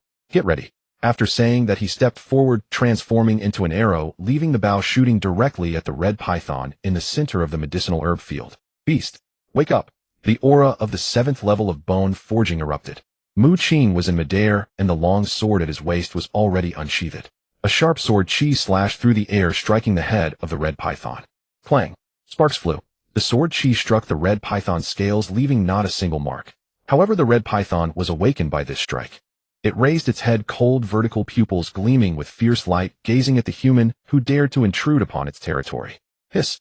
The red python opened its gaping maw, and a foul wind rushed toward Mu Qing. But Mu Qing was already prepared. He used his movement technique to flip in the air, avoiding the poisonous fog, while rapidly retreating toward the direction of the formation plate. The red python's massive body shot out from the medicinal herb field, moving at an astonishing speed. Wherever it passed, grass and trees were crushed to dust, and the ground was plowed into a deep trench. This is good. A flash of pride crossed Mu Qing's eyes as he retreated behind the formation plate. The red python persistently chased after him, its enormous body perfectly poised above the formation plate. Activate! A glint of brilliance flashed in Mu Qing's eyes as he stomped his right foot on the ground. In the next moment, the formation plate buried in the soil lit up, and black light emerged from the ground, transforming into chains that tightly wrapped around the red python's body. Roar! The red python let out an angry roar, struggling desperately. But those black chains tightened more and more firmly, pinning its massive body in place. Attack! Mu Qing shouted loudly. The three hidden in the shadows immediately rushed out, pouncing toward the medicinal herb field. Whether out of confidence in his formation plate or dissatisfaction with the slow movements of the three, Mu Qing left the trapped red python and also darted into the medicinal herb field. Chen Fei, hidden above the valley, grew anxious. He lowered his voice and said, "Brother Jiang, they are going to steal the medicinal herb field. Don't rush." Jiang Feng's gaze fell on the valley floor, his expression calm. He could see it clearly. As soon as Mu Qing left, the black chains trapping the red python began to show signs of cracking. This killing formation will not hold much longer. They won't be able to escape. Beside the medicinal field, Mu Qing stared at the dragon-patterned grass in his hand, his face filled with pride. With this batch of spiritual herbs, it was possible to break through to the 3rd rank of martial arts upon returning. His status in the Mu family would surely rise to a new level. Brother Qing is amazing. Even the 3rd rank ferocious beasts can only obediently act as our watchdog. Following Brother Qing is truly enjoyable. If it were us alone, we wouldn't even dare to enter this valley, let alone gather herbs. The 3 underlings plucked the spiritual herbs while not forgetting to flatter him. Mu Qing's smile widened. Just as he was about to say something, a sudden sharp sound came from behind. Something's not right. Mu Qing sensed the danger and spun around abruptly. He saw the black chains formed by the formation had already shattered, and the formation was blown out of the ground, emitting green smoke. The red python broke free from its restraints, slithering rapidly towards the group. In the blink of an eye, it covered the distance of several dozen meters. Quick retreat! Mu Qing shouted loudly, but it was already too late. Hiss! The red python let out a furious hiss, its massive tail sweeping out like a steel whip. Bang! The closest boy had no time to react, and his body was sent flying against the rock wall, leaving behind a pool of crimson mark, and he fell silent instantly. Li Wei! Mu Qing's eyes widened in horror with no time to save him. The red python's vertical pupils glinted with brutal malice as it opened its massive maw again, aiming to swallow another boy. Under the pressure of the 3rd rank ferocious beast, the boy stood like a wooden stake, unable to resist. Hiss! The red python swallowed him whole. Crack! The sound of bones breaking from within the snake's body was sickening, as if something was being ruthlessly crushed. The last boy's legs went weak, and he collapsed to the ground. Help! Brother Qing, save me! The boy's voice was laced with tears. But in the next moment he was engulfed by the toxic mist spewed out by the red python, unable to even scream before half his body turned to pus. Chen Fei watched the horrific scene in the valley, his face turning pale. If Jiang Feng hadn't pulled him back, he feared he would have met the same fate as those others. Below, the red python's gaze locked onto Mu Qing. Damn it! A bunch of useless fools. Mu Qing's hair stood on end, but he forced himself not to turn around. His speed was nowhere near that of this beast. The moment he turned around, he would be swallowed. If he faced it head-on, perhaps he could find a chance to survive. But within just 3 to 5 exchanges, Mu Qing was swept away by the python's tail, crashing into the rock wall, blood spurting from his mouth. He slid to the ground, his eyes filled with despair. The gap was too vast. This was the red python taking revenge, wanting to torment him slowly. Otherwise he would have died instantly with the first strike. The red python stood before Mu Qing, its body erect, looking down at him. Its cold vertical pupils were filled with mockery, as if savoring the despair of its prey. In the next moment, Mu Qing spotted Jiang Feng and the others hidden above the valley. Help! Save me! His instincts for survival erupted, causing him to scream, startling even the red python. Jiang Feng stepped out from the shadows, but showed no intention of intervening. The hope in Mu Qing's eyes turned to resentment. You will definitely not end well. Just as he finished speaking, boom, the red python opened its massive maw and swallowed Mu Qing whole. After dealing with Mu Qing, the red python turned its gaze towards the humans above the valley. What surprised it, however, was that it sensed no fear emanating from this human. Hiss! The red python let out a hiss and began to slither forward. But Jiang Feng's attack was even faster. Shao bite! Boom! A white figure streaked down from above the valley like lightning. Roar! The deafening roar of a tiger echoed through the valley. The white tiger bit down on the red python's vital spot. Under the tiger's innate abilities, the red python's scales comparable to top-grade treasures became useless, and its flesh was instantly pierced by the white tiger's fangs. Bang bang bang. Under the intense pain, the red python went berserk, its body thrashing as it tore up the ground. Seeing it couldn't break free from the white tiger, the red python coiled around it tightly, beginning to constrict. At that moment, Jiang Feng appeared in the air above the two giant beasts. He leaped up, a golden glint flashing in his eyes. Diamond spell. An invisible mental force spread, causing the red python's body to stiffen noticeably. Clang. The thunder pattern blade was unsheathed. Thunderclap slash. Silver arcs of lightning danced wildly along the blade, emitting piercing explosions. Finally, Tiger Strike. Slay God. Jiang Feng's pupils turned golden, and his aura surged violently, the silver arcs of lightning on the thunder pattern blade transforming into crimson light. Amidst the thunderclaps, the sound of tiger roars echoed. Swish! The crimson blade light, like divine punishment, slashed down at the red python's head, with a fierce momentum capable of cutting through anything. The blade sliced through the red python's hard scales, embedding deeply into its flesh. Hiss! Blood gushed out like a fountain. Jiang Feng gripped the hilt tightly, an endless stream of power surging into the blade. Die! Jiang Feng growled, his arms bulging with veins as he pressed the thunder-patterned blade down forcefully. Crack!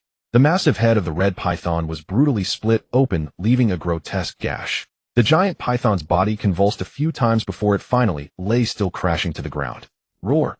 At this moment, the white tiger also bit through the red python's vital spot, breaking free. On the hillside, Chen Fei was left dumbfounded.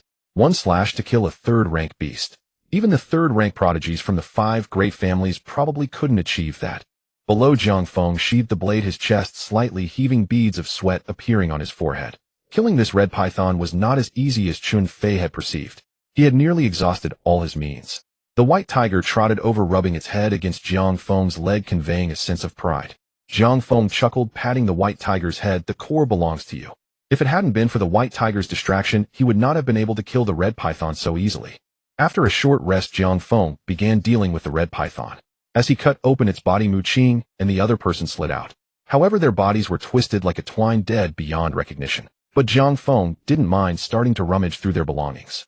In the end, he found a spatial ring on Mu Qing's hand, along with some medicinal potions for cultivation and healing.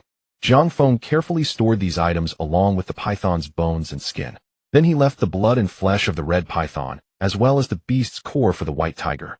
While the white tiger feasted on the other side, Chen Fei had already finished harvesting all the spiritual herbs and excitedly walked towards Jiang Feng.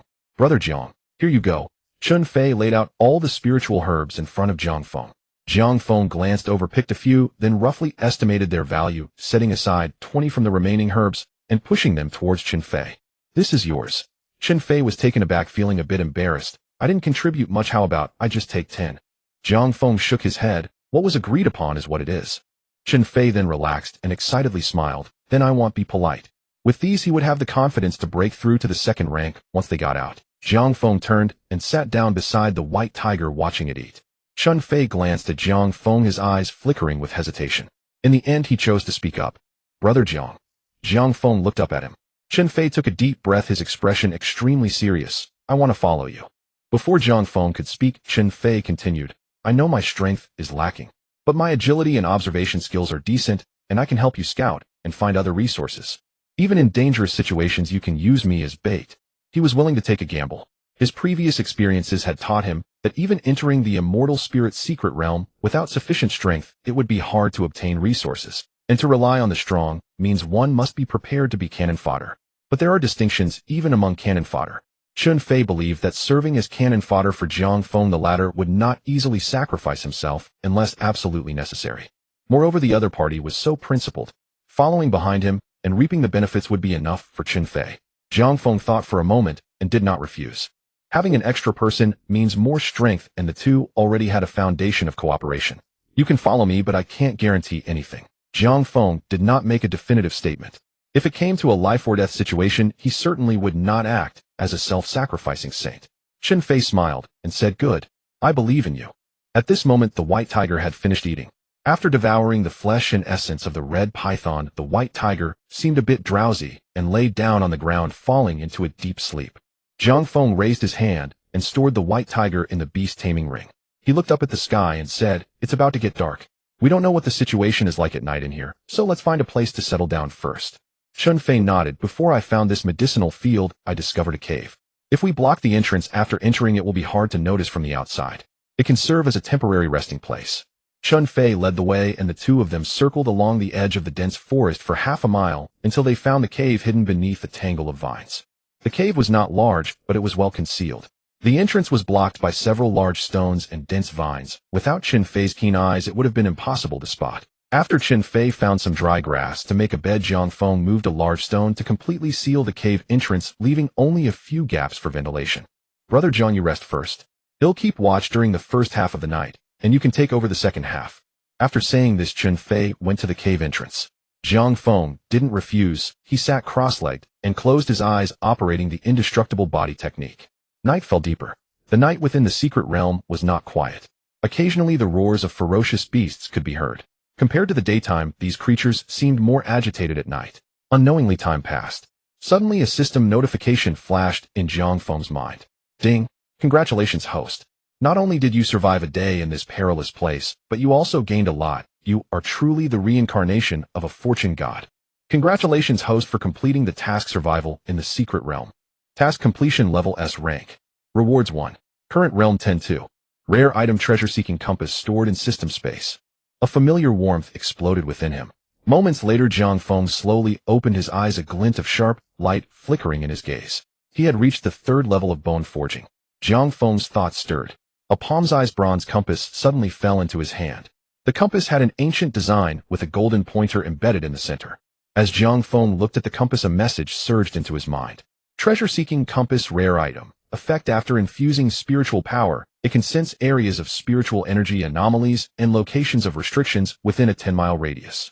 Note: areas of spiritual energy anomalies are likely to have spiritual herbs. Locations of restrictions are often left by predecessors, offering opportunities to gain fortunes. Warning: opportunities come with dangers. Please act according to your abilities." Jiang Feng's eyes lit up. This was a good item. In the immortal spirit secret realm, opportunities were the most abundant. Yet finding them relied solely on luck. Now with this treasure-seeking compass, things were different. Jiang Feng attempted to infuse a wisp of spiritual power into it. Buzz. The runes on the compass suddenly lit up and the golden pointer began to slowly rotate. Moments later, the pointer stopped pointing northwest. At the same time, a light screen appeared on the surface of the compass with a golden dot glowing on it. According to the information, the golden dot represented an area of spiritual energy anomaly. The closer one got, the larger the dot would become. From the size, it should be about 7 to 8 kilometers away, just right in the path to the center of the realm. Jiang Feng felt somewhat excited. "Let's go take a look when it gets light." Jiang Feng collected his thoughts, stored the compass, and then went to replace Chun Fei. Several hours passed. The sky gradually brightened. Jiang Feng woke. Chun Fei and the two of them moved the large stone at the cave entrance before stepping out. Morning light filtered through the dense canopy, casting mottled shadows on the forest floor. The air was filled with the fragrance of grass and wood, along with a faint hint of blood. "Brother Jiang, where should we go?" Chun Fei was spirited. Jiang Feng took out the treasure-seeking compass and infused it with spiritual power. The pointer indicated northwest again. This way. The two moved ahead, one after the other, heading northwest. They traveled swiftly, and in less than half an hour they had passed through the dense forest. Ahead, the terrain began to widen, and they could faintly hear the sound of water. "There's a river ahead." Chun Fei quickened his pace, fulfilling his role as a scout. After passing through a patch of bushes, the scene before them opened up. A wide river about 20 zhang across lay before them, with murky yellow water rushing tumultuously. "This river seems a bit off." Chun Fei furrowed his brows. Although he couldn't articulate why, there was an unsettling aura emanating from the river water. Jiang Feng's gaze fell on the opposite bank. The treasure-seeking compass indicated that the golden dot was not far from the opposite bank. Let's cross the river, I'll go first. Jiang Feng approached the riverbank. Chun Fei hurriedly followed. Just as they reached the riverbank, an unexpected change occurred. Splash! The river water suddenly exploded, and a black shadow shot out from the murky depths, opening its toothy mouth to bite at Jiang Feng. It was a monstrous fish over 3 meters long, entirely black. Jiang Feng remained unfazed, sidestepping the monster's attack, while clenching his right fist, activating the indestructible body technique, and delivering a punch to the monster's flank. Boom! The massive body of the monster was sent flying by the punch, flipping twice in the air, before crashing heavily back into the river, splashing a large amount of water. Go! Jiang Feng used his toes to push off, executing the wind-treading technique. He soared over the surface of the river, stepping on floating debris, and sped towards the opposite bank. Chun Fei quickly activated his agility to keep up. Shadows continued to emerge from the river, attempting to drag the two into the depths. Yet they were all easily repelled by Jiang Feng. In just a few breaths, the two had reached the opposite bank. After landing, Chun Fei panted heavily, glancing back at the river with lingering fears. There are too many fierce beasts in this river. Jiang Feng ignored him, took out the treasure-seeking compass, and confirmed the direction again. We're almost there. The two continued onward. After about the time it takes to drink a cup of tea, they arrived at a rocky beach. In the center of the rocky beach, a vibrant green spiritual herb was growing. The herb was only about a foot tall, with leaves as translucent as jade, emanating a faint glow. Bailuo grass. Chun Fei exclaimed, his eyes filled with fervor. This was a 4th-grade spiritual herb. Chun Fei's excitement stemmed not only from the fact that the Bailuo grass was a 4th-grade spiritual herb, but also because consuming it directly would yield remarkable effects. To rapidly enhance one's strength within the secret realm undoubtedly grants a competitive edge. A glint of fervor flashed in Jiang Feng's eyes, but he quickly regained his composure. Let's go. Be careful. Jiang Feng whispered, a warning, his spiritual power expanding to envelop the entire rocky area. The rocky terrain was eerily quiet. Not even the sound of beasts could be heard, let alone insects. Is there no guardian beast for this Bailuo grass? Chun Fei took a step forward. Don't move. Jiang Feng grabbed Chun Fei's shoulder, his gaze fixed on a massive stone at the edge of the river. The stone was over 3 meters high, its surface covered in moss and cracks, appearing no different from the scattered rocks around it.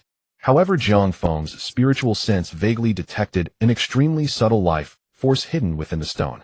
What is it? Chun Fei quickly held his breath, not daring to move. Jiang Feng said nothing, slowly drawing out the thunder pattern blade from his back. Almost simultaneously, the stone began to move. Moss fell away, and the cracks widened. 2 massive pincers the size of basins sprang out from either side of the stone, followed by 8 robust segmented legs. The stone slowly rose, revealing a grotesque insect face beneath, resembling a mantis with 6 compound eyes reflecting a chilling glow. A peak 3rd-grade fierce beast. Feeling the aura emanating from the creature before him, Chun Fei couldn't help but gasp. Brother Zhang, this thing. Before he could finish, the mantis beast had already moved. The 8 long legs bent, and then suddenly straightened. Its massive body shot forward like a cannonball, leaving a gray afterimage in the air as it charged at the two. Retreat. Jiang Feng slapped Chun Fei's chest, pushing him away while using the momentum to dart back. Boom. The mantis beast crashed into the spot where they had just been standing, creating a deep pit in the ground and sending rocks flying. Having missed its target, the mantis beast did not pause. Its right pincer swung towards Jiang Feng like a massive battle blade. The wind generated by its approach carved a trench in the ground. Jiang Feng dared not take it heed in activating the wind-stepping technique to narrowly evade the deadly strike. Boom. A massive stone at the edge of the rocky area was struck by the pincer, exploding into dust. Such speed. Jiang Feng's heart tightened. Yet this fierce beast gave him no chance to catch his breath. After missing one strike, a second one followed closely behind. The 2 pincers fell like a torrential storm, crashing down. Boom. Boom. Boom. The ground was pounded into deep craters, stones flying everywhere, shaking the entire rocky area. Jiang Feng pushed the wind-stepping technique to its limits, transforming into an elusive breeze darting through the flurry of pincers. But the mantis beast's speed was simply too fast. Even his perfected Xian-class movement technique could only barely dodge fatal blows, unable to completely escape its pursuit. I can't keep this up, we'll be hit sooner or later. A glimmer of ferocity flashed in Jiang Feng's eyes. The indestructible body technique operated at full force, enveloping him in a faint golden aura. Boom. The mantis beast's pincer struck Jiang Feng's crossed arms, producing a dull metallic clash. Jiang Feng was sent flying, his feet carving deep grooves in the ground, and 2 noticeable gashes appeared on his arms, blood pouring from them. One could still faintly see the pale gold bones beneath the flesh. This was Jiang Feng's first time having his defenses breached. In the distance, though, anxious Chen Fei could do nothing but remain silent to avoid distracting Jiang Feng. Of course, if Jiang Feng had wanted him to join, he wouldn't have hesitated. In the center of the battlefield, a wave of intense pain washed over Jiang Feng, but instead of fear, it made him feel as if his blood was boiling. This was the feeling. This was true combat. Xiaobite. Jiang Feng roared, his Beastmaster ring glowing as the massive form of the white tiger appeared behind the mantis beast.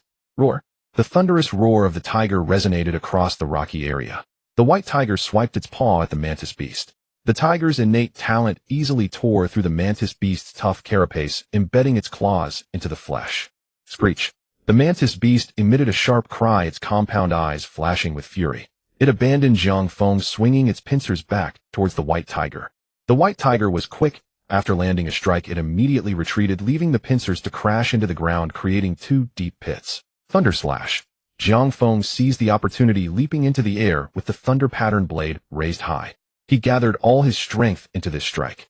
The overwhelming vitality from the indestructible body and the tiger's innate talent coated the blade in a layer of scarlet light. At the same time, within Jiang Feng's sea of consciousness, the indestructible Dharma form glared fiercely. Slash! Jiang Feng shouted, and the blade's light descended like thunder, striking the mantis beast's head. Crack! The sound of cracking shell echoed. The mantis beast's head was cleaved in two by this strike, green blood spraying out and drenching Jiang Feng. Thud! The massive body crashed to the ground. Jiang Feng sheathed his blade, his chest heaving violently. This strike had nearly exhausted all his strength. It wasn't that he could truly face off against a peak third-grade fierce beast, but rather that this mantis beast had made the same mistake as that red python. They both misjudged Jiang Feng's killing power, empowered by the tiger's innate talent. Not dodging. Then you must die? Jiang Feng remained motionless for a moment. That last strike was the pinnacle of his abilities, as if he had touched a different level of power. Jiang Feng had seen this in the Martial Arts Association Forum. It was a realm beyond perfect mastery known as Limit Break. If he could break the limits of Thunder Slash, its power would not be inferior to that of ordinary Xin class high-level martial arts. Brother Jiang, are you alright? Chen Fei ran over from afar, his face filled with worry and fear. I'm fine, Jiang Feng replied, shaking his head as his gaze fell towards the direction of the biluo grass. Collecting herbs. Chen Fei responded, carefully uprooting the biluo grass and wrapping it in a piece of beast skin, presenting it to Jiang Feng. Here you go, Brother Jiang. Jiang Feng took the biluo grass and stored it in his storage ring. He glanced at the white tiger that was gnawing on the mantis beast's corpse, not urging it, and sat cross-legged to begin recuperating. He still needed more time to comprehend the sensation from that last strike. Over the next few days, guided by the treasure-hunting compass, Jiang Feng and Chen Fei reaped abundant rewards. First, they obtained a 5th-grade Zhu Shui Lingji guarded by a 3rd-grade poison spider. During this battle, Jiang Feng attempted to recreate the resonance he felt when slaying the mantis beast, but he always missed that one crucial feeling. In the end, it was only with the white tiger's cooperation that they successfully killed the poison spider. They then found a 6th-grade spiritual herb Xian Yin Ginseng guarded by a latest-stage 3rd-grade stone python powerful enough to rival an 8th-level warrior in the Meridian realm. This time, Jiang Feng did not rely on the white tiger. That was the most brutal battle Jiang Feng had experienced so far. Several times, he had narrowly escaped death. But under the heavy pressure of life and death, Jiang Feng successfully broke the limits of Thunder Slash.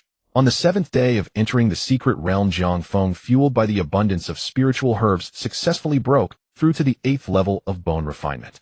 The night was deep. Inside a hidden cave, the campfire crackled. Chen Fei said softly, Brother Jiang, we should reach the center of the secret realm tomorrow. Jiang Feng nodded. It had taken them a full 7 days to reach the central location. This was partly because they had spent some time searching for spiritual herbs, and partly because this immortal spirit secret realm was far larger than he had anticipated. However, it was somewhat regrettable that during these 7 days the treasure-hunting compass had not detected a single forbidden area. Jiang Feng leaned against the rock wall, closing his eyes to feign sleep. He wondered if Yanji Xia and the others had arrived safely. Seeing this, Chen Fei chose not to disturb him and moved to the cave entrance to begin his own cultivation. Jiang Feng smiled. Congratulations. Chen Fei, overwhelmed with excitement, looked at Jiang Feng with gratitude in his eyes. Thank you, Brother Jiang. I wouldn't have come this far without you. They said you were just a cannon fodder for Jiang Feng, but in reality Jiang Feng seldom let you take risks. You've essentially coasted through this journey. Jiang Feng shook his head. That was something you earned yourself. Throughout this journey, although Chen Fei didn't play a significant role, he was indeed obedient. Jiang Feng preferred to befriend someone whose words and actions aligned. Let's go. Jiang Feng was the first to walk out of the cave. Half a day passed. A continuous range of black mountains appeared before them. The mountains were entirely pitch black, devoid of any vegetation. The air was thick with the scent of sulfur, and the temperature was noticeably higher than before. Is this the Black Flame Mountains marked on the map? Chun Fei smiled. If I remember correctly, crossing this mountain range and heading north will lead us to the palace in the central area. Jiang Feng nodded, about to speak, when suddenly he felt the treasure-seeking compass vibrating violently. He took out the compass. After injecting his spiritual energy, a light curtain emerged on the compass, revealing a massive crimson light point flashing in the northern position. Jiang Feng's eyes lit up. The crimson light point represented the location of the restriction. He looked north again, a thoughtful expression crossing his face. This direction, this distance. Could the location of the restriction be the central palace mentioned by Senior Duan? If that's the case, the key to this assessment may not simply be to obtain the token. Jiang Feng collected his thoughts and began to accelerate. Let's go. We'll discuss later. Chun Fei quickly followed. The two navigated through the mountain range. Surprisingly, the ferocious beasts were quite scarce, and those they encountered would actively avoid them, as if fearing something. After 2 hours, the terrain gradually rose. The concentration of spiritual energy in the air was also rapidly increasing. After crossing the final ridge, they were met with a breathtaking sight. Beneath the ridge lay a vast plain. In the center of the plain stood a gigantic ancient city. The city walls soared to a height of 100 feet, constructed entirely from a dark blue stone. Even after enduring countless years of wind and frost, the patterns on the city walls remained clearly visible. Those patterns seemed intricate, glowing faintly under the sunlight. At the city gate stood 2 massive turtle statues, one on each side. Although battered and broken, they exuded a terrifying aura. Scattered outside the city walls were countless enormous bones. Some resembled flood dragons, their bones stretching hundreds of feet. Others looked like giant birds, their wing bones sprawling like mountains. There were also many nameless monstrous bones scattered across the plain, seemingly remnants abandoned after. Above the plain, even the birds dared not approach. What is this? Chun Fei's voice trembled unconsciously. Jiang Feng's eyes also flashed with shock. He glanced down at the treasure-seeking compass. The dark red light point was deep within the ancient city, nearly occupying the entire compass. Jiang Feng raised his gaze once more, looking at the 3 large characters carved high on the central city wall. Xuanwu City. Jiang Feng's eyes flickered with doubt. Was this Xuanwu the same one he knew? However, this world clearly had no information about the 4 sacred beasts. Brother Jiang. Chun Fei's voice brought Jiang Feng back to reality. Shall we enter? Jiang Feng collected his thoughts, carefully observing the surroundings. After confirming there was no danger, he nodded. Let's go. As the two descended along the ridge, the moment they set foot on the plain, an invisible pressure enveloped them. The ground beneath their feet was as hard as iron, with not even a blade of grass able to grow. The scattered giant beast bones were right before them, each taller than a person, their surfaces glistening with a jade-like sheen, having not decayed despite the passage of time. The aura emanating from these bones is so terrifying. How fearsome must these ferocious beasts have been when they were alive? Chun Fei's voice tightened, instinctively clutching his spear. Jiang Feng's gaze fell upon the 2 turtle statues at the city gate. The statues were damaged. The left one was missing its head, while the right one had a broken front claw. Jiang Feng's spiritual force spread out, and the moment it touched the statue, the diamond-like Dharma form in his sea of consciousness trembled, almost shattering completely. Jiang Feng staggered back, unable to stifle a groan. Jiang Feng was horrified. Just 2 broken statues possessed such formidable spiritual pressure. He instantly heightened his vigilance and dared not casually probe with his spiritual force anymore. The 2 stepped slowly into the city gate. What greeted their eyes was a straight main street lined with shops on both sides, though they had long been abandoned, with doors and windows decayed and the streets covered in thick dust. A faint sandalwood aroma mingled with the scent of dust permeated the air. The entire ancient city was eerily silent. Not even the sound of the wind could be heard. Brother Jiang, don't you think it's too quiet here? Chun Fei lowered his voice, feeling inexplicably stifled. This Xuanwu city was as silent as a grave. In the next moment, several figures flashed out from the shadows surrounding them and blocking their path in the center of the street. Leading them was a young man with a sinister face. Jiang Feng raised an eyebrow. He recognized this person. During the training session, this individual stood behind Wang Lun's left side, a direct descendant of the Wang family, named Wang Feng. However, compared to before entering the secret realm, Wang Feng's cultivation had already broken through to the 3rd rank. Behind Wang Feng stood 4 others, the weakest among them already at the 1st level of bone refinement. Jiang Feng was not surprised. The secret realm was so vast that it couldn't just allow him to seize opportunities alone. He had the treasure-seeking compass, and these noble descendants likely had their own means. Chun Fei's expression changed. What do you want? Wang Feng glanced at Chun Fei disdainfully, saying, I have no interest in talking to trash. If you don't want to die, get lost. Chun Fei did not move, blood and energy surging within him. Jiang Feng placed a hand on Chun Fei's shoulder. They're just a bunch of nobodies, there's no need to waste time. Arrogant. Wang Feng was furious, waving his hand and shouting, all together. Kill him. He knew Jiang Feng had crippled Wang Hai. But now he had broken through to the third rank, and with his spiritual door open, he could easily crush any warrior below the third rank. Upon receiving the order, the talented individuals behind Wang Feng lunged forward, their blades and swords intertwining like a net. Jiang Feng slowly grasped the handle of the thunder pattern blade. The blade trembled lightly, emitting a humming sound. Then Jiang Feng moved. Using the wind step technique, he transformed into a fleeting shadow. The blade light flashed like thunder, crashing down silver-white arcs of electricity, mingling with a crimson tiger's ferocity. Wherever he passed, weapons shattered. Puff! 3 streams of blood erupted simultaneously. 3 bone refinement realm geniuses, their attacks, not fully executed, were instantly silenced with a slash to their throats, their bodies collapsing straight down. Jiang Feng turned to the shocked Wang Feng. It's your turn. Wang Feng's expression changed drastically, a flicker of fear flashing in his eyes. But soon he suppressed that hint of dread. It seems you can defeat Wang Hai, so it appears you're not solely relying on luck. Unfortunately, your current opponent is me. Wang Feng took a deep breath, his aura beginning to rise. He slowly raised his right hand, fingers curling as a pitch-black spear appeared out of thin air in his grasp. The spear's body was engraved with dark golden patterns, shimmering with a cold luster under the sunlight. This is the Black Dragon Spear, a mid-grade treasure. Wang Feng's lips curled into a proud and cold smile. To die under this spear, you should consider it an honor. Before his words fell, Wang Feng stepped forward, the ground exploding beneath him. He transformed into a bolt of black lightning, the spear moving like a dragon, its tip tearing through the air with a piercing roar, lunging towards Jiang Feng's throat. So fast. Chun Fei, standing behind, felt his pupils constrict. He couldn't even see Wang Feng's movements, only catching a glimpse of a blurred black shadow. However, facing this lethal strike, Jiang Feng merely tilted his body slightly. The momentum of the wind. The spear tip grazed past Jiang Feng. A hint of surprise flashed in Wang Feng's eyes, but his movements did not cease. The long spear swept horizontally, the spear shaft carrying immense force, smashing towards Jiang Feng's waist. Jiang Feng tapped the ground, his figure floating back, once again evading. Is dodging all you can do? Wang Feng sneered, the spear's momentum growing more violent. The myriad of spear shadows engulfed Jiang Feng like a torrential storm. Dragon Python Entanglement. This was the supreme spear technique Wang Feng had mastered, cultivated to perfection. Coupled with his mid-stage Qi realm, each strike could easily penetrate the defenses of peak refining bone warriors. I wonder where you will hide. Wang Feng's eyes flashed with a ruthless glint. Jiang Feng halted, his aura suddenly shifting. A domineering and unparalleled force erupted from his body. The blade of the thunder pattern knife crackled with silver arcs of electricity. However, the originally silver-white electric light transformed into purple, breaking limits. Thunderclap slash. The purple blade light shot skyward like thunder, tearing through the heavens. A violent wind swept outwards from Jiang Feng's center. Even Chun Fei, far behind, was forced to retreat several feet, barely stabilizing his form. His eyes widened in shock. What kind of power is this? The next moment, the blade light descended. Before the blade even arrived, a destructive pressure enveloped Wang Feng. The arrogance on Wang Feng's face had already solidified, replaced by disbelief and horror.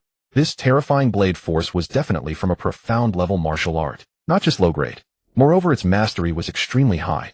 Get lost. Without a moment's hesitation, Wang Feng shouted, beginning to channel his mental power. An invisible mental shockwave surged towards Jiang Feng. In his mind, Jiang Feng, no matter how strong, was merely a second-tier talent who had yet to open the door to the spirit realm, facing mental attacks with no resistance.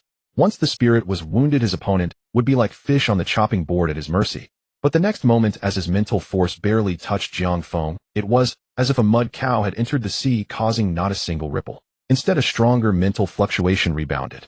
Buzz. Wang Feng felt as if his brain had been slapped by something, his thoughts freezing. His body also became uncontrollably stiff. By the time he came to his senses, all that remained in his eyes was the brilliant blade light, like divine thunder descending upon the world. No. Wang Feng's eyes nearly burst with rage. The next moment, the blade light fell. Boom. The entire street exploded under that blade. Debris flew, dust enveloped the area, and a chasm several feet long extended from Jiang Feng's feet to the end of the street. Once the dust settled, Wang Feng had become nothing but a pile of mush, the Black Dragon Spear lying beside him. Zhang Feng sheathed his knife, his expression calm as water. He looked at Wang Feng's corpse, slightly furrowing his brows, a hint of disappointment in his tone. You didn't even have the qualification to let me test this blade's limits. In the distance, Chen Fei was not surprised by such an outcome. After all, Zhang Feng had slain no fewer than 4 third-tier ferocious beasts. Zhang Feng withdrew his thoughts, crouching down and starting to rummage through Wang Feng's corpse. Soon he uncovered a spatial ring and several bottles of pills. He probed his spiritual force into the ring, taking a rough glance. 8 third-tier spiritual herbs, 3 fourth-tier spiritual herbs, along with many cultivation resources. As expected of a prominent family's prodigy, their wealth is substantial. Zhang Feng nodded in satisfaction, collecting the items along with the black dragon spear before looking towards Chen Fei. Let's go. All right. Chen Fei hurriedly followed. The two quickened their pace, crossing the main street toward the palace in the depths of the city. About a quarter of an hour later, the buildings ahead gradually became denser. From a distance, one could see the outline of a massive palace standing at the center of the city. Zhang, go look. Chen Fei pointed towards the palace. Zhang Feng raised his eyes and saw several familiar figures, a smile unconsciously appearing on his face. In the square, Qin Hao stood with his hands behind his back, his posture straight, embodying a life is as lonely as snow vibe. Mu Huaiqin held a sword, standing with a cold expression. Yan Zhixia stood quietly beside them, a faint smile on her lips. Even Jiang Chun and Zhao Wujin were present. I arrived late. Zhang Feng stepped forward. Hearing the familiar voice, the eyes of several people brightened as they turned their heads. Yan Zhixia was the first to step forward quickly. Zhang Feng, are you all right? Mu Huaiqin said nothing, but it was clear she was relieved. Jiang Chun grinned and said, brother, I knew you would be fine. Zhao Wujin also smiled. Jiang Ge, we've come too. Qin Hao stood in place, slightly nodding at Zhang Feng, maintaining his aloof demeanor. Zhang Feng glanced at the group, nodding and smiling. It seems you all have reaped quite a bit along the way. Jiang Chun and Zhao Wujin had already reached the 7th layer of body refinement. Mu Huaiqin had broken through to the 5th layer of bone refinement.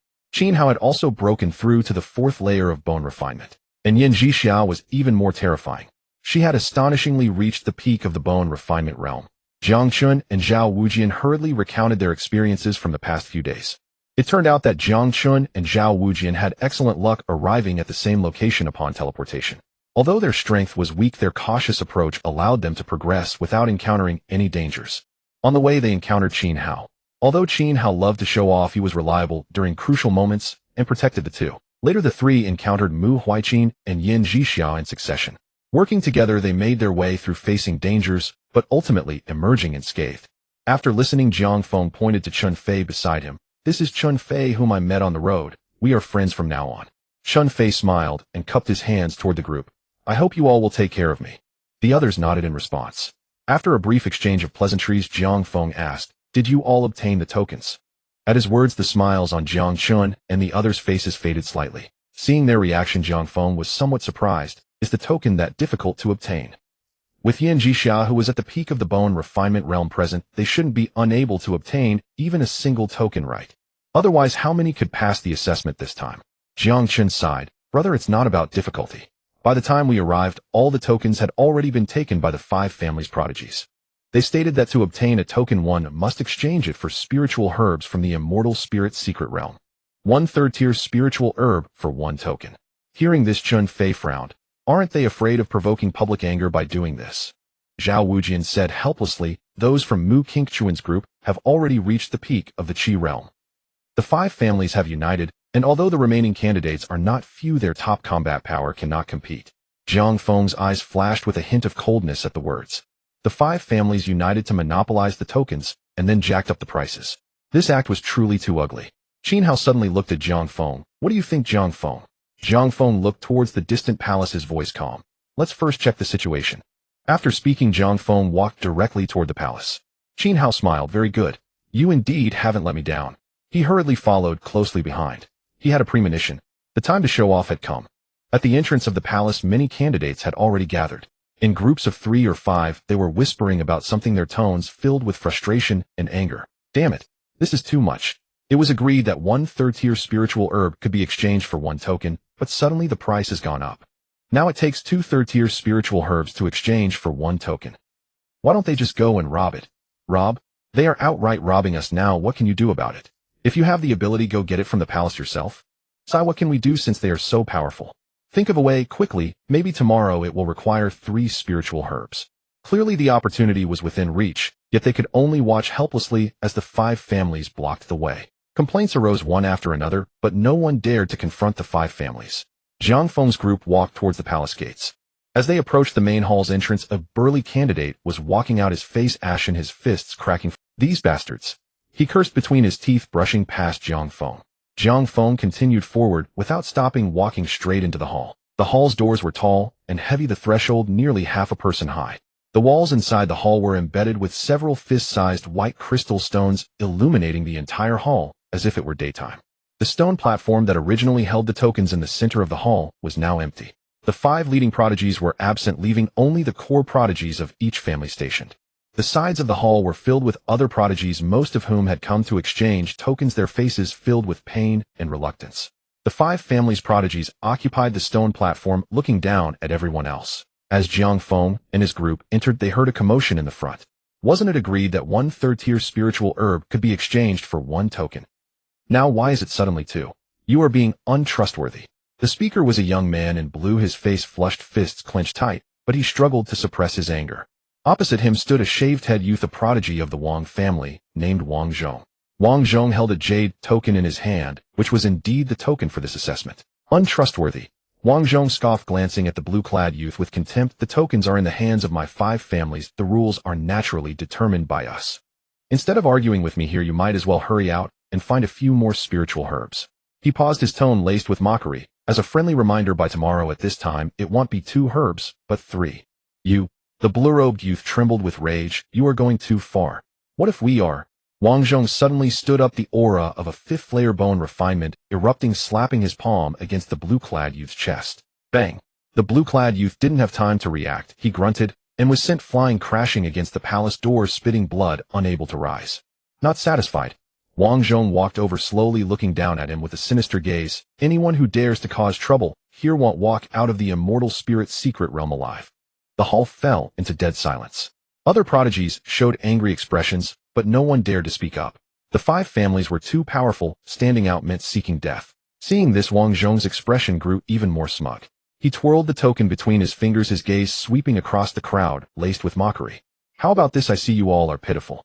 Let's have those inside the hall fight it out. Whoever stands last will receive this token from me. What do you think? Quite fair, right? As soon as he finished speaking, the other prodigies from the 5 families burst into laughter. Wang Zhong's move is truly cunning. Let these country bumpkins fight amongst themselves while we enjoy the show. How interesting. Just a bunch of ants giving them a glimmer of hope, so they won't be idle and cause trouble. The derisive laughter echoed through the hall, grating on the ears. The expressions of the prodigies present turned pale, a sense of humiliation swelling within them, yet they dared not voice their anger. Suddenly, boom! A gust of wind surged towards Wang Zhong. Wang Zhong didn't even see what it was. He felt a tremendous force strike his chest. Bang! He was sent flying as if struck by a rampaging beast, crashing into the stone pillar of the hall and bouncing back to the ground, blood spurting from his mouth as he fainted on the spot. The token that had been spinning on his fingertips had also vanished. The entire hall fell into silence. Everyone was stunned. Who was it? Who dared to act on the territory of the 5 families? Everyone focused their attention. They saw that the spot where Wang Zhong had stood was now replaced by another figure. A youth with a long knife on his back, his expression grim, none other than Jiang Feng. He examined the jade token in his hand, glancing at the 5 families' prodigies, his tone indifferent. Then I will take this. You audacious fool. Daring to touch someone from the Wang family, you seek death. Several Wang family prodigies turned pale with anger. Before Jiang Feng could speak, a bold voice rang out behind him. You are mistaken. The ones seeking death are you. As long as I am here, anyone who is dissatisfied feel free to step forward. Qin Hao approached with his hands behind his back, his gaze overlooking everyone. A prodigy from the Qin family at the 7th layer of bone refinement looked displeased. Qin Hao, what madness are you up to? Qin Hao remained calm. You are using the name of my Qin family to bully others. I am merely setting things right. I will say it again, if you don't want to die, leave the token and scram. Qin Hao, enough already. A Qin family prodigy could no longer contain himself. He yelled angrily, his figure like lightning instantly appearing in front of Qin Hao, slapping a palm towards him. How could a family joke dare to boast in front of him? Facing the attack, Qin Hao's expression remained calm. He didn't counter, but slowly raised his right hand, extending a finger. The surrounding prodigies looked on in astonishment. What does he mean by this? Could it be that he is saying he only needs one move to defeat his opponent? So pretentious, but damn so cool. Ignoring the surrounding discussions, Qin Hao slowly called out a name. Jiang Feng. Raising his hand was not invincible. It was 1,000,000. In the next moment, Jiang Feng had already appeared between Qin Hao and the Qin family prodigy. Qin Hao's nervous heart finally relaxed. The finger he had raised also lowered, pointing at the attacking Qin family prodigy. You are not worthy for me to take action personally. The hand of the Qin family's prodigy was suspended in midair, unable to advance even a fraction. Jiang Feng's fingers like iron hoops gripped the opponent's wrist. Do you dare to stop me? The Qin family's prodigy, shocked and angry, unleashed his full blood energy at the 7th level of bone refinement, forming a fist with his other hand and striking fiercely towards Jiang Feng's face. Jiang Feng remained silent. With a sudden surge of force in his fingers, a crack sounded. Ah! The Qin family's prodigy let out a cry of despair. Jiang Feng twisted his wrist and, taking advantage of the momentum, slapped his palm against the opponent's chest. Bang! The Qin family's prodigy was sent flying, crashing down beside Wang Zhong, also unconscious. The entire hall fell into a deathly silence.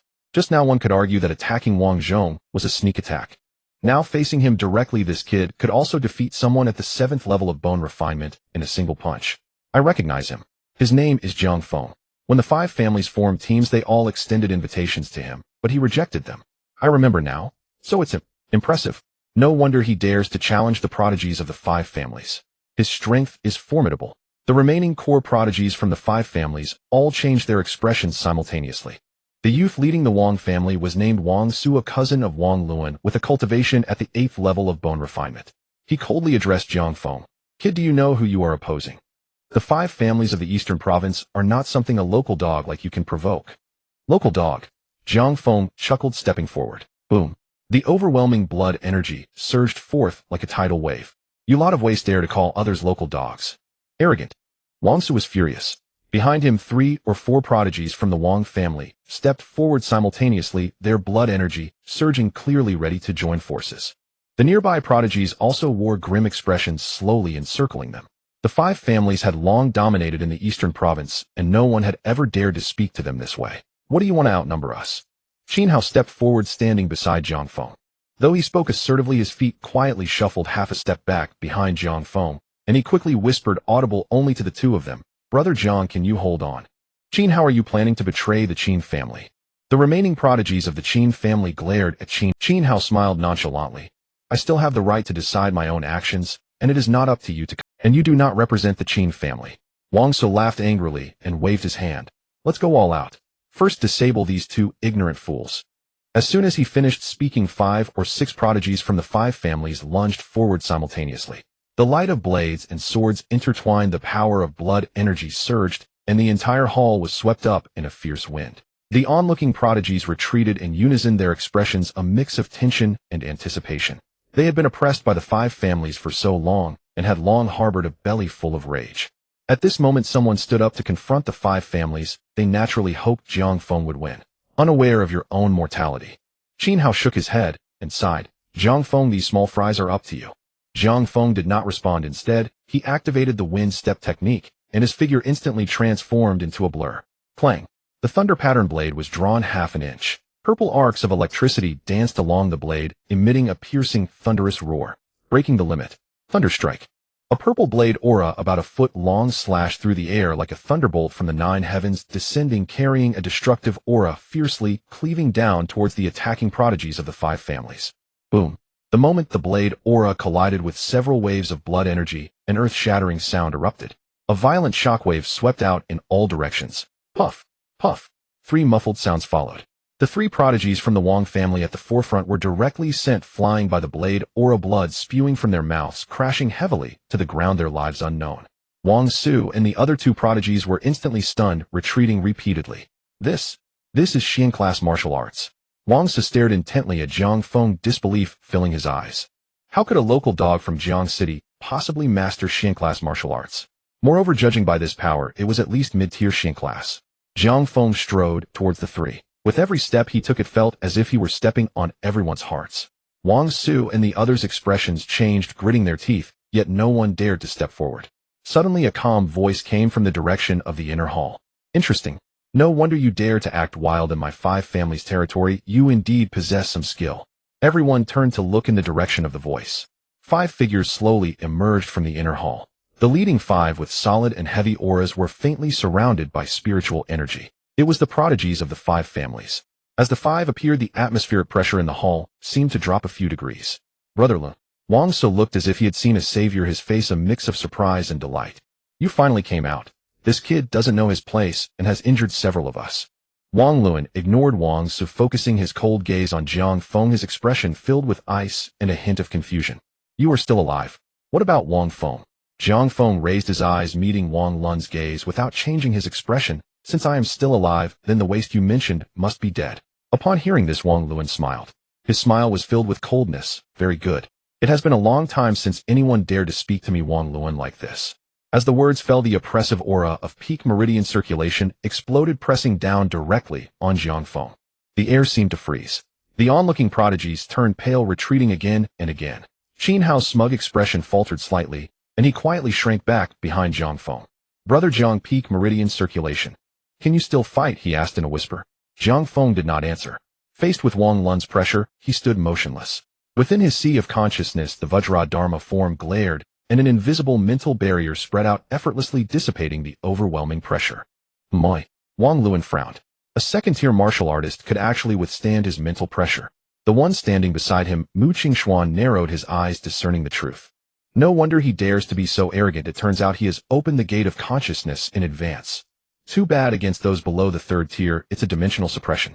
But against us he has no advantage whatsoever. He then looked at Mu Huiqin, who was standing behind Jiang Feng. Mu Huiqin, are you also going to join him in this nonsense?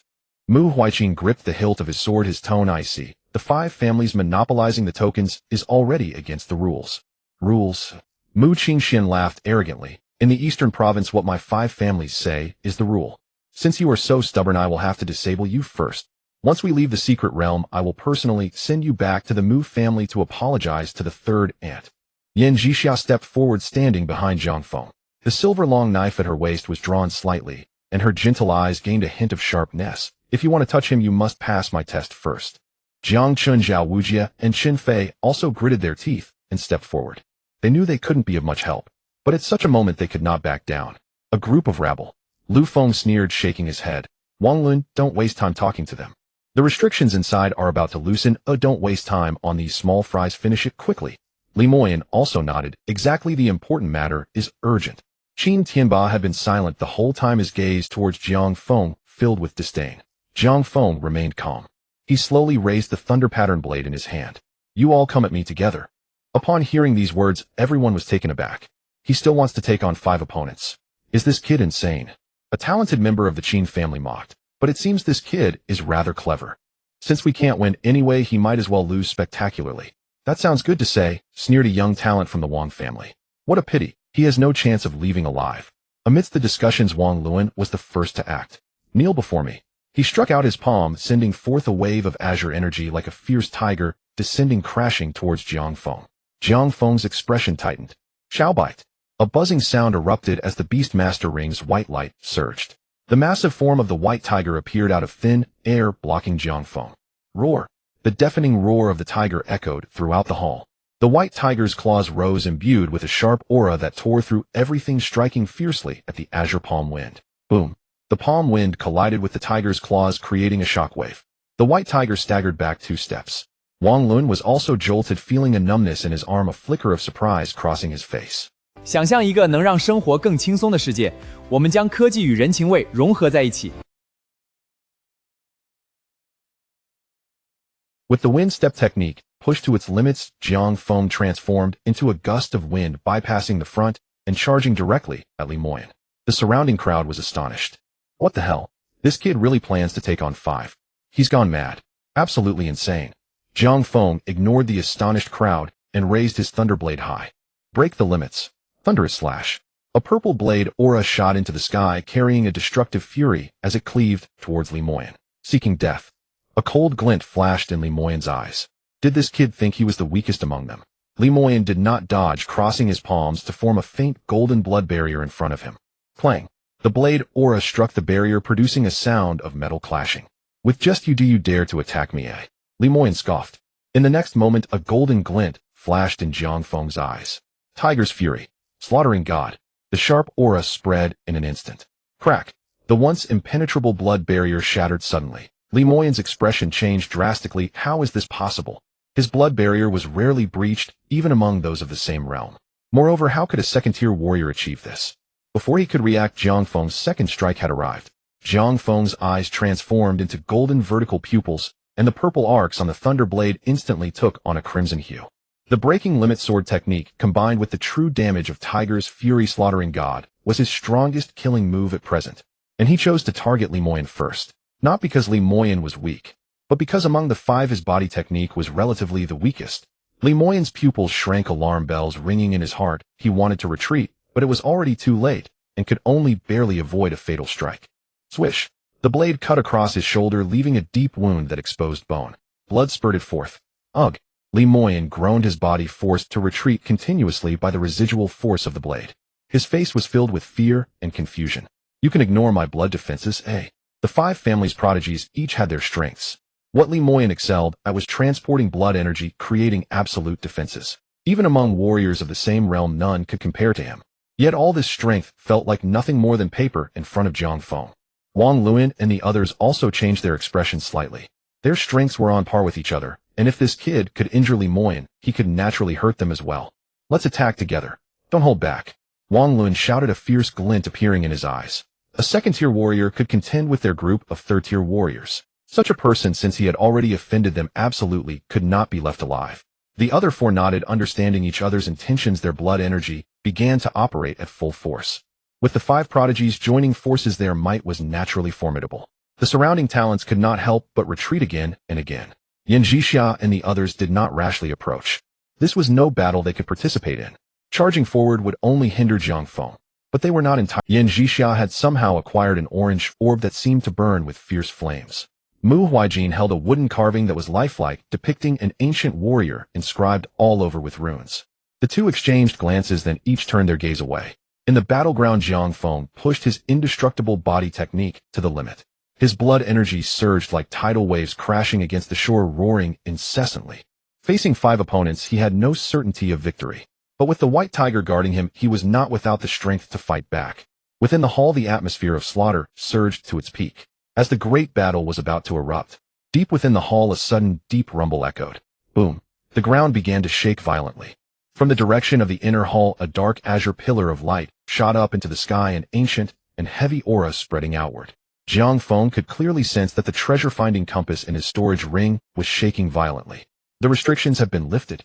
Wang Lun's eyes lit up, and he immediately forgot about Jiang Feng. The five of them had spent several days studying in the inner hall just to figure out how to break the restrictions. Unexpectedly, it had loosened on its own. Wang Luan shot Jiang Feng a glare. Kid, consider yourself lucky. Once I retrieve the inheritance inside, I will deal with you. Having said that, the five dashed hurriedly towards the inner hall. The other candidates also reacted, their eyes revealing a fervent light. The restrictions have been lifted. There must be a great opportunity inside. Quick, follow me. If we are late, we won't even get a drop. The crowd surged towards the inner hall. Brother, should we go in too? Jiang Chen inquired. Jiang Feng nodded. Of course we have to go. There's no reason to retreat when opportunities lie ahead. Even if they could not obtain it, they could not let those five get it. Let's go, stick close to me.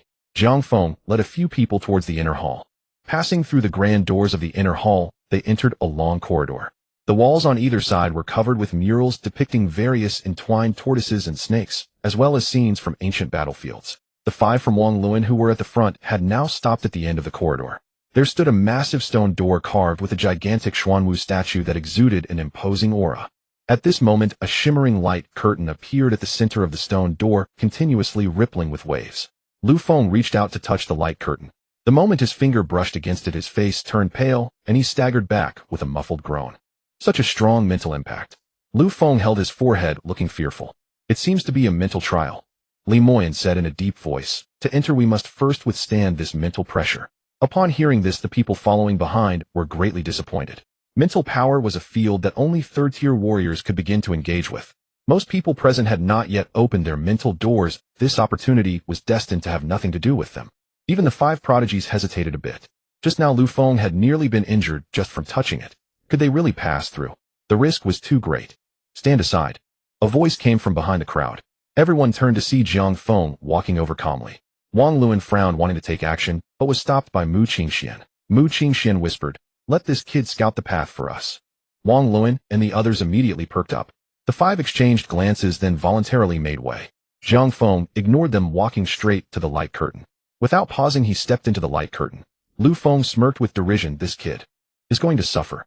Although his mental power was the weakest among the five, it was still stronger than a second-tier warrior who had opened their mental door in advance. But soon Lu Feng's smirk turned to astonishment.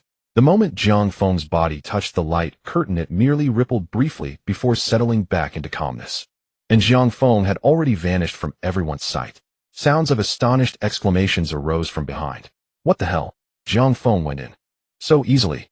Why was Lu Feng acting like he was about to die just now? Beyond the light curtain lies a different world. The stone walls of the passage have vanished, replaced by a vast, boundless starry sky. Beneath my feet is the void, and above me is the river of stars. Countless stars twinkle in the distant horizon, converging into a brilliant Milky Way. In the center of the galaxy, a colossal beast, indescribable by words, is lying in deep slumber. It is a gigantic creature that is a fusion of a turtle and a snake. Its back resembles a mountain with countless mysterious patterns etched upon its shell. The giant serpent coils around the turtle's body, its head bowed, eyes closed, and with each breath the entire starry sky seems to pulse in rhythm. Xuanwu. A storm surged within Zhang Feng's heart. Though he had suspected it for a long time, when this sacred beast, which only existed in the myth and legend of his past life, truly appeared before his eyes, the shock was still indescribable. 想象一个能让生活更轻松的世界，我们将科技与人情味融合在一起。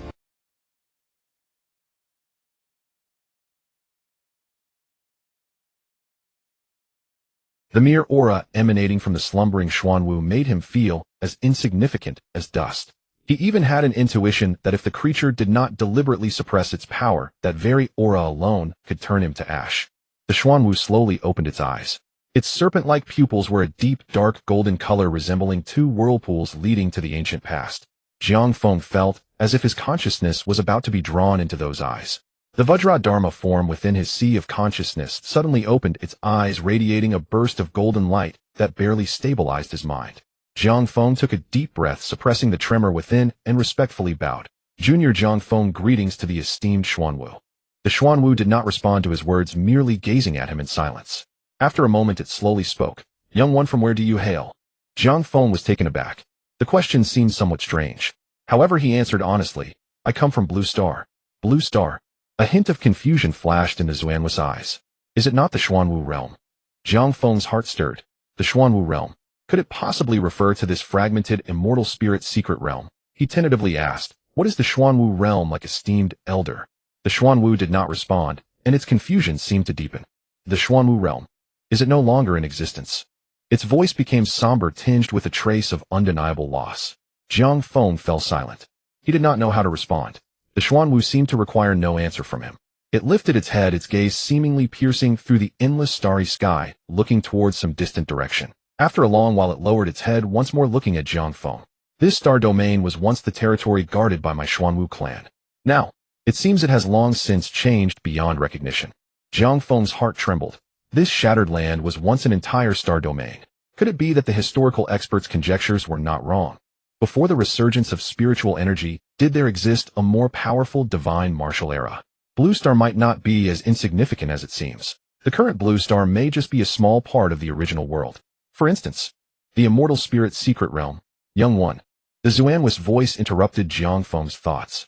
This remnant of my soul has been asleep here for I do not know how many epochs. This time of awakening will soon dissipate. It paused, a complex emotion flickering in its dark golden serpent eyes. The inheritance of my Xuanwu clan cannot be cut off like this. With that, the Xuanwu opened its mouth, and a dark cyan light shot out from it, directly striking towards Zhang Feng's brow. Zhang Feng had no time to react before the light entered his sea of consciousness. Boom. A massive stream of information exploded in his sea of consciousness. Ancient images flashed through his mind. He saw a Xuanwu of a size comparable to the stars battling countless terrifying creatures of various forms in the endless starry sky. With each clash, stars shattered and the void collapsed. Countless existences more terrifying than the strongest of the human race were effortlessly crushed before that Xuanwu like ants. That was a true battle between gods and demons. Then the scene shifted. Zhang Feng's perspective transformed into that of a young Xuanwu. He saw himself breaking free from the egg, beginning to cultivate under the guidance of the elders in the clan. From the initial inhalation and exhalation of spiritual energy, to later mastering the power of heaven and earth, and ultimately traversing the star domain with his physical body devouring a star in one gulp. That was the memory of the Xuanwu clan's inheritance. It was also the core inheritance of the Xuanwu clan. The Xuanwu world-suppressing art. Uncertain how much time passed, the images gradually faded. Jiang Feng's consciousness returned. He slowly opened his eyes, realizing he was still standing amidst that starry sky. The massive Xuanwu phantom had already become extremely dim, as if it would dissipate at any moment. Unable to restrain himself, Jiang Feng spoke, "Esteemed elder." The Xuanwu interrupted sternly, "Do not ask. And do not tell others. If they appear on your lips and spread among the world, they will manifest. Is the blue star you speak of ready to face them?" Jiang Feng recalled those terrifying figures in his mind, unable to suppress a cold sweat. Even the weakest among them had the power to shatter a star. The Xuanwu's voice echoed again. "I have read the memories within your mind." Jiang Feng was startled, his pupils constricted. The Xuanwu let out a light laugh. "But do not worry, I've bypassed the memories you resist from outsiders." Jiang Feng sighed in relief. With the Xuanwu's methods, there was no point in deceiving him. Jiang Feng cupped his hands. "Thank you, esteemed elder." The Xuanwu shook its head. "The Xuanwu world-suppressing art is the supreme inheritance of my Xuanwu clan. However, your sea of consciousness cannot accommodate such a vast amount of information, so what you saw was merely the first part Turtle Breath chapter. The subsequent content will gradually be unlocked as your strength increases. Yet even the Turtle Breath chapter is sufficient for you to cultivate to what your human race calls the King Realm. When cultivated to great perfection, it can condense the true body of the Xuanwu, granting eternal flesh, suppressing all methods." However, it paused, its tone growing serious. "The methods of my Xuanwu clan are entirely different from those of the human race. Though you have received the inheritance memories, how much you can comprehend and to what extent you can cultivate depends entirely on your own fortune. Do not be greedy and hasty, or you may suffer backlash with consequences beyond imagination." Jiang Feng nodded seriously. "Junior will remember." The Xuanwu sighed. "Hurry up and grow stronger. It seems your world is entering a cycle similar to what it once was." Jiang Feng frowned. "Esteemed elder, could you elaborate?" The Xuanwu shook its head. "With my status, once I speak, it will inevitably trigger the response of certain beings, which is harmful rather than beneficial for you right now." Jiang Feng sighed. But he also understood the importance and stopped pursuing the matter. The Xuanwu was right. Without enough strength, knowing more would only add pressure without any benefits. The Xuanwu's gaze lingered on Jiang Feng for a moment before suddenly saying, "You carry the aura of the white tiger." Jiang Feng's heart skipped a beat. He raised his right hand, and a flash of white light appeared on the Beastmaster ring. The massive body of the white tiger materialized in the starry sky. As soon as the white tiger appeared, it warily looked towards the phantom of the Xuanwu. It crouched low, emitting a low growl from its throat, its golden tiger eyes filled with vigilance. The Xuanwu gazed at the white tiger, a complex emotion flashing in its eyes. Indeed, it is a descendant of the white tiger, but has its bloodline thinned to such an extent, it has not yet fully awakened its intellect. The white tiger seemed to sense something, and its low growl gradually subsided. It tilted its head, observing the massive phantom before it, a hint of confusion flickering in its golden tiger eyes. The Xuanwu withdrew its gaze and looked back at Jiang Feng. "Very well, since we have encountered one another, I shall bestow upon you another fortune." It opened its mouth once more, and a dark cyan light shot towards the white tiger. The azure light enveloped the white tiger completely. The white tiger trembled, then crouched down, curling into a ball. Through the blood contract, Jiang Feng could clearly sense the earth-shattering changes occurring within the white tiger. Its bloodline was boiling, undergoing a transformation. That azure light was awakening the dormant bloodline within the white tiger. The voice of Xuanwu sounded again, seeming even weaker than before. "This little fellow's bloodline is too thin. I have used my residual source power to help awaken a part of its. As for how much it can awaken, that also depends on its own fortune." Additionally, it looked at Jiang Feng, its tone carrying a hint of solemnity. "Since you are its contract holder, you are also destined to have a connection with the White Tiger clan. Take the supreme inheritance of the White Tiger clan as well." As soon as the words fell, a golden light flew out from Xuanwu's mouth and entered Jiang Feng's sea of consciousness. The White Tiger slaying god technique. This was a supreme inheritance on the same level as the Xuanwu suppression technique. If the two could be cultivated together, Jiang Feng could scarcely imagine what that scene would be like. "Senior." Jiang Feng looked up, about to express his gratitude, but he found that the Xuanwu apparition had already faded to the point of being nearly invisible. Xuanwu's gaze settled on the white tiger, his eyes filled with nostalgia, regret, and a hint of relief. "My time has come." The moment the words fell, the Xuanwu apparition completely dissipated. Only a wisp of azure light remained, merging into Jiang Feng's body. In the next moment, the entire starry sky began to collapse. Jiang Feng only felt a blur before his eyes, and when his vision cleared again, he had returned to the stone door. However, the stone door had already shattered, losing its wondrous appearance. Behind Jiang Feng, Wang Luan and the other 5 stood not far away. What did you obtain? Wang Luan spoke first, his gaze dark and terrifying. The 5 of them had tried just now, but out of concern for damaging their foundation, they hadn't used their full strength and were blocked by the restriction. Just as the 5 were determined to give it their all, the restriction's barrier suddenly shattered. The stone door exploded. Then Jiang Feng appeared. Clearly the thing inside the restriction had already fallen into this kid's hands. Jiang Feng ignored Wang Luan. He felt as if his entire body was on fire. A powerful force was frantically coursing through his meridians. Jiang Feng, hand over the items you obtained inside. We can let you off this time. This time it was Qin Tianba. His tone was calm, but carried an undeniable command.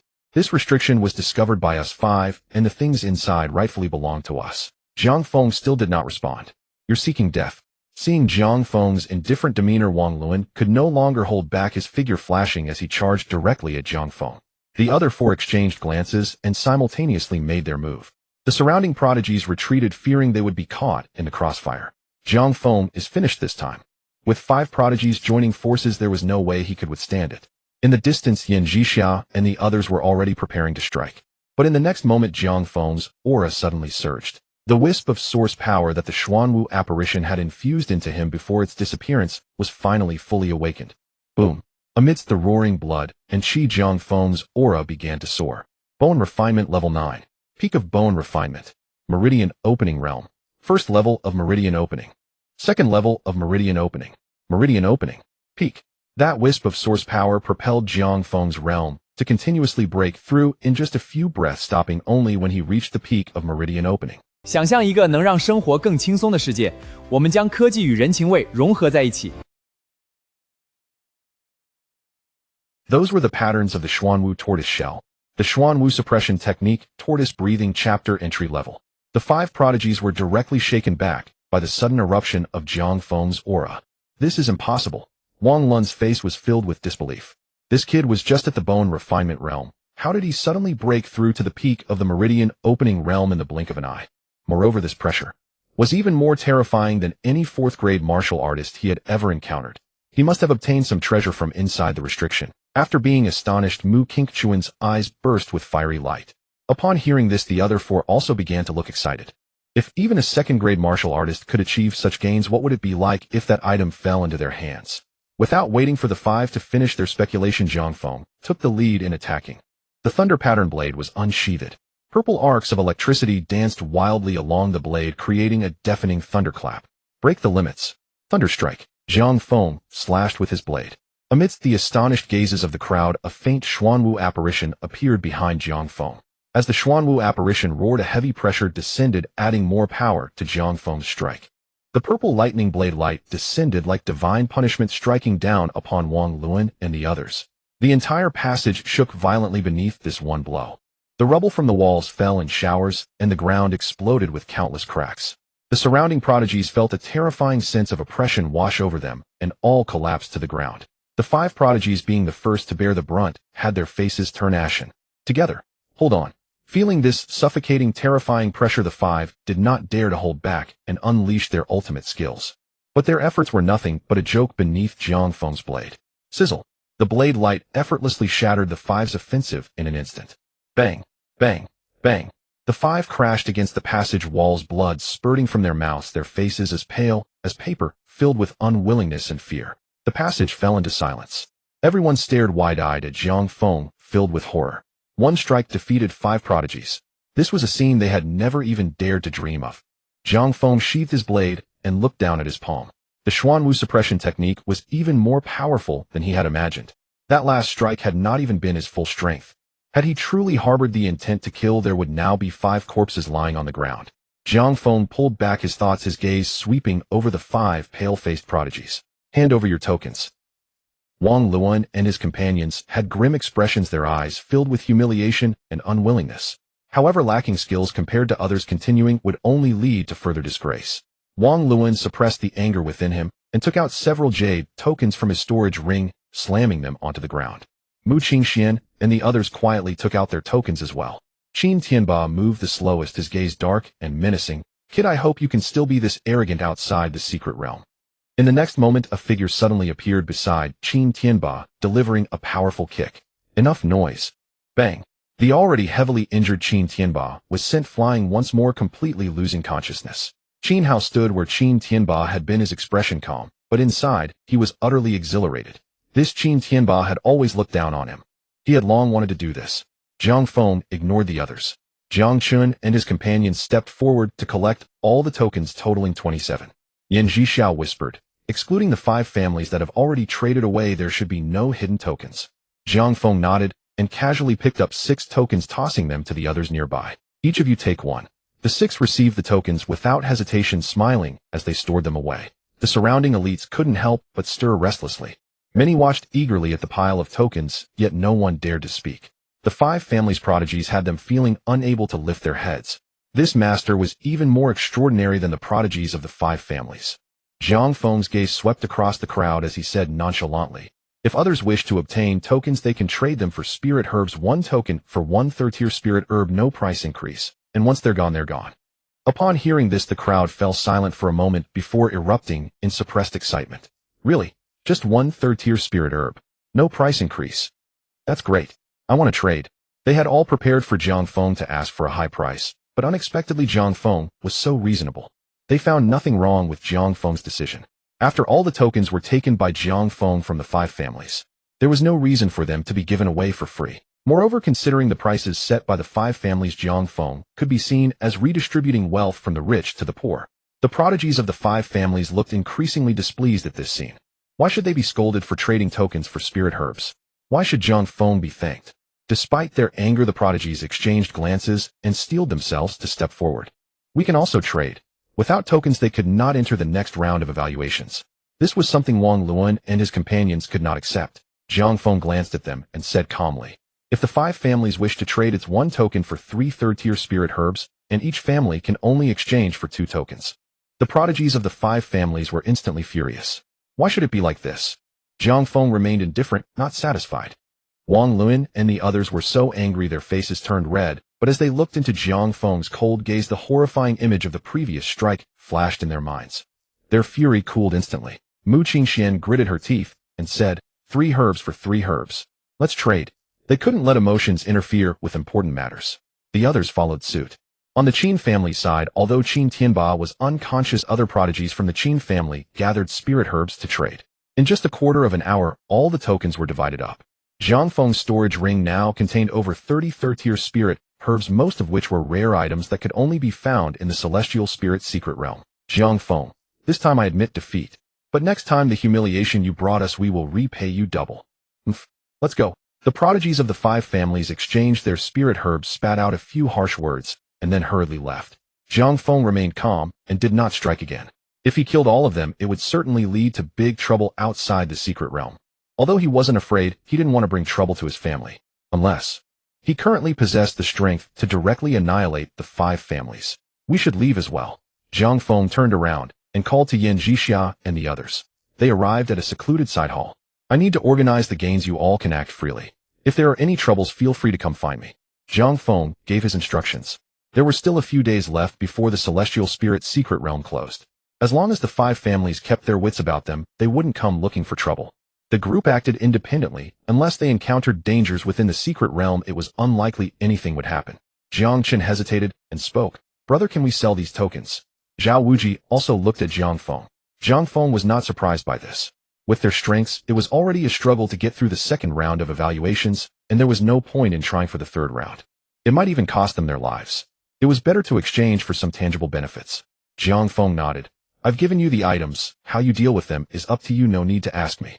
Understood. Jiang Chun exchanged excited glances with Zhao Wuji and left with high spirits. In planning to check other places, Mu Huijin spoke up. Jiang Feng's transformation made her envious. The Xuanwu city was so vast, surely there were other restrictions if she wanted to try her luck. Beside her, Qin Hao's eyes lit up. I'll go too. Mu Huijin initially wanted to refuse, but then heard Jiang Feng say, you all can go together. If anything happens, it's good to have someone to rely on. At least there would be a chance for someone to return and report back. Chen Fei quickly added, then I'll go too. Only then did Mu Huijin refrain from rejecting taking Qin Hao and Chen Fei with her as they left. Jiang Feng looked to the side. Yin classmate, what about you? Yin Zhixia smiled. Don't mind me, I'll guard the entrance for you. As she said this, she walked towards the outside of the side hall. Jiang Feng thanked her. Thank you for your trouble. Jiang Feng surveyed his surroundings and finally found a secluded corner to sit cross-legged, beginning to close his eyes and introspect. Within his dantian, his vitality surged like a tide. In his sea of consciousness, Jiang Feng's mental strength now rivaled that of an ordinary peak fourth-tier martial artist. With merely his vitality and mental strength, Jiang Feng was already capable of contending against typical fourth-tier second or third-stage martial artists. The defeat of Wang Luan and his companions was truly not unjust. Jiang Feng calmed his mind and began to organize the information in his head. First was the Xuanwu Town World Technique, the turtle breathing chapter. The core abilities are three. Firstly, the turtle breathing technique. When activated, the breathing rate drops to an extremely low level, but the efficiency of absorbing spiritual energy increases dramatically. Moreover, in the turtle breathing state, one's aura is maximally concealed. Even if the opponent is 2 major realms higher, they would find it difficult to detect. Secondly, the Xuanwu armor. By condensing vitality on the surface, the defensive power is influenced by the strength of one's vitality, allowing one to withstand attacks from at least 1 major realm higher without damage. If paired with the effects of horizontal training techniques, Jiang Feng felt that if he stood there and let Wang Luan and his companions attack, they might not even be able to breach his defenses. Lastly, the Town World Seal. This is the only offensive technique in the turtle breathing chapter. It condenses the entire body's vitality into a phantom of Xuanwu, transforming into a great seal that suppresses downwards. Its power is also influenced by vitality, but it would not be inferior to any profound martial arts. No wonder it is the inheritance of a sacred beast, Jiang Feng thought in admiration. Each of these 3 abilities in the outside world would be enough to make countless martial artists fight for them. Jiang Feng turned his attention to another inheritance. White Tiger Slaughtering God Technique. He could only access the introductory information. The introductory outline is titled White Tiger Transformation. Cultivating this technique allows one to draw in the bloodline of the white tiger, transforming into a half-human, half-tiger form for a short period. Strength, speed, and reflexes would all be greatly enhanced, and the power of the Tiger Slayer talent would also double. However, the White Tiger transformation places a considerable burden on the body. Even with Jiang Feng's current physique, he could only maintain it for about 15 minutes. Moreover, after use, Jiang Feng would enter a brief period of weakness, significantly reducing his combat power. The Xuanwu focuses on defense, while the White Tiger focuses on offense. They indeed complement each other. Jiang Feng collected his thoughts and began to operate the turtle breathing technique. As the energy flowed, his breathing gradually became longer, and his heartbeat slowed, a layer of dark blue lines faintly appearing on his surface. Surrounding spiritual energy began to converge towards him, and the speed was more than 3 times faster than before. Yin Zhixia, guarding the entrance, sensed something and turned her head, a hint of surprise flashing in her eyes. Although Jiang Feng was clearly right there in her perception, it seemed as though this person simply did not exist. 2 days passed in the blink of an eye. Deep within the side hall, Jiang Feng slowly opened his eyes, and 2 golden rays flashed briefly from the depths of his gaze. The White Tiger Transformation. I have entered the door. Jiang Feng clenched his fist, clearly sensing the raging power surging within his body. Once he activated the White Tiger Transformation, his physical strength, explosive power, and speed would surge by more than 3 times in an instant. Coupled with the talent of the Tiger Slayer, his lethality would at least rise several levels. However, amidst the excitement, Jiang Feng also sensed a bottleneck. Whether it was the Xuanwu Town World secret art or the White Tiger Slayer art, both had absurdly high requirements for physical vitality and blood. It was like 2 towering buildings, and his body was the cornerstone supporting them. Now, with the cornerstone not sturdy enough, any further stacking would only lead to collapse. To continue advancing with the 2 sacred beast legacies, he would have to wait until he stepped into the 4th rank of martial arts. Jiang Feng. Yin Zixia's voice came from outside the hall. Jiang Feng stood up and walked out of the side hall. Behind, Yin Zhixia, Mu Huijin, and a few others were present. Without waiting for Jiang Feng to speak, Chen Fei excitedly said, "Brother Jiang, someone discovered a scripture pavilion in the north of the city. It is said to contain many ancient skills and techniques, and many people have already gone there." Jiang Feng's eyes brightened slightly. "Let's go take a look." Although the sacred beast legacies were powerful, they ultimately differed from the human martial arts system, and there were many restrictions in the cultivation. If they could find some high-tier human techniques as a transition, that would be even better. Half an hour later, the group had nearly traversed half of the ancient city when they finally saw an ancient pavilion. The pavilion had flying eaves and curved corners constructed entirely from dark giant stones. The walls were covered with marks of erosion from time, yet it still stood tall and proud. The copper bell hanging from the eaves had long since rusted, and even the wind could not produce a sound, exuding a heavy sense of silence. The pavilion door stood wide open, gathering a number of examinees at the entrance. The 5 prodigies were also at the entrance. Seeing Jiang Feng and his group, Mu Qingxian and the others' expressions darkened, their eyes flashing with a hint of wariness. Days had passed, and their injuries had healed. Yet the humiliation from being knocked back by a single strike that day still lingered vividly in their minds. Let's go. Wang Lun lowered his voice, his face dark, as he was the first to step into the pavilion. The other 4 followed closely behind. The surrounding examinees couldn't help but glance over. Had the 5 prodigies become so fearful of Jiang Feng? Jiang Feng paid no heed to their gazes. Just as he was about to enter, a figure stumbled out from within the pavilion. It was a young man dressed in gray martial attire. As he stepped out, a look of confusion flashed across his face, quickly followed by a grim expression. Damn it! How could this happen? The young man cursed under his breath, his brows knitting together. Someone nearby curiously asked, "What's wrong, brother? How is it inside?" The young man didn't hide anything. Inside are floating jade slips. As long as you break the restrictions on the jade slips and touch them, you can read them. I first tried to take a jade slip away, but once the jade slip leaves this scripture pavilion, it automatically returns to its position. I thought of writing down the contents first, and then slowly cultivating them after exiting the secret realm, but as soon as I stepped out this door, all the techniques I had memorized vanished from my mind. It was as if they had been forcibly erased from his memory. What? Forgotten. The surrounding talents erupted in an uproar. Before he could finish speaking, a few more people stumbled out of the pavilion, all with grim expressions. Damn it. I clearly memorized it perfectly just now. How could I forget as soon as I step out? Me too. I can't remember anything. Someone speculated in a low voice. It seems this is the rule of the scripture pavilion. Techniques can only be comprehended inside. Once learned, they count as yours. Memorizing them in your mind does not allow you to take them away. Jiang Feng raised his brows slightly, his interest piqued. This is quite interesting. Let's go in and take a look first. With that, Jiang Feng and his group stepped into the pavilion. The scene before them changed abruptly. It was an extremely spacious area, much larger than it appeared from the outside. The dome soared to several dozen meters, embedded with countless fist-sized luminous stones, casting a soft milky white light. The air was filled with a faint sandalwood fragrance, calming the mind. Countless jade slips floated in the air, drifting slowly like fireflies on a summer night. Each jade slip was enveloped in a faint halo. Jiang Feng reached out casually for a jade slip floating beside him. The barrier's force posed no obstruction to him and shattered directly. As soon as he touched the jade slip, Jiang Feng felt a surge of information flood into his consciousness. A yellow-tier superior palm technique, crushing stone palm. He released his grip and grabbed another jade slip. A yellow-tier ultimate knife technique, stormblade.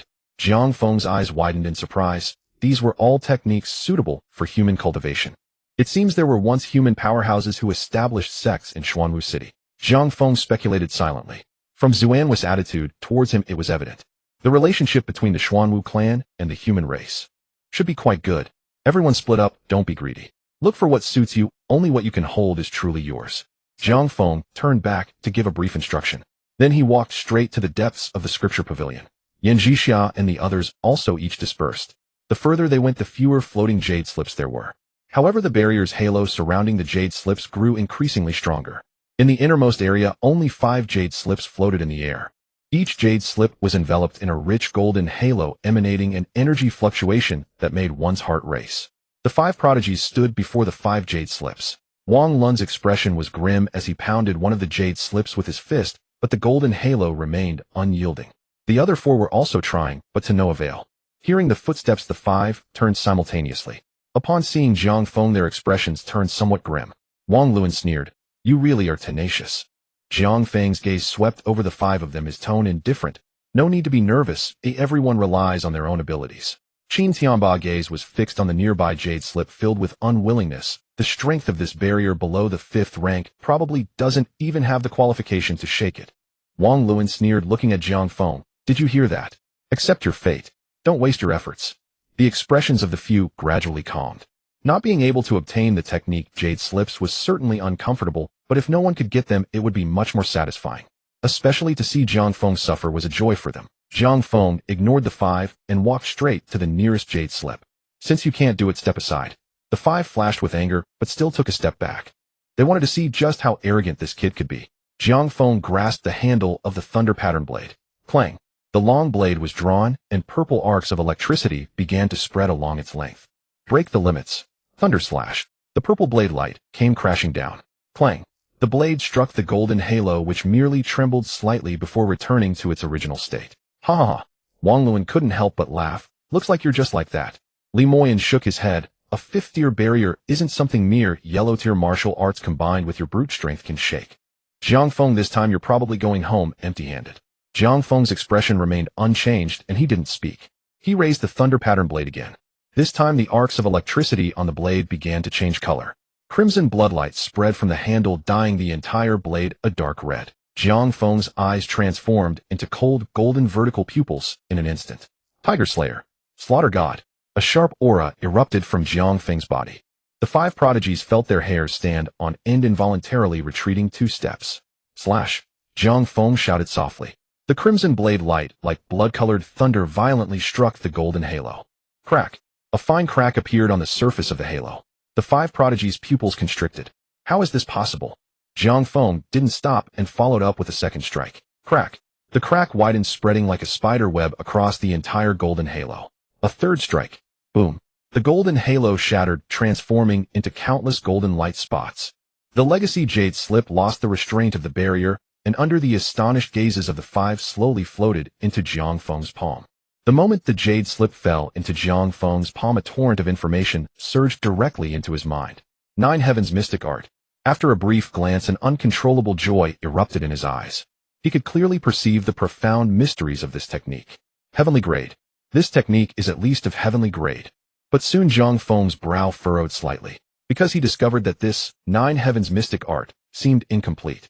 It was as if a complete technique had been split into fragmented pieces. Although it did not affect his cultivation, he felt that something was missing. Damn it, that brat has gotten the benefit again. Why should he? Behind Jiang Feng, Wang Luan and the others stared intently at the jade slip in his hand, their jealousy nearly spilling over. Jiang Feng ignored them and shifted his gaze to the other 4 floating jade slips. What does he want to do? Li Moyan's eyelid twitched at the sight. In the next moment, Jiang Feng had already drawn his sword. The Tiger Slayer's divine talent activated, and a crimson blade light slashed down repeatedly. Snap! 4 golden halos shattered in succession. The 4 jade slips lost their restraints and were all collected by Jiang Feng into his palm. A torrent of information surged into his mind. Red Emperor Fire Sovereign Technique. White Emperor Gold Sovereign Technique. Black Emperor Water Sovereign Technique. Yellow Emperor Earth Sovereign Technique. Each technique, when taken individually, was of heavenly grade. Just as the information of the 5 techniques intertwined in Jiang Feng's mind, new changes began to occur. The outlines of the 5 techniques started to disarrange and reorganize in Jiang Feng's spiritual sea. Wood generates fire, fire generates earth, earth generates metal, metal generates water, water generates wood. The 5 elements generate each other, cycling endlessly. The 5 techniques gradually transformed into a complete diagram of cosmic operation in Jiang Feng's mind. Boom. It was as if thunder roared in Jiang Feng's spiritual sea. Ultimately, a brand new outline of a technique emerged in Jiang Feng's spiritual sea. 5 Sovereigns Heavenly Technique. A tidal wave of excitement surged in Jiang Feng's heart. This 5 Sovereigns Heavenly Technique had evidently surpassed the standard of heavenly grade. To cultivate this technique, one must draw the power of the 5 elements of heaven and earth into the body, temper the internal organs, and ultimately forge the physical body into the 5 elements celestial body. It is invulnerable to all. All evils are dispelled. Behind Jiang Feng, the 5 individuals exchanged glances. Wang Luan gritted his teeth and couldn't help but speak up. Jiang Feng, you can't cultivate all 5 techniques alone. Why not give one up? I can pay a reward. The other 4's eyes brightened, and they spoke up in succession.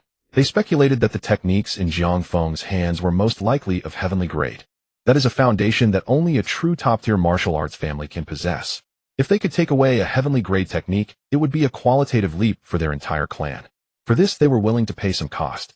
Moreover, they felt that Jiang Feng had no reason to refuse. Could it be that this brat could comprehend 5 heavenly grade techniques all at once? Jiang Feng put away the 5 jade slips. Without turning back, he spoke indifferently. Sorry, I can't part with them. If one slip were to be lost, the 5 Sovereigns' heavenly technique in his mind would vanish.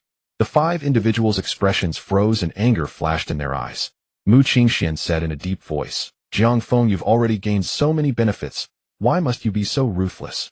Jiang Feng was too lazy to respond. At that moment, several young talents from the Wang family rushed over hastily. Brother Lun.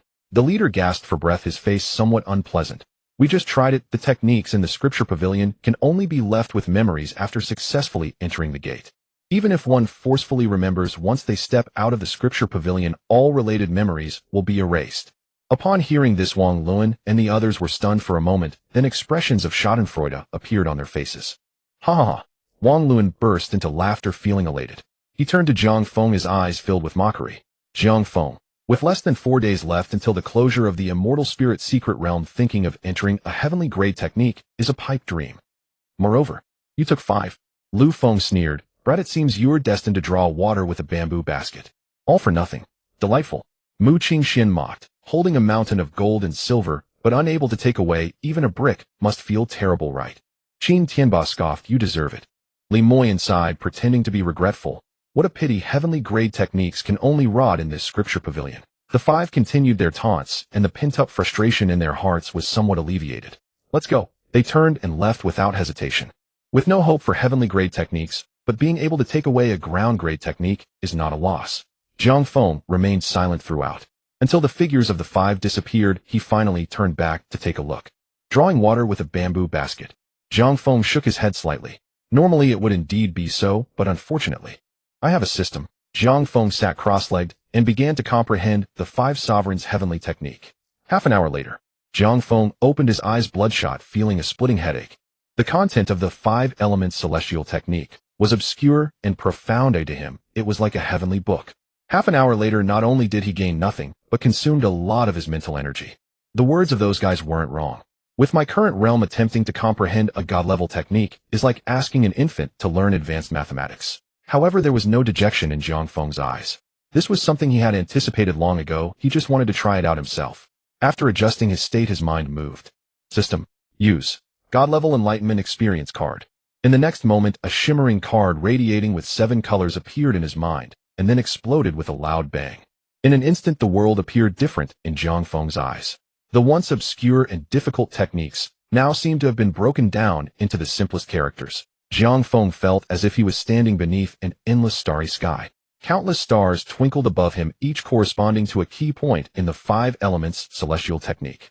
As long as he looked up, the answers would naturally emerge. This was an indescribable sense of clarity. It wasn't just a simple acceleration of thought.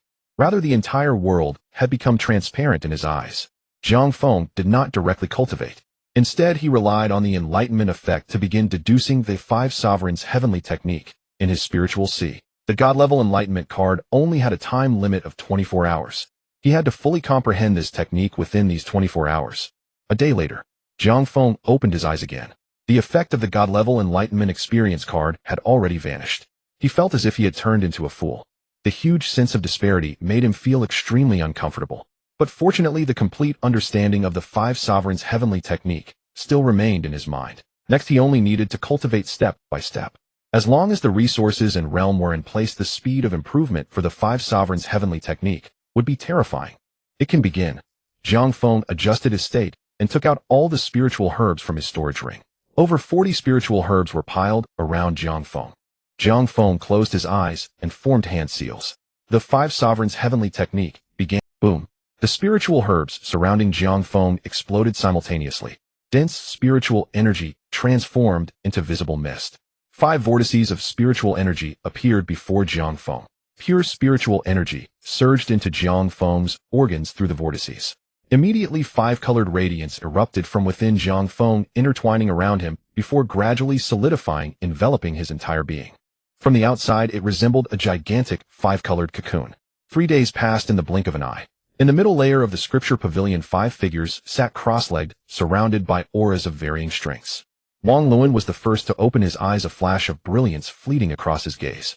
He formed seals with his hands, instantly manifesting a faint golden handprint in front of him, radiating a majestic and profound aura. It worked. The Earth rank low-grade martial art diamond handprint has been mastered.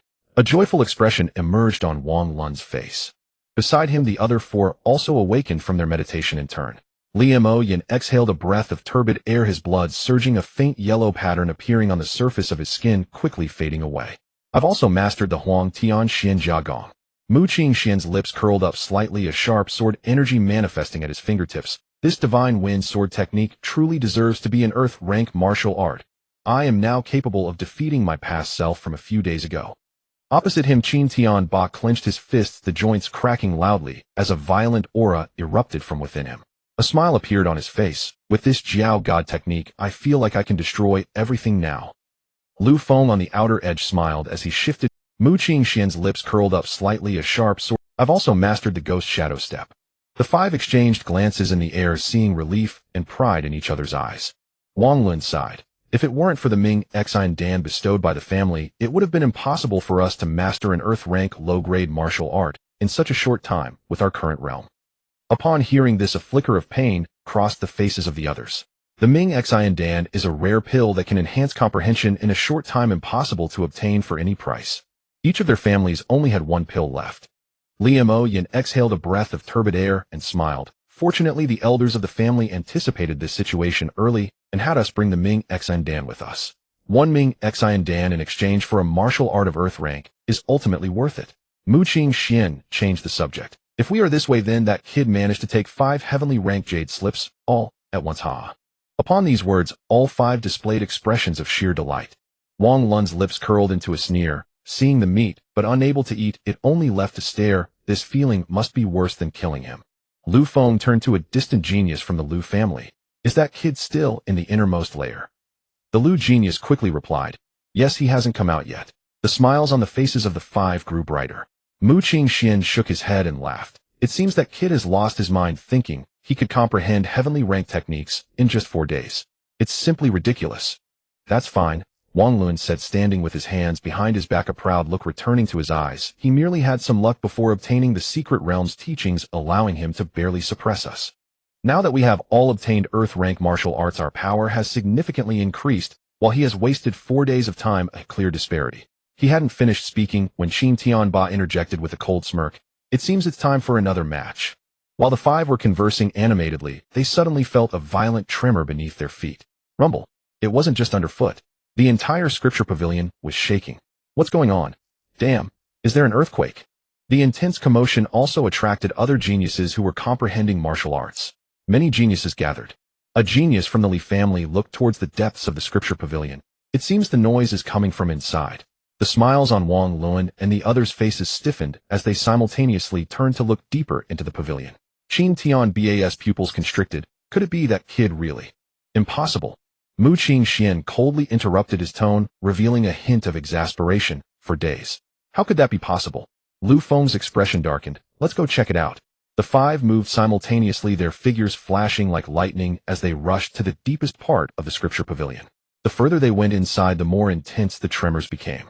An unsettling energy fluctuation permeated the air, as if an ancient ferocious beast was awakening. At the deepest part of the scripture pavilion, a dazzling 5-colored cocoon swirled with vibrant light. Countless strands of spiritual energy drilled in and out of the cocoon's surface, emitting a humming sound. Jiang Feng sat at the center of the cocoon, the power of the 5 elements circulating endlessly around him. Under the perfect foundation laid by the divine-level epiphany of the 5 Emperor, Huang Tianju, it operated without any hindrance. A massive amount of spiritual herbs and energy was decomposed into the purest essence of the 5 elements, surging into Jiang Feng's organs. The blood barrier that had originally halted at the peak of the passage realm shattered instantly under the onslaught of the 5 elemental forces. Boom! Jiang Feng seemed to hear a muffled explosion erupting within his body. 4th grade internal strength realm achieved. The breakthrough did not stop there. The potency of over 40 spiritual herbs combined with the far superior energy conversion efficiency of the 5 Emperor, Huang Tianju transformed into an unending source of power, pushing Jiang Feng's realm forward at an astonishing pace.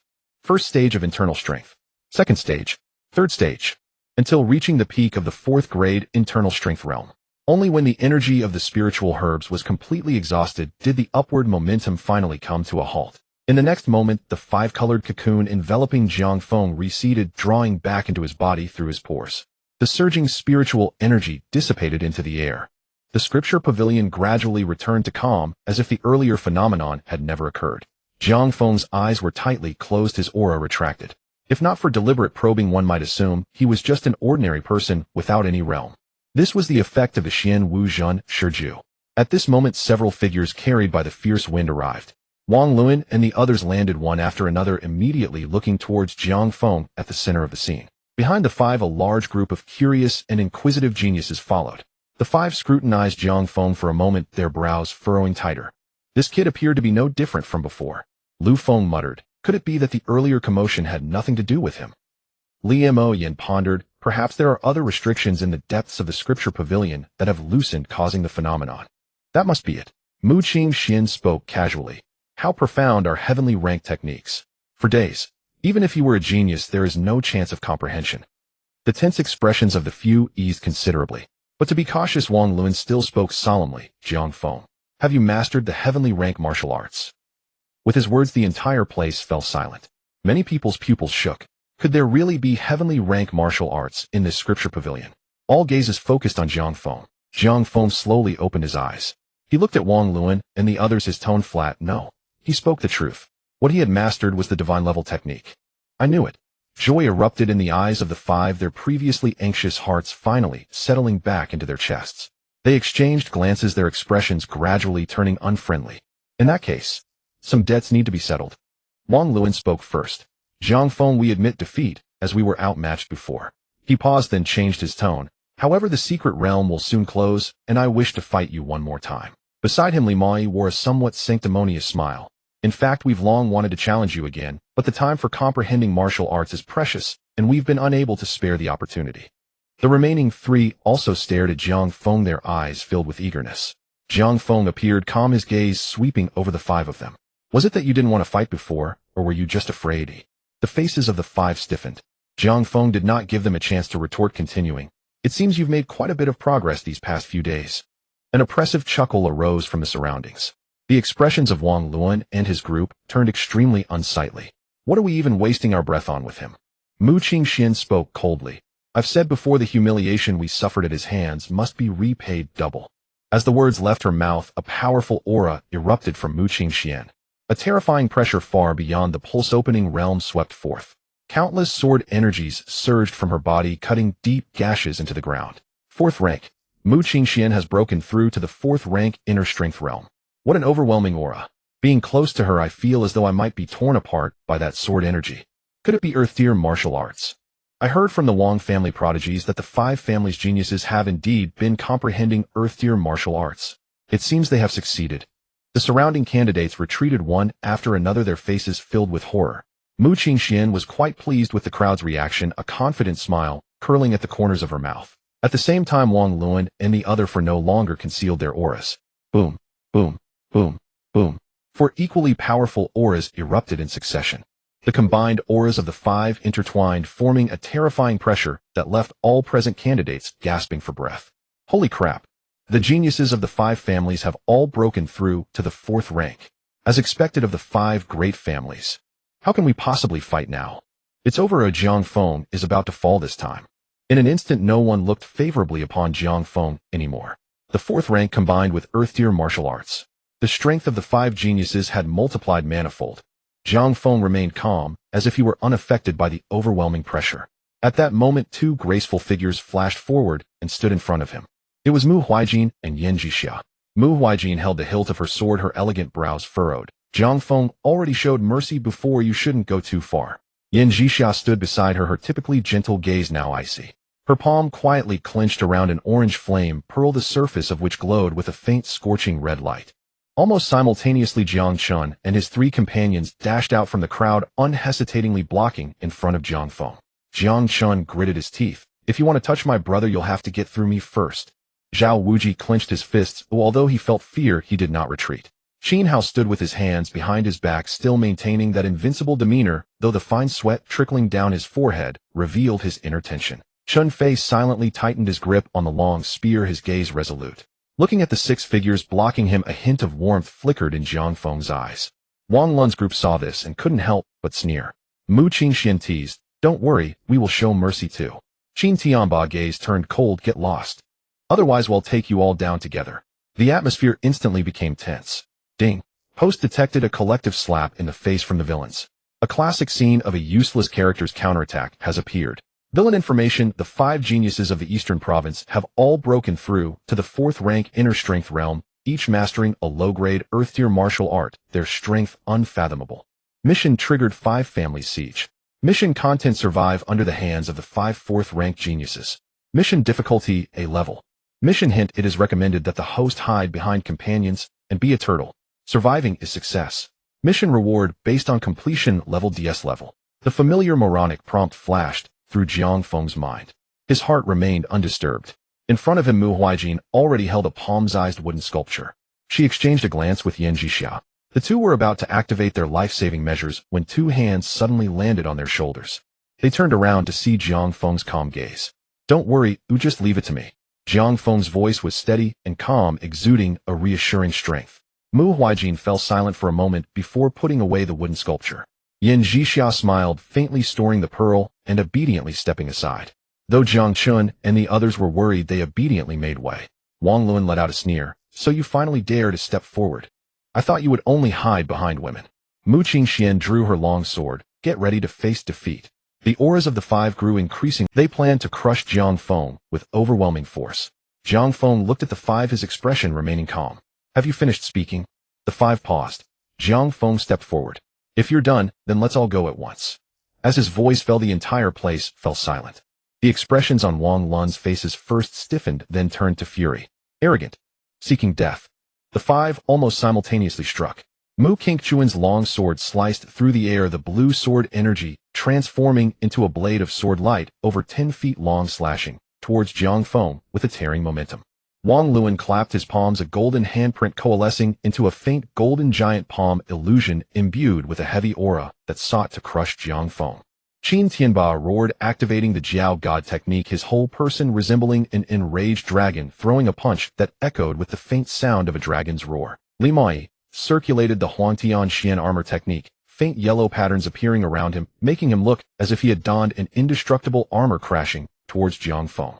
Lu Feng's figure flickered, employing the phantom step, transforming into indistinguishable afterimages that attacked Jiang Feng from different directions. The combined might of the five was overwhelmingly violent.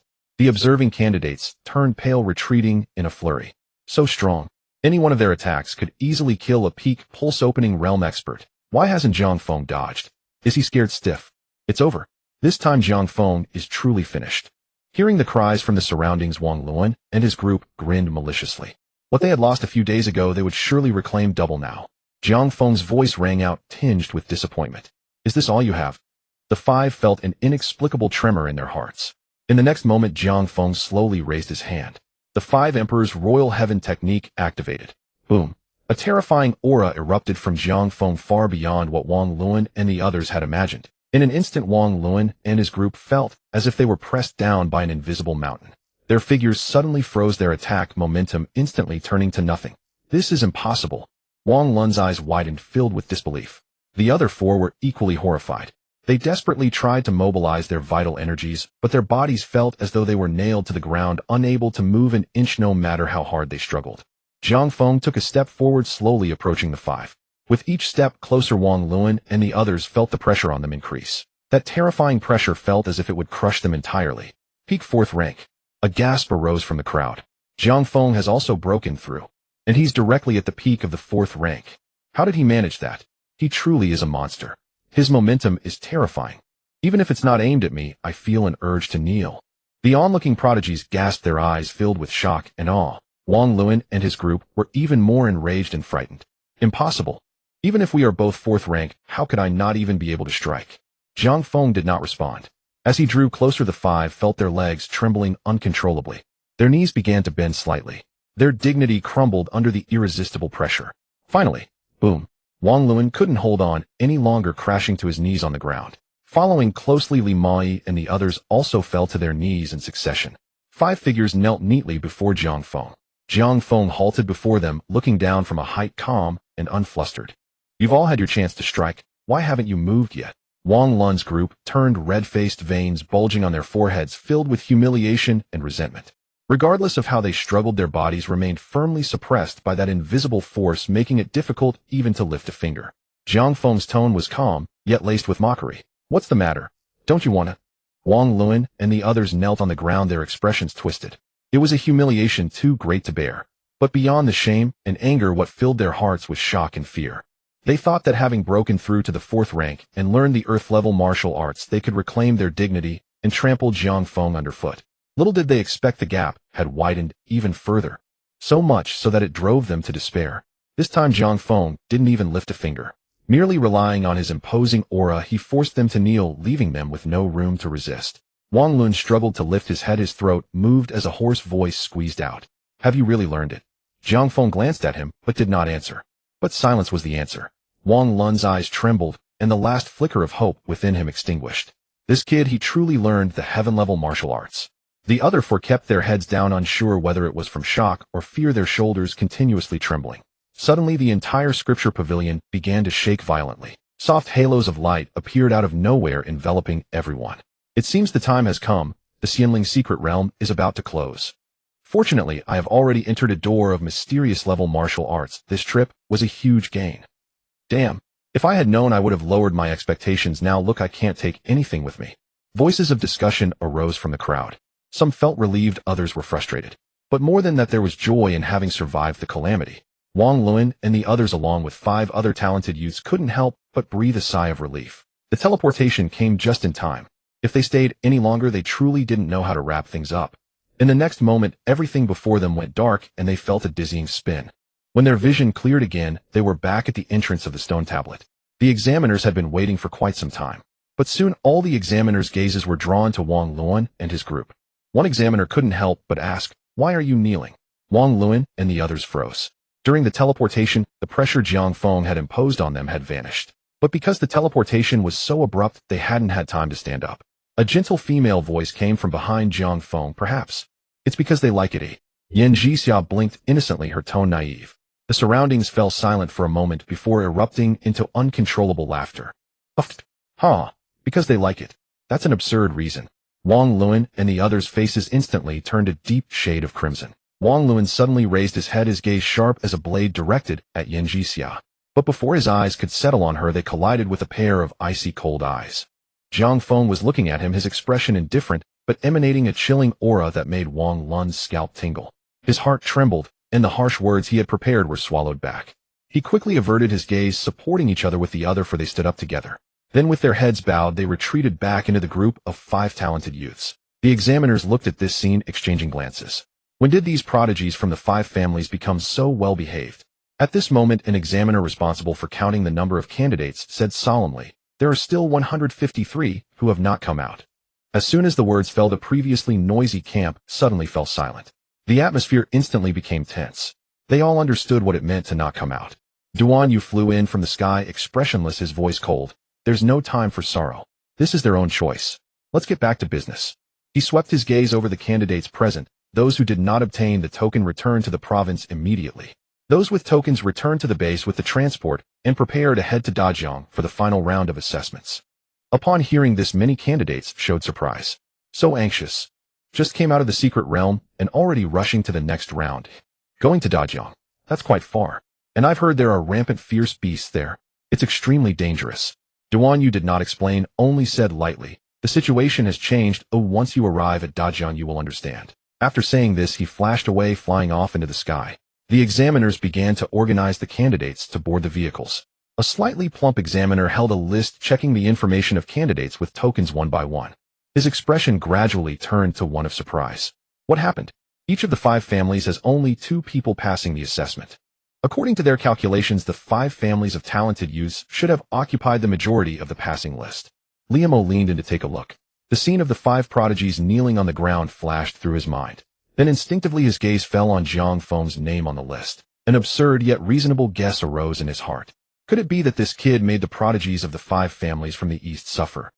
On the other side, Jiang Feng was bidding farewell to Jiang Chun and Zhao Wuji. "Brother, we will head back first." Jiang Chun scratched his head, his tone a bit reluctant, but more so relieved. To safely pass the second round of assessments had exceeded his initial expectations. Not to mention he had gained quite a bit in the Xianling secret realm. Zhao Wuji grinned and said, "Brother Jiang, thanks to you this time." Jiang Feng smiled and shook his head. "We're all friends, no need to be polite." He paused, his expression becoming serious. After returning, don't relax in your cultivation. The official actions are significant. I estimate the future won't be peaceful.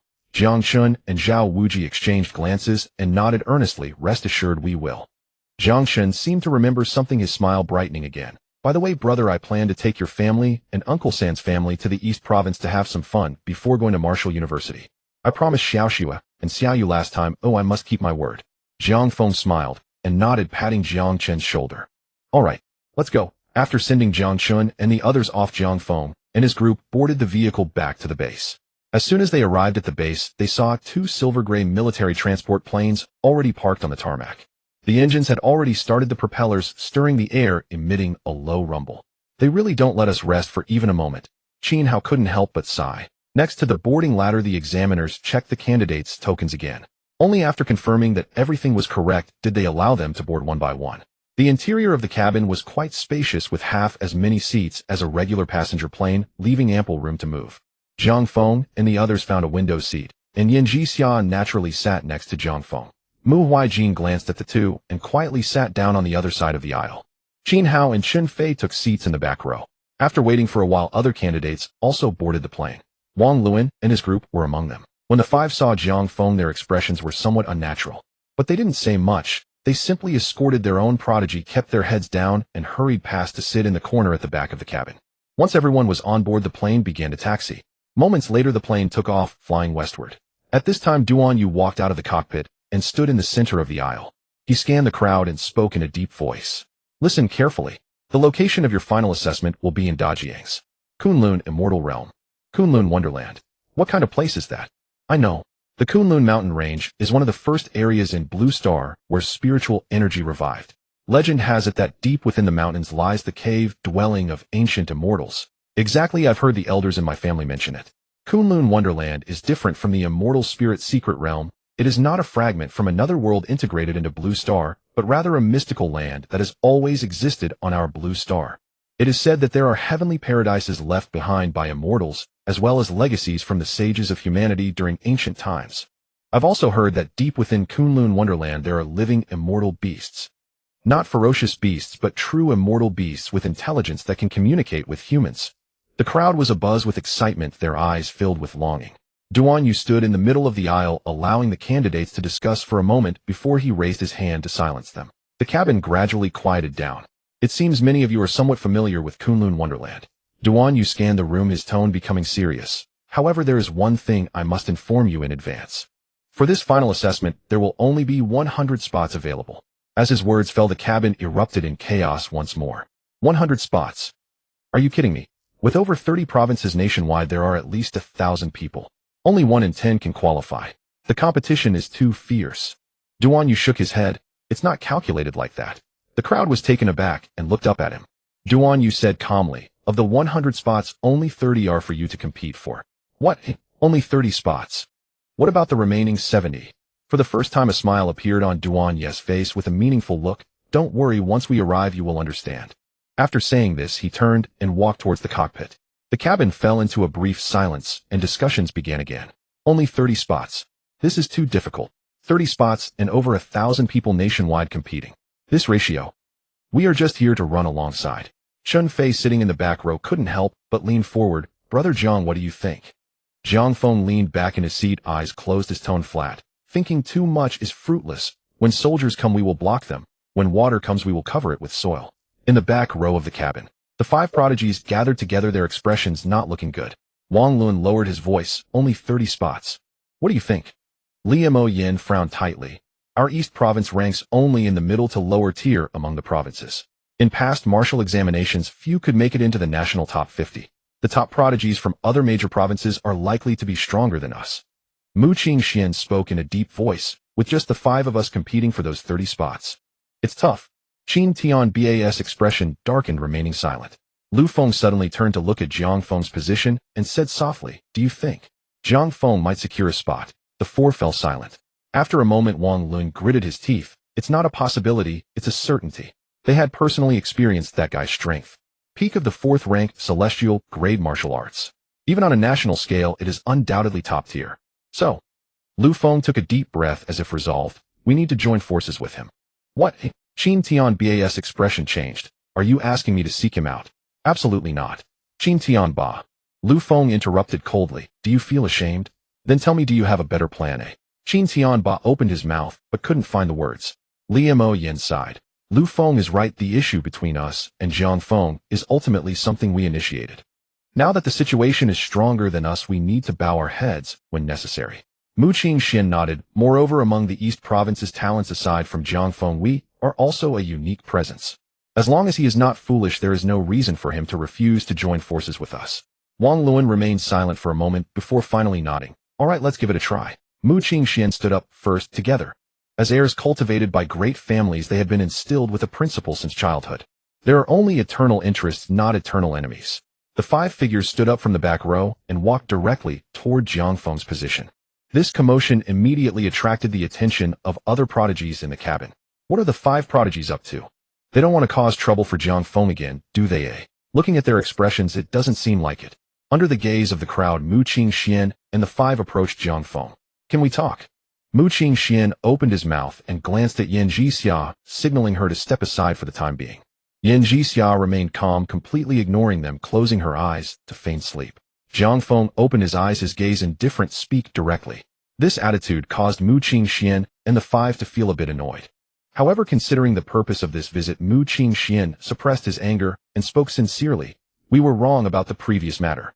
If you need, we can offer compensation. We hope to erase the past. After a pause, he continued, moreover, the final assessment is coming soon, and I think we can cooperate. As soon as these words were spoken, a wave of astonishment arose around them. The 5 prodigies actually took the initiative to lower their heads. It seems they have been subdued. Will Jiang Feng agree? If it were me, I would definitely agree. Though the 5 prodigies are not as strong as him, they are still a unique fighting force in the East Province. A strong alliance is undoubtedly a win-win situation. Under the curious gazes of the crowd, Jiang Feng spoke calmly. I accept the apology, but no need for compensation. As long as you don't provoke me in the future, I won't bother you either. As for cooperation, impossible. The expressions of the 5 changed instantly. Wang Luan couldn't help but ask why. He pointed at Chun Fei and Qin Hao sitting behind Jiang Feng. You would rather take these burdens than unite with us. As soon as these words came out, a hint of embarrassment flashed across Chun Fei and Qin Hao's faces. Even Mu Huaijin, sitting on the other side, secretly clenched his fists. Only Yan Jixia still maintained her calm expression. She merely opened her eyes and looked at Jiang Feng's profile. Jiang Feng spoke calmly. They are not burdens. At critical moments, I believe they will be willing to give their lives for me. And you? You will most likely choose to stab me in the back. I trust them, but I don't trust you. Yan Jixia's lips curled slightly. Chun Fei's eyes turned slightly red. Qin Hao swallowed silently, turning his face toward the window to hide his expression. Mu Huaijin relaxed his fists, his gaze now filled with complex emotions. Qin Tianba couldn't help but sneer, naive. The law of the jungle. Strength is everything. Don't you understand this basic principle? Jiang Feng looked up at him. Do you know what the biggest difference between humans and beasts is? Qin Tianba was taken aback. Benevolence, righteousness, propriety, wisdom, and faith. Jiang Feng's voice was not loud, but exceptionally clear. This is the foundation of being human. There is nothing wrong with the law of the jungle. But humans must have limits. Qin Tianba's face turned pale with anger. Enough. Mu Qingxian stopped Qin Tianba, who was about to speak again, and glanced at Jiang Feng. Since you insist, we won't force it on you. He turned around, his tone cold. But Jiang Feng, you will definitely regret this. The 5 angrily left. Jiang Feng closed his eyes again. The cabin gradually quieted down. The surrounding prodigies exchanged glances. Although most felt the 5 prodigies were right, there was clearly more respect in their gazes toward Jiang Feng.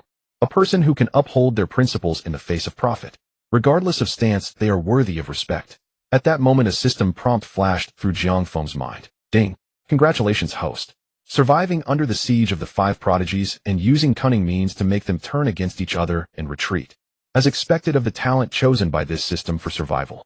Congratulations, host, for completing the task, 5 Family Siege. Task completion, level S rank. Rewards 1. Current level 8-2. Talent attribute heart, like still water effect, all negative emotions will no longer affect your state of mind. A mighty surge of warm energy erupted from Jiang Feng's dantian, flooding into his limbs and bones. The 9 heavens mystic art operated of its own accord, swiftly refining this energy. The bottleneck of the 4th tier internal strength was easily shattered under the impact of this energy. 5th tier condensed chi achieved. The chi naturally emerged solid, yet unscattered.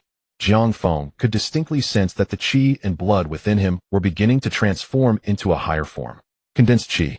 This was the hallmark of a martial artist stepping into the 5th tier. If the 4th tier internal strength was still about tempering the physical body, then the 5th tier condensed chi was about refining one's entire chi and blood into a more refined form of condensed chi. The power of condensed chi far surpassed that of chi and blood. In the same realm, a martial artist at the condensed chi stage could easily crush a full-force strike from a peak internal strength practitioner. The Nine Heavens mystic art was inherently a god-level skill of the five elements, and the five-element condensed chi cultivated was of a quality far exceeding ordinary condensed chi. With my current strength encountering a sixth-tier opponent, Zhang Feng silently estimated, I might still be able to fight. All these fluctuations in aura were perfectly concealed by the turtle breathing technique of the Xuanwu Towning art. To the outside world, Zhang Feng still exuded the aura of a peak fourth tier with no signs of change. Zhang Feng slowly opened his eyes, a flash of golden light briefly glimmering in his gaze. He felt the cool aura that had appeared in his sea of consciousness. The talent mind as still water had already activated. His thoughts were clear and his heart like a mirror. This talent is quite practical. 10 hours later, the plane began its descent. Outside the window, a range of snow-capped mountains appeared. The mountains were majestic, with snow peaks towering amidst swirling clouds and mist, ancient architectural ruins faintly visible scattered among the ridges. The concentration of spiritual energy in the air was comparable to that of the immortal spirit's secret realm. This is the Kunlun Mountains. Chun Fei leaned against the window, his eyes filled with awe. The plane gradually landed in a wide valley. The area around the valley was already filled with military transport planes from various provinces. Shadows flitted across the tarmac, with many possessing a strong aura. We have arrived. Duan Yu stepped out of the cockpit, his voice echoing through the cabin. Everyone disembark and gather. People began to descend the gangway one after another. A biting cold wind rushed at them, mingling with the scent of ice and snow in the air. But for those present, all martial artists, this chill was nothing. Zhang Feng stood at the bottom of the gangway, surveying his surroundings. In the center of the valley, a temporary camp had already been set up, with candidates dressed in various martial attire gathering in groups. Some individuals concealed their aura, making it hard to discern their depth. Others, however, unabashedly released their oppressive presence, among them several fourth-tier, and even some fifth-tier auras. No wonder this is the gathering place of national prodigies. Qin Hao could not help but exclaim. At this moment, next to the eastern province plane, the door of another aircraft opened. A figure jumped down first. It was a boy with short hair, a radiant smile, and an energetic demeanor. He held a basketball, spinning it on his fingertips. The boy scanned the crowd, finally locking onto the team from the eastern province. His smile deepened. Hello everyone. My name is Wang Ming. Wang Ming suddenly looked at a talented individual from the Qin family, standing at the edge of the group, his smile bright. Wang the Overlord. Fierce Ming. The Qin genius was taken aback, momentarily unable to react. Wang Ming cheerfully asked, Bro, wanna play ball? What? The Qin genius looked puzzled. But Wang Ming didn't give him time to think. With a flick of his wrist, the basketball flew from his hand. Boom. The moment the basketball left his hand, the air produced a piercing, explosive sound. The Qin genius's pupils shrank, unable to react in time. Bang. The basketball struck his chest with a solid thud. Crack. The sound of bones fracturing echoed. The Qin genius was sent flying, crashing heavily to the ground, blood spewing from his mouth as he fainted on the spot. The entire area fell silent, all eyes converging on Wang Ming. He scratched his head, still wearing that bright smile. Oh dear, sorry about that. He shrugged innocently. Looks like you're not cut out for basketball. Then he scanned the Eastern Province team with a grin, asking who can help me fetch the ball. A wave of suppressed laughter erupted around. The other provincial prodigies looked on with mockery. It was clear to everyone that this guy was deliberately causing trouble. Qin Tianba's expression darkened. He strode forward and bent down to pick up the basketball. The moment he gripped it, Qin Tianba's expression changed slightly. This basketball was heavier than an iron ball. Qin Tianba took a deep breath and looked up at Wang Ming. You want the ball, right? I'll give it to you. With that, the Jiao God force within him surged, veins bulging on his arms as he hurled the ball. The basketball tore through the air, emitting a low howl as it hurtled toward Wang Ming. This shot, Qin Tianba held nothing back.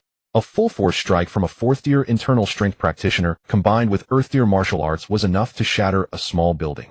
However, facing this blow, Wang Ming simply smiled and reached out his hand. Bang! The basketball landed in his palm with a dull thud. Wang Ming's arm did not move an inch. Thanks. He weighed the basketball in his hand, his tone casual. Qin Tianba pupils constricted. The other four prodigies changed their expressions simultaneously. They knew all too well the power behind Qin Tianba's shot. Even an ordinary peak fourth tier could not receive it so easily. Who is this guy? Wang Ming, however, no longer looked at Qin Tianba.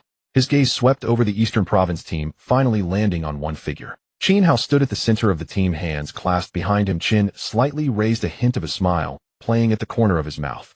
This was his meticulously crafted show-off pose. Wang Ming's eyes lit up. Hey. He pointed at Qin Hao. You look pretty awesome. Come play with me. Before his words finished, he flicked his wrist, and the basketball flew from his hand again. This time the basketball's speed was more than twice as fast as before. The air was torn apart, producing a sharp, explosive sound.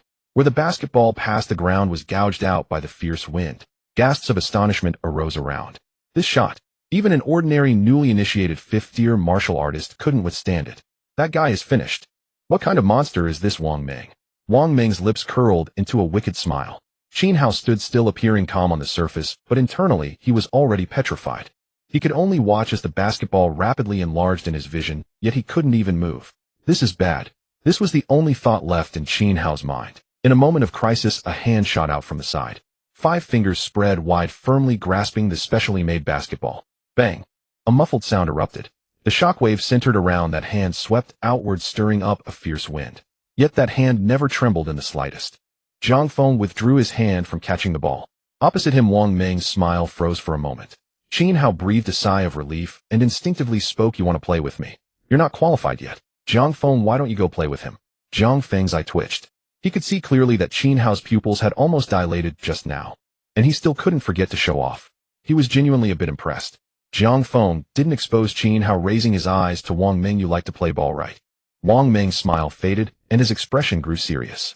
He could sense that this guy before him was different from those he had encountered earlier. Zhang Feng flicked his wrist, tossing the ball back. The speed was slow, and the trajectory ordinary, like a regular pass. Wang Meng was momentarily taken aback. Watching the basketball slowly drift towards him, he instinctively reached out to catch it, a smile returning to his lips. Just this.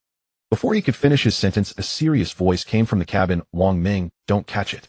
Get out of the way." Wang Meng's pupils dilated. The originally slow-moving basketball suddenly vanished at the moment he was about to touch it. The once leisurely basketball transformed into a cannonball that exploded, carrying destructive force that slammed into his chest. Bang! Wang Meng was sent flying along with the ball, crashing into the hull of the cabin behind him. Boom! A massive dent was created in the cabin's exterior. Wang Meng was embedded in the center of the dent, blood gushing from his mouth, his face still bearing an expression of disbelief. The entire area fell silent. Zhang Feng withdrew his hand, his tone flat. "Your basketball skills are lacking, but it's best if you don't play anymore. I thought Wang Meng was formidable enough, but there's someone even more fearsome." "Who is this guy?" "He seems to be a prodigy from the Eastern Province." It appears the Eastern Province has produced an extraordinary prodigy this year, as well.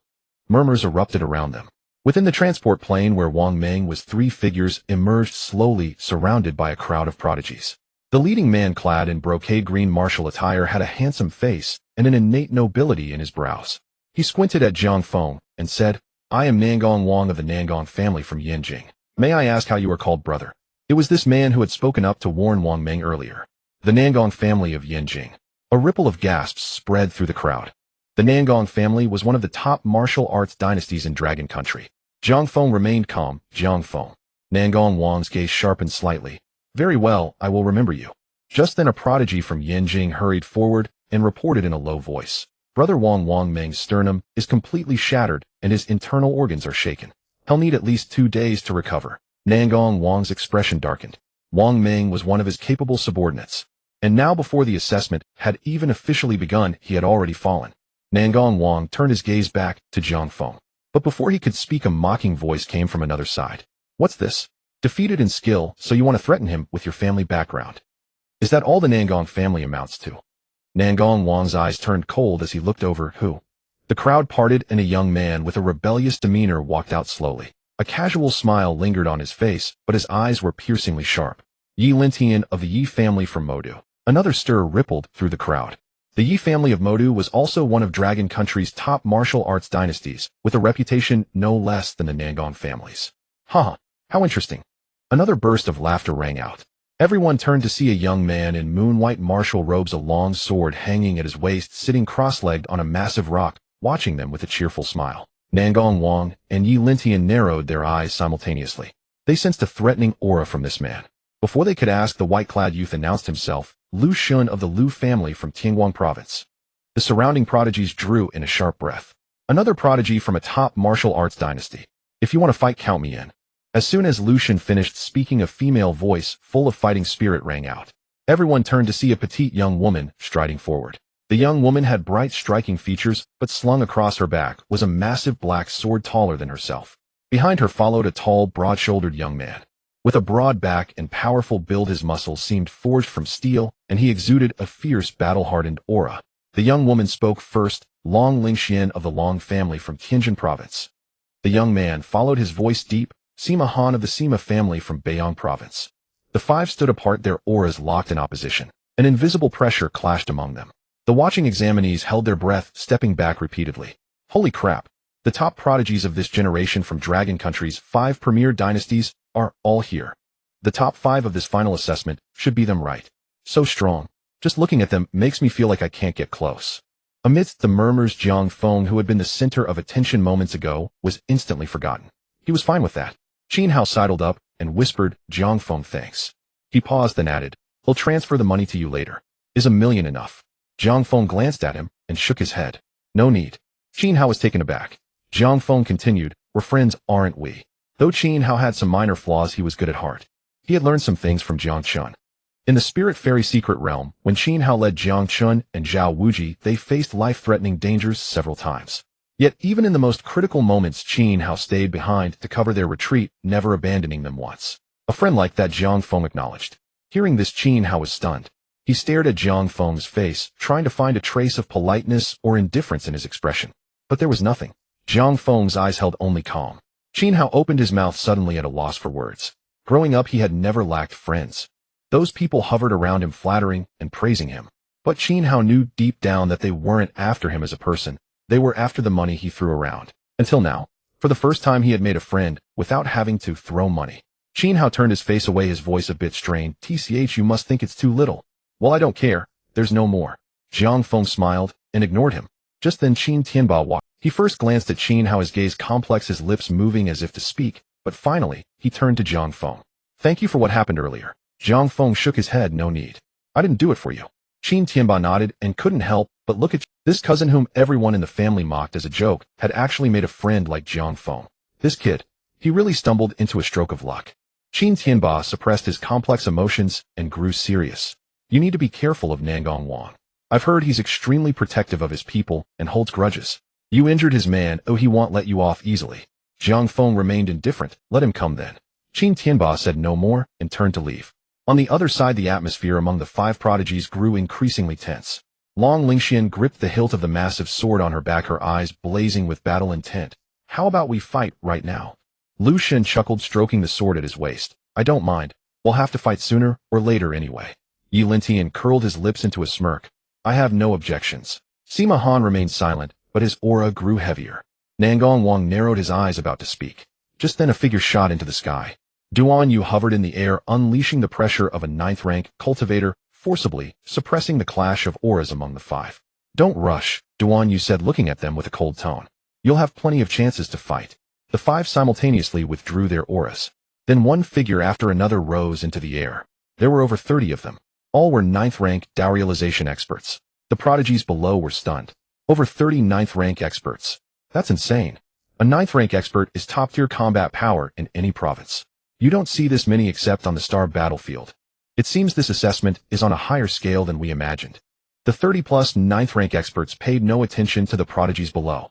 They all looked up at the higher sky, their expressions solemn, as if waiting for something. The next moment, the sky itself tore open without warning. A dark rift appeared. An old man in a dark long robe stepped out of the rift. His hair was frost-white, his face gaunt, and on his back was an ancient-styled long sword. The moment the old man appeared, the wind and snow in the entire valley ceased abruptly, and even the spiritual energy in the air seemed to freeze. His mere presence made him the sovereign of this realm. The 30-plus 9th-rank experts who had been so imposing moments before were instantly overshadowed. Greetings, Nethersword King. The 30-plus 9th-rank experts bowed in unison, their voices echoing through the valley. The examinees below were awestruck. It's a king-level powerhouse. Nethersword King, Zhou Jiyo. The legendary figure who slew 3 alien king-level powerhouses alone with his sword. Why would someone of that legendary caliber appear here? This old man is Zhou Jiyo. Zhou Jiyu's gaze descended, his voice not loud, yet resonating clearly in everyone's mind. The entire assembly fell into sudden silence. Everyone looked up, gazing at the figure standing in the sky, their eyes filled with reverence and fervor. The King Sealing Realm. That was the pinnacle every martial artist pursued in their lifetime. It was an existence at the apex of the human pyramid. Zhou Jiyo wasted no words and cut straight to the point. By now you should have a general understanding of the situation, so this old man won't elaborate further. He raised his hand, pointing to a winding mountain path that stretched upward, disappearing into the misty snow peaks. Follow this path up the mountain. Along the way there are 7 pavilions of Kunlun. The 7th pavilion offers 100 seats, the 6th 70 seats, the 5th 30 seats. With each higher pavilion, the spiritual energy density and cultivation environment are vastly different. I will give you 1 month. After that month, anyone below the 5th pavilion will be eliminated.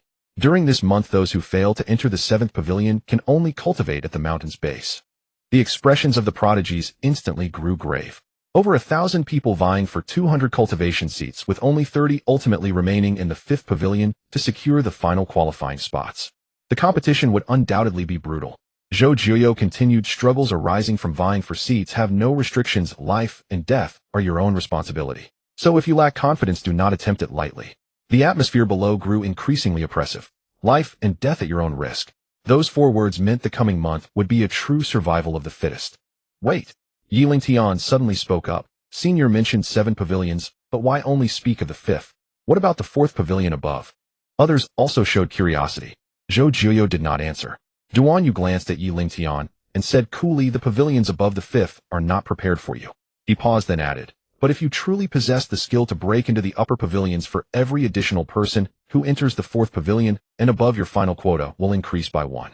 At these words, the crowd erupted into an uproar. Not for us. Then who are they for? Who cares? As long as those top-tier geniuses can push upward, doesn't that give us a chance? That's true, but breaking into the upper pavilions won't be easy. Zhou Jiuyo raised his hand and pressed it down, and the entire assembly fell silent once more. Enough. You may begin ascending the mountain. As his words fell, he casually tore open space and stepped into it. The spatial rift slowly closed. The 30-plus 9th-rank powerhouses also dispersed. Only then did the overwhelming pressure enveloping the entire scene completely dissipate. Yet everyone's mood remained somewhat heavy. After a brief silence, the crowd began surging toward the mountain path. The 5 of Nangong Wang were the first to vanish into the path's entrance. Jiang Feng did not rush to leave. He turned back to look at Yan Zhixia and the other 3 behind him. Just as he was about to speak, Yan Zhixia spoke first. The girl's brows were gentle, but her tone was resolute. Jiang Feng, go on ahead. We will walk the path ahead ourselves. This isn't just my idea, it's the unanimous decision the 4 of us reached after discussion. Shen Fei scratched his head and grinned. Yeah, brother Jiang. Making it to the national final assessment is already a huge win for me.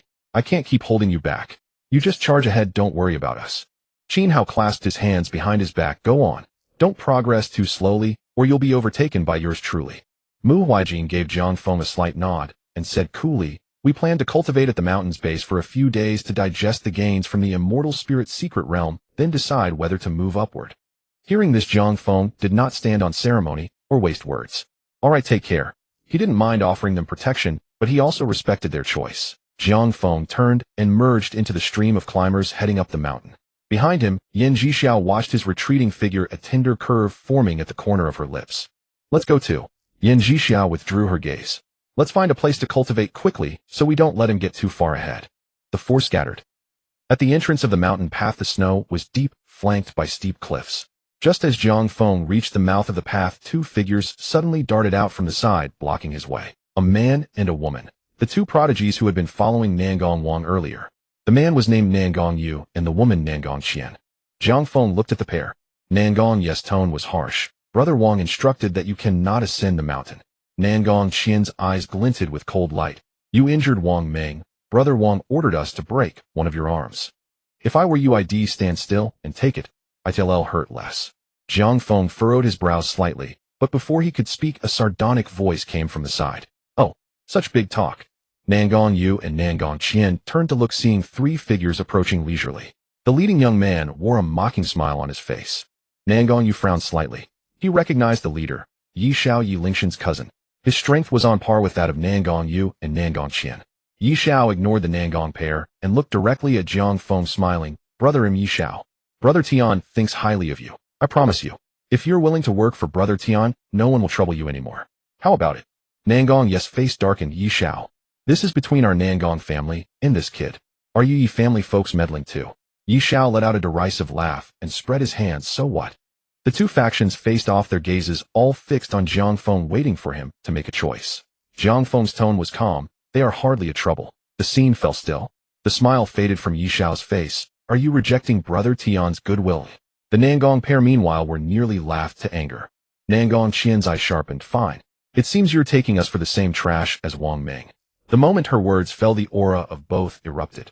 Condensed gang qi burst forth from their bodies, forming a faint halo around them. They were at the first layer of the condensed gang realm. Without another word, both figures moved simultaneously, flanking Zhang Feng from left and right. Behind them, the young man with Yi Xiao whispered, Brother Xiao, Brother Tian quite likes this kid. Shouldn't we step in? Yi Xiao sneered, a disobedient dog needs to taste some hardship first. But no sooner had Yi Xiao spoken than a sudden change occurred on the scene. Zhang Feng's figure flickered. He moved so fast that only a blurry afterimage remained striking before the others could react. Before anyone could even see how he struck, two crisp slaps rang out. Slap! Slap! Nangong Yu and Nangong Qian felt as though a truck had smashed across their faces. Both were sent flying horizontally, crashing onto the snowy slope and sending up a spray of snow. They lay in the snow, one side of their faces swollen, high blood trickling from the corners of their mouths. They struggled several times, but couldn't get up. Their eyes were filled with shock and humiliation. They had lost. And so disgracefully. Zhang Feng's indifferent voice came through. You don't seem much different from that basketball kid. Zhang Feng shook his head. Ignoring them further, he turned and headed toward the mountain path in trance. Stop right there. Nangong Qian, lying in the snow, glared venomously. Those four who were with you just now. They're your friends, aren't they? You might escape, but can they? She stared at his back, her voice thick with threat and malice. I promise you their fate will be very miserable. Nearby, Yi Xiao's eye twitched. This stupid bitch. In the distance, Zhang Feng paused mid-step. The next moment, a gale swept through. The swirling snow exploded into the air. Zhang Feng's figure instantly reappeared before the pair. He reached out, grabbed them by the necks, and lifted them from the snow. His expression remained calm. Only his eyes churned with a dead, icy chill. His voice was soft, carried by the wind and snow into their ears. I see. Thank you for reminding me. Nangong Qian and Nangong, you could clearly feel the fingers gripping their necks tightening. The palpable intent to kill made them realize the gravity of the situation. The other party was not just threatening, they were genuinely going to kill. Wait. Nangong Ye's face had turned a deep purple as he struggled to squeeze out the words, brother. We were just joking. Nangong Qian hurriedly chimed in, her voice hoarse. Yes? It was just a joke. I swear. I would never harm your friends. Zhang Feng frowned. Oh really? Nangong Qian's heart leaped with joy as she quickly answered. That's right. You can trust us. Rest assured. The Nangong family always keeps their word. Despite her words, a hint of disdain rose within Nangong Qian. It seemed this guy was still wary of the Nangong family's reputation. Just as Nangong Qian's thoughts settled, Zhang Feng's cold voice resounded again. Unfortunately, I am not willing to gamble. He did not give the two any chance to speak further. Zhang Feng's fingers exerted force. Crack! The crisp sound of bones breaking echoed. Nangong Yu and Nangong Qian's necks were snapped, their heads tilting at an unnatural angle. Before the joy in their eyes had faded, their vitality had completely dissipated. Zhang Feng released his hands, allowing the two corpses to fall onto the snow, soon to be covered by the falling snow. The wind howled mournfully. The entrance of the mountain path fell into a dead silence. In the distance, Yi Xiao and his companions stood frozen, their expressions as if they had been frozen in time. Yi Xiao instinctively touched his own neck. That was ruthless. The elite of the Nangong family showed no hesitation in killing. Zhang Feng's gaze swept over. Yi Xiao and his companions instinctively took a step back, a purely instinctive reaction. Yi Xiao forced a smile and waved his hands. Brother, don't misunderstand. We bear no ill will. Zhang Feng's expression remained calm. That's why you are still alive. Yi Xiao's mouth twitched, not daring to retort. His words sounded arrogant, but he indeed had the capital to back it up. Zhang Feng continued, how about a deal? Yi Xiao's eyes brightened. What do you mean? Zhang Feng's tone was flat. You help me keep my four friends safe at the foot of the mountain and prevent others from causing them trouble. In exchange, I can assist you and your brother Tian once at a critical moment. Without hesitation, Yi Xiao nodded. Deal. Zhang Feng nodded. Then I will rely on you. After saying that, Zhang Feng turned and stepped into the mountain path entrance, his figure vanishing into the wind and snow. Only after Zhang Feng's figure was no longer visible did Yi Xiao and his companions let out a sigh of. A boy behind Yi Xiao whispered, Xiao Ge, didn't you say earlier that you wanted this kid to be your dog? Yi Xiao was taken aback, slapping the boy's head in frustration, scolding, you idiot. Have you been kicked by a donkey? Zhang Feng is clearly a monster on the same level as brother Tian. Compared to him, we are the dogs. Understand? The two nodded repeatedly. Yi Xiao stroked his chin and instructed them. You two stay at the foot of the mountain and keep a close eye on Zhang Feng's friends. If anyone causes trouble, you deal with it directly. If you can't handle it, you must fight to protect them. The two quickly responded, understood. Yi Xiao rubbed his hands together and hurried towards the mountain path, still mumbling to himself. I need to hurry up and get closer. If Brother Tian has such a powerful ally by his side, no matter what we do, we will have a greater chance of success. By the mountainside, two figures stood side by side, unfazed by the raging wind and snow. On the left stood a tall, rugged man frowning as he looked at Duan Yu beside him, his tone tinged with dissatisfaction. Duan Yu, why did you stop me just now? The man named Zhao Xiong was a 9th-grade powerhouse leading the team from Yanjing. He had intended to save Nan Gongqian and the others, but was blocked by Duan Ye's sudden appearance. Duan Ye's tone was indifferent. I should be asking you that. Zhao Xiong, why do you want to interfere in the conflicts between the candidates? Zhao Xiong furrowed his brow tighter. What do you mean by that? I have ties with the Nangong family, but I have no selfish motives. Those two kids are capable of making it into the top 30. Dying here would be a shame. Duan Yu glanced at him and replied calmly. I know you have no selfish motives, which is why I was willing to help you once. Zhao Xiong was taken aback. Help me? What do you mean? Duan Yu said softly. Do you think the higher-ups specifically invited the king of the underworld sword here for no reason? Zhao Xiong's expression suddenly changed, as if he realized something. Duan Ye's tone was deep. The assessment has its own rules. The grievances and life and death between candidates are their own responsibility. If we dare to interfere, Elder Zhou will not show mercy. Zhao Xiong took a deep breath. He had been so focused on saving people that he had forgotten this crucial point. He cupped his hands to Duan Yu, his expression solemn. I understand. I owe you one this time. Duan Yu shook his head slightly, choosing not to speak further. In fact, there was another reason behind stopping Zhao. He was fully aware of the purpose behind selecting 100 candidates. To him, these 100 individuals were more important than talent. They needed to have clarity of judgment. Above the clouds, Zhou Jiuyu stood with his hands behind his back, his dark robe unmoving in the fierce wind. He withdrew his gaze from Zhao Xiong and Duan Yu, focusing instead on the figure steadily ascending the snow path. A faint smile appeared on Zhou Jiuyu's aged face. Interesting. However, only at the 5th grade. And yet I cannot see through your true nature. Having lived nearly a century, he had seen countless prodigies. Yet someone like Jiang Feng radiating an unusual aura was the first. On the snow-covered mountain path, Jiang Feng paused, a hint of surprise flickering in his eyes. Gravity domain. The moment he stepped onto the snow path, he could clearly sense an invisible force pressing down on him. For ordinary martial artists below the 3rd grade, traversing this snow path would likely be a strenuous effort. Fortunately, this pressure was negligible to him. Jiang Feng continued upward without stopping. Turning a bend in the mountains, several figures appeared ahead. A few individuals were hunched over their legs, shaking uncontrollably. With every step they took upward, they struggled to catch their breath. Hold on. The 7th pavilion is almost here. I can already see a rough outline. Just a little more effort. Damn, it's so exhausting trying to enter the 7th pavilion. I can't imagine what the 6th and 5th pavilions are like. And what about the top 4 pavilions? Is that even a place where people can stay? As they were encouraging each other, a figure casually walked past them. The young man, carrying a long sword on his back, strode steadily, his clothes fluttering in the wind and snow as if taking a leisurely stroll. He was on an entirely different level. The group was left dumbfounded. Only after Jiang Feng's figure disappeared over the mountain path did they come to their senses, looking at each other in bewilderment. What the hell? What's going on? Can only we feel the gravity? This isn't fair. One person spoke up quietly. Do you think it's possible that we're just too weak? That statement plunged the group into silence. After walking for about half an hour, Jiang Feng finally spotted an ancient stone archway at the end of his vision. The archway was carved from a solid piece of blue stone inscribed with the 5 ancient seal characters, Kunlun 7th Pavilion. Behind the archway lay a spacious blue stone courtyard with several stone pavilions standing at the edges, looking simple, yet subtly radiating spiritual light. At the entrance of the courtyard sat 7 or 8 prodigies, closing their eyes to meditate. As Jiang Feng approached, the gravitational force suddenly vanished as he neared the 7th pavilion. At this moment, a newly arrived prodigy, panting, asked, "Why aren't you going in? What are you doing sitting here?" One person opened his eyes and pointed to the archway's entrance. "There's a restriction, we can't enter." Jiang Feng did not stop his steps and walked straight toward the archway. The moment he crossed the threshold, the air in front of him rippled slightly as he entered calmly. The prodigy who had asked earlier suddenly brightened his eyes. "Isn't that simple?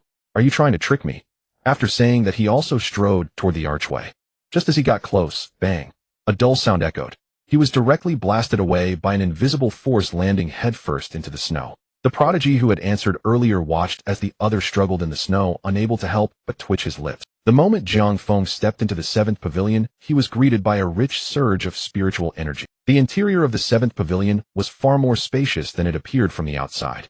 Overall, it resembled a vast circular training plaza with the ground paved in smooth white jade and 100 cushions arranged neatly. Each cushion was inscribed with a gathering spirit array, causing spiritual energy to overflow from the patterns and form a faint mist above the plaza. Jiang Feng chose a nearby cushion to sit on and closed his eyes to sense his surroundings for a moment. The concentration of spiritual energy here was at least 10 times that of the outside world. Moreover, the energy was exceptionally pure, without any impurities, making refinement much more efficient. Jiang Feng opened his eyes and looked into the distance. At the end of the plaza, there was a deep passageway from which faint sounds of wind and snow could be heard, as if leading to another place. Inside, there should be the resources and opportunities mentioned by that king-level powerhouse. However, Jiang Feng had no intention of lingering in the 7th pavilion. If the concentration of spiritual energy in each pavilion increased exponentially, then under the condition of sufficient personal strength, starting from a higher position would maximize the benefits. Jiang Feng turned and left the 7th pavilion, stepping back onto the snowy path up the mountain. Just as he returned to the path, he ran into Yi Xiao, who was hurrying over. Seeing Jiang Feng, Yi Xiao's eyes lit up as he quickly approached, saying, "Brother Jiang." Yi Xiao smiled warmly. "I've arranged everything. 2 brothers are waiting at the foot of the mountain to ensure no one dares to trouble your friends." Jiang Feng nodded. "Thank you." Yi Xiao waved his hand. "Just right, I was also planning to go to the 5th pavilion. Shall we keep each other company?" Jiang Feng did not refuse, and the two continued on together. Yi Xiao was quite talkative and spent the journey inquiring about Jiang Feng's background. However, Jiang Feng was reticent, leaving Yi Xiao feeling somewhat helpless. The higher they climbed, the stronger the gravity field became. By the time they reached the vicinity of the 6th pavilion, the gravity had increased 5-fold.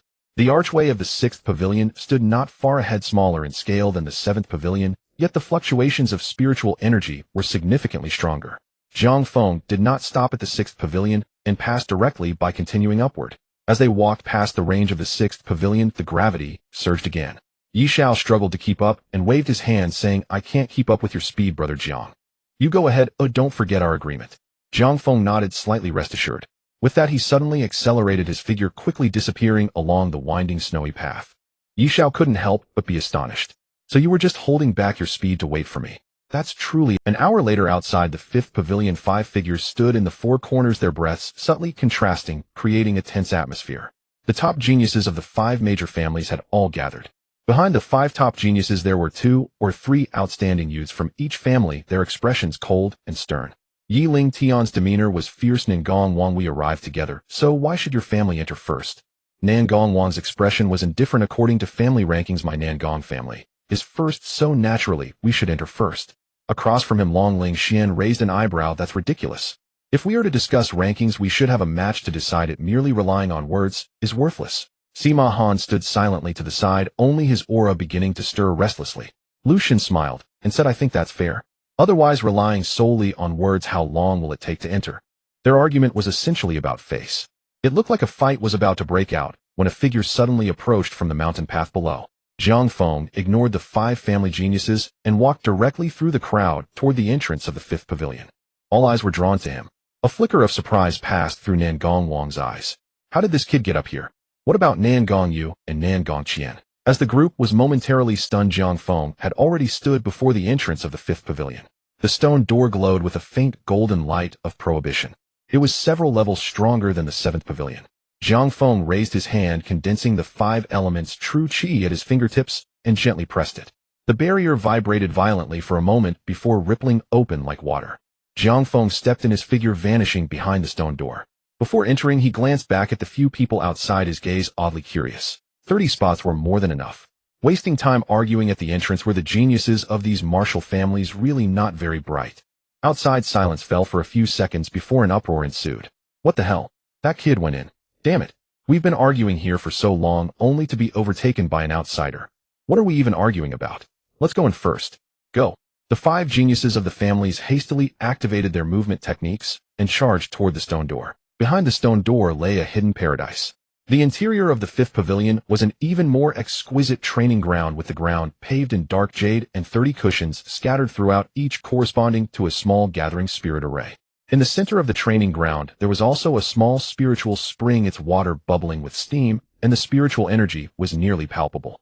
Jiang Feng stood by the spring, took a deep breath, and his eyes brightened slightly. Indeed, the concentration of spiritual energy here is at least 10 times that of the 7th pavilion. One day of cultivation here is equivalent to 10 days in the 7th pavilion, not to mention compared to the foot of the mountain. Indeed, it was right to come up first. Kid, do you understand the rules? A furious shout came from behind Zhang Feng. He turned to see Nangong Wang glaring at him with icy eyes. Following closely was Lu Shun, who also spoke with a smile. Brother, you indeed did something wrong this time. We haven't made a decision yet, and you barged in without a word. Isn't that inappropriate? Zhang Feng looked at the two, raising an eyebrow. Slightly, do you truly have a problem with your brains? At that moment Yiling Tian also stepped in. Hearing this he clapped and laughed well said. I've always thought they were a bit dim-witted. Long Ling Xian and Sima Han entered subsequently. However, they remained silent, standing to the side and watching. A flicker of anger flashed in Nangong Wang's eyes. Lu Shen's smile also faded from his face. The next moment, two powerful auras erupted simultaneously. The oppressive force of the 6th rank void-breaking realm surged outward. Kid, are you really looking for death? Nangong Wang's expression darkened. Lu Shen also gripped his sword at his waist, the sharp energy surging forth. Nangong Wang and Lu Shen exchanged a glance, then fiercely attacked. But just as they took half a step forward, their figures abruptly turned and charged towards the unsuspecting Yiling Tian. Yiling Tian's smile froze. In the blink of an eye, Nangong Wang and the others had closed in on him. Their assault was too fast and too sudden. Yiling Tian had no time to react, and their strikes landed on him. He could only rely on instinct to barely avoid the fatal blow. Bang! Yiling Tian was sent flying, crashing into a stone pillar at the edge of the training plaza before rolling to the ground. He spat out a mouthful of blood, struggling to rise, his eyes filled with shock and anger. You guys. Lu Shun, holding his sword, smiled and said, weren't you just laughing happily? Why aren't you laughing now? Nangong Wang's eyes flashed with a hint of malice. Yiling Tian, your Yi family is out of this assessment. From the beginning, they had never taken Zhang Feng seriously. The earlier questioning and anger were all acts. Their true target had always been Yiling Tian. 30 spots were simply not enough to be divided among 5 families. With Sima Han the sycophant beside Long Ling Xian, they dared not attack. The isolated Yiling Tian naturally became the most suitable target. Earlier Yiling Tian had been on guard outside, and they did not dare to strike easily. Unexpectedly, Zhang Feng's appearance attracted Yiling Tian's attention, giving them the opportunity to act. The sudden turn of events left everyone present stunned. Long Ling Xian exchanged glances with Sima Han, ultimately choosing to remain silent, offering no assistance. They could gain spots without lifting a finger. The elites of the Yi family quickly surrounded Yiling Tian, their expressions grave. Yiling Tian suppressed his anger. Fine. I admit defeat. I will take my people and leave. Lu Shen scoffed, a murderous intent flashing in his eyes. Yiling Tian, are you the one with a problem? Since we've started fighting, do you think we will let you leave alive? Yiling Tian's face grew increasingly pale. The geniuses from the two families had already surrounded the few remaining Yi family members. Lu Shun and Nangong Wang were about to strike. A cold voice suddenly rang out, wait, he cannot die. The two were taken aback and turned to see Zhang Feng's calm eyes. Nangong Wang was directly enraged, his voice chilling. Kid, say that again. Zhang Feng spoke in a steady tone. I said he cannot die. And furthermore. Ding. A classic scene of the weak battling the strong has been triggered. Task survive under the command of Nangong Wang. Task difficulty S level. Task hint, the host has gone mad. End of the line. Celebrate. Task reward distributed based on completion level DS level. Fight the weak with the strong. Who is truly weak and who is strong? The system prompt flashed in Zhang Feng's mind, and he shook his head slightly. Nangong Wang stared at Zhang Feng and coldly asked, settling scores. Have you seen Nangong Yu and the others? Clang. The thunder pattern blade was unsheathed. Purple arcs of electricity danced along the blade, emitting deep rumbling sounds. Don't be hasty. Zhang Feng's tone was calm. There should still be time. I will take you to see them right away. Nangong Wang felt the turbulent aura emanating from Zhang Feng, initially taken aback, then a furious smile appeared. A mere foundation establishment dares to challenge me. Boom. Nangong Wang's aura exploded, revealing a murderous intent in his eyes. You ignorant fool, today, I will show you the difference between the 5th and 6th ranks. But before he could finish, Zhang Feng had already moved. The wind step technique was activated. Zhang Feng transformed into a fleeting breeze, raising the thunder pattern blade high. Break the limits. Thunderstrike. The purple blade light fell like heavenly thunder, shrieking as it tore through the air, striking down towards Nangong Wang. Where the blade passed, a flurry of snow was stirred up. Nangong Wang's pupils suddenly constricted. The power of this strike far exceeded his expectations. Is this the power a 5th ranked can unleash? Nangong Wang was shocked, but his face showed no signs of it. He clapped his hands together, causing a surge of blue light around him. Xingyan Palm. A blue palm print condensed in the air, meeting the blade light with heavy and overwhelming momentum. Boom. The blade light and palm print collided in midair, unleashing a violent shockwave that swept in all directions. A terrifying rumble echoed. As the wind and waves settled, the two stood facing each other, both unscathed. Hiss! From a distance. The young geniuses from the Long family and the Sima family couldn't help but exclaim in astonishment. A fifth rank can actually clash with a sixth ranked without losing ground. Not only that, Nangong Wang is no ordinary sixth ranked. Long Lingxian raised an eyebrow, her eyes flashing with surprise. Sima Han frowned, saying in a deep voice, "This guy's physique and blade techniques are extraordinary." In the arena, Nangong Wang's demeanor became more serious, but he still wore a cold smile, "Being able to barely take one of my strikes, you have some capability." Jiang Feng, standing there with his blade, said indifferently, "You are even weaker than I imagined." He had not yet activated the power of the Five Sovereigns' heavenly technique in that previous strike. It seemed that his estimation of his own strength could be raised further. Nangong Wang's expression darkened suddenly. Looking for death. His aura surged, the blue essence nearly solidifying. "I want to see how long you can keep up that bravado." With a step, Nangong Wang transformed into a blue shadow. His palms moved rapidly, the palm shadows overlapping like a raging tide, crushing towards Jiang Feng. "Now that looks a bit serious." Jiang Feng's expression became more serious. In the next moment, the Five Sovereigns Emperor technique was activated. The five elements essence began to surge within his dantian. A far denser and heavier aura spread from Jiang Feng's body. Five-colored spiritual light weaved and circulated around him. Jiang Feng's wrist turned, and the thunder-patterned blade slashed out. The originally purple blade light was suddenly enveloped in a faint five-colored halo. Clang, clang, clang.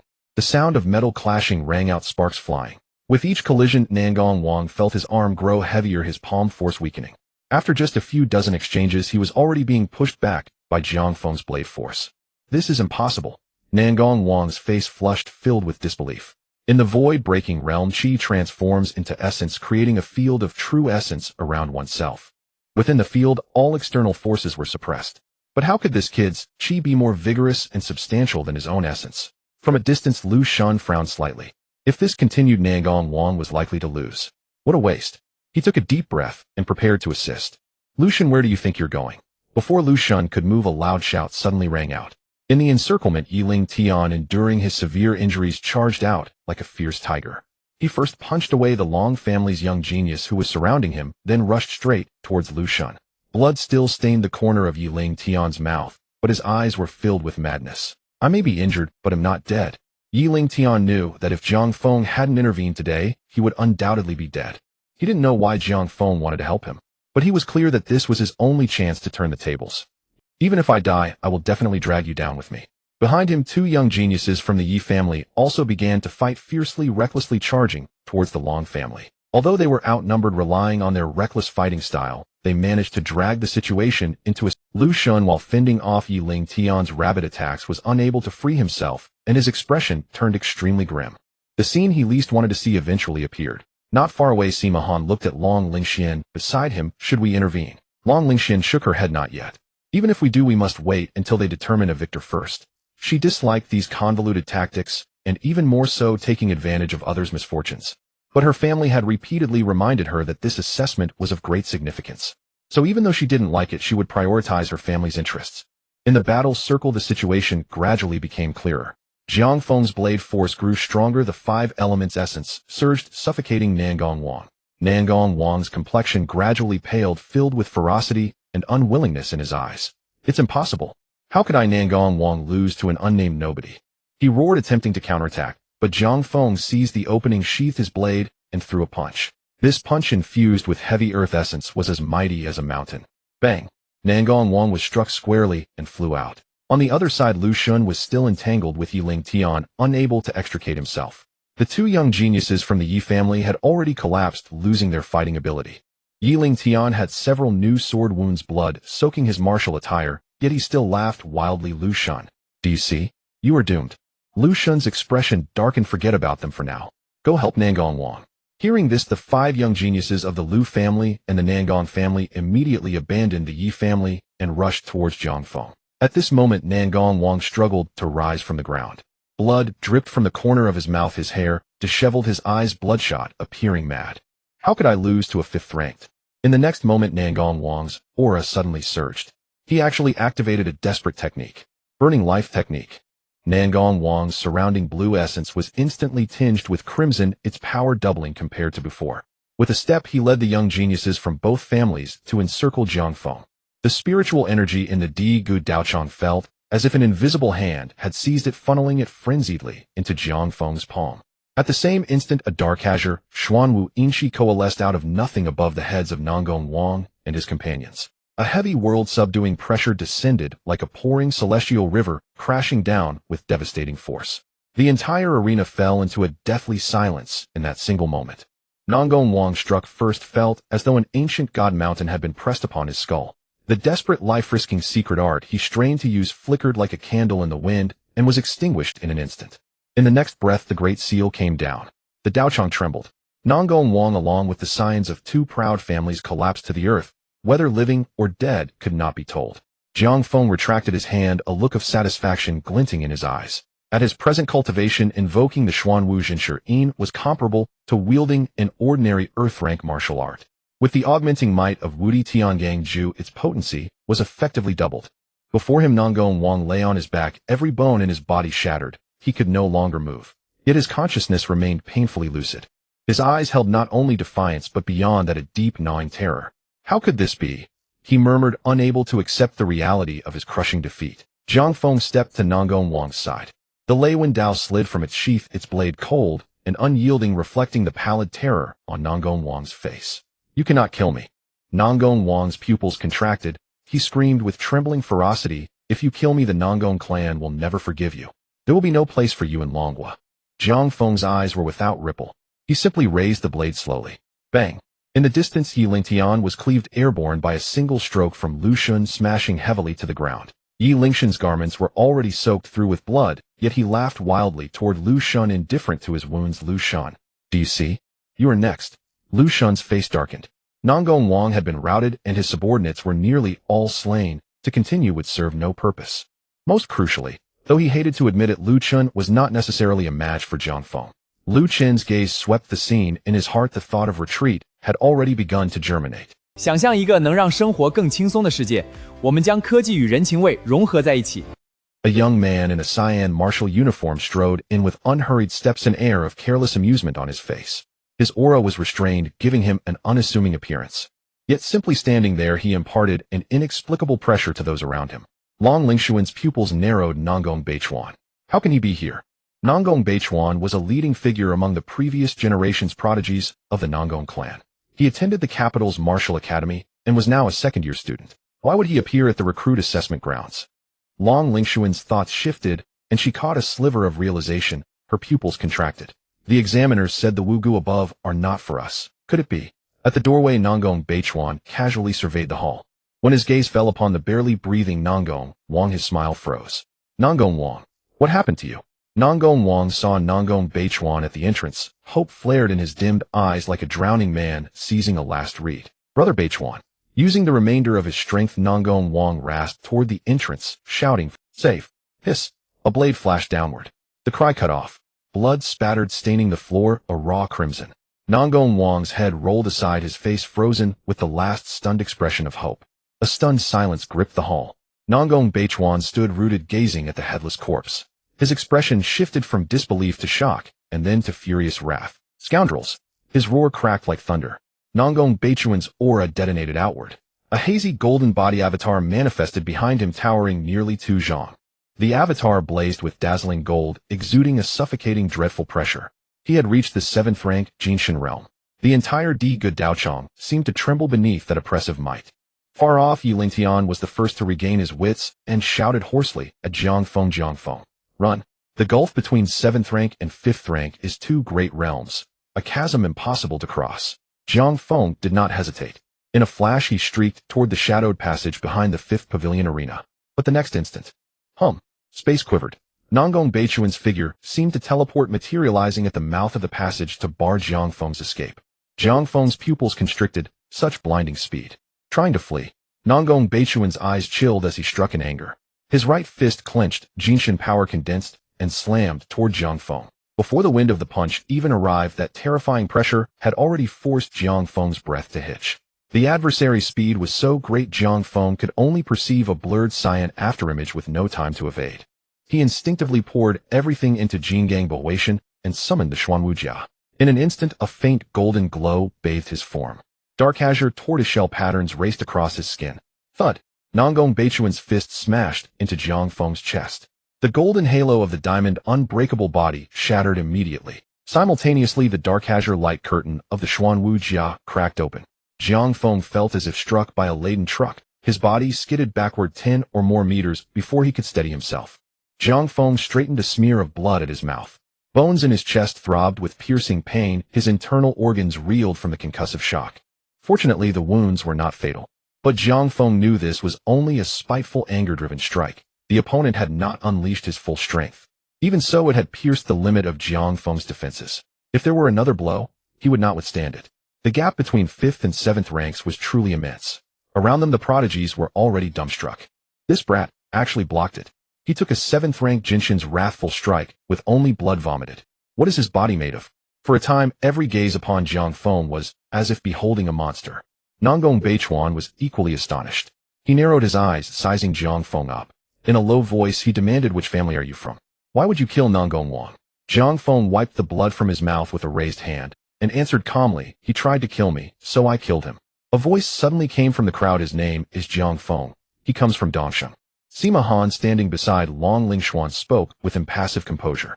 Long Lingxian glanced at him and snapped, "Sima Han, what are you doing?" Sima Han remained expressionless, his voice without inflection. "If he lives, our examinees cannot stand out in this assessment." Long Lingxian paused, then turned her face away and fell silent. Nangong Beichuan's eyes narrowed. Dongsheng. He searched his memory and could recall no Jiang family of note from Dongsheng. Apparently, he was merely a backgroundless wild path youngster. If that is so, a murderous light rekindled in Nangong Beichuan's eyes. His tone grew cold. "Then I'll kill you now. Come and stop me if you can." He lifted his right palm and summoned Dark Azure spiritual light once more. Xuanwu Zhinshirin.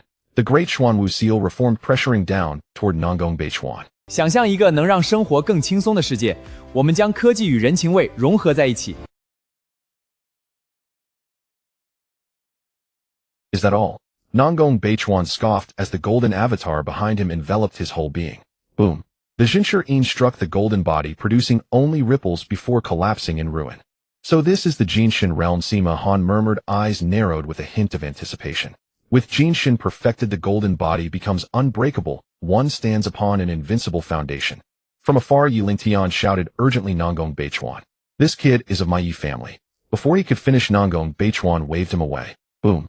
An invisible chi force struck Yilingtian hard in the chest, hurling him aside. Noisy. He crashed to the ground, blood spouting from his mouth, unable to rise again. Nangong Beichuan's gaze swung back to Jiang Feng. In a blur, he vanished from his spot, and then reappeared before Jiang Feng in the next instant. Nangong Beichuan raised his palm, channeling the domineering might of his 7th rank realm, and brought it down upon Jiang Feng's crown. Sima Han's lips curled into a cold smile at the spectacle. This brat is as good as dead. Long Lingxian turned her face away and sighed softly. Within the circle of combat, a terrifying pressure descended like a mountain. The shadow of death loomed over Jiang Feng. His Shinru Jishui aptitude suppressed every trace of negative emotion. His thoughts crystallized into razor-sharp clarity. He had not yet lost. In the next instant, Baihu Lucian Ju was activated. A savage, murderous chi surged through Jiang Feng's meridians like unleashed floodwater. Baihu Bian. In a flash, Jiang Feng's eyes became vertical pupils of burnished gold. Beneath his garments, the muscle bands swelled violently. A fine snow-white tiger fur sprouted along the backs of his hands and the nape of his neck. Razor-black claws flashed from his fingertips as his body swelled to twice its size. A dense, sanguine aura of tiger fury enveloped him. A fierce, tyrannical energy capable of rending all things surged forth from Jiang Feng's very marrow. At the moment the transformation completed, Jiang Feng's eyes brightened. The palm Nangong Beichuan had brought down seemed to slow in his sight. He felt as if he could finally follow his opponent's motion. No, his perception and speed had not been dulled, they had quickened. Oh, this is quite interesting. As he watched Jiang Feng suddenly change, Nangong Beichuan's eyes narrowed, and his killing intent intensified. This child was able to withstand his strike with a 5th-grade body. He had already formed an everlasting enmity with the Nangong family. He could not be spared. Boom. In an instant, Nangong Beichuan's offensive became even more ferocious. Jiang Feng's tiger-like eyes darkened. He understood well that the 7th grade golden body realm represented a true crossing of life levels for a warrior. Even if he revealed all his trump cards, he would have no chance of winning in a frontal confrontation. Taking advantage of his opponent's unpreparedness, he had a slim chance. But there was only one opportunity. Indestructible Vajra body. Xuanwu armor. A pale golden aura of vitality intertwined with a dark blue tortoiseshell pattern on his body, instantly forming a double barrier. After completing this, Jiang Feng no longer thought about defense. Instead, he swung his sharp claws. The pitch-black claw blades tore through the air, carrying the sharp aura of the tiger god, heading straight for Nangong Beichuan. Nangong Beichuan watched Jiang Feng's actions with a sneer curling on his lips. "You want to exchange lives with me?" His eyes were full of disdain and his tone was arrogant. "Can you break my golden body?" Nangong Beichuan had absolute confidence in his golden body. Below the 7th grade, all were but ants. This boy, even if he used some secret technique to forcibly boost his strength, could never shake his golden body avatar. Nangong Beichuan did not dodge either, but his palm came down even faster. He intended to crush this ignorant ant into a pulp in the most brutal way. In the distance, Lu Shun's eyes erupted with ecstatic joy, almost laughing out loud. This kid is simply seeking his own death. Exchange lives with someone in the golden body realm. Lu Shun seemed to envision Jiang Feng being smashed into pieces by a single palm. On the other side, Yi Lingshan's face was pale as he shouted, "Dodge! Jiang Feng, you can't take it." Further away, Long Lingshuan's eyes were filled with surprise. Has this guy gone mad? After stepping into the golden body realm, the greatest characteristic of a warrior is their difficulty to kill.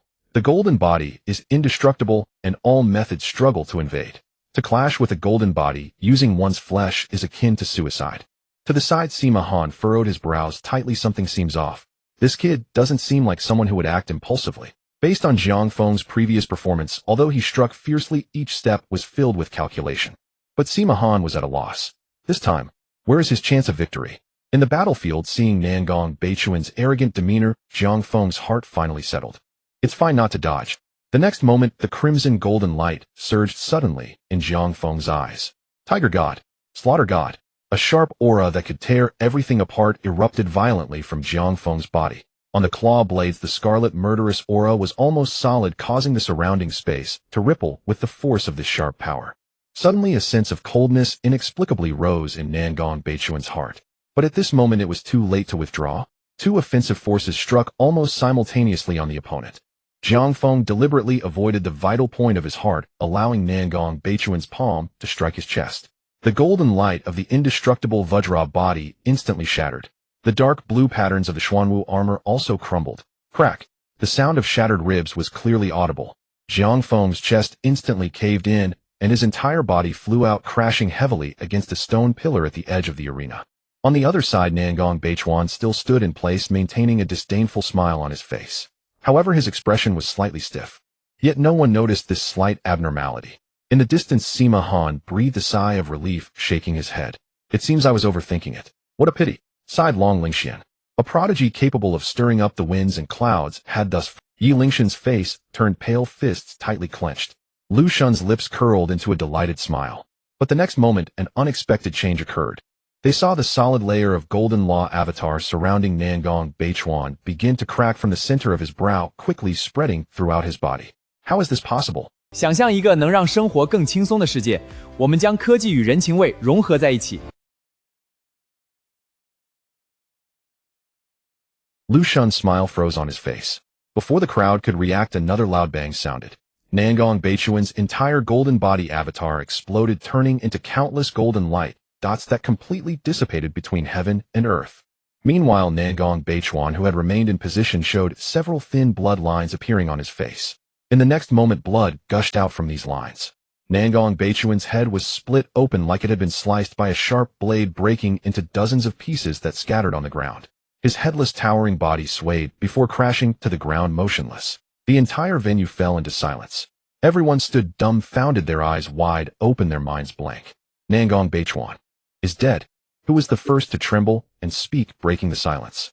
A 7th grade golden body realm. Just like that. That kid actually broke through Nangong Beichuan's golden body. How did he do that? The numerous prodigies were shaken, their faces filled with disbelief. Killing a 7th grade with a 5th grade. There likely had never been a second case in history. In a corner that went unnoticed, a figure slowly stood up. Jiang Feng clutched his chest, his face pale, blood continuously oozing from the corner of his mouth. He did not linger, his figure swaying as he headed straight for the deep passageway behind the arena. Jiang Feng also vaguely guessed some things. Above the 5 halls, who knows how many prodigies of the Nangong family are hiding. If another one comes, he would surely meet his end here today. Fleeing was the best strategy. In the blink of an eye, Jiang Feng's figure disappeared into the depths of the passage. The remaining prodigies exchanged glances.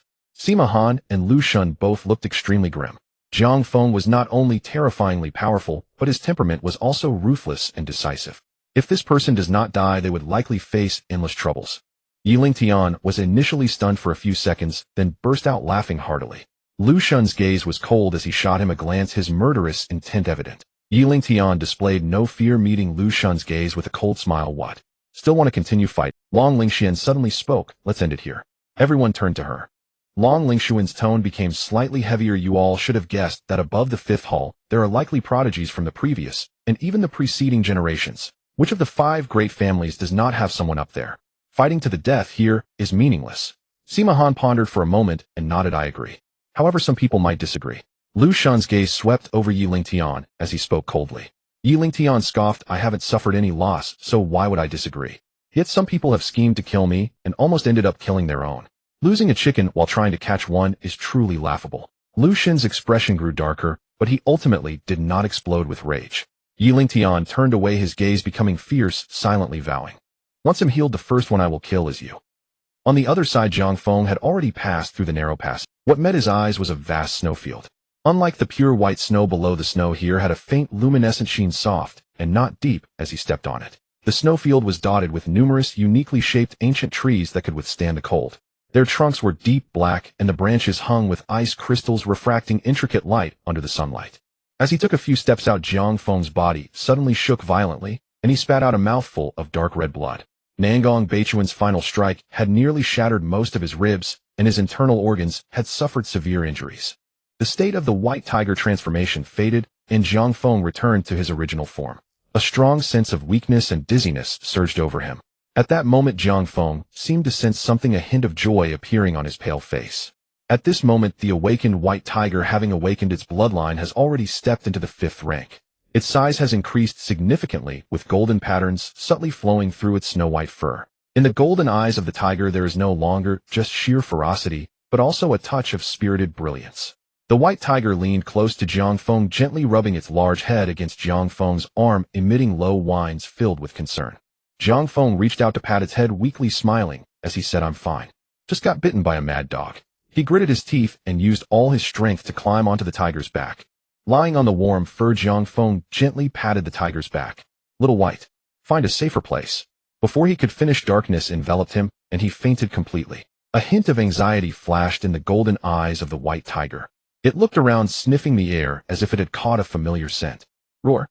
The white tiger threw its head back and let out a tiger's roar. Then, with powerful strides, it dashed deep into the snowfield. On the tiger's back, Jiang Feng's mind flashed with system prompts. Ding! Congratulations, host. You have encountered an internal conflict within the Nangong family, where 2 prodigies of the Nangong family turned against each other, ultimately allowing the host to benefit. However, for the destined person, it is only fitting. Congratulations, host, for completing the task Fighting the Strong with the Weak. Task completion, level S rank. Rewards 1. Current realm 12-2. Heaven level ultimate body refining technique, Great Sun golden body technique, fully comprehended legal purchase record left. The 5 emperors' heavenly art began to operate autonomously. The dissipated vital energy reconsolidated, starting to repair the damaged internal organs and bones. Jiang Feng's chaotic breath gradually stabilized. In the sky above, amidst the sea of clouds, Zhou Jiyo looked down at the figure of one person and one tiger racing across the snowfield. His brow furrowed, his expression filled with turmoil. Killing a 7th rank with a 5th rank. Throughout history, this is probably unique. Such a peerless talent, if they were to die here, it would be too regrettable. But if I intervened to save them, wouldn't that go against the rules of the assessment?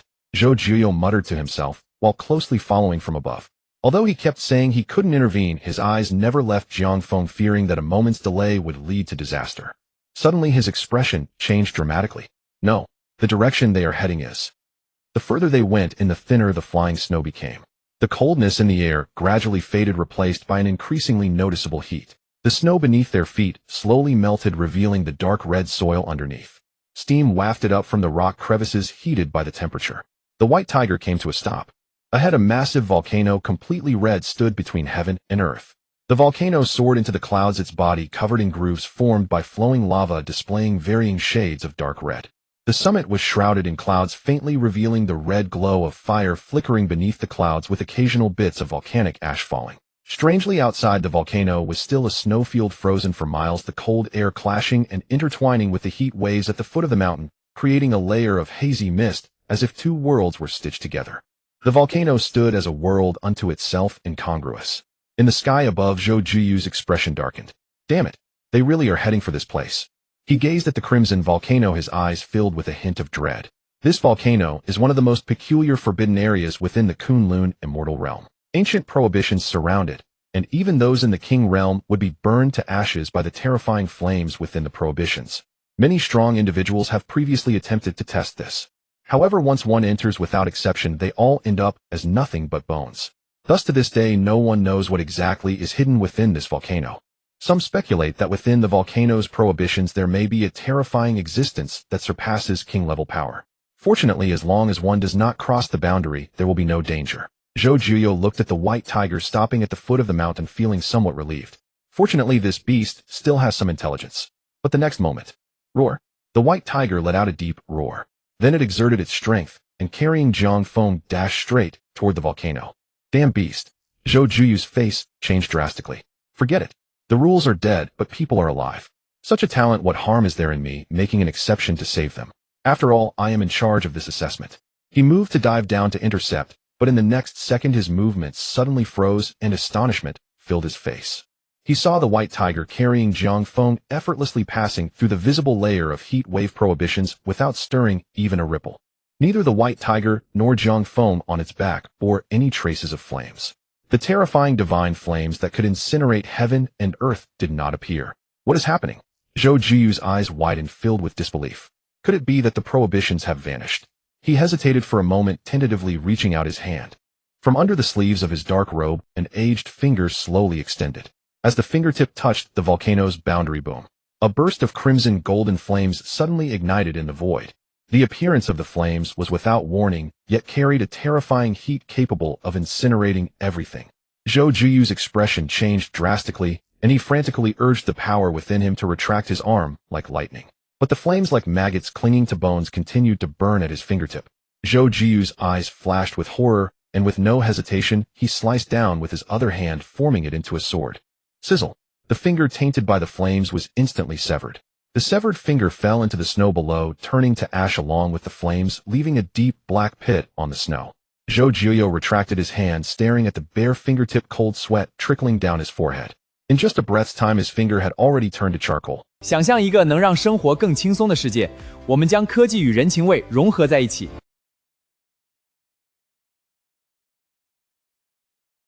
But what shocked him even more was not the terror of the prohibitions. Rather, how come those two fellows are unharmed? Zhou Juyo stared at the white figure that was still leaping and racing above the volcano, filled with suspicion. But due to the volcano's prohibitions, he could no longer see the figures of the person and the tiger clearly. On the mountainside of the volcano, the white tiger climbed along the winding rock path, ultimately stopping in front of a naturally formed cave. At the entrance of the cave, several clusters of fiery red exotic flowers and herbs grew. As the breeze passed, the leaves danced like flames, emanating warm spiritual energy. The cave opening was enveloped in a faint red glow, but it was not scorching. Instead, it radiated a gentle warmth. On the rock wall above the cave, 3 ancient seal characters were inscribed, with strokes that seemed to come alive as if they were about to fly out of the stone wall. Zhuke Cave. The white tiger gazed at the large characters above the cave, tilting its head slightly. It could not recognize a single character, yet the gentle aura lingering within the cave evoked a sense of closeness and trust. It glanced at its master on its back, and then let out a low, deep roar towards the cave entrance. Buzz. It seemed to be responding. The layer of light at the cave entrance trembled, and then slowly spread open like ripples on water. The white tiger did not hesitate, its limbs pushing off lightly, as it carried Jiang Feng directly into the cave. In stark contrast to the heat outside, a warm aura emanated from the cave entrance. The rocky walls on either side glimmered with fragmented red-gold light, forming natural patterns that flowed effortlessly, ultimately creating trails shaped like flames. The deeper it went, the more spacious the area became. The white tiger moved smoothly, arriving directly at the innermost part of the cave. This was a natural stone chamber, several tens of feet in size, with a half-a-man-high crimson stone platform in the center. The stone platform was empty, but exuded an ancient aura. The walls of the stone chamber were carved with various flame totems shimmering with orange-red light, swaying, as if they were erupting from a volcano. As the white tiger approached the stone platform, a soft red-gold flame surged upward. Startled, the white tiger stepped back slightly, yet its eyes remained fixed on the red-gold flame. It could sense that this flame was the source of its feeling of closeness. In just a moment, the red-gold flame expanded and condensed in midair, transforming into a magnificent phantom of a giant bird radiating divine brilliance. The giant bird's wings were like molten red gold, with its tail trailing long streams of fire radiating a sacred aura that looked down upon all beings. Its golden red eyes opened and closed, resembling the cycles of the sun and moon. It was one of the four holy beasts, the vermilion bird. The vermilion bird lowered its head, its golden red eyes resting on the white tiger, carrying a hint of scrutiny. A little one from the white tiger clan. A clear voice echoed in the stone chamber, sounding like jade striking each other, clear and melodious. Your bloodline is not very pure. You must have just awakened from a recent ancestral return. The white tiger stepped forward and tilted its large head towards Jiang Feng behind it, letting out a low whine, while its tail anxiously swept the ground. The vermilion bird chuckled lightly. Do you want me to save him? Its gaze then fell upon Jiang Feng. A flicker of surprise passed through its golden red pupils. Interesting. A human possessing the aura of the Xuanwu clan, as well as the slaughtering aura of the white tiger clan, is indeed rare. The white tiger understood her words, seeing her delay in helping it took 2 more steps forward, whimpering continuously, while gently scratching the ground with its claws. Don't be anxious. The giant bird extended its wings, gently pressing them on the white tiger's head. A gentle power flowed down from the white tiger's crown, enveloping Jiang Feng. He won't die, he will wake up soon. As soon as the vermilion bird's voice fell, Jiang Feng, who was on the back of the white tiger, felt his eyelids twitch. In a daze, he clearly sensed a warm power wrapping around him, rapidly alleviating the pain in his chest. His consciousness gradually returned, and he suddenly opened his eyes. The moment Jiang Feng opened his eyes, he was met with the sight of the red-gold giant bird phantom suspended in midair. An overwhelming pressure instantly bore down on Jiang Feng like an invisible mountain. His previously confused mind suddenly cleared, and the hairs on his body stood on end. This aura was no weaker than the Xuanwu he had encountered in the immortal spirit's secret realm. Reacting instinctively, Jiang Feng rolled over and landed on the ground, misstepping as he assumed a defensive posture. The little one is perceptive. A hint of amusement flickered in the vermilion bird's eyes as the pressure quietly lessened. Jiang Feng sensed that there was no malice, promptly bowing respectfully towards the phantom. Junior Jiang Feng, may I ask who the esteemed elder is? As he spoke, he communicated with the white tiger in his mind. Little white, where have you brought me? The white tiger's thoughts quickly returned, sounding somewhat straightforward. Here is safe. There is a familiar scent. Upon hearing this, Jiang Feng's tense heartstrings relaxed slightly. He scanned the stone chamber, with his eyes quickly being drawn to a mural.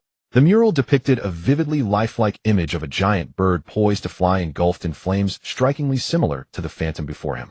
However, compared to the phantom before him, it appeared more three-dimensional. Jiang Feng's pupils contracted, and he had a rough guess. It seems you have recognized me. The vermilion bird's voice followed. Jiang Feng immediately collected his thoughts and bowed again. Junior Jiang Feng pays respects to esteemed elder vermilion bird. The giant bird gently flapped its wings, and the red-gold light created dazzling ripples in the air. Vermilion bird is merely a collective term for my clan. You may call me Shenhuang. Yes, esteemed elder Shenhuang, Jiang Feng replied readily. No sooner had he spoken than he felt a cool sensation at his brow, and a gentle thought quietly entered his sea of consciousness. Jiang Feng's heart stirred, yet he did not resist. This sensation was reminiscent of when the Xuanwu had this thought, like the Xuanwu carefully avoided the deepest secrets he was unwilling to reveal. Moments later, Shenhuang's thoughts slowly retreated. I see. Shenhuang sighed, her voice filled with emotion and loneliness. That old fellow Xianyu has ultimately left before me. Jiang Feng maintained a respectful posture and remained silent. However, he could roughly guess that the Xianyu mentioned by Shenhuang was the very Xuanwu that granted him the Xuanwu and White Tiger inheritances. Shenhuang laughed self-deprecatingly, the luster of her gilded wings dimming slightly. But I will soon follow. Jiang Feng frowned slightly and couldn't help but ask, esteemed elder, what do you mean by that? Shenhuang shook her head, her golden red eyes revealing no emotion. Some things will naturally be known when the time is right, otherwise knowing too much can bring more danger.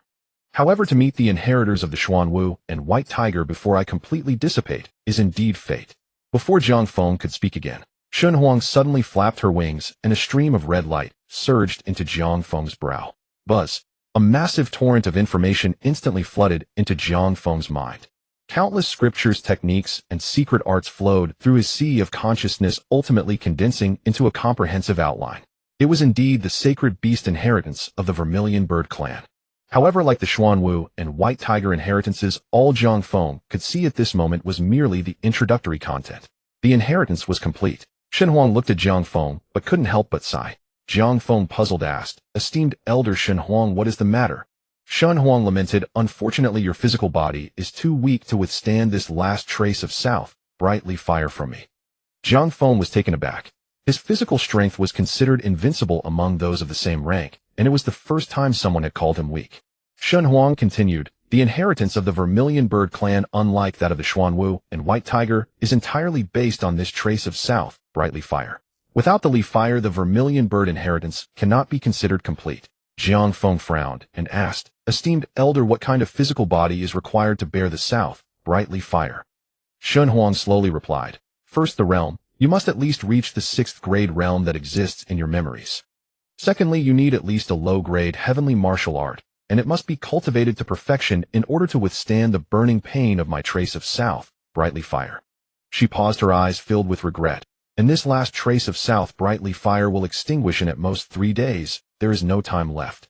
Before Shen Huang's words could finish, Jiang Feng suddenly raised his head, his eyes full of brilliance. "No, esteemed Elder, it's not." A hint of astonishment flashed in the Divine Phoenix's eyes. It wondered where the little ghost in front of it had found such confidence. Jiang Feng's face flushed slightly as he clasped his hands and said, "But I still have a small request." The Divine Phoenix asked curiously, "Speak freely." "Senior, regarding the realms and techniques you just mentioned, I believe I can meet all the requirements." Saying this, Jiang Feng paused for a moment, looking slightly awkward. "It's just, I still lack something." The Divine Phoenix grew more curious. "What do you lack?" Jiang Feng no longer hesitated and stated directly, "I lack a batch of spiritual herbs that can quickly transform into spiritual energy to assist in body refinement." His confidence stemmed from the presence of that foolproof system. Ding. Post-consciousness restoration detected. Would you like to receive the reward complete level insight of the heavenly grade body refinement technique, Great Sun Golden Body Technique? The Divine Phoenix was momentarily taken aback, then broke into a chuckle, its wings lightly tapping the void. "Little one, do you think cultivation is that simple, eh?" Jiang Feng's expression was serious as he bowed, saying, "I never speak boastfully." The Divine Phoenix remained silent for a moment before shaking its head. "Fine, if you wish to try, then go ahead." The Divine Phoenix flapped its wings, and the flame totems on the stone chamber walls lit up simultaneously. In the next moment, countless streams of light shot out from the rock walls, crashing down in front of Jiang Feng and eventually piling into a small mountain. All were spiritual herbs. Each one shimmered with spiritual energy, at least grade 4. Jiang Feng's breath caught. He hadn't expected the Divine Phoenix to be so generous. "Is this enough?" The Divine Phoenix spoke indifferently, its tone showing no hint of joy or anger. These spiritual herbs were merely scraps left over from its meals over the years. The grade was too low to it, they were dispensable. "Enough. Far too much." Jiang Feng suppressed his excitement and quickly nodded, "Thank you, senior." "Then let's begin." The Divine Phoenix folded its wings, its phantom hovering above the stone platform, watching quietly. Jiang Feng wasted no time. He immediately sat cross-legged on the ground, focusing his thoughts. The 5 Emperors Royal Sky technique began to operate at full speed, 5-colored spiritual light radiating outward and enveloping the mound of herbs before him. The herbs withered at a visible rate, transforming into immense medicinal power that surged into Jiang Feng's limbs and bones. If it had been an ordinary warrior, they would likely have exploded instantly. But Jiang Feng, with the perfected realm of the 5 Emperors Royal Sky technique, refined the herbs at an astonishing speed, completely keeping pace with the influx of medicinal power. Buzz. The mighty medicinal power transformed into 5-element spiritual energy, forming a gigantic vortex above Jiang Feng's head, drawing the spiritual energy of the entire stone chamber and creating a howling wind. He had originally been elevated to the 2nd layer of the condensation realm due to the system reward, and now he was skyrocketing. 2nd layer of condensation. 3rd layer of condensation.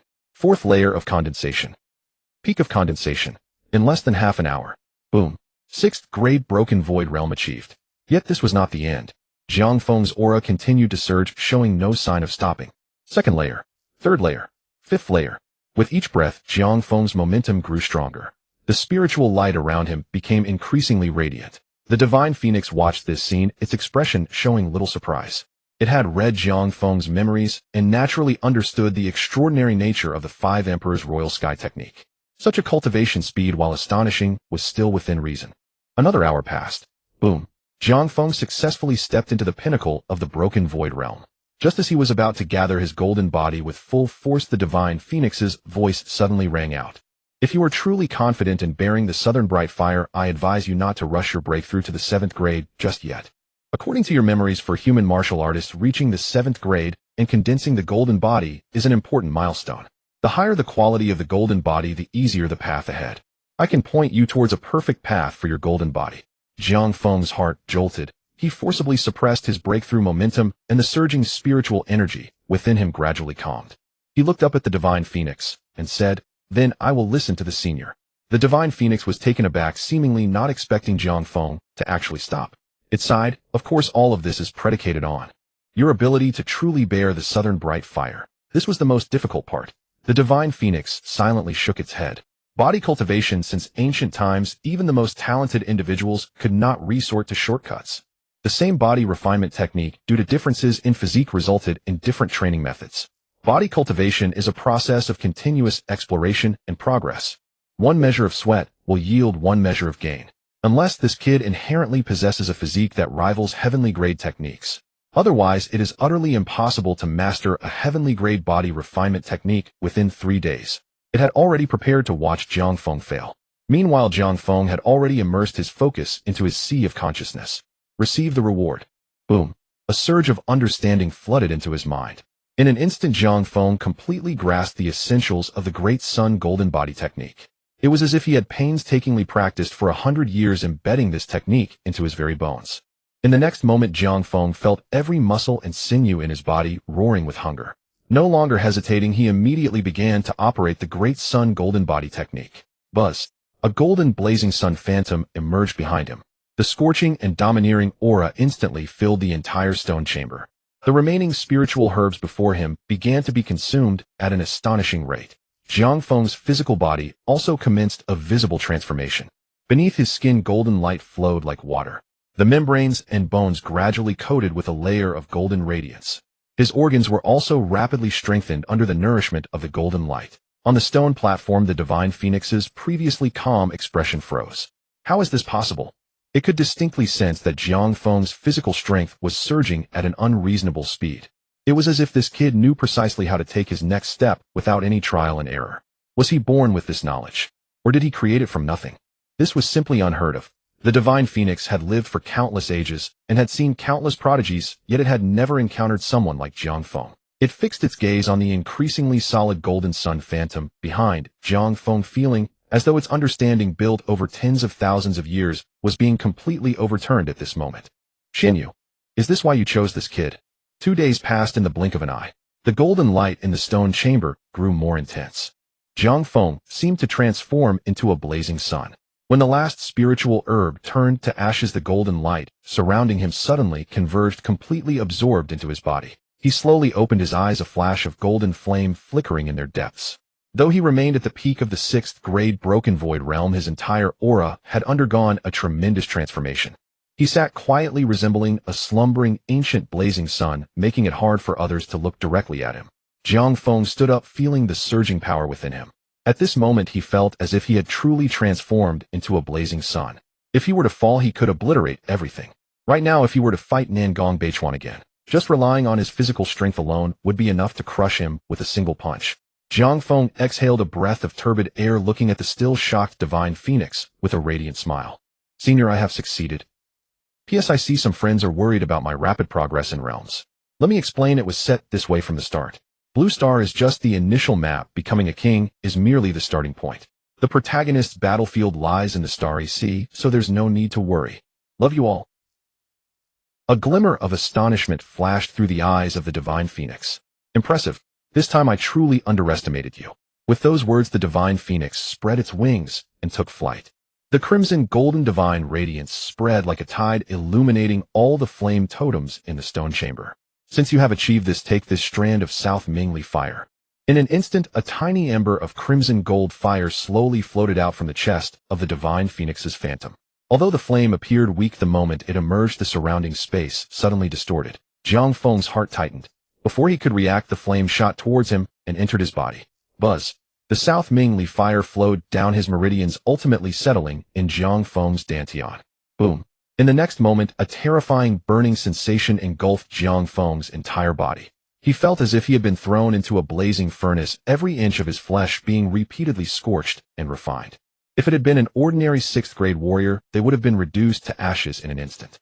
Even Jiang Feng, with the full operation of the golden body technique, felt his physical form nearing collapse. Fortunately, this sensation did not last long.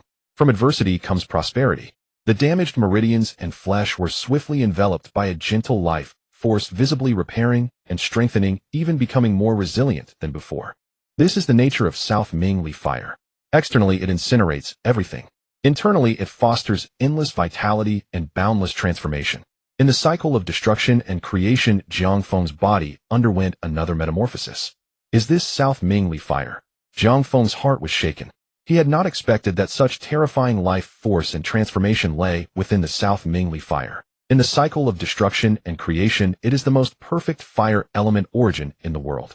After an unknown period, the burning sensation completely faded. Jiang Feng looked inward at his dantian and saw that strand of South Ming Li fire quietly floating at the center of his qi. Like a small sun, it rotated endlessly, radiating fiery spiritual energy that nourished the meridians throughout his body. The introductory techniques of the Zhuge lineage also began to flow through him at that moment. When Jiang Feng opened his eyes again, the Divine Phoenix's phantom had become incredibly faint. Yet in the Divine Phoenix's eyes there was a hint of relief, as if it had laid down a heavy burden. My task is complete. The Divine Phoenix's voice had become softer. If you wish to condense the perfect golden body, go to the highest peak of this mountain range.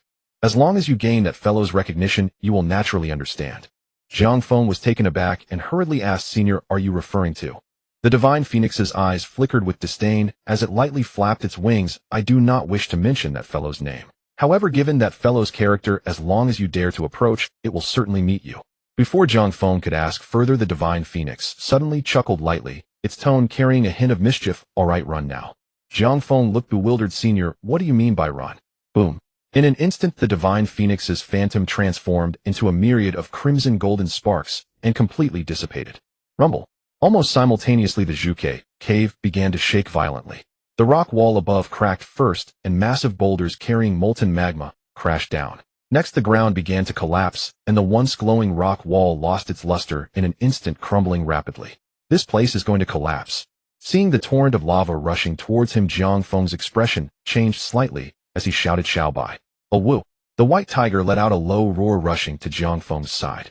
Jiang Feng leaped onto its back, charge out. The white tiger transformed into a flash of white lightning, sprinting towards the cave entrance. Outside the volcano, above the sky, Zhou Juyo looked down below, his brow furrowed. It has been 3 days. Is that kid still alive? Before he finished speaking, Zhou Juyu's expression abruptly changed. Rumble. A loud noise emerged from deep within the volcano.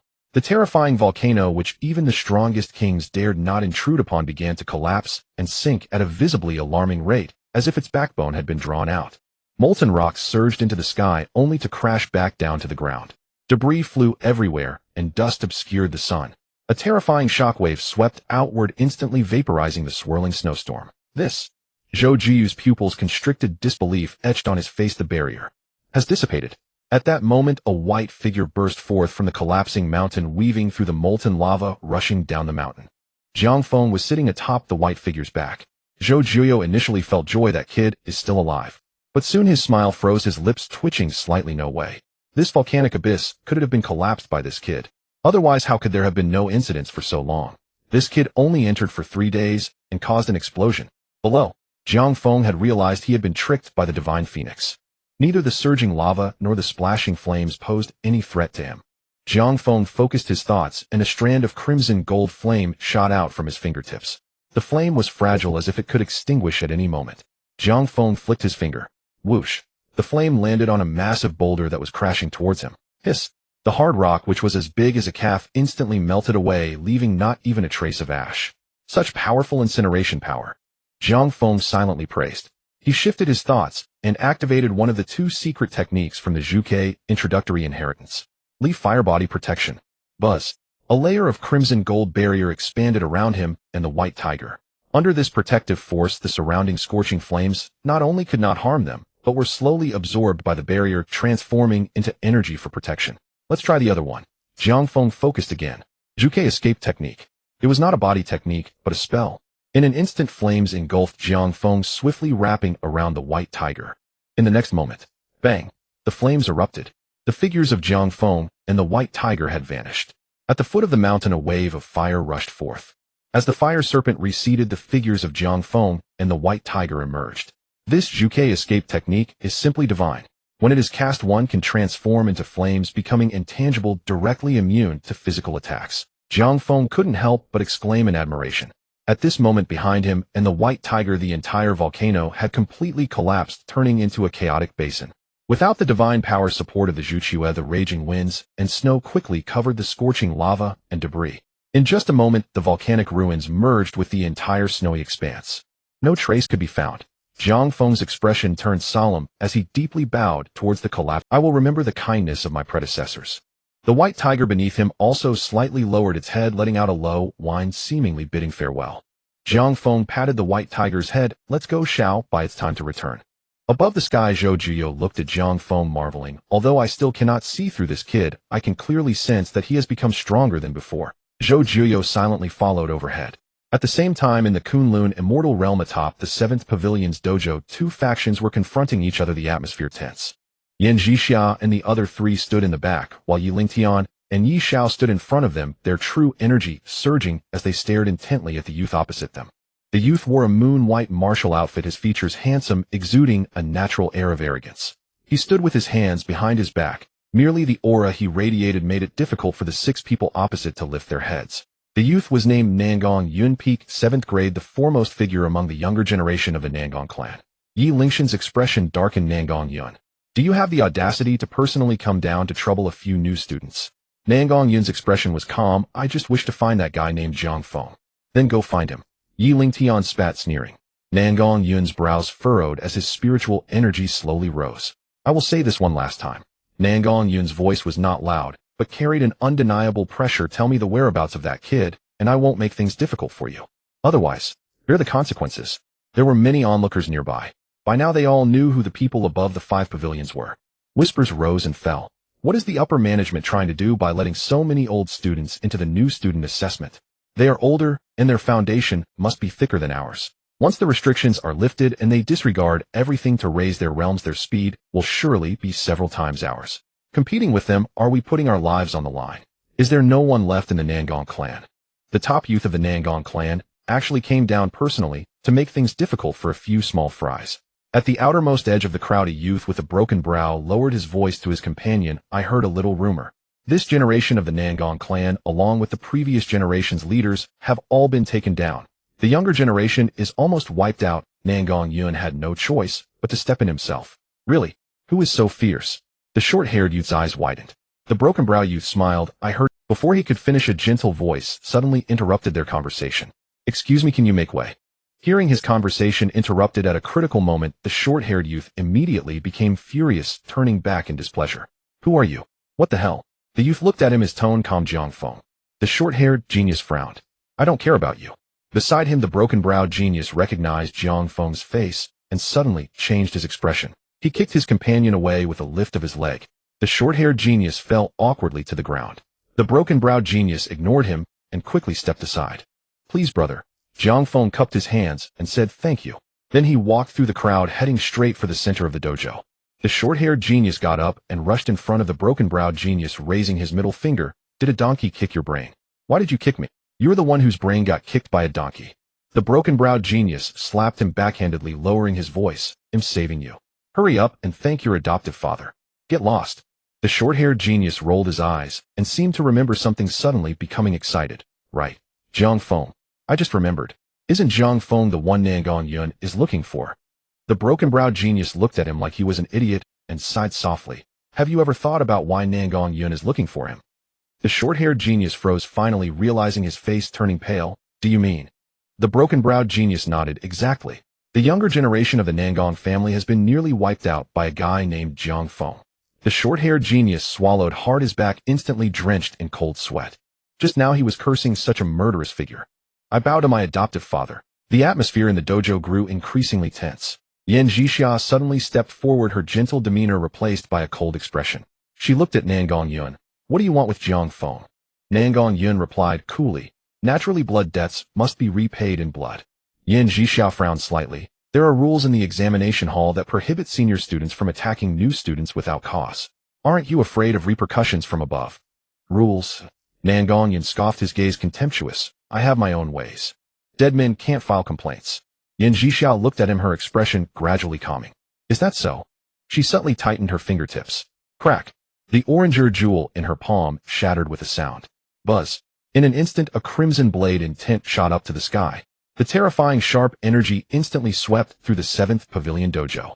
A blade of fiery flames several feet long materialized out of thin air, its blade engulfed in crimson flames, and struck down towards Nangong Yun. Nangong Yun's pupils contracted sharply. He could smell the scent of death in this strike. He didn't dare to be careless and fully activated his golden body avatar, shielding himself behind it. Boom. The blade light struck against the golden body, sending rippling shockwaves in all directions. The surrounding examinees felt an overwhelming pressure and couldn't help but retreat in horror. In the next moment, Nangong Yun was engulfed by the blade light. However, the flame-like blade light lasted less than a second before it suddenly spread out. Puff! Yan Jixia spat out a mouthful of fresh blood, her eyes revealing a rare look of unwillingness. Just a little more. With her current strength, she couldn't fully unleash the life-saving blade intent left by her mother. The fiery blade light dissipated. Nangong Yun stood in place, his clothes in tatters, blood oozing from all 7 orifices, looking incredibly disheveled. But in the end, he managed to withstand it. Bitched. Nangong Yun wiped the blood from the corner of his mouth, his gaze turning sinister. What a pity. If all the power of that blade had landed, I should already be dead now. Nangong Yun's mouth curled up, and the smile gradually turned vicious. He nearly just died at the hands of a 3rd-grade ant. Bitch, bitch, bitched. Suddenly Nangong Yun seemed to go insane, his demeanor changing drastically, resembling a mad dog. His aura surged, releasing the pressure of a peak 7th grade. Yi Lingshan's expression changed drastically. Run. He was well aware of Nangong Yun's character. This guy usually pretended to be a gentleman, but deep down he was a twisted maniac. Run. Nangong Yun laughed furiously. Do you think you can escape? Just as he finished speaking. Boom. A wave of scorching air swept in from the side, carrying the aura of incinerating everything, stopping right in front of Nangong Yun. Amidst the surging flames, a figure gradually solidified. Jiang Feng looked at Nangong Yun, his expression inscrutable. Who is the bitch cursing? Yi Lingshan's face changed dramatically upon seeing Jiang Feng. Kid, this has nothing to do with you. Hurry and get lost. He deliberately avoided calling Jiang Feng by name, trying to deceive him. Jiang Feng nearly died against Nangong Beichuan. Facing Nangong Yun, he had no chance of winning. While speaking, Yi Lingtian also gestured behind him, worried that Yan Jixia and the others might be exposed. But to his surprise, Yan Jixia and the others showed no signs of panic. Qin Hao even clasped his hands behind his back, striking a signature show-off pose. Yi Lingtian was stunned. He looked at Yan Jixia, bewildered. Aren't you worried? Yan Jixia shook her head. Since he dares to act, he definitely won't lose. Yi Lingtian opened his mouth, feeling it was absurd. He forced a laugh. You might not understand Nangong Yun's strength. Qin Hao raised his chin slightly, speaking indifferently. A dead man is nothing to understand. Yi Lingtian and Yi Xiao exchanged glances, seeing a shared sentiment in each other's eyes. These guys have gone mad. In the arena, Nangong Yun squinted. Who are you? Jiang Feng did not answer, releasing the aura of a peak 6th grade, raising his right hand, reaching out towards Nangong Yun. Seeking death. Nangong Yun was enraged. After so many years, no one had dared to be so arrogant in front of him. Let alone it was a 6th grade. Boom. The golden body avatar reformed behind him, shining brilliantly, its might even more terrifying than before. The terrifying pressure swept across the venue, causing the onlooking geniuses to change color. Jiang Feng remained calm, his palm moving incessantly. The Great Sun Golden Body technique was in operation. Buzz. A golden blazing sun phantom suddenly appeared behind Jiang Feng. Nangong Yun's pupils contracted sharply. He could clearly feel that blazing sun phantom was not an avatar, but rather a manifestation of the strong vitality and blood of a body refiner reaching a certain level. Without giving Nangong Yun a chance to respond. Boom. Dominant and intense golden light erupted from Jiang Feng's body. Crack. A crisp shattering sound echoed. Jiang Feng's hand easily pierced through Nangong Yun's golden body avatar, as if it were thin paper. Slap. In the astonished gaze of Nangong Yun, Jiang Feng's hand grasped his neck. His 5 fingers tightened, applying slight force. Nangong Yun was uncontrollably lifted off the ground. Jiang Feng pulled him closer. His eyes remained calm, yet exuded a chilling aura of death. Answer me. Who is the bitch cursing? P.S. My wife gave birth early this morning, too busy, the update is late, I slide Neil. What? How do you know I had a daughter?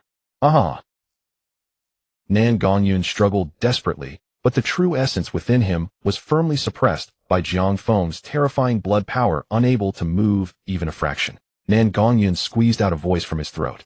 He stared hard at Jiang Feng, trying to match this face with those monsters from the 7th Pavilion. But it did not match at all. Jiang Feng said indifferently, You're looking for me everywhere, yet you ask who I am. Nan Gongyun's pupils trembled. You are Jiang Feng. This is impossible. Due to excitement and lack of oxygen, Nan Gongyun's face visibly turned blue and purple. The people from the Liu family had clearly told him that Jiang Feng only relied on a life-risking secret technique and a treasure that could break the 7th grade golden body dharma to kill Nangong Beichuan. In terms of real combat strength, Nangong Beichuan could completely crush him.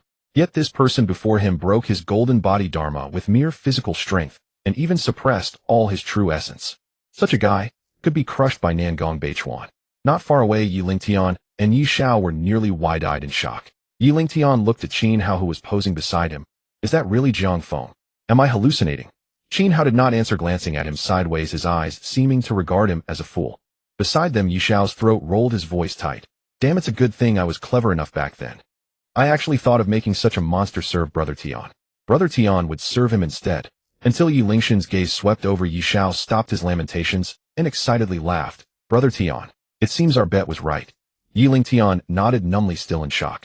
3 days ago, this kid had to risk everything to narrowly defeat Nangong Beichuan. 3 days later, facing the stronger Nangong, it felt like he was just picking up a little chicken. What on earth did this kid go through in these 3 days? Can the gap between people be this vast? On the other side, Chun Fei clenched his fists, his face full of admiration, as expected of Brother Jiang. So impressive. Yan Jixia scanned Jiang Feng from head to toe, not seeing any injuries, and only then did a gentle smile return to her face. Mu Huiqin stood slightly behind Yan Jixia. Her cold and beautiful face held not only shock, but also a hint of complexity. Just now she had considered intervening, but unfortunately, after hesitating for a moment, Yan Jixia had already acted. Mu Huiqin's gaze swept over Yan Zixia's profile in front of her. Her fingers hanging at her side, slightly curled. She always felt that something was gradually drifting further away from her. In the middle of the dojo, Jiang Feng looked at Nan Gongyun and spoke in a calm voice, Apologize. Nan Gongyun clenched his teeth, remaining silent. He, Nan Gongyun, the foremost of the younger generation of the Nangong family, had never bowed his head to anyone. Jiang Feng continued, then died. Jiang Feng's fingers began to tighten. The bones in Nan Gongyun's neck gradually emitted a sound of unbearable cracking. Nan Gongyun's eyes began to bulge with blood, his eardrums buzzing and his vision darkening. He finally realized that this guy before him would really snap his neck. Wait, I apologize. Nan Gongyun struggled to speak. Jiang Feng released his grip. Coldly he said, Speak. The moment Nan Gongyun hit the ground, he felt a surge of power returning. A sly glint flashed in his eyes. In your dreams. Before his words fell, Nan Gongyun's true essence erupted, attempting to flee into the distance. But as soon as he moved, a hand had already landed on his shoulder. It was as if a mountain was pressing down, pinning him firmly in place. Immediately after, a domineering force poured down from that hand. Nan Gongyun's legs softened, and his knees slammed heavily into the snow. Boom. The snow exploded, revealing the hard bluestone tiles beneath. Speak. Jiang Feng's voice rang out again, still calm, but carrying a chilling coldness. Nan Gongyun's heart surged with humiliation, yet he dared not have any more delusions. He raised his head to look at the white figure in front of him, barely managing to squeeze out a voice. I'm sorry. I shouldn't have called you a cheap person. Not enough. Jiang Feng's palm moved from Nan Gongyun's shoulder to the back of his head and suddenly pressed down. Bang! Nan Gongyun's head smashed heavily against the bluestone tiles. The tiles were solid, no less than a martial artist's golden body. With a dull thud, Nan Gongyun's forehead split open, blood flowing from the cracks. Jiang Feng yanked his hair and pulled his head back up. Say it again. Nan Gongyun's forehead veins throbbed, but he dared not erupt, only raising his voice. It was my fault. I'm sorry. Not enough. Jiang Feng pressed down again, this time with even more force. Bang! Nan Gongyun's entire face was deformed, the bridge of his nose making a crisp, cracking sound, blood spraying from his nostrils. Jiang Feng pulled him up again, his voice still calm. Say it again. Nan Gongyun's voice began to tremble. I'm sorry. Before he could finish, Jiang Feng's demonic voice echoed in his ear again. Not enough. Blood erupted. Not enough, not enough. Bang. Still not enough. Bang bang. Again and again. The entire 7th Pavilion Dojo was left with only Jiang Feng's calm tone and the muffled sound of Nan Gongyun's forehead striking the tiles. Nan Gongyun's emotions shifted from rage to humiliation, then from humiliation to numbness, and finally from numbness to fear. I'm sorry. I deserve to die. I am the cheap one. Please spare me. Don't smash anymore. If you keep smashing, I will die. Nan Gongyun's voice carried a sob, his body trembling uncontrollably. That bloodied and mangled face no longer showed any trace of the first of the younger generation of the Nangong family. All around, the onlooking prodigies didn't even dare to breathe. This is too ruthless. Killing people is just the tip of the iceberg. He is striking at the heart. This guy must not be provoked. In the whispers filled with fear and dread. In the center of the arena, Jiang Feng finally stopped, his tone still as calm as ever. Dying is just right. I want you dead. He had never intended to spare Nan Gongyun. The reason for going through such trouble was to deliberately put on a show for others to see. He wanted everyone to understand what the consequences would be for daring to touch those around him. Now the time was almost right. The act should come to an end. Jiang Feng's palm pressed against the back of Nan Gongyun's head. Just as he was about to exert force, suddenly a tall and thin figure appeared out of nowhere, his tone cold. Enough. The man wore a gray martial outfit, his aura heavy as a mountain. He glanced at the nearly lifeless Nan Gongyun, his brows furrowed. Then his gaze landed on Jiang Feng, adding a hint of sternness. Kid, I am Meng Yong, the examiner for this martial arts assessment. Let it go, it's enough. Jiang Feng raised his eyes to glance at him. Oh, just as his words fell, he suddenly pressed down forcefully. Bang! Nan Gongyun's head smashed against the ground, exploding like a watermelon. Red and white matter splattered everywhere. Jiang Feng retracted his hand. The circulation of blood and qi evaporated the bloodstains between his palms. The entire venue fell silent. Meng Yong's expression shifted from astonishment to fury. You seek death. Boom. The terrifying pressure of a 9th-rank powerhouse bore down on Jiang Feng as if it were a tangible force. Under this pressure, Jiang Feng's gaze darkened, and he couldn't help but take half a step back, his shoulders slightly sinking. The sturdy bluestone tiles beneath his feet creaked under the unbearable weight, showing signs of cracking. Jiang Feng frowned and looked at Meng Yong. You are the examiner. Can you act against a candidate without cause? Meng Yong squinted his eyes. Do you think you can suppress me with the rules? He slowly walked towards Jiang Feng, a cold smile spreading across his face. An examiner certainly cannot act against a candidate without cause. But what if? I merely want to cultivate here and accidentally lose control of my strength, killing you. As his words fell, a stir arose around them. The gathering talents frowned tightly, daring to be angry, but unable to speak. Someone sighed softly. In this world, ultimately those with greater strength can speak reason. Meng Yong approached Jiang Feng, a mocking smile on his face, his tone casual. Don't worry. When I cultivate, I will try my best to control my strength. I will try not to kill anyone. At this moment, 2 figures quietly appeared outside the arena. Zhao Xiong observed the situation in the arena, his brow furrowed. I heard that Meng Yong took something from the Nangong family, and once this assessment is over, he will become an external worshipper of the Nangong family. It seems to be true. He looked at the person beside him. Are you going to stop him this time? Duan Yushuang, however, answered with a non sequitur. The king of the underworld sword has been missing for 3 days, which is why Meng Yong dares to be so arrogant. Zhao Xiong rolled his eyes. Nonsense. Duan Yu smiled. Then let me tell you something you don't know. 3 days ago, that kid entered the Kunlun snowfield from the 5th Pavilion's arena, and the aura of Elder Zhou vanished. Now that this kid has reappeared, I sense Elder Zhou's aura has returned. Don't you think that's a coincidence? Zhao Xiong's pupils contracted slightly. What do you mean? In the arena, Meng Yong's aura began to surge. A violent wind swept through, and the falling snow was stirred into a towering white column. Above the arena, the clouds roiled and faint thunder rolled in the distance. Is this the might of a 9th-rank powerhouse? So terrifying. Jiang Feng is definitely dead this time. The surrounding talents turned pale, all retreating in haste. Meng Yong looked at Jiang Feng, a playful smile curling at the corners of his mouth. Kid, are you ready? I'm about to start cultivating. You better. Be careful. He slowly raised his palm. In the palm of his hand, the spiritual energy of heaven and earth wildly gathered, forming a visible pale blue vortex. The terrifying energy fluctuations caused the surrounding space to tremble. Jiang Feng stood silently undeterred. The examiner's aura not only locked onto him, but also onto several companions behind him. Seeing Jiang Feng's calm face, a flicker of surprise crossed Meng Yong's eyes. This kid really isn't afraid. Amidst his astonishment, Meng Yong also felt a surge of anger. A mere 6th rank. Why shouldn't he be afraid? He snorted coldly, and the azure glow in his palm surged. Just as he was about to make a move. Buzz. A piercing buzzing sound rang out. Suddenly the sky darkened. What is that? Someone looked up exclaiming in shock. The crowd all craned. Above the clouds a shadow of a sword tore through the heavens, rapidly descending. Wherever the sword shadow passed, space was as if cut by a sharp blade rolling to the sides. The spiritual energy of heaven and earth trembled. The wind and snow within 1,000 meters were completely evaporated. A terrifying aura locked onto Meng Yong. Before the sword shadow even landed, the azure vortex gathering around Meng Yong had already shattered. His raised right arm froze in midair, his face draining of color. No! Meng Yong let out a low roar, wanting to dodge, yet his body was firmly suppressed by an invisible force. Swish! The sword shadow slashed down, piercing through Meng Yong's chest, nailing him to the bluestone ground. Pooh! Blood gushed from Meng Yong's mouth, his body convulsing uncontrollably. All his strength was evaporated in an instant by the sword intent that flooded his body. Oh! I happened to become absorbed in sword practice and failed to control my strength properly. How careless of me! A voice came from above the heavens. The crowd looked up again and saw a figure descending through the air, clad in dark garments, hair frosted white, with a slender face. Zhou Jiuyo landed in front of the middle-aged man, his face adorned with a warm smile. I was careless, you can surely understand, right? Meng Yong no longer had the arrogance from before. His pale face was filled with fear and pleading. Elder Zhou, spare me. I just intended to scare him, I didn't mean to take his life. Zhou Jiuyo's smile grew even brighter. Oh, is that so? He paused, his tone becoming gentler. It's all right. After all, I really do intend to kill you. Meng Yong's pupils shrank, suddenly wishing to say something more.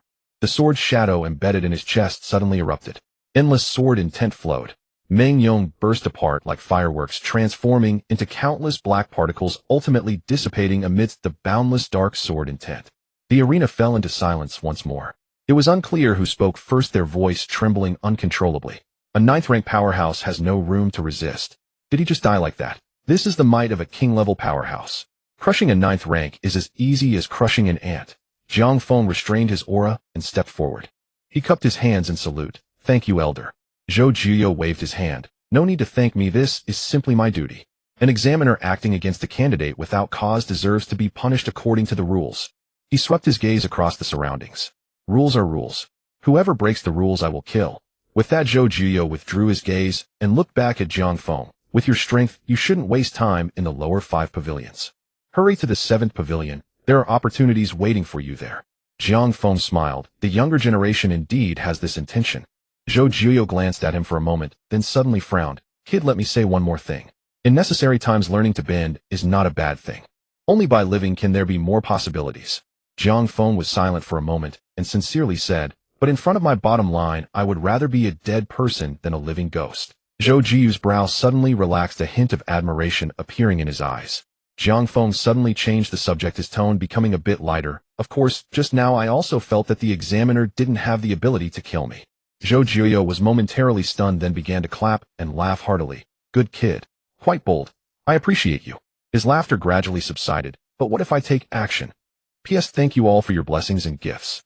I wish and firmly believe that you, filled with kindness and love, will undoubtedly have your future filled with kindness and love. Love you all. Additionally, after I finish this busy period, I will increase updates based on the situation. The meaning of based on the situation is depending on whether I can manage my time. Jiang Feng wore a serious expression. The senior won't do that. Zhou Jiuyo flicked his sleeve, saying, Tisk, you are really boring. Apparently losing interest in conversation, Zhou Jiuyo waved his hand, and the space beside him tore apart. Zhou Jiuyo stepped into the rift, which closed behind him, ultimately causing his figure to vanish. The onlooking prodigies were still immersed in the shock of Zhou Jiuyo striking down Meng Yong, unable to recover for a long time. When they finally snapped back to reality, their gazes instinctively fell on Jiang Feng. Who is this guy anyway? Daring to confront a 9th-grade powerhouse. And can still converse with a king-level expert. Could he be a descendant of some king-level powerhouse? That's possible. Remember him and the people around him. Oh, we must not provoke them. Amidst the murmurs, the crowd gradually dispersed. Everyone instinctively kept their distance from Jiang Feng, as if avoiding a flood or a ferocious beast.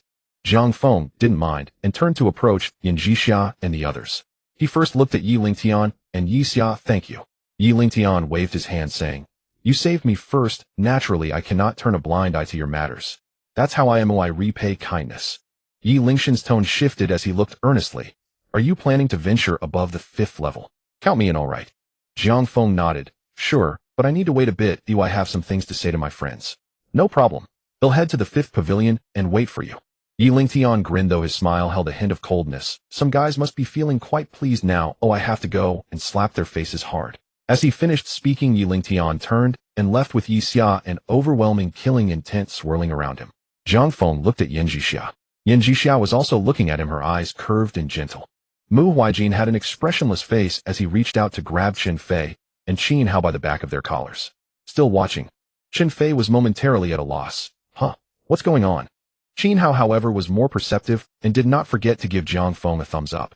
Only 2 people remained in the scene. Zhang Feng took the initiative to speak. You were too reckless with that knife intent seed. The fiery knife light that Yan Jixia had summoned earlier was a knife intent seed condensed from the source heart force of a knife Dao expert. Using it once would consume years of hard-earned source power.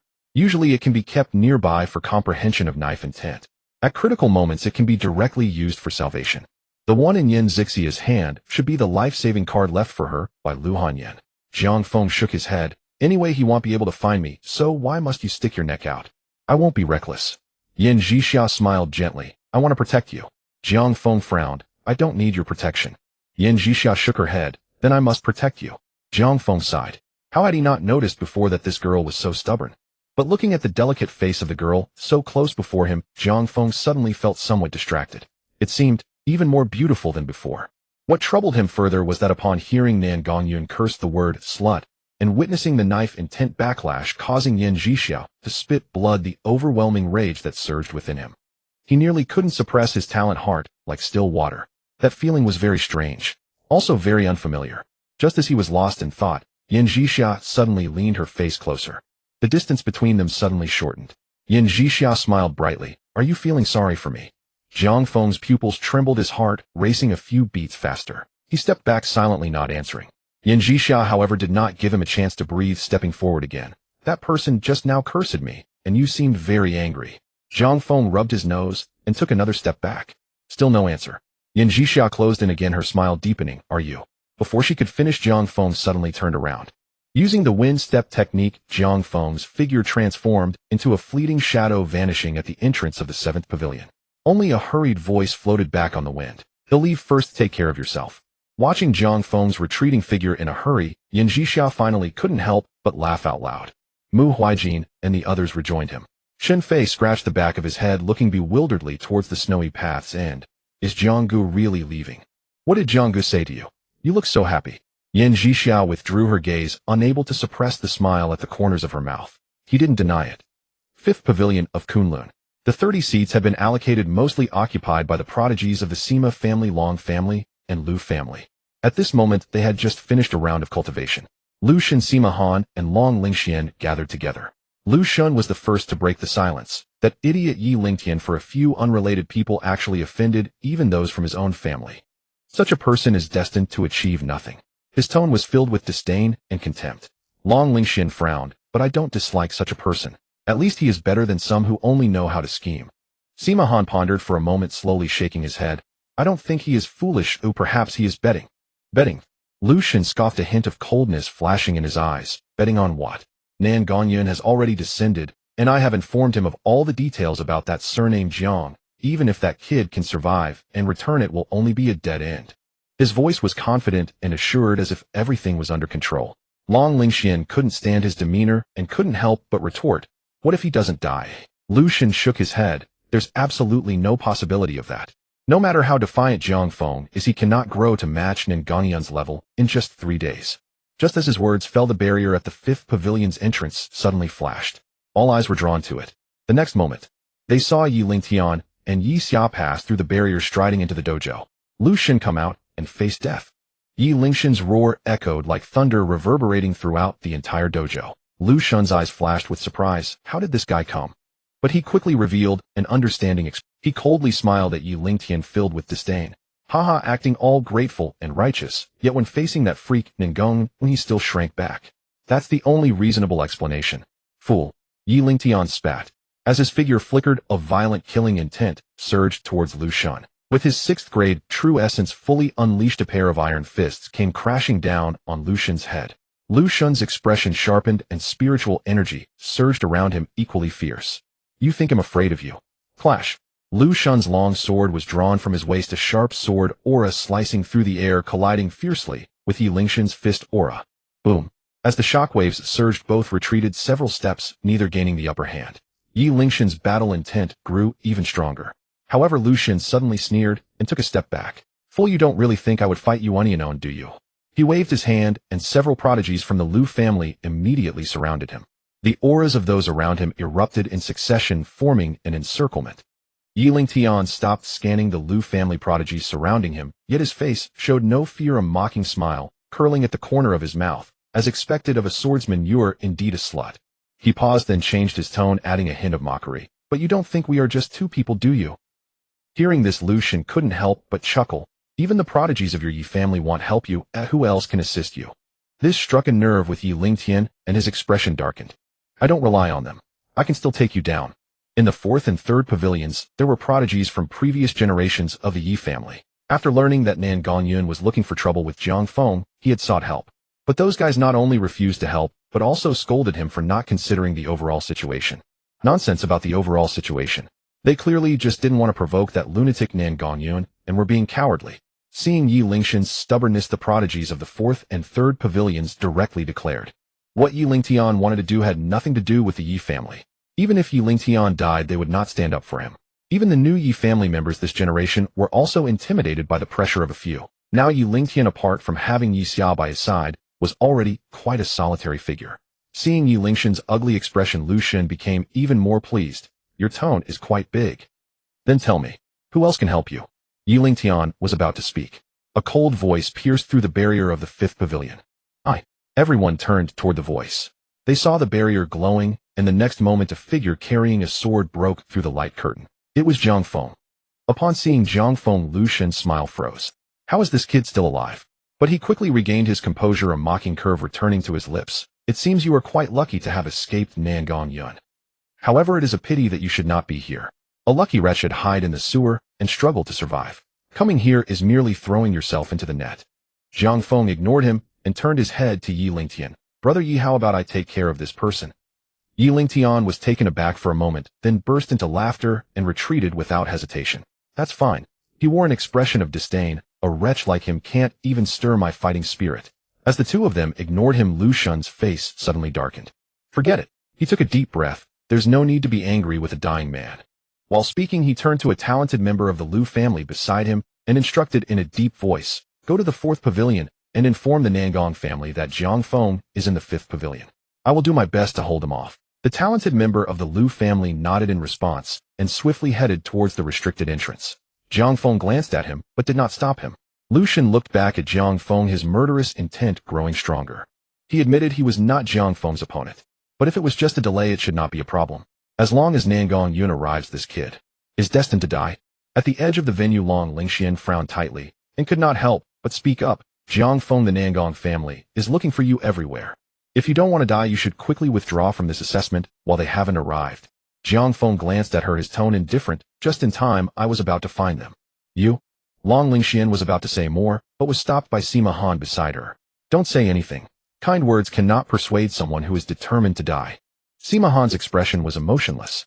Long Lingxian sighed and turned her head away, no longer speaking. In the battle circle, Lu Xun's aura suddenly surged.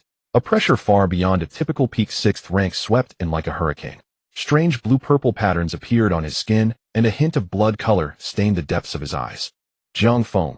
Lu Xun's voice became low and hoarse, yet it exuded a barely concealed pride. I won't underestimate you like that fool Nangong Beichuan. Before him, several talented members of the Lu family also activated their secret techniques. As their auras surged, their combined might wove an invisible giant net descending upon Jiang Feng. Feeling the abundant power within him, Lu Xun's smile grew increasingly confident. Delay for a moment. No. Perhaps. He could directly take this kid down. Now, apart from not having condensed his golden body, his true essence should be no less than that of a first-level golden body. The thought just surfaced in his mind. Lu Xun suddenly felt a flash of firelight before him. Immediately afterward, a series of muffled sounds echoed in his ears. Bang, bang, bang. Lu Xun instinctively lowered his head. He saw that all the talented members of the Lu family who had been standing behind him were now lying on the ground, each with rolled back eyes, limp limbs, and blood frothing from their mouths.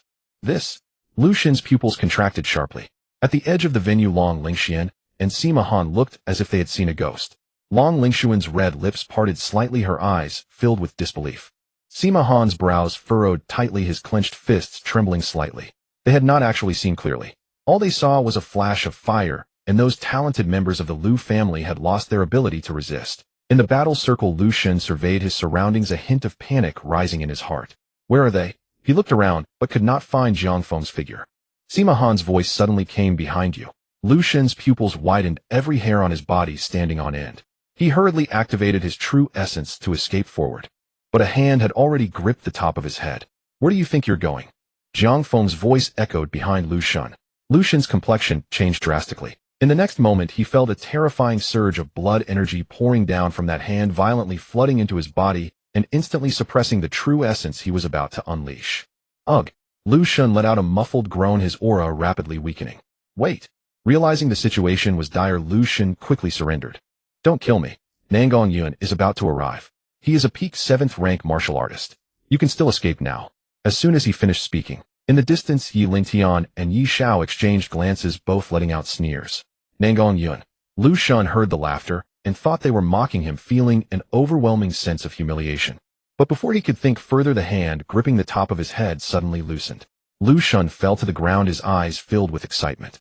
Did I actually scare him? Feeling the power within him gradually recovering, Lu Xun secretly rejoiced. This guy is ultimately still wary of Nangong Yuan. Is there anyone else? Jiang Feng's indifferent voice rang out again. Lu Xun was taken aback, instinctively looking up. He met Jiang Feng's calm gaze. What did you say? Jiang Feng said softly. Are there others? They can come too. Lu Xun's pupils trembled. Is this guy crazy? Buzz. A sudden humming sound echoed from afar. Everyone looked up to see the entrance of the 5th pavilion, the restrictions light flickering continuously. 5 figures penetrated the light curtain and entered in single file. The leading young man was tall, with a cold expression, narrow eyes, and a heavy aura surrounding him. He was indeed a 5th-level golden body powerhouse. All 5 wore garments adorned with the Nangong family crest. Upon seeing the 5, a look of wild joy flashed in Lu Xun's eyes. The Nangong family has arrived. He suddenly sprang up from the ground, a vicious smile returning to his face. This kid is doomed. He looked up at the 5 talented members of the Nangong family, his eyes filled with anticipation. But soon the smile on his face froze again. The leading talented member of the Nangong family was unexpectedly very polite when facing Jiang Feng. I am Nangong Hao. Nangong Hao took a deep breath and slightly cupped his hands towards Jiang Feng. What Nangong Yun and Nangong Beichuan did was their own decision and does not reflect the will of the Nangong family. He paused, lowering his posture further. Can we put this matter to rest? As his words fell, the entire 5th pavilion venue fell silent. Lu Xun stood frozen in place. What did he just hear? The Nangong family is backing down. How is this possible? Behind him, Long Lingxian and Sima Han also had their pupils dilate. What on earth is going on? Nangong Hao ignored the astonished gazes around him, his focus always on Jiang Feng, appearing somewhat nervous. They had already received the news that Nangong Yun had been killed by Jiang Feng. They also knew that Meng Yong, the examiner secretly bought by the Nangong family, had been killed by the ghostly Sword King in one strike. Now in this Kunlun immortal realm, nearly all of the Nangong family's top combat strength had been wiped out by Jiang Feng. Compared to the other 4 families, they were already in an absolute disadvantaged position. Since Jiang Feng could kill Nangong Yun, he could naturally kill them as well. Now to survive, there are only 2 options left. Either directly withdraw from the assessment, or just like now, bow down. For this assessment, they had actually expended their potential and swallowed vast amounts of secret medicine to reach their current realm. They had been promised that as long as they passed the final assessment, their exhausted potential would not only be fully restored, but also that great opportunities awaited them. But once they withdraw, their path in martial arts will be severed for this lifetime. So they unhesitatingly chose the latter. A hint of surprise crossed Jiang Feng's eyes as he said indifferently, it can end here as well. The eyes of Nangong Hao and the others sparkled with joy. Jiang Feng continued, but you must first show me your sincerity. Nangong Hao quickly replied earnestly, feel free to propose your conditions. As long as we can do it, we will not refuse. Jiang Feng's gaze fell on Lu Xun and several other talented members of the Lu family who had lost their ability to resist his tone calm. Only one of them, and you can live. Choose. Will you live, or will they die? Nangong Hao's eyes twitched. He had no intention of letting the Lu family live. But what did it matter to him? Nangong Hao's gaze turned cold as he looked at Lu Xun not far away. In such a situation, of course, it was a case of dead friends do not save the poor Taoist. Lu Xun's face changed drastically. He never expected the situation to turn out this way. The Nangong family not only did not seek revenge from Jiang Feng, but instead wanted to take his life as an apology. Were these people from the Nangong family kicked by a donkey? But feeling Nangong Hao's palpable killing intent, Lu Shun did not hesitate. Run. He couldn't care less about the other Lu family geniuses lying on the ground. Lu Shun's true essence erupted, and his figure transformed into a fleeting shadow, dashing straight toward the entrance. Jiang Feng remained where he was, showing no intention of intervening. On the opposite side, Nangong Hao moved, trying to escape. As soon as his cold voice fell, golden light surged around him. A golden avatar towering 2 meters high materialized behind him, its brilliance dazzling as a heavy pressure rained down on Lu Shun. Lu Shun felt as if he had been struck by an invisible mountain from behind. His body abruptly stiffened, pinned in place. Nangong Hao's figure flickered and appeared before Lu Shun. You cannot kill me. Lu Shun's pupils trembled as he shouted, I am a direct descendant of the Lu family. If you kill me, the geniuses from the upper pavilions of my Lu family will not let you go. Nangong Yun is dead. Nangong Hao sneered, lowering his voice. Even if I do not kill you, will the Lu family pass up the opportunity to beat a drowning dog? As for you. He reached out and gripped Lu Shun's neck, his fingers slowly tightening. You should have thought of the consequences when you used my Nangong family as a weapon. Lu Shun's eyes widened. Nangong Yun is dead. Sensing Nangong Hao's killing intent, Lu Shun could not afford to think further or hope for any luck. He shouted hoarsely, I want to withdraw. As long as he voluntarily withdrew from the assessment, they could not harm him anymore, otherwise it would break the rules. Compared to the assessment, Lu Shun clearly cared more about his own life. Want to withdraw? Nangong Hao's eyes narrowed slightly. It's not that easy. Smack. Nangong Hao extended his other hand to cover Lu Shun's mouth. At the same time, the hand gripping Lu Shun's neck tightened rapidly. Crack. The crisp sound of bone breaking echoed. Lu Shun's neck was abruptly twisted, and before the terror in his eyes dissipated, his life had already been extinguished. Nangong Hao exhaled a breath of foul air and casually tossed the corpse onto the ground. Meanwhile, the remaining 4 geniuses of the Nangong family had also begun to move. The few Lu family geniuses on the ground who had already lost the ability to resist all perished. The 5 of them were stained with the blood of Lu family geniuses. Having completed all this, Nangong Hao looked at Jiang Feng and said, Is this sufficient? Jiang Feng nodded. You may leave now. There are debts to be paid to the one who owes them. These individuals had not attacked him, and he was too lazy to wipe them all out. But Nangong Hao did not act. He took a deep breath as if having made a certain decision, looked up at Jiang Feng, and gritted his teeth. Since the grudges are resolved, I would like to discuss cooperation with you. Jiang Feng raised an eyebrow. Slightly. Cooperation. Exactly. Nangong Hao nodded, his tone surprisingly sincere. If you wish to ascend, we can help you. We will tell you everything about the layout restrictions and the backgrounds of the other family geniuses. We can even personally assist you in clearing obstacles. In exchange, you only need to help us maintain our position in the 4th pavilion. He paused and added, You have killed so many geniuses of my Nangong family. It is inevitable that their relatives will retaliate. But as long as we are deeply bound with mutual interests, our relatives will help restrain those people. Jiang Feng's eyes turned slightly cold. Are you threatening me? This is not a threat. I am merely clarifying the situation. Nangong Hao's expression was serious. You have not killed insignificant figures. Many strong ones in the family have invested effort in them. Now that they have lost everything, they will inevitably do something extreme. You may not fear it, but those around you may not be able to withstand it.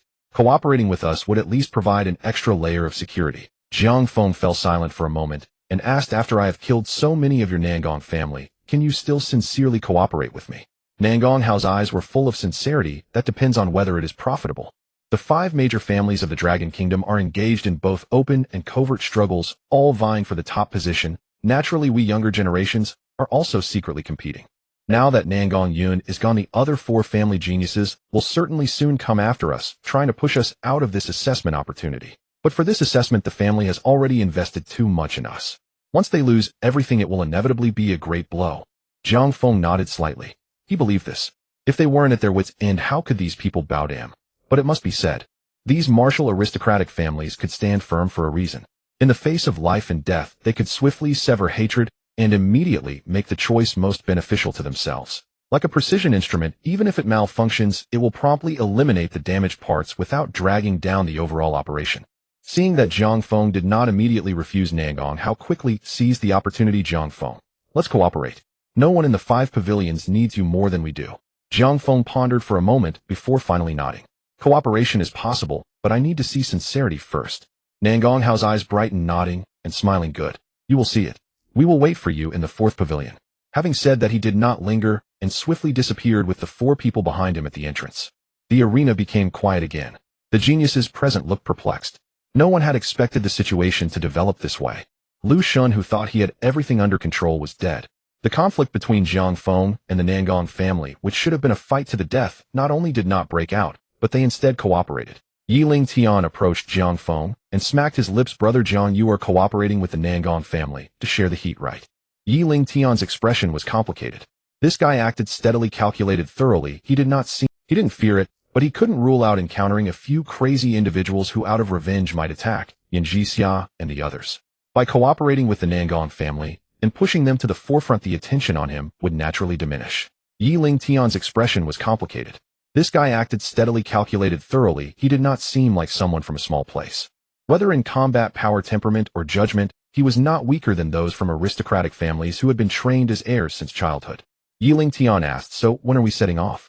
Jiang Feng replied calmly, there's still one matter to resolve. Saying this, he turned and looked over the crowd, his gaze landing on Sima Han, who had hidden himself among the crowd. Sima Han's expression stiffened. It seemed he could not escape.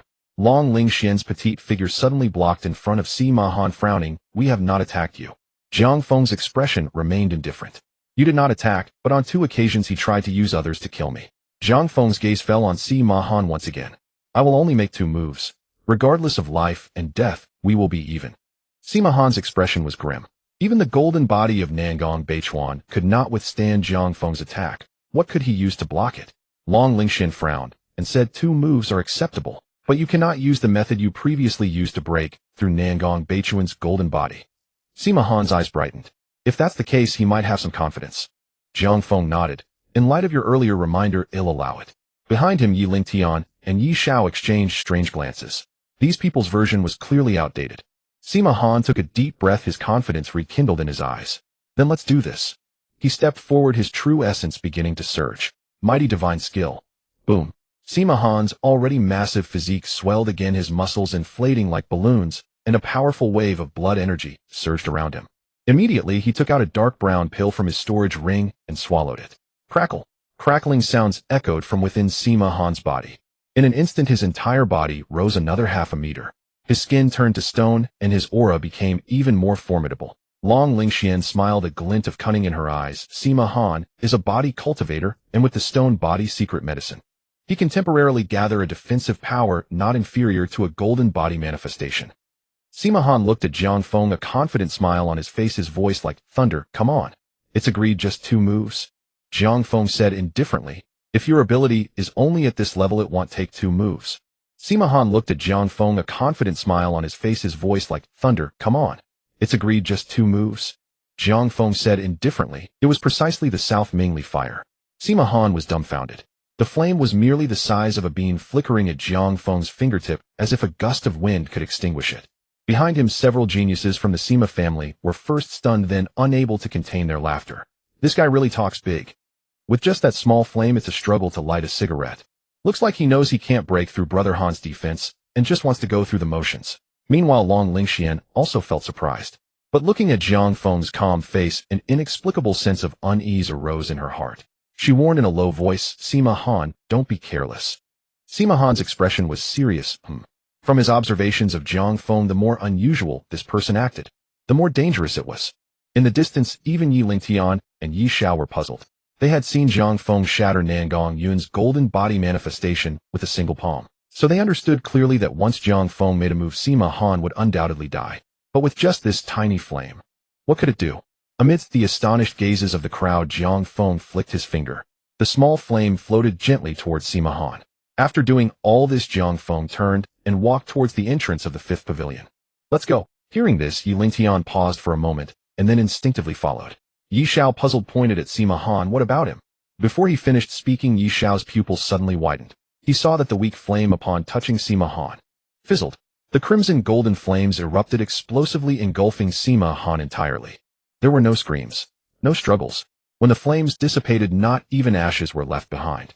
It was as if Sima Han had never existed from the very beginning. The entire place fell into silence. Long Lingxuan's lips parted slightly, her face filled with horror, and she instinctively took a step back. Yi Xiao opened his mouth, struggling for a long time before managing to squeeze out 2 words. Impressive. He turned around to see Jiang Feng, and Yi Ling Tian had already disappeared at the entrance barrier. Wait for me. Yi Xiao hurriedly activated his movement skill to catch up. In the dojo, the remaining geniuses of the Sima family finally came to their senses. Brother Han. A roar of grief and anger erupted. A Sima family genius with red eyes was about to rush towards the entrance. The others also erupted with their auras following closely behind. In the next moment, a petite figure suddenly flashed and blocked their way. Bang! The giant sword fell to the ground. A heavy sword wind swept through, forcing several geniuses of the Sima family to a halt. Long Lingxuan's expression was icy. Where do you think you are going? The leading Sima family genius, filled with grief and anger, said, Of course we are going to avenge Brother Han. Long Lingxian scoffed. Avenge? With just you all? The group froze in place. The anger in their eyes gradually replaced by helplessness. Long Lingxian looked at them and sighed. This matter ends here. From the earlier low heads of the Nangong family geniuses, to Jiang Feng's unending terrifying methods and Yi Lingxian's unusual attitude, she had already vaguely guessed some things. Long Lingxian turned around and looked at the nearest dragon family genius. Go tell everyone in the upper 4 pavilions of the dragon family not to provoke Jiang Feng. Remember, under any circumstances do not. On the other side, Jiang Feng and the others had already stepped onto the snowy path leading to the 4th pavilion. Yi Xiao understood the order left by Yi Lingtian to keep watch below and did not follow. The mountain path became increasingly steep, but the wind and snow had lessened somewhat. The gravity domain rose once more. Even with Yi Lingxian's peak cultivation at the 6th rank of the void-breaking realm, his steps were noticeably heavier than before. Yi Lingtian suddenly spoke. Looking at the attitude of those from the Nangong family, your killing of Nangong Yun should have been known by the people above. Jiang Feng's expression remained unchanged. It doesn't matter. Yi Lingtian frowned slightly. What I'm worried about is that your reputation is too great, and someone will team up to deal with you. Jiang Feng nodded. It doesn't matter. Looking at Jiang Feng's calm face and recalling this guy's domineering and strange abilities, Yi Lingtian shook his head and smiled. Indeed. What to worry about is not you. The two stopped talking and quickened their pace to climb upward. About half an hour later, the mountain ahead suddenly narrowed. 2 steep cliffs stood like giant gates, leaving only a narrow passage in between. No remnants of wind and snow were left on the cliffs. The exposed black rocks were carved with incomprehensible ancient runes. After passing through the passage, a massive archway could be seen standing at the end of the mountain path. It was at least 2 circles larger than the 5th pavilion. The surface of the archway glimmered with a dark golden light flowing like liquid metal, exuding a heavy and frightening pressure. Yi Lingtian suddenly squinted. He saw several figures guarding the entrance of the barrier beneath the archway. The leader, dressed in a blue martial suit, had a sinister expression. Upon seeing Jiang Feng and the others approaching along the mountain path, the young man frowned and waved his hand. The 2 beside him then moved to block Jiang Feng and the others. The sinister young man coldly asked, Who are you? Yi Lingtian replied calmly, Yi family Yi Lingtian.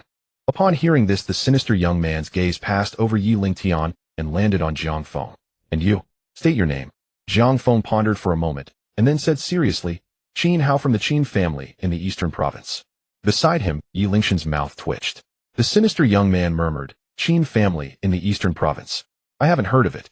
He first pointed at Yi Lingtian. Your Yi family geniuses have spoken. You are not allowed to go up any further. Then he pointed at Jiang Feng. You can enter, but you'd better behave yourself. Yi Lingxian's eyes twitched. These guys really know how to choose. Jiang Feng's expression remained calm. All right. Qin Hao, right. Come with me.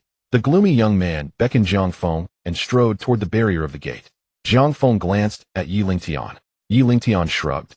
They'll wait for you outside. He believed Jiang Feng would not stop here. Jiang Feng nodded and followed the gloomy young man.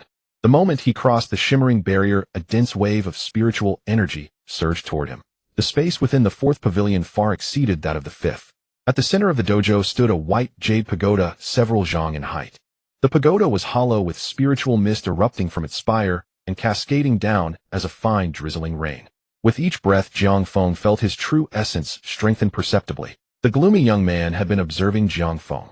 Seeing him pass through the barrier with such ease, a flicker of surprise crossed his eyes. The gloomy young man spoke first. My name is Li Yan. I'm a few years older than you. If you don't mind, just call me Brotherly. Jiang Feng nodded. All right, Brotherly. A warmer smile spread across Li Yan's face, and his tone grew more cordial. Since you call me brother, I have to give you a word of advice. He lowered his voice. You'd better keep your distance from that Yi Lingtian outside. Jiang Feng was puzzled. Why, oi? Li Yan glanced around and dropped his voice even further. Have you heard of a newcomer named Jiang Feng? Jiang Feng remained expressionless. I've heard a little.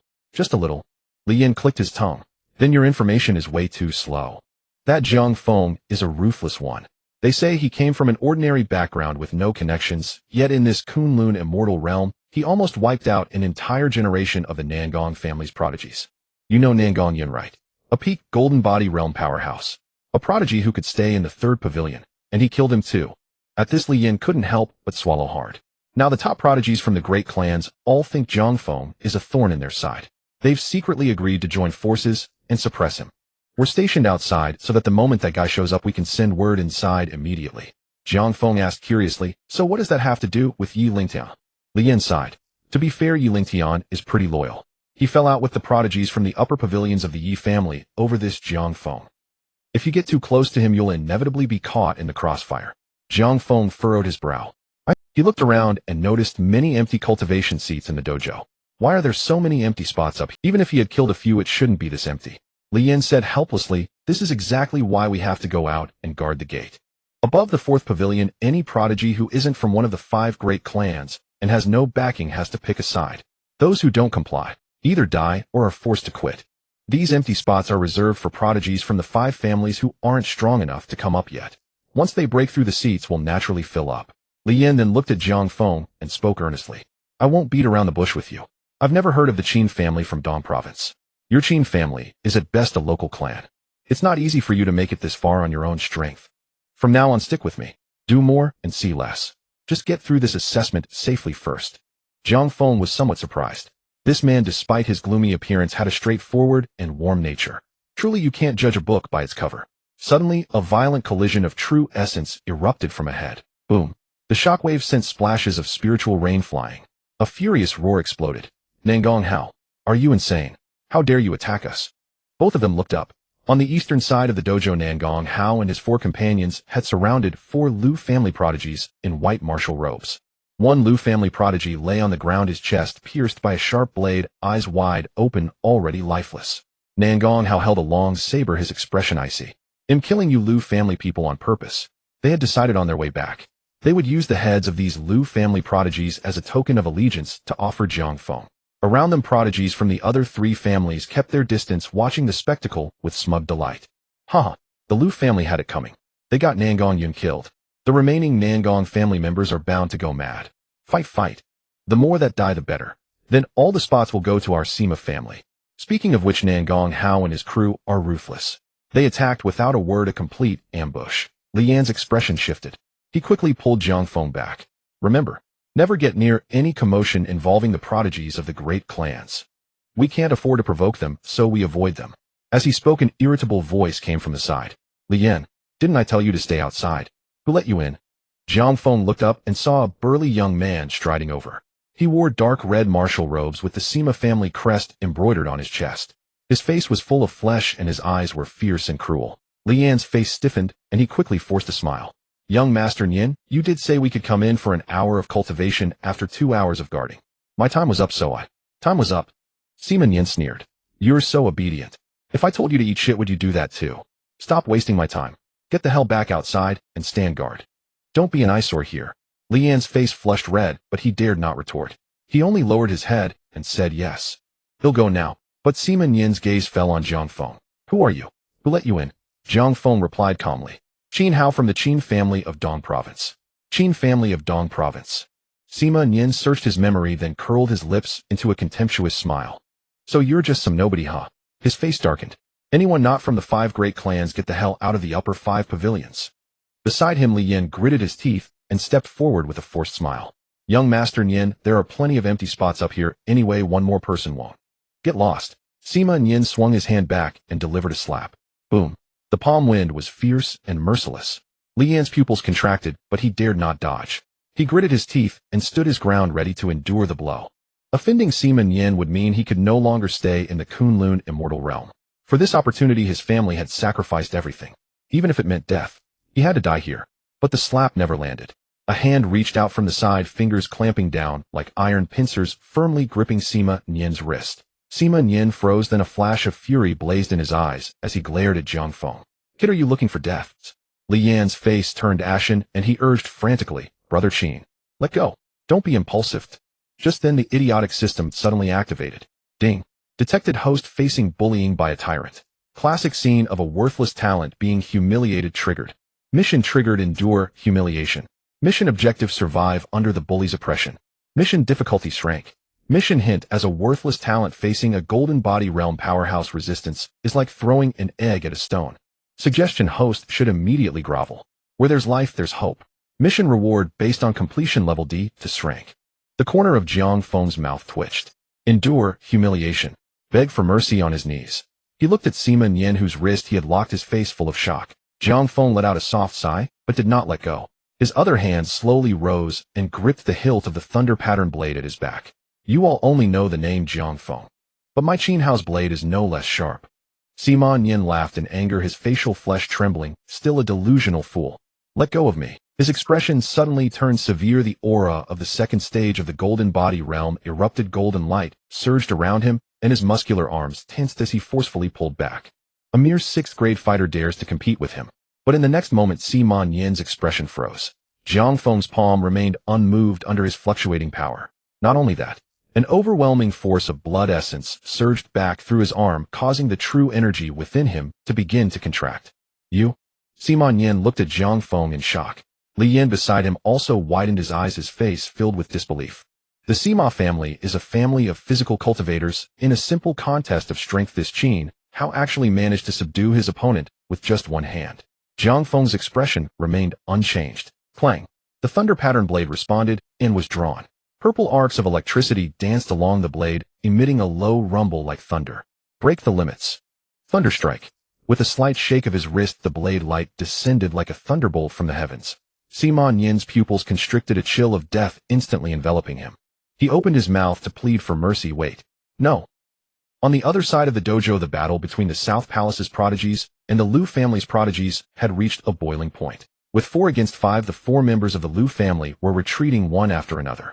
The leader of the Liu family prodigies fought while retreating, a flash of resentment in his eyes, but his tone was incredibly arrogant. Nangong Hao. Don't get too proud. The prodigies of my Liu family's 3rd pavilion will be coming down soon. By then you won't even have a chance to retreat. He spat out a mouthful of blood, his face sinister. I was planning to take my time dealing with you. I didn't expect you to act first. Nangong Hao's eyes darkened, the momentum of his blade becoming increasingly fierce. Then I must take you down first. The attacks from the 5 grew increasingly fierce, gradually suffocating the 4 from the Liu family. At this moment, boom, a sound of breaking air erupted. Both sides became alert and retreated. Bang! A figure fell in the center of the 2 groups, creating a small pit in the snow. Everyone stared in shock. They saw that the person's left arm was severed at the shoulder, his chest caved in, eyes wide open, blood frothing from his mouth. After a few spasms, he fell completely still. Isn't this Sima Yen? The leader of the Liu family prodigies flashed a look of surprise. Not far away, the Sima family prodigies, who had been laughing and watching, suddenly changed their expressions. They quickly surrounded the area. Upon seeing Sima Yen's grim state, the leading Sima face suddenly looked up, the aura of the 7th stage of the golden body realm sweeping like a storm. His fierce gaze scanned the entire area, and he roared, "Who did this?" A calm voice responded, "It was me." Everyone turned to look and saw a figure approaching with a blade. Jiang Feng held the blade in his right hand with the severed arm in his left hand, followed by the bewildered Li Yan. Upon seeing Jiang Feng, the 5 from Nangong Hao's group immediately showed joy in their eyes. Nangong Hao's long knife drooped, and he did not continue to attack. Opposite, the prodigies from the Liu family exchanged glances, also taking the opportunity to catch their breath and watch the developments. After all, once the prodigies from the Liu family's 3rd pavilion arrived, the remaining few from the South Palace would surely die.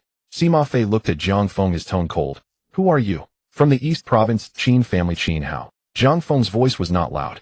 However, under the resonance of his blood essence, his words rang like a bell, causing many present to feel their eardrums throb and revealing expressions of shock.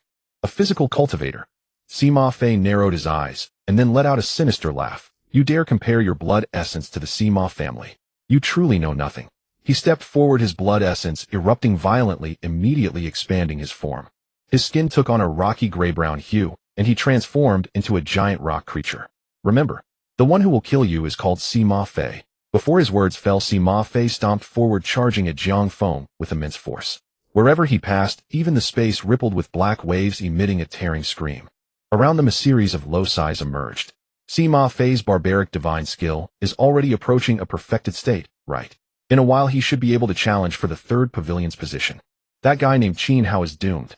In the crowd, only Nangong Hao's 5 members had mocking expressions, a bunch of idiots. Li Yin behind Jiang Feng couldn't help but whisper, be careful.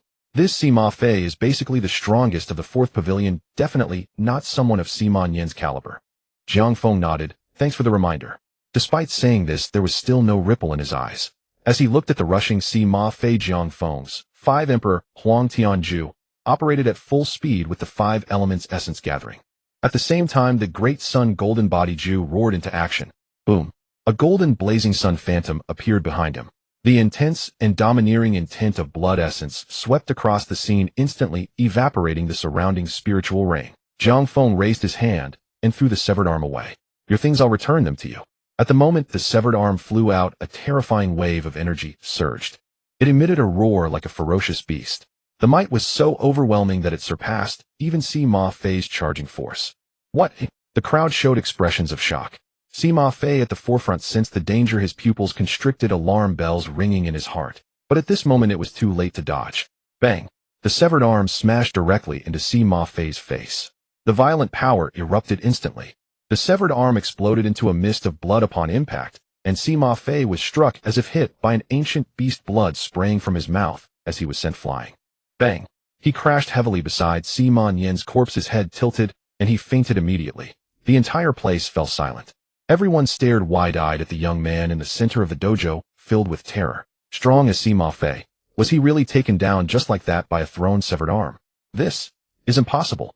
The remaining 3 Sima family prodigies looked panic-stricken, unable to accept it. However, the moment Jiang Feng's gaze swept over them, they couldn't help but retreat repeatedly. Jiang Feng was too lazy to pay them any mind. He scanned the entire area, grounded his blade, and spoke with a calm, yet domineering tone. From now on I will take over here. He looked around again. Who is in favor? Who is against? The crowd exchanged glances, no one spoke. At this moment a system prompt suddenly flashed in Jiang Feng's mind. Ding! Wonderful! The host has angered the bully using unscrupulous means, causing him to lose his rationality, creating chaos, and ultimately losing control of his blood essence, exploding and dying. Congratulations to the host for completely shocking the others.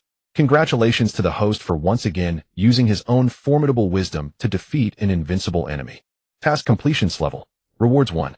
Current realm 15. 2. Dragon slaying blade. The moment the system notification flashed by Jiang Feng, felt a vague power beginning to cultivate in his dantian. Jiang Feng's expression slightly changed. Not good.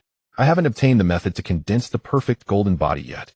As soon as Jiang Feng's thoughts settled, that power suddenly vanished. The system notification flashed again in his mind.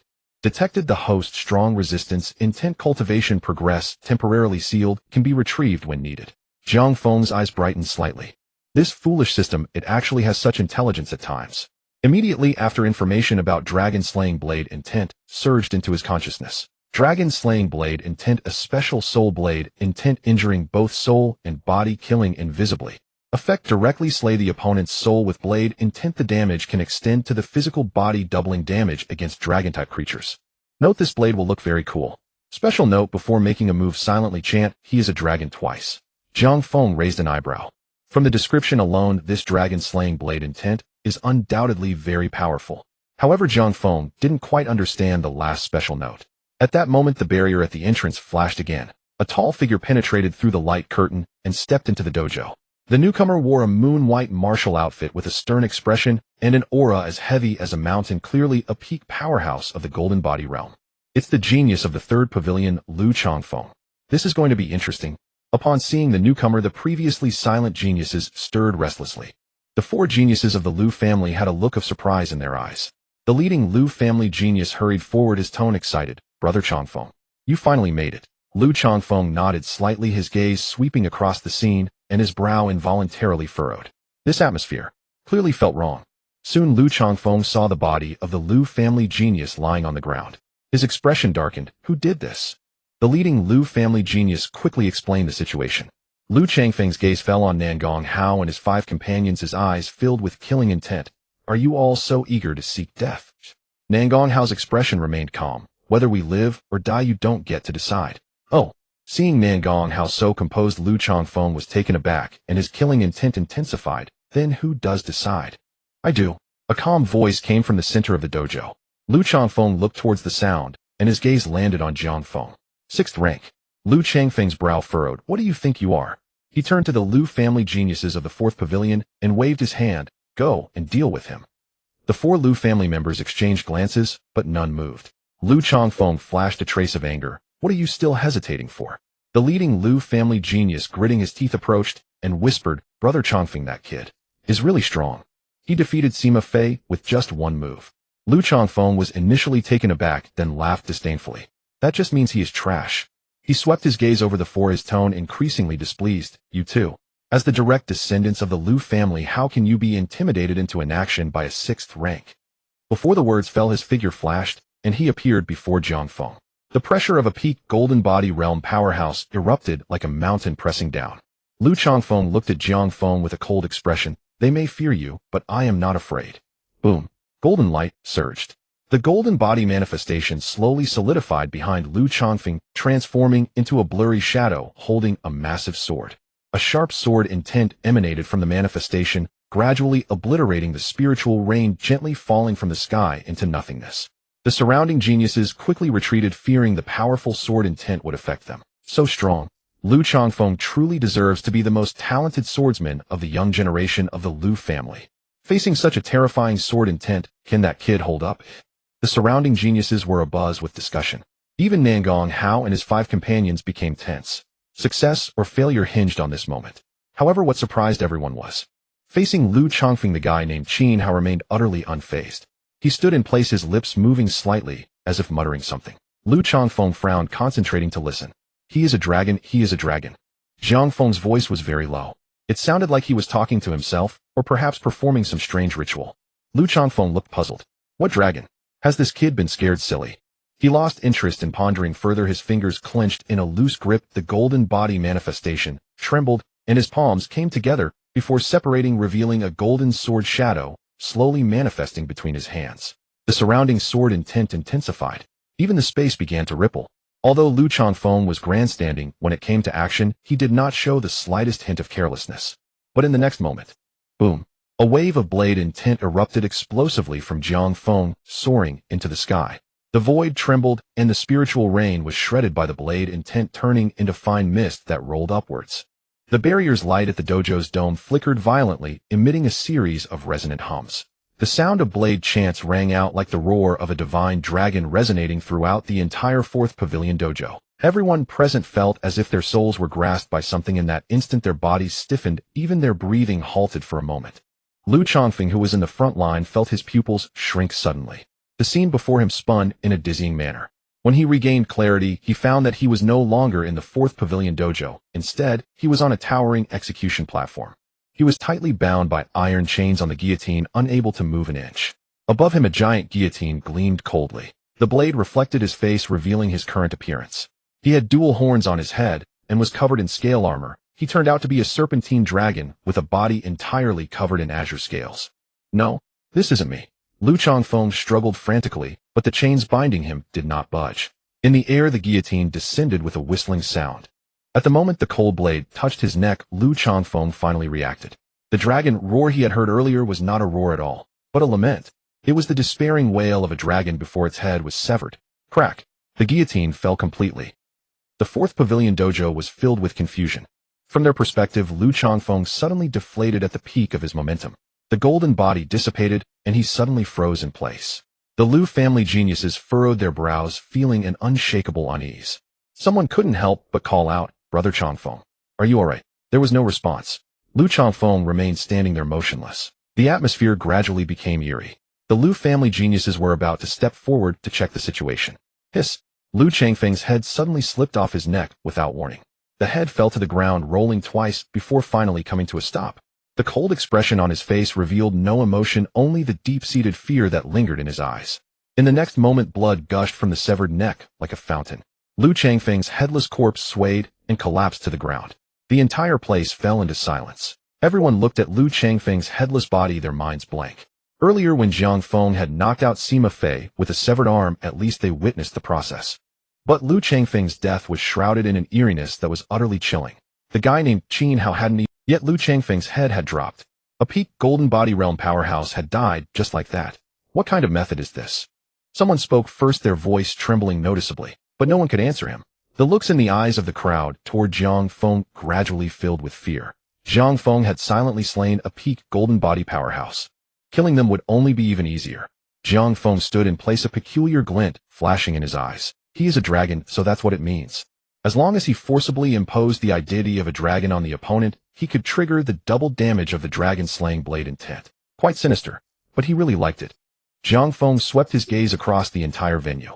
Anyone else want to try it? The crowd of prodigies remained silent, none daring to respond. Wherever Zhang Feng's gaze fell, the crowd instinctively stepped back half a pace. The gruesome death of Lu Changfeng was still vivid in their minds. Who would dare court trouble? Zhang Feng nodded slightly. That means no one. Still no one answered. Zhang Feng looked at the pale-faced Lu family prodigies in the crowd. You four withdraw now. Their expressions shifted, and the leading Lu family prodigy steeled himself to speak. On what grounds? Zhang Feng pointed at Lu Changfeng's corpse, his tone calm. If you don't want to leave, I can send you to accompany him right now. The moment he finished speaking, a faint sound of blade humming echoed in the air again. An invisible sharpness enveloped the four. Cold sweat instantly broke out on their foreheads. I withdraw. I withdraw too. The four spoke almost in unison. The next moment a figure descended from above. It was the examiner Zhao Xiong. Without wasting words, he said solemnly to the four Lu family members, since you've voluntarily withdrawn, follow me down the mountain. The four lowered their heads and quickly followed behind Zhao Xiong, retreating in disgrace from the fourth pavilion. Zhang Feng watched Zhao Xiong's disappearing back, his brows slightly furrowed. These examiners had clearly been watching them all along, yet they stood by coldly, allowing the candidates to slaughter each other. And then there were these extremely unfair assessment rules. What exactly were they trying to achieve? He couldn't figure it out. Zhang Feng shook his head temporarily, setting aside his doubts. After all, as long as his strength was sufficient, the answers would naturally present themselves. He withdrew his gaze and looked at the Yi family prodigies on the other side of the crowd. And you all. Several Yi family prodigies' faces changed color, and the leader quickly spoke. We haven't offended you. Zhang Feng said flatly, whether you can stay doesn't depend on me, but on Yi Lingtian. He's right outside the fourth pavilion now. If he says you can stay, then you can. The expressions of the several Yi family prodigies twisted, as if they had swallowed something foul. To protect themselves earlier, they had not only distanced themselves from Yi Lingtian, but had also subtly opposed him at every turn. Now they had to go and beg Yi Lingtian. One Yi family prodigy, his face full of distress, tentatively asked, can we change the terms? Zhang Feng nodded. Sure, you have two other options. A flicker of joy appeared in their eyes. Withdraw or die. Their smiles instantly froze. They exchanged glances, and in the end walked toward the entrance of the barrier. Zhang Feng's gaze fell upon the remaining prodigies. Everyone's heart tightened. But Zhang Feng suddenly turned his head and looked at Li Yan standing behind him. Li Yan's entire body stiffened, and cold sweat instantly soaked his back. He had just arrogantly told the other to call him Brother Li and had put on the airs of a seasoned veteran, offering patronizing advice. Li Yan now wished he could slap himself twice. He forced an ugly smile onto his face, his voice trembling. Young Master Qin. I just now. Brother Li. Zhang Feng interrupted Li Yan with a smile. You know the people here better than I do.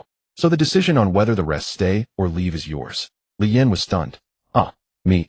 Not just him, but the other prodigies present were also taken aback. Such immense authority given to Li Yan. Surprised as they were, no one dared to step forward and object. A few reacted quickly, immediately nodding to Li Yan with fawning smiles. Only a handful had less than pleasant expressions. Zhang Feng continued, you can choose your training spot in the dojo first. Then he pointed to Nangong Hao and his four companions. Don't worry about anything else, the five of them will stay to help you. Nangong Hao and the others replied solemnly, understood. Li Yan's heart pounded wildly, his face full of disbelief.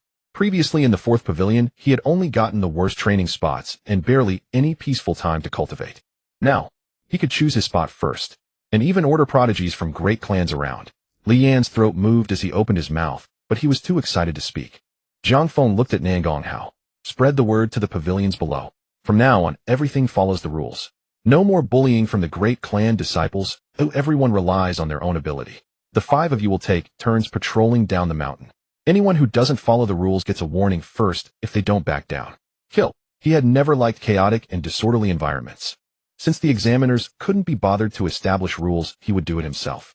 Nangong Hao and the others exchanged glances and answered in unison, understood. As soon as the words fell, a dissatisfied mutter arose from the crowd. Meddling in everything, really thinks he's a savior.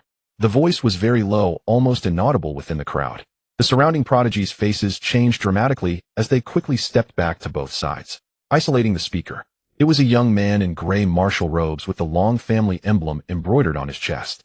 Realizing the space around him had suddenly emptied, he froze, then his face turned pale. He looked at Jiang Feng and was about to speak. Shine. No blade was seen. Only a flash of blade intent. The gray-clad youth's entire left arm was severed at the shoulder, falling to the ground. Blood gushed out. The surrounding prodigies' faces turned pale as they stepped back again. The gray-clad youth, his face twisted in pain, clutched his severed arm and looked at Jiang Feng in terror. Jiang Feng said indifferently, "You should be grateful that I want to be a savior, otherwise you'd all be dead." The gray-clad youth dared not retort. He gritted his teeth, enduring the intense pain, and bent down to pick up the severed arm from the ground. As he bent over, a flicker of venom flashed in his eyes.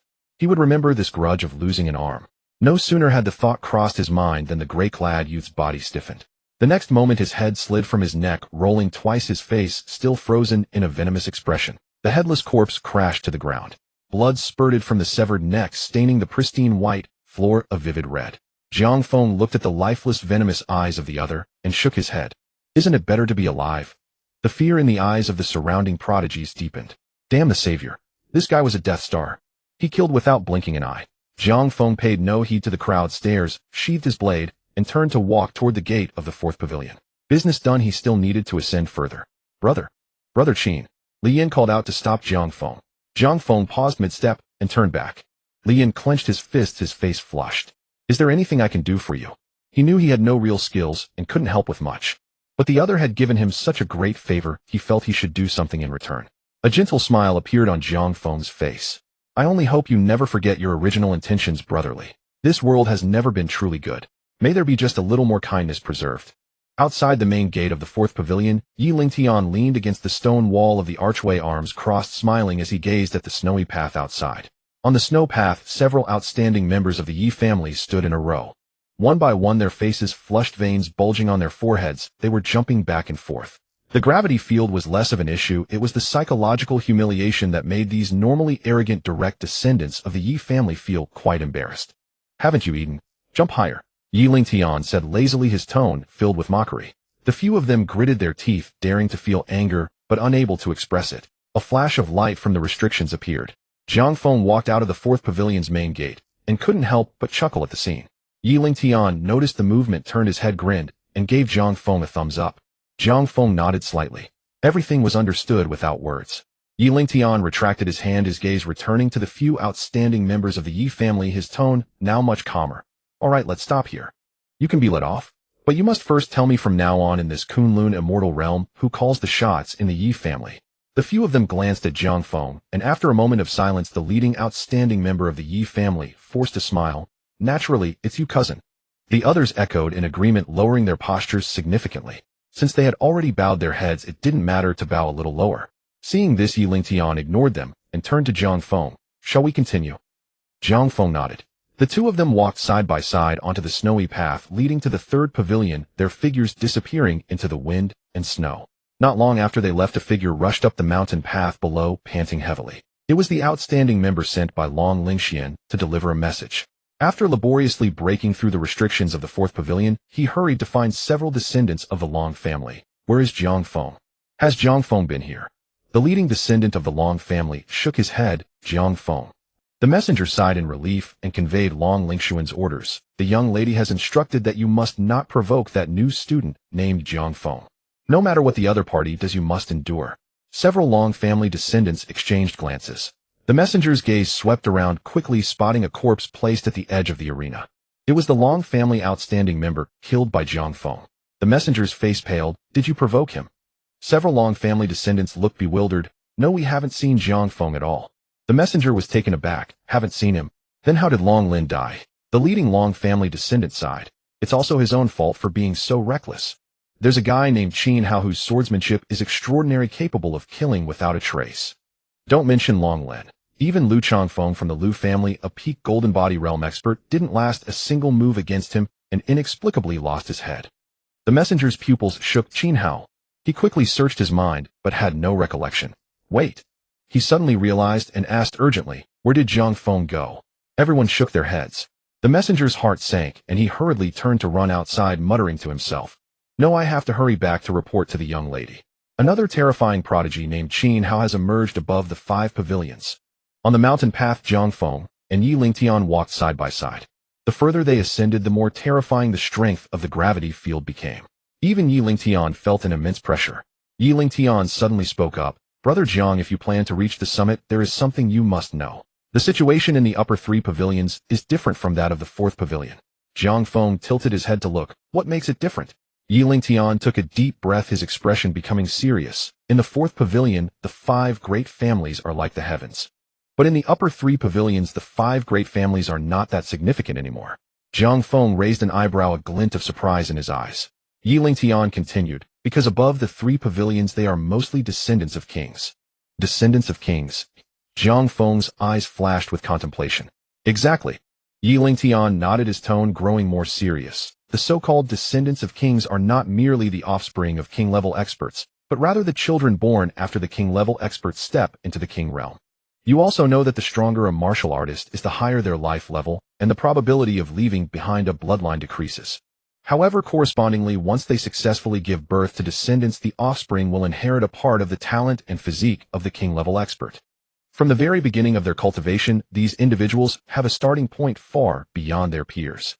Whether it is the physical body meridians or affinity with the spiritual energy of heaven and earth, they are not something ordinary, outstanding members can compare to. It can be said that these descendants of kings truly stand at the pinnacle of the pyramid of prodigies. Jiang Feng nodded deep in thought. Yi Lingtian paused, a hint of self-deprecation in his tone. Although the 5 families have king-level experts stationed, there are no descendants of kings among them. Though the family is large and prosperous, there are many people, so resources are naturally dispersed. While there are many top prodigies, it is very difficult to cultivate a true top monster. As the two spoke, the mountain path ahead turned. A massive archway entirely made of dark stone stood amidst the wind and snow. The archway was even taller than the 4th pavilion, with a dark purple glow of restrictions swirling on its surface. Just standing outside, one could feel the rich spiritual energy rushing towards them. We've arrived. Yi Lingtian took a deep breath. The 3rd pavilion. The two stepped through the restrictions, and before them, the view opened up. The arena of the 3rd pavilion was several times larger than that of the 4th pavilion, where a pool of spiritual liquid steaming with vapor occupied the center instead of a spiritual tower. The water in the pool shimmered with a jade hue, and the spiritual energy was almost tangible. Around the arena, only a dozen figures were scattered, each exuding a dense aura, all peak golden body realm experts. Hearing the noise, everyone raised their eyes. Their gazes fell on Jiang Feng and Yi Lingtian, filled with a mix of scrutiny and indifference. Among the crowd, a young man dressed in a white martial robe furrowed his brow. He looked at Yi Lingtian, his tone cold. Yi Lingtian, who allowed you to come up here? Yi Lingtian paused his steps, looking at the person with an indifferent tone. Yi Feiyu, my affairs are not for you to meddle in. Yi Feiyu was the strongest of the Yi family's outstanding members in this Kunlun secret realm assessment. Yi Feiyu snorted coldly, striding forward with a stern voice. I said everything should prioritize the interests of the family. You offend the Nangong family for the sake of an outsider, who I can't help you. Yi Lingtian chuckled. Don't flatter yourself, I'm not here to look for you. Beside him, a mocking voice sounded. Yi Feiyu, you can't even control your own family. It's truly laughable. The speaker was a burly figure seated on a dark training platform, his aura surging. It was the strongest prodigy of this generation from the Sima family, Sima Lai.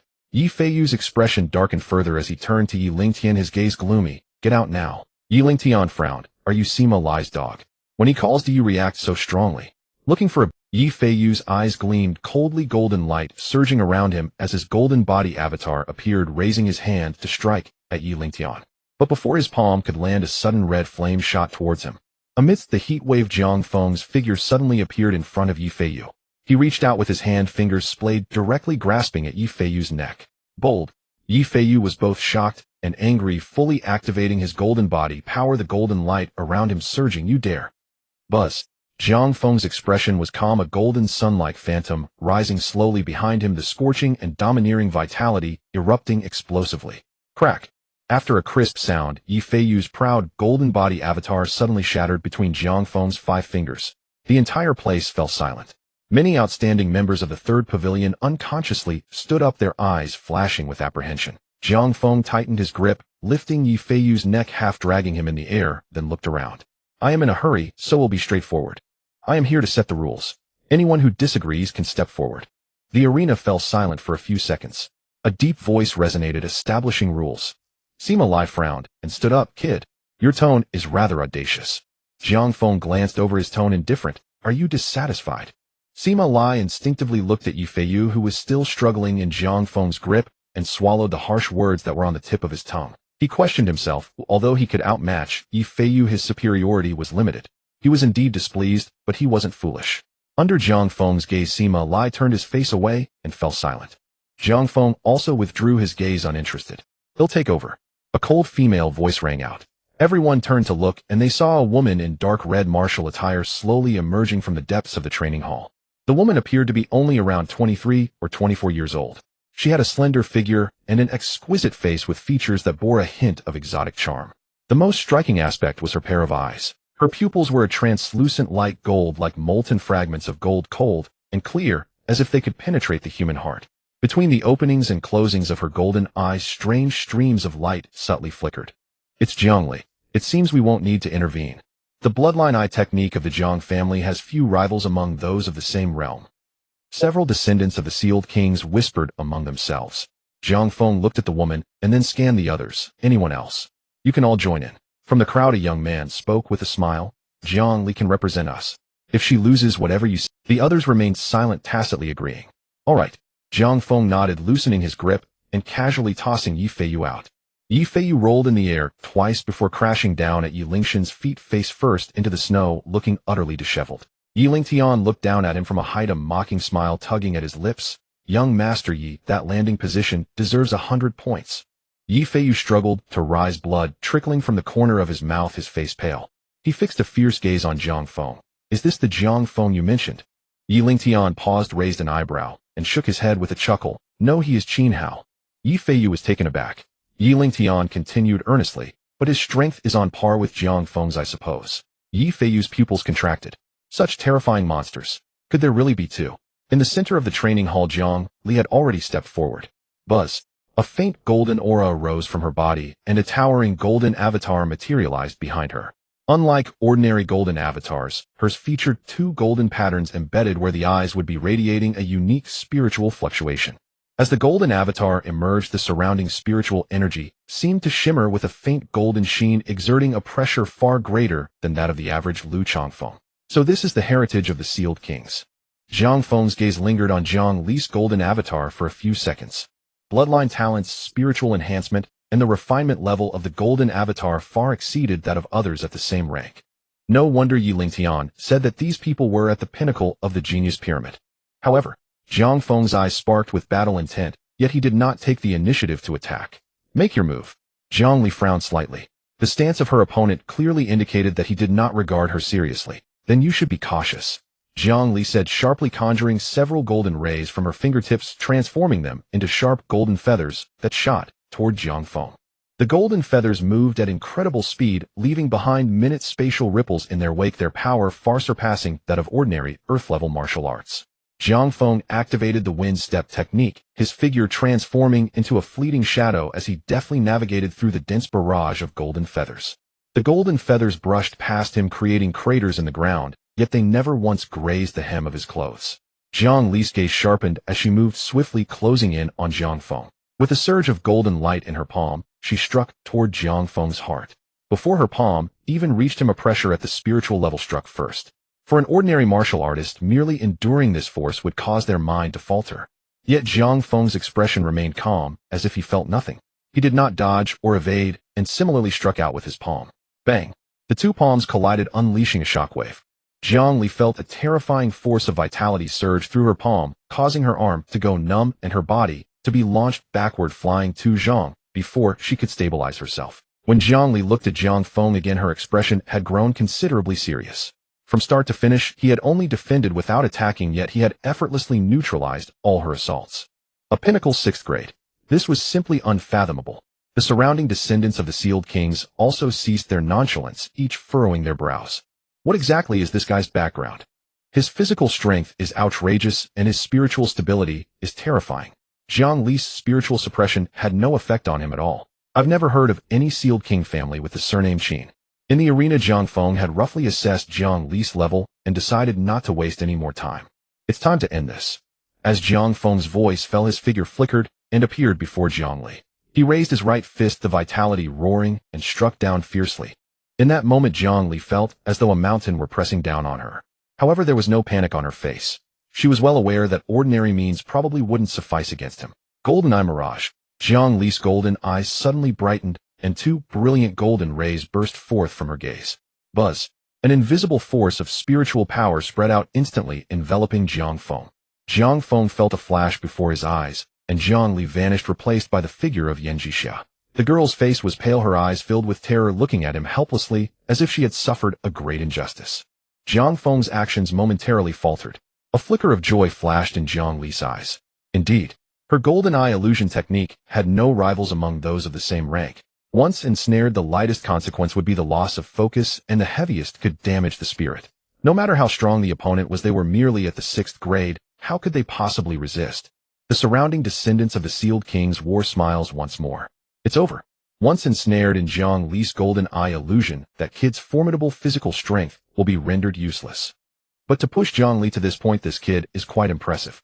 Jiang Li did not grow arrogant, as seeing that she had Jiang Feng subdued, she gathered all her strength, the golden light in her palm surging as she aimed to strike at Jiang Feng's heart. As Jiang Li's palm was about to fall, the heart, like still water technique, quietly activated.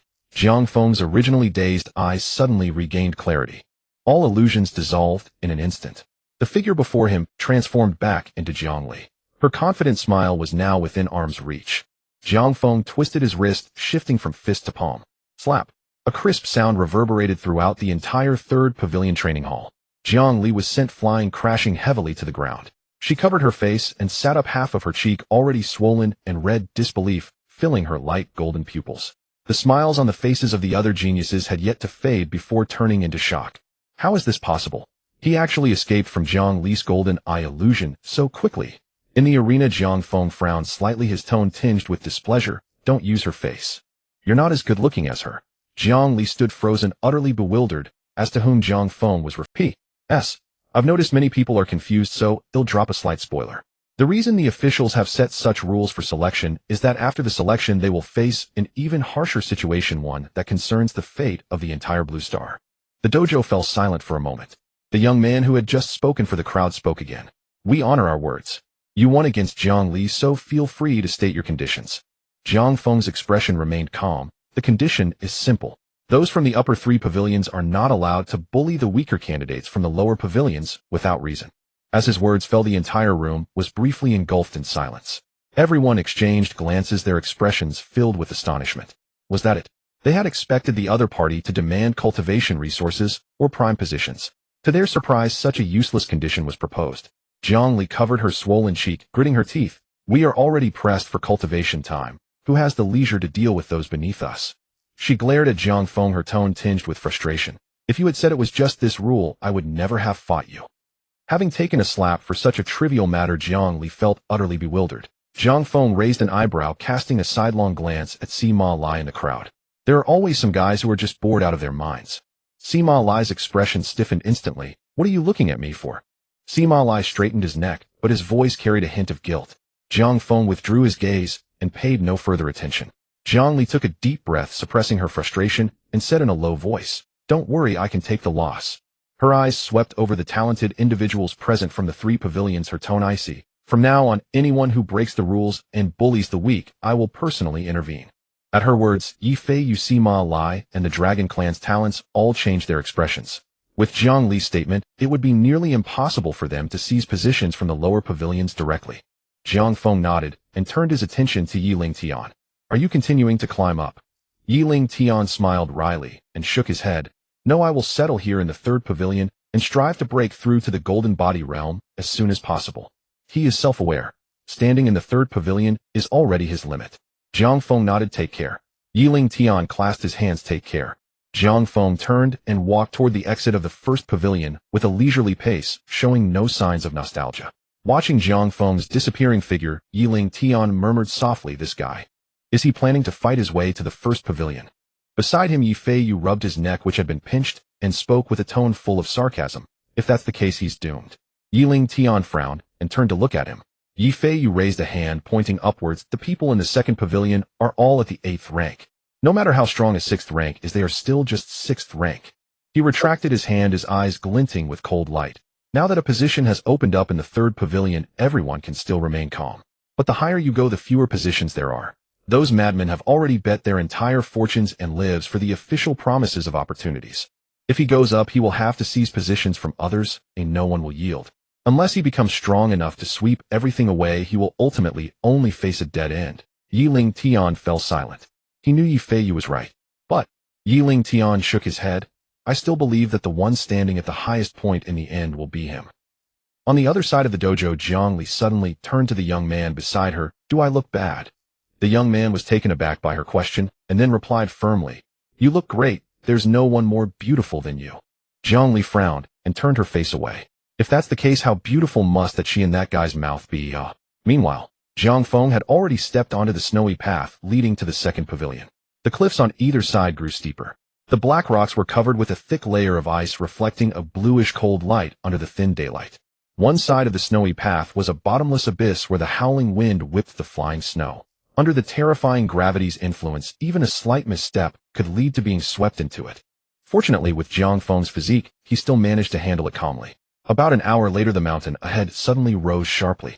The second pavilion had arrived. A completely black archway stood amidst the wind and snow, its surface radiating a deep purple barrier aura, bringing a heavy and oppressive atmosphere that was more than doubled compared to the third pavilion.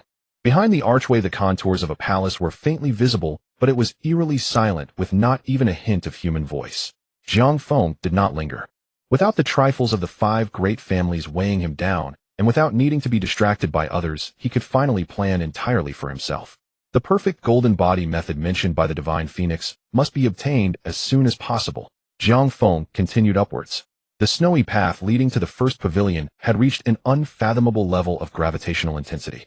Even with Jiang Feng's powerful physique, he could still feel the heavy pressure on his shoulders. The stone steps beneath his feet were engraved with intricate patterns resembling an array foundation. With each step he took, the array patterns would light up, then feedback an even more powerful suppressive force. Jiang Feng squinted slightly. Interesting. He took a deep breath, golden light faintly shimmering around him, his blood roaring like a tide. Jiang Feng began to accelerate. He didn't know how long he had been walking when the wind and snow suddenly disappeared. Jiang Feng looked up and found that he had unknowingly passed through the layer of wind and snow that enveloped Kunlun mountain path. Above him was a clear, deep blue sky. The peak of the massive snow mountain reflected the blinding sunlight, resembling a sword piercing through the heavens. And beneath that sword's peak stood an archway. Rather than an archway, it resembled a stone door. The stone door stood only 3 zhang tall, appearing extremely simple compared to the magnificent archways of the lower pavilions.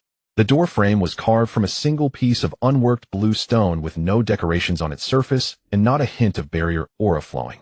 There were only 3 large characters, first pavilion. Jiang Feng arrived in front of the stone door. Just outside the door, the density of spiritual energy already surpassed that of the third pavilion's dojo. He reached out his hand and pushed open the stone door. There was no barrier obstructing it, and the stone door opened with a sound. The scene behind the door was entirely different from what he had imagined. The first pavilion's dojo was extremely small, measuring only around 10 zhang in circumference. In the center of the dojo stood a towering heavenly ladder, each step suspended in midair, winding upwards, piercing through the clouds of the dome, leading to an unknown destination. Surrounding the dojo were only 4 cushions. On each cushion sat a figure. The 4 individuals looked very young, seemingly just over 20, yet they exuded an extremely eerie aura. Decay. Withering. The fire of life seemed ready to extinguish at any moment. Their skin was shriveled, their eye sockets sunken, and their hair was as dry and yellow as grass. Their exposed skin was covered with numerous fine cracks. Only their eyes remained bright, burning with a nearly mad obsession. Jiang Feng met the gazes of the 4. He also sensed an overwhelming pressure from them. The 4 before him were all at the 9th rank. 9th rank individuals in their 20s were astonishing. But all of this came at a price. These descendants of the kings, in order to rapidly increase their strength, had not only exhausted all their potential, but had even burnt through their life force. Their bodies were now on the verge of collapse. If they could not obtain the opportunities promised by the officials after this assessment, their martial path, and even their lives would come to an end. A hint of seriousness flashed in Jiang Feng's eyes. These guys were all madmen. The dojo was quiet for a moment. Among the 4, the young man sitting on the leftmost cushion spoke first. Choose. Whose position do you want? The young man's tone was very casual, but a terrifying killing intent surged in his eyes. The other 3 remained silent, merely watching Jiang Feng with the same gaze. They had bet everything for the promises of the officials for that elusive future. It was either death or victory. There was no third option. Jiang Feng shook his head. I choose no one. The murderous glint in the eyes of the four momentarily froze. The young man on the left frowned. Then why did you come up? Jiang Feng raised his hand, pointing to the heavenly ladder in the center of the dojo. I need to go up there. The moment he stepped into the first pavilion, a repeated voice echoed in his mind. Hey, I am the Azure Dragon. Please respond if you hear me. The highest point mentioned by the Divine Phoenix was not the first pavilion, but the end of this heavenly ladder. The four descendants of the nine-rank kings stared intently at Jiang Feng. Did they not understand that their hard-won positions were insignificant in the eyes of this young man? Ultimately, the young man on the left was the first to close his eyes, saying, Then let's proceed. His tone revealed no emotions, yet the murderous intent that had pervaded the venue had quietly dissipated. The other three also closed their eyes again, choosing to ignore him. As for the heavenly ladder, they had all tried it, and the results were best left unmentioned. Jiang Feng did not waste any time and walked straight to the heavenly ladder. He could clearly sense that each step was shrouded in an invisible domain. The voice in his mind kept echoing. Hey, I am the Azure Dragon. Please respond if you hear me. Jiang Feng took a deep breath. Boom. The aura of a peak 6th rank erupted. The true essence of the 5 elements surged through his meridians.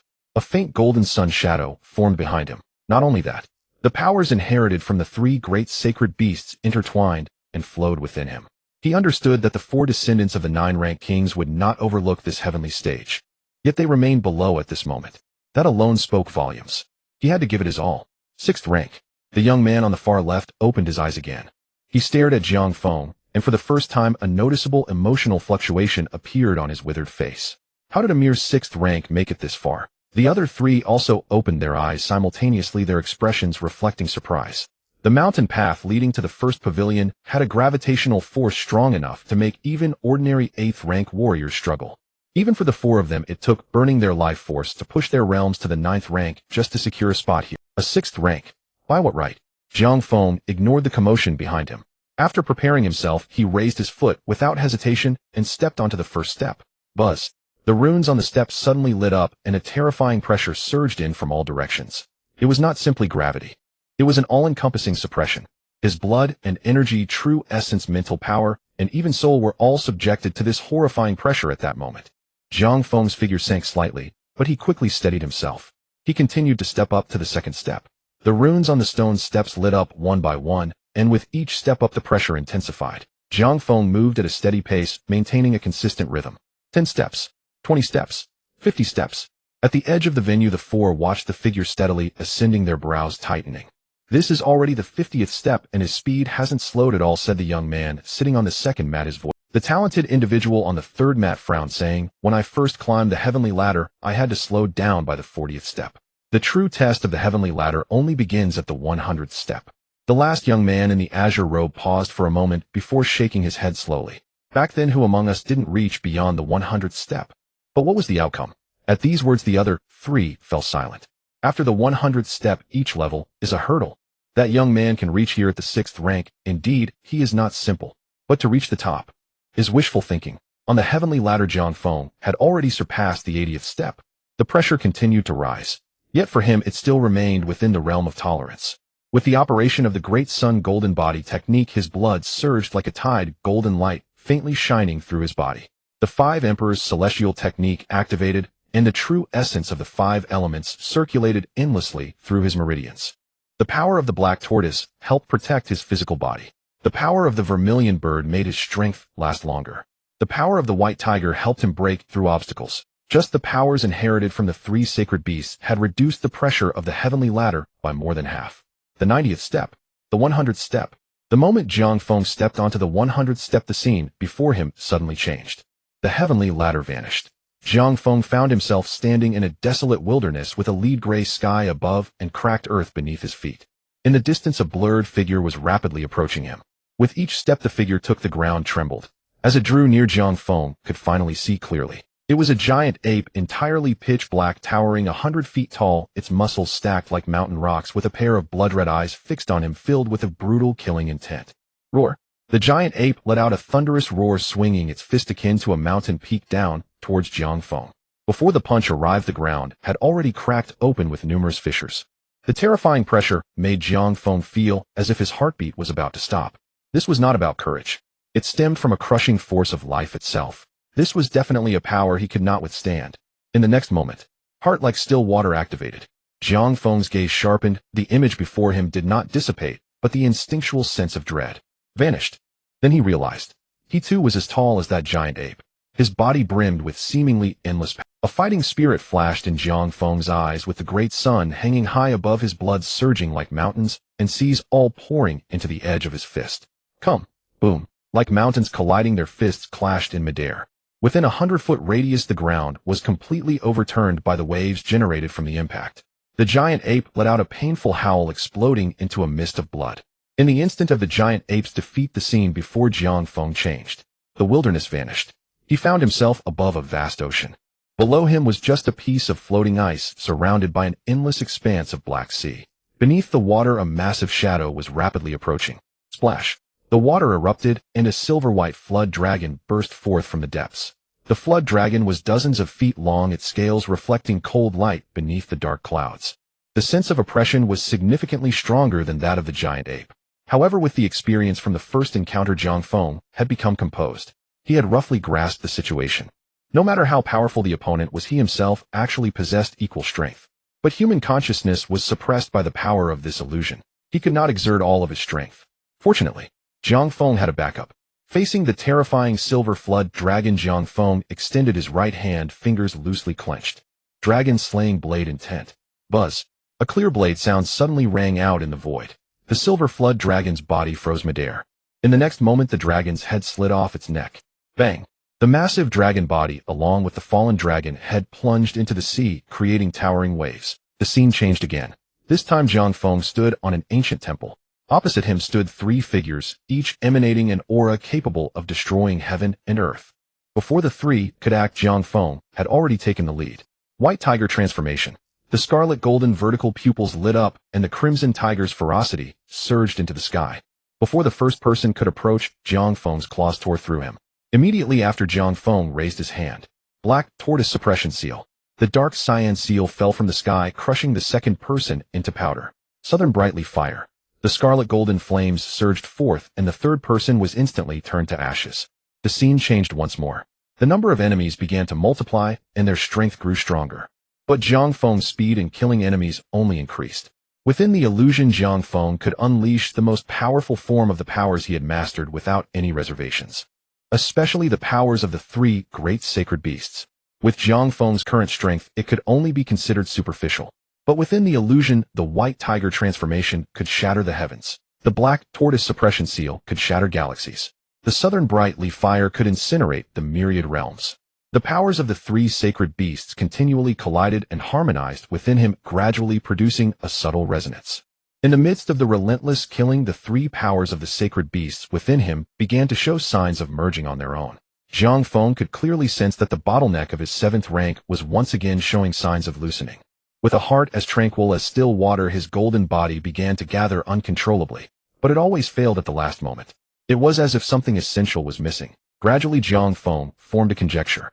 The perfect golden body spoken of by the divine phoenix is likely to gather the powers of the 4 sacred beasts, using their primordial forces as a foundation to forge a transcendent golden body manifestation. If that's the case, then Jiang Feng's golden body will surely be unimaginably powerful. Boom. Accompanied by the final wave of enemies' destruction. The illusion before Jiang Feng completely faded. As the illusion dissipated, Jiang Feng stood at the 300th step. Below him, the 4 descendants of the 9-rank kings had already stood up, staring intently at the figure above. The 300th step.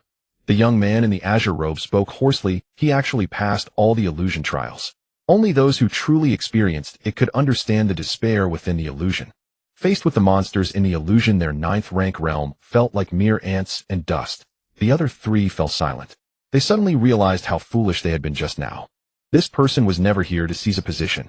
The first pavilion might not even catch his eye. At this moment, all that remained in their hearts was a single question. Where did this monster come from? Upon the heavenly ladder, after stepping over 300 steps, Jiang Feng instead felt the pressure on him lighten. But he quickly reacted. It was not that the pressure had lessened. Rather, with the fusion of the 3 sacred beast powers, the prohibitive force of the heavenly ladder was gradually being suppressed. With the pressure gone, Jiang Feng began to accelerate his figure, leaving a trail on the heavenly ladder. The 400th step. The 500th step. The 600th step. The further he ascended, the more bizarre the surrounding scenery became. Seas of clouds began to appear on both sides of the heavenly ladder, and amidst the rolling clouds massive phantoms could be glimpsed swimming within. There were giant fish with wings sprouting from their backs and dragon heads. There were also terrifying giant snakes that stretched for thousands of feet capable of swallowing mountains and seas. These phantoms were not entities, but rather projections of some ancient memory flashing by in the seas of clouds on either side of the heavenly ladder. Zhang Feng did not lose focus. His gaze remained locked on the end of the heavenly ladder. The 700th step, the 800th step, the 900th step. When Zhang Feng stepped onto the final step, the clouds above suddenly dispersed, engulfing his body. At the end of the heavenly ladder was a platform floating above the seas of clouds. In the center of the platform coiled a giant dragon. The dragon was entirely azure, its scales like jade, its horns resembling coral, and its long whiskers swayed endlessly in the mist. The azure dragon had its eyes closed, its massive body coiling in a circle, with its tail hanging down at the edge of the platform, gently swaying with the flow of the clouds. But strangely, this giant dragon was severed into two parts. Below the dragon's head, what should have been a body extending for thousands of feet was cut in half. At the waist, the surface smooth, with dark golden light flowing at the wound, preventing the flesh and blood from regenerating. Only a few thin blood threads connected the dragon head and body, like a torn doll that had been sewn together but was coming undone. The moment Zhang Feng stepped onto the platform, the azure dragon suddenly opened its eyes. Within its azure vertical pupils, it seemed as though endless star rivers flowed. The azure dragon stared at Zhang Feng for a moment, and its whiskers perked up. A slightly frivolous ancient voice echoed across the sea of clouds. "Oh, you finally arrived." Zhang Feng cupped his fists and bowed, his posture dignified. Junior Zhang Feng pays respects to the elder. The azure dragon sized up Zhang Feng, speaking casually. "No need for excessive formalities. My name is Zhang Xian." Zhang Feng bowed again. "I have met Elder Zhang Xian." Zhang Xian spoke again. "Don't just stand there, it's tiring. Sit down and let's talk." Zhang Feng looked around only to see a vast sea of clouds with no place to sit. In the next moment, Zhang Xian's dragon whiskers fluttered and the clouds stirred. A mass of pure white cloud energy condensed out of thin air, transforming into a cloud stool that landed beside Zhang Feng. It looked fluffy and soft, exuding a faint spiritual light. "Thank you, Elder." Zhang Feng, without suspicion, thanked him and sat down directly. However, the moment his rear touched the cloud stool, the mass of cloud energy suddenly dispersed. Fortunately, Zhang Feng's lower body was stable enough to keep him from falling. He looked at Zhang Xian in confusion. Zhang Xian was grinning, his dragon whiskers perked high, and his large dragon eyes sparkled with mischievous delight. "Ha ha ha. Just a joke, don't take it to heart." Zhang Feng fell silent for a moment. This dragon seemed a bit unserious. Zhang Xian, having had enough of the laughter, retracted his playful demeanor. Lowering his head slightly, the dark golden dragon eyes comparable to lakes drew closer to Zhang Feng, and his tone became grave. "Let's talk business. You, a human, possess the inheritances of the three great sacred beasts, Xuanwu, Baihu, and Zhuke. By coincidence, you have come before this dragon. Do you know why?" Zhang Feng's heart sank. The inheritance of the three great sacred beasts is a tremendous fortune for an ordinary person, yet it had all gathered in his hands. It was indeed somewhat unusual. Could it be that there was some causal link he had not perceived? Zhang Feng's expression grew serious again as he cupped his fists and said, "Junior does not know, please enlighten me, Elder." Zhang Xian stared at him for a full 3 breaths, until Zhang Feng felt a bit uneasy under his gaze. Zhang Xian grinned again and laughed heartily. "Of course it's because you have good luck. Otherwise, what else could it be?" Zhang Feng. Zhang Xian laughed so hard that his dragon tail thrashed, causing the sea of clouds to churn continuously. "What kind of expression is that? Do you hope that this dragon would tell you that you are the destined child meant to save the world, and that all of this is guided by fate?" Zhang Feng took a deep breath, striving to calm his emotions. He finally understood why Elder Shen Huang had shown such disdain when mentioning this dragon.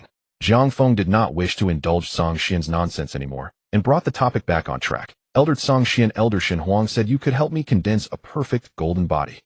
Please instruct me, Elder." "Perfect golden body." Zhang Xian tilted his head, resembling a mountain, tilting his eyes full of curiosity. "What is that?" Zhang Feng frowned slightly. Could it be that Elder Shen Huang was mistaken? Or was this dragon toying with him again? Before Zhang Feng could speak further, Zhang Xian spoke again. "Forget it, let this dragon take a look, and we shall know." As soon as he finished speaking, a vast mental force swept over and directly surged into Zhang Feng's sea of consciousness. Unlike the gentle restraint of Xian Yu and the measured approach of Shen Huang, this mental power bore unreserved curiosity and dominance. As soon as it touched Zhang Feng's sea of consciousness, it wanted to dive into the deepest secrets of his heart. Zhang Feng's expression darkened, and he had not yet reacted. Boom. In the depths of his sea of consciousness, the crimson-golden divine soul flames erupted violently. Like a net of fire, it engulfed and burned the mental power that the Azure Dragon had sent in. The Azure Dragon hurriedly withdrew its mental power, gritting its teeth in pain. That Shen Huang truly knows me well. Even after I'm gone, she left such a hand.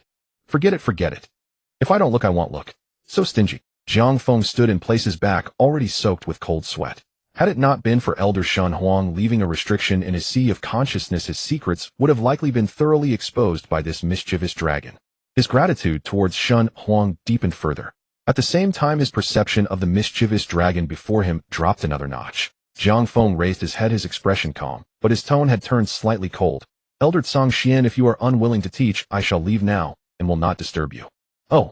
Song Xian narrowed his eyes, his dragon whiskers perked up. You are young, but your temper is not small. Do you believe this dragon could kill you with a single slap? Jiang Feng fell silent. The one man and one dragon stared at each other for over a minute. Song Xian finally could not help it, shaking his whiskers. Why have you stopped talking? Jiang Feng replied blandly. I fear that Elder would kill me with a single slap.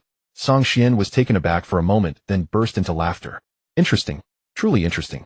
Once it had laughed enough, its tone returned to normal. Alright, I won't tease you anymore. Let's talk business. The perfect golden body spoken of by Shen Huang, I think I understand.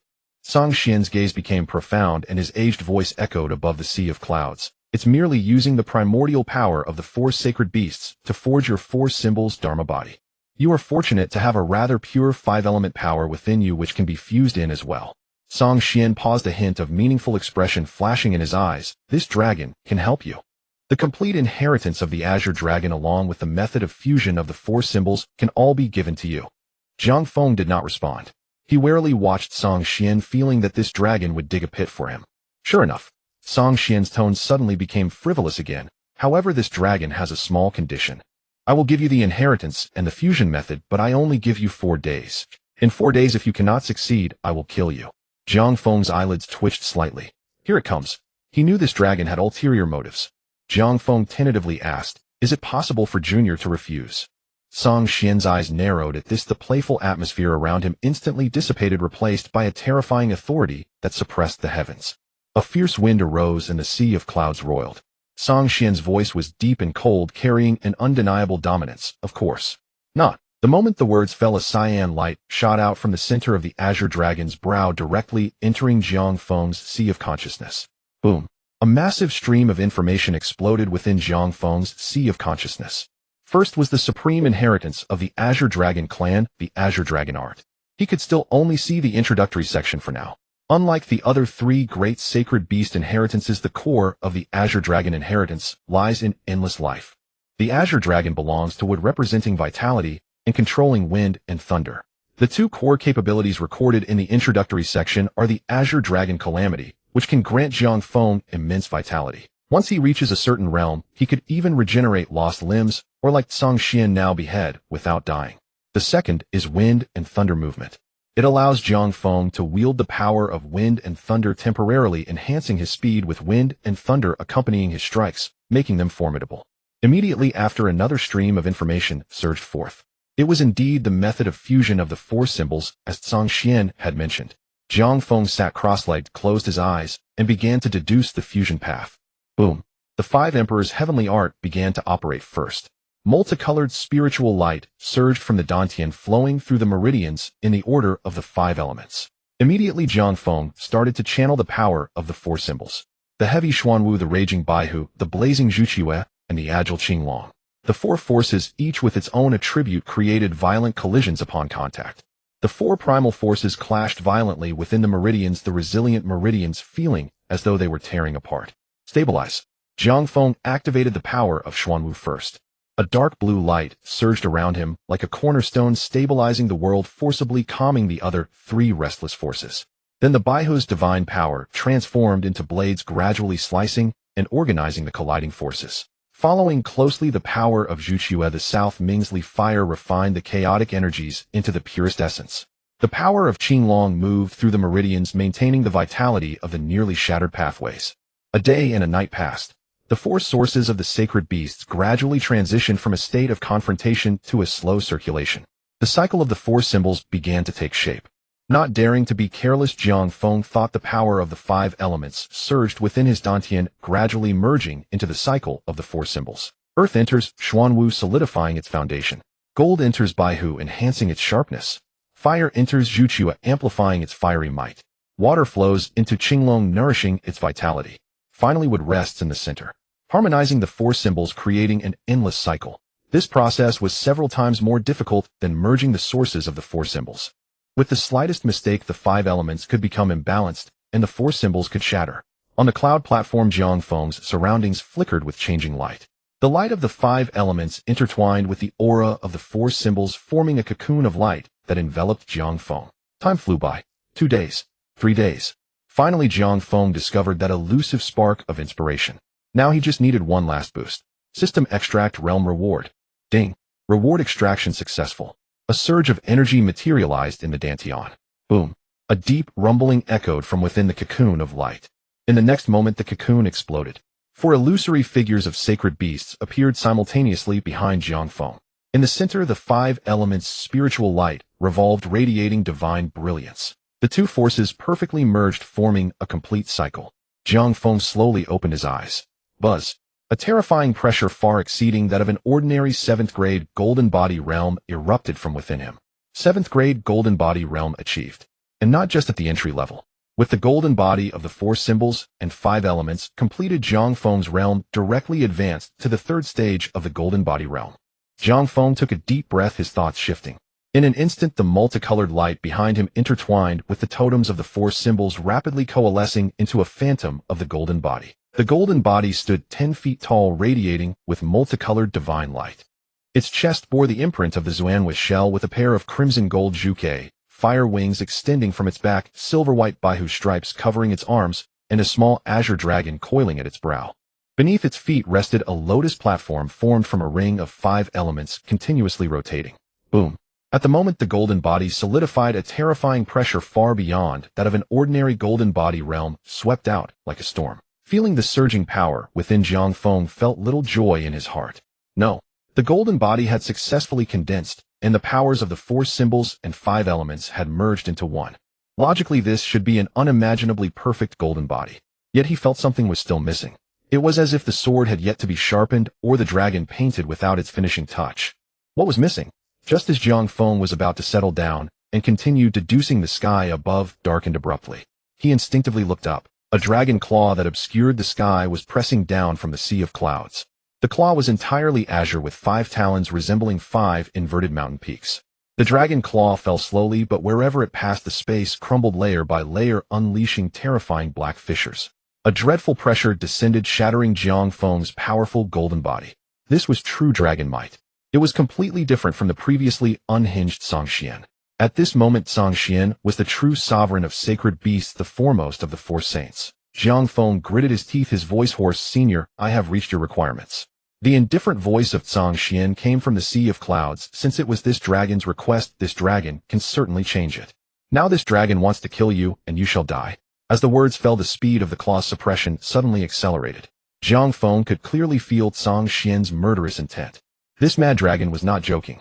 But why? It was clearly it who summoned him, it was clearly it who set the conditions, and he had clearly fulfilled them. Why could this dragon go back on its word? Under the shadow of death, a fierce anger surged from Jiang Feng's heart. His eyes reddened, and the powers of the 4 symbols and 5 elements within him erupted in a frenzy due to his rage. In the next moment, the talent heart, like still water, activated. All negative emotions were forcibly suppressed in an instant. Jiang Feng's eyes regained their clarity. Anger was meaningless. He did not argue, nor did he plead for mercy. Since this mad dragon was determined to kill him, saying anything more was useless. But even if he were to die, he had to do something. For symbols, golden body activate. Boom. The 10-foot golden body reformed. The Baihu instinctively activated Jiang Feng's body. Tensed sharp claws extended from his fingertips, and a murderous aura enveloped him. The Xuanwu armor covered his body, dark blue turtle shell patterns swiftly spreading all over. The South Mingsley fire seeped from Jiang Feng's pores, coating the surface of the golden body with a layer of crimson gold flame. The power of Qinglong roamed within as his life energy surged. Faint arcs of lightning flickered around him. Jiang Feng grasped the hilt of the thunder pattern blade. Clang! The long blade was unsheathed. Under the ultimate pressure of life and death, Jiang Feng's vitality reached an unprecedented peak. The missing piece that the four symbols and five elements golden body lacked finally became whole at this moment. The cycle of the four symbols. The rotation of the five elements. A brilliant light suddenly erupted from the golden body. A weighty aura far thicker than before erupted from the golden body. Slash! Jiang Feng shouted softly.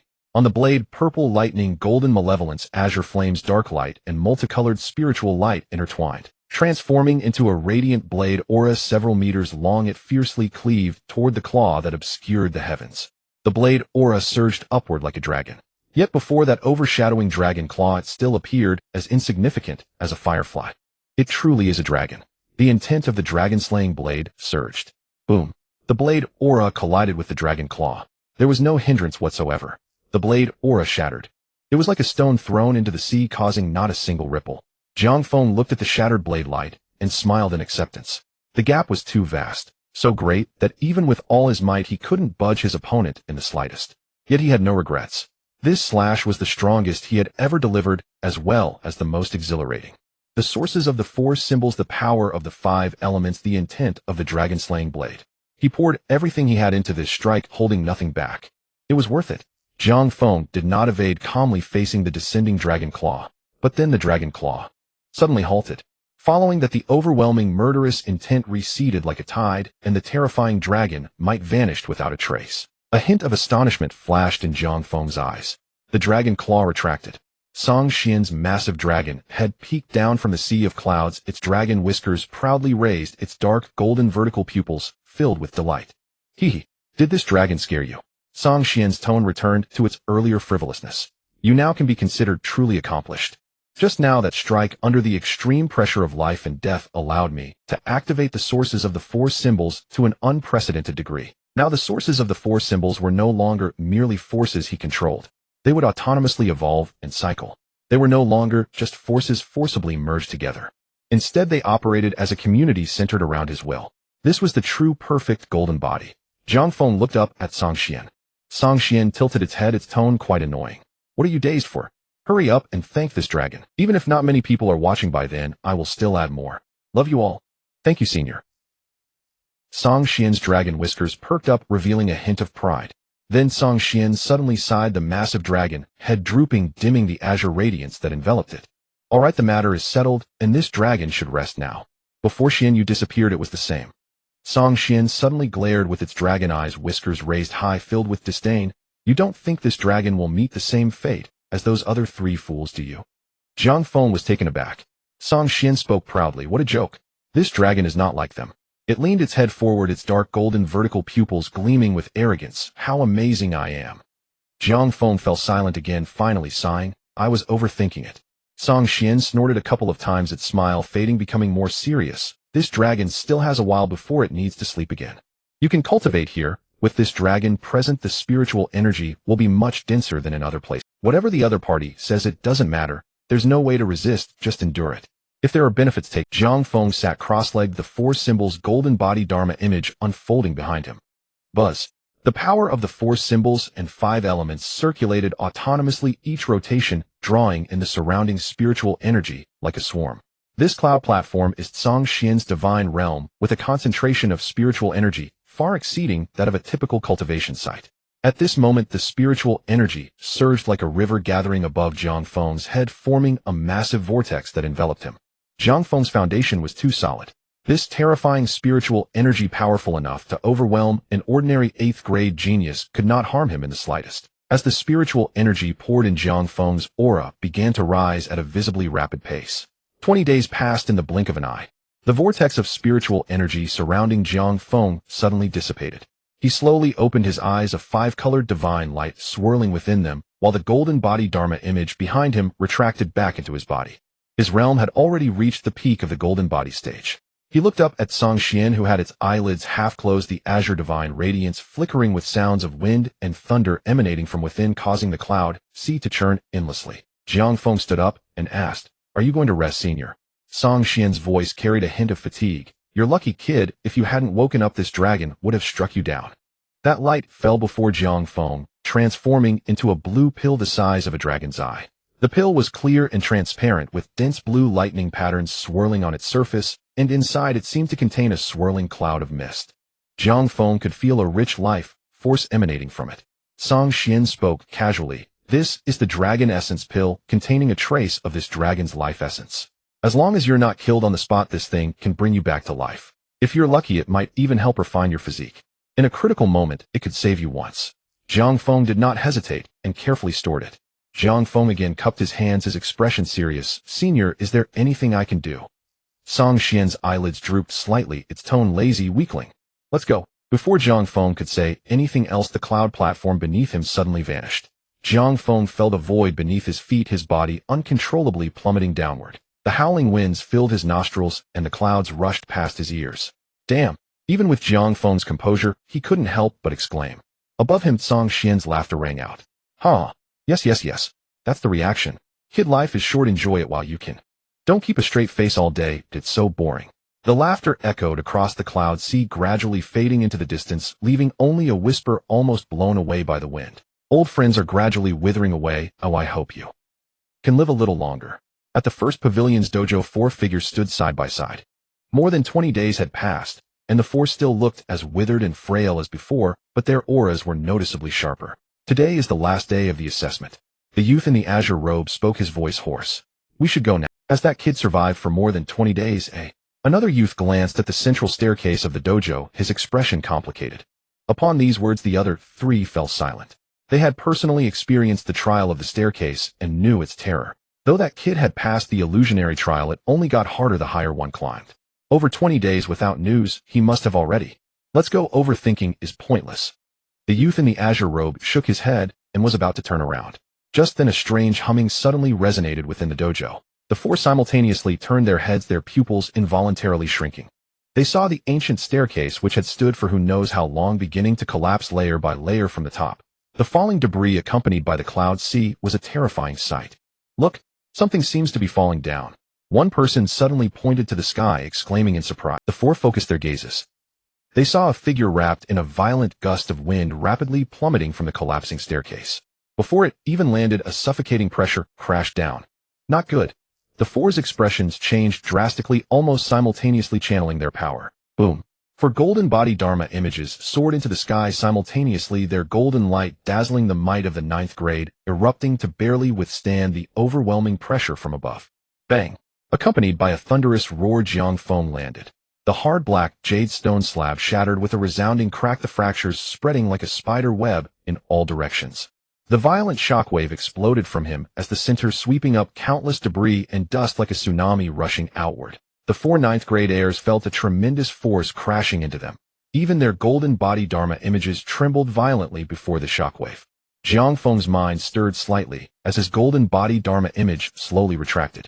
The 5-colored divine light and the 4 symbols totems all sank back into his body, and the terrifying pressure that had shrouded the dojo dissipated. The 4 descendants of 9th rank kings finally caught their breath, their gazes upon Jiang Feng, immensely complex. A mere 7th rank golden body cultivator had forced back 4 9th rank experts solely with the pressure of his Dharma image. Had they not experienced it themselves, who would believe it? Jiang Feng looked at the 4 and nodded slightly. Apologies. Are you all alright?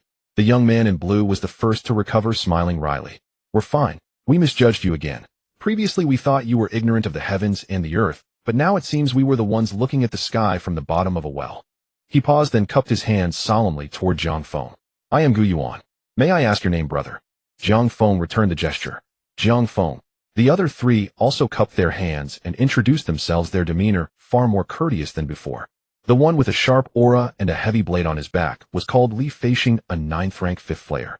The one with a sword and saber at his waist with a cool demeanor was Yin Qifeng, a 9th rank 3rd layer. The one holding a crimson long spear with a bold temperament was named Zhao Qianjuan, a 9th rank 4th layer. After exchanging greetings with the 4, Jiang Feng asked, how much time is left until the assessment ends? Gu Yuan replied, today is the last day. Gu Yuan exchanged a glance with the other 3, then extended an invitation. Brother Jiang, would you like to descend the mountain together? He clearly intended to build a connection. Jiang Feng had no objection and nodded in agreement.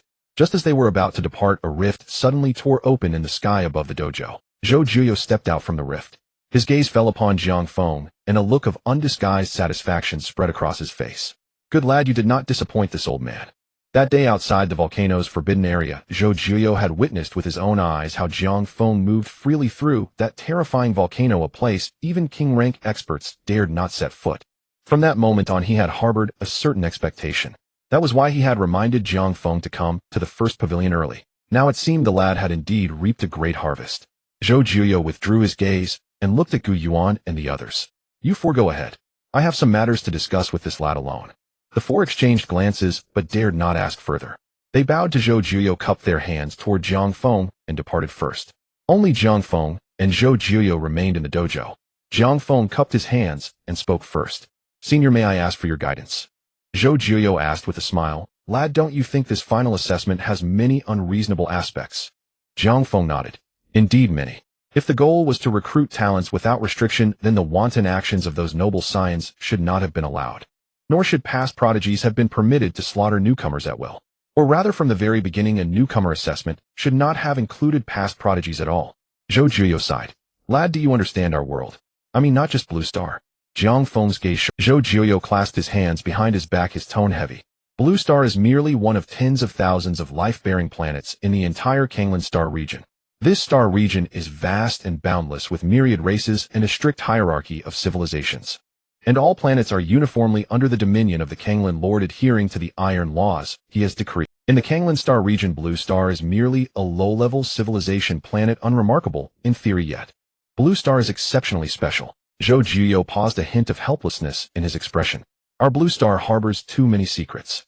Especially in the past century, as spiritual energy recovery has intensified, numerous ancient ruins and secret realms have emerged, drawing the covetous eyes of countless extraterrestrial forces. The Star Realm battlefield was opened under such circumstances. Humanity's strongest fight there against alien races from beyond the heavens, building a defense line with their flesh and blood. Zhou Juyu's tone softened slightly. The good news is that due to the Kanglan Lord's decrees, only civilizations of the same level can attack each other. Although Blue Star is at a disadvantage, it can still hold on. Jiang Feng nodded. He had read some records of these matters in the Blue Star martial arts new era, but none had been as thorough as Zhou Juyu's account. At this moment, Zhou Juyu's tone shifted and his expression darkened. But this situation is about to change. Jiang Feng's heart stirred as he awaited the rest. Zhou Juyu's voice grew low. Half a year ago, the Kanglan Lord issued a new decree. The Kanglan Academy is about to open. All the myriad races of the stars must select 1,000 eligible individuals to enter the Kanglan Academy. After discussions among Blue Star's nations, our Dragon Kingdom was allocated 100 slots. Jiang Feng frowned. What is this Kanglan Academy? Zhou Juyo gave a brief explanation. The Kanglan Lord's decree offered little detail about the academy, only a few rules.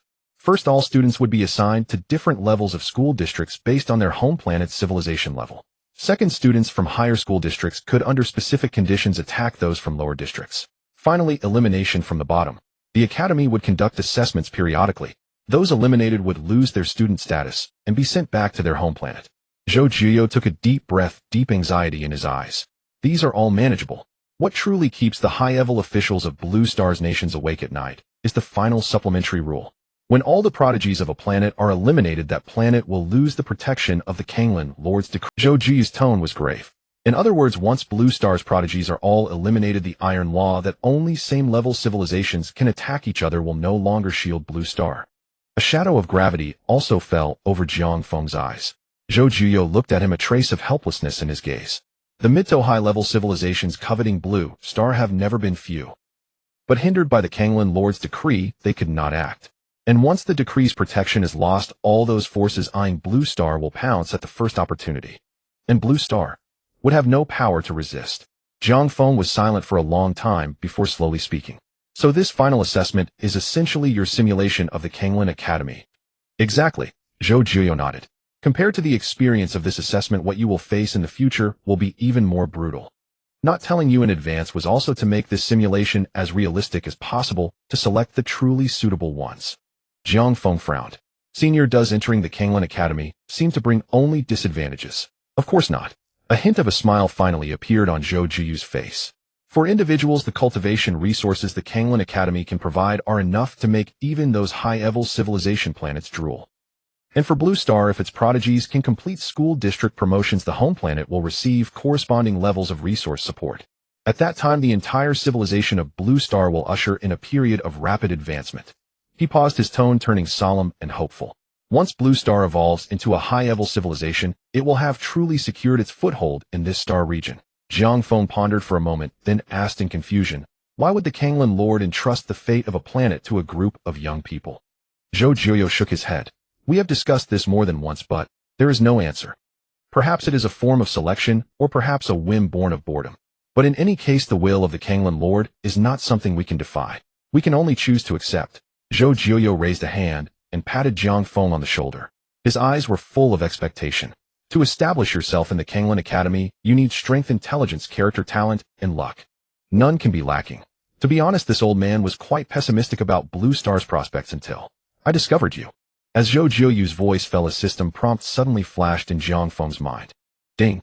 Detected that the host is facing strong pressure from a king-level powerhouse who is coercing and enticing the host to withdraw from the assessment. Task prompt to be targeted by a king-level powerhouse with the host's feeble body is practically a death sentence. Even ants cling to life, oh why should the host seek death? Hurry and retreat.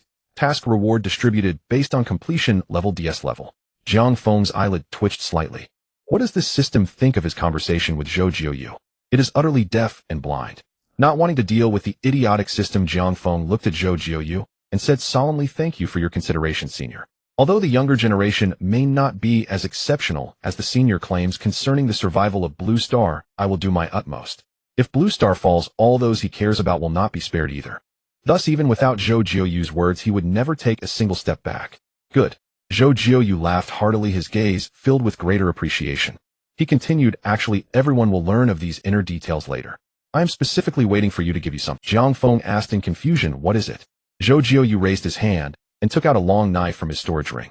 The blade was elongated and dark purple in color. A golden pattern extended from the hilt to the tip of the blade, resembling a dormant golden dragon.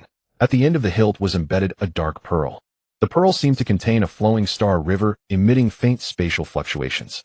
The long knife hovered above Zhou Jiuyo's palm, trembling lightly and emitting a low resonant hum. The saber intent naturally emanating from the blade caused the surrounding space to ripple with subtle distortions. This knife is called the Falling Star. Zhou Jiuyo's gaze fell upon the long knife in his palm. This is a spiritual weapon that has the potential to grow into a heavenly artifact. Now it belongs to you. Jiang Feng's pupils constricted slightly. A spiritual weapon, moreover a growing type that could be promoted to a heavenly artifact. Its value was simply immeasurable. Jiang Feng instinctively wanted to refuse, senior, this is too precious. Zhou Jiuyo waved his hand, cutting him off directly. This is the reward for the final assessment.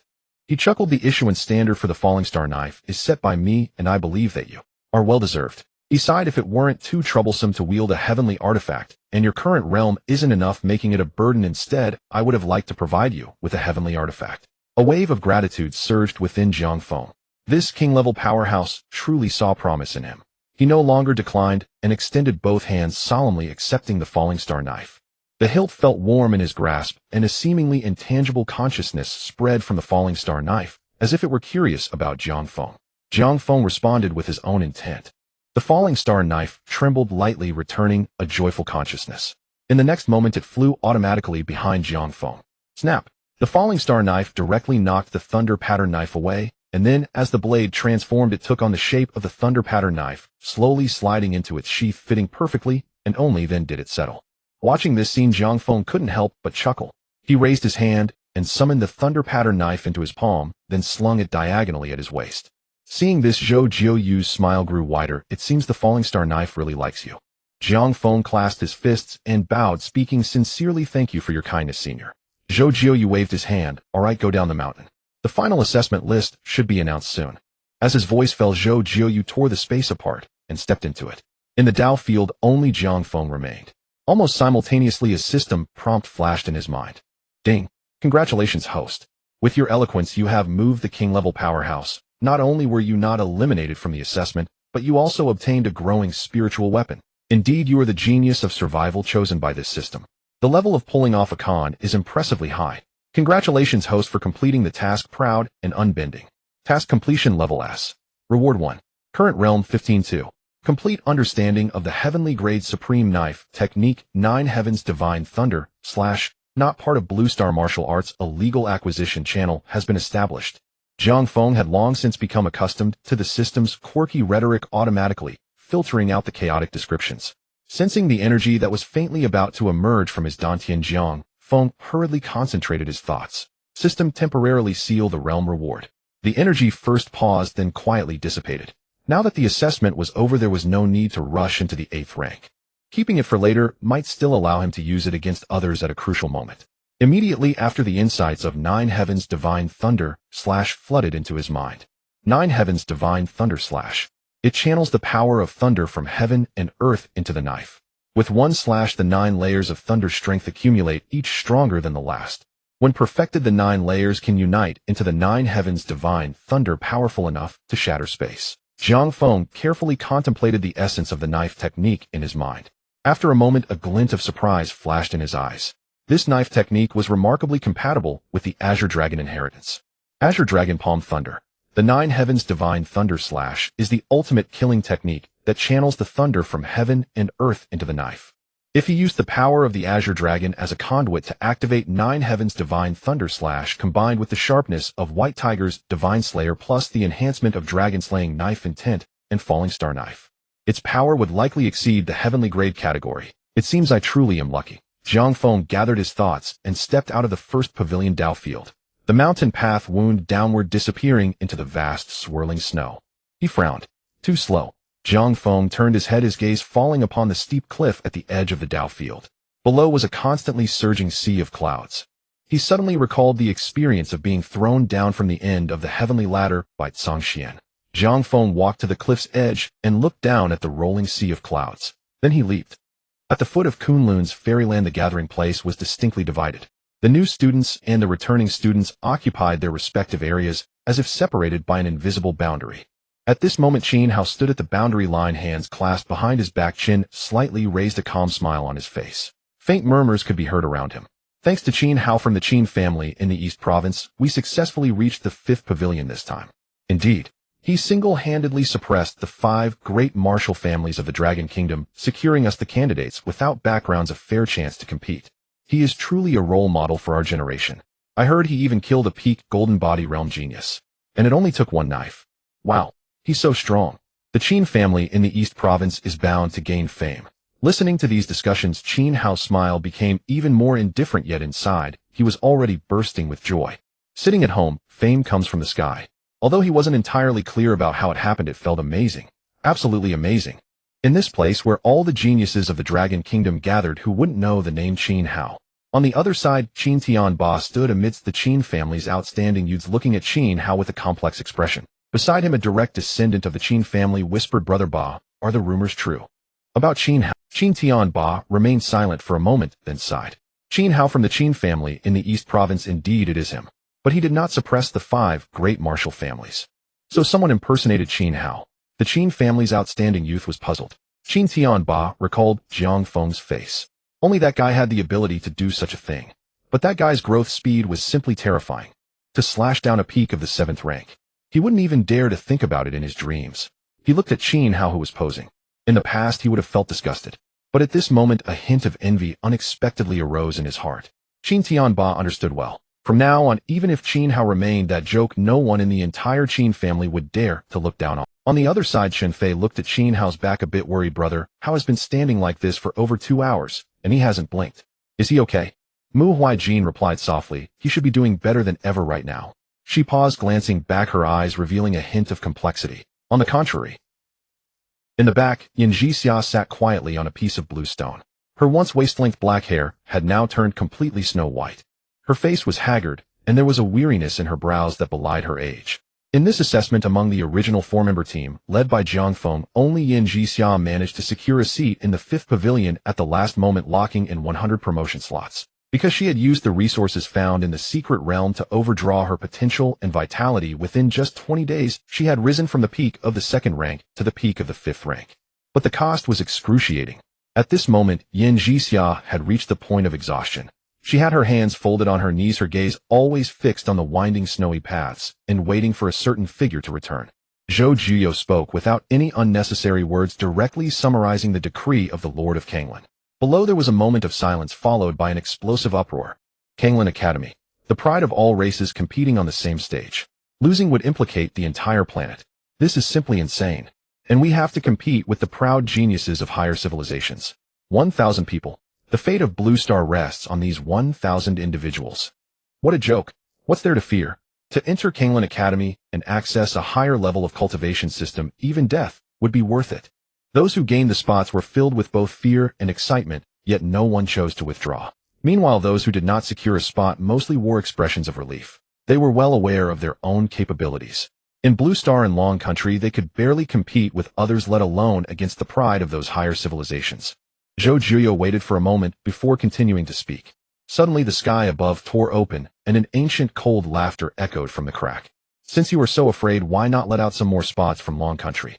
The crowd turned to look in the direction of the voice, where an old woman in a dark purple kimono stepped out slowly from the rift. The old woman was hunched over with gray hair and a face full of wrinkles. Yet the heavy aura radiating from her signified that she was indeed a king-level powerhouse. Behind the old woman was a young man in a black martial outfit. The young man was tall, with a square face and a demeanor that exuded seriousness. A cold light flashed in Zhou Juyu's eyes. Fujiwara Yoshi, this is the selection ground for the pride of Long Country. What brings you here?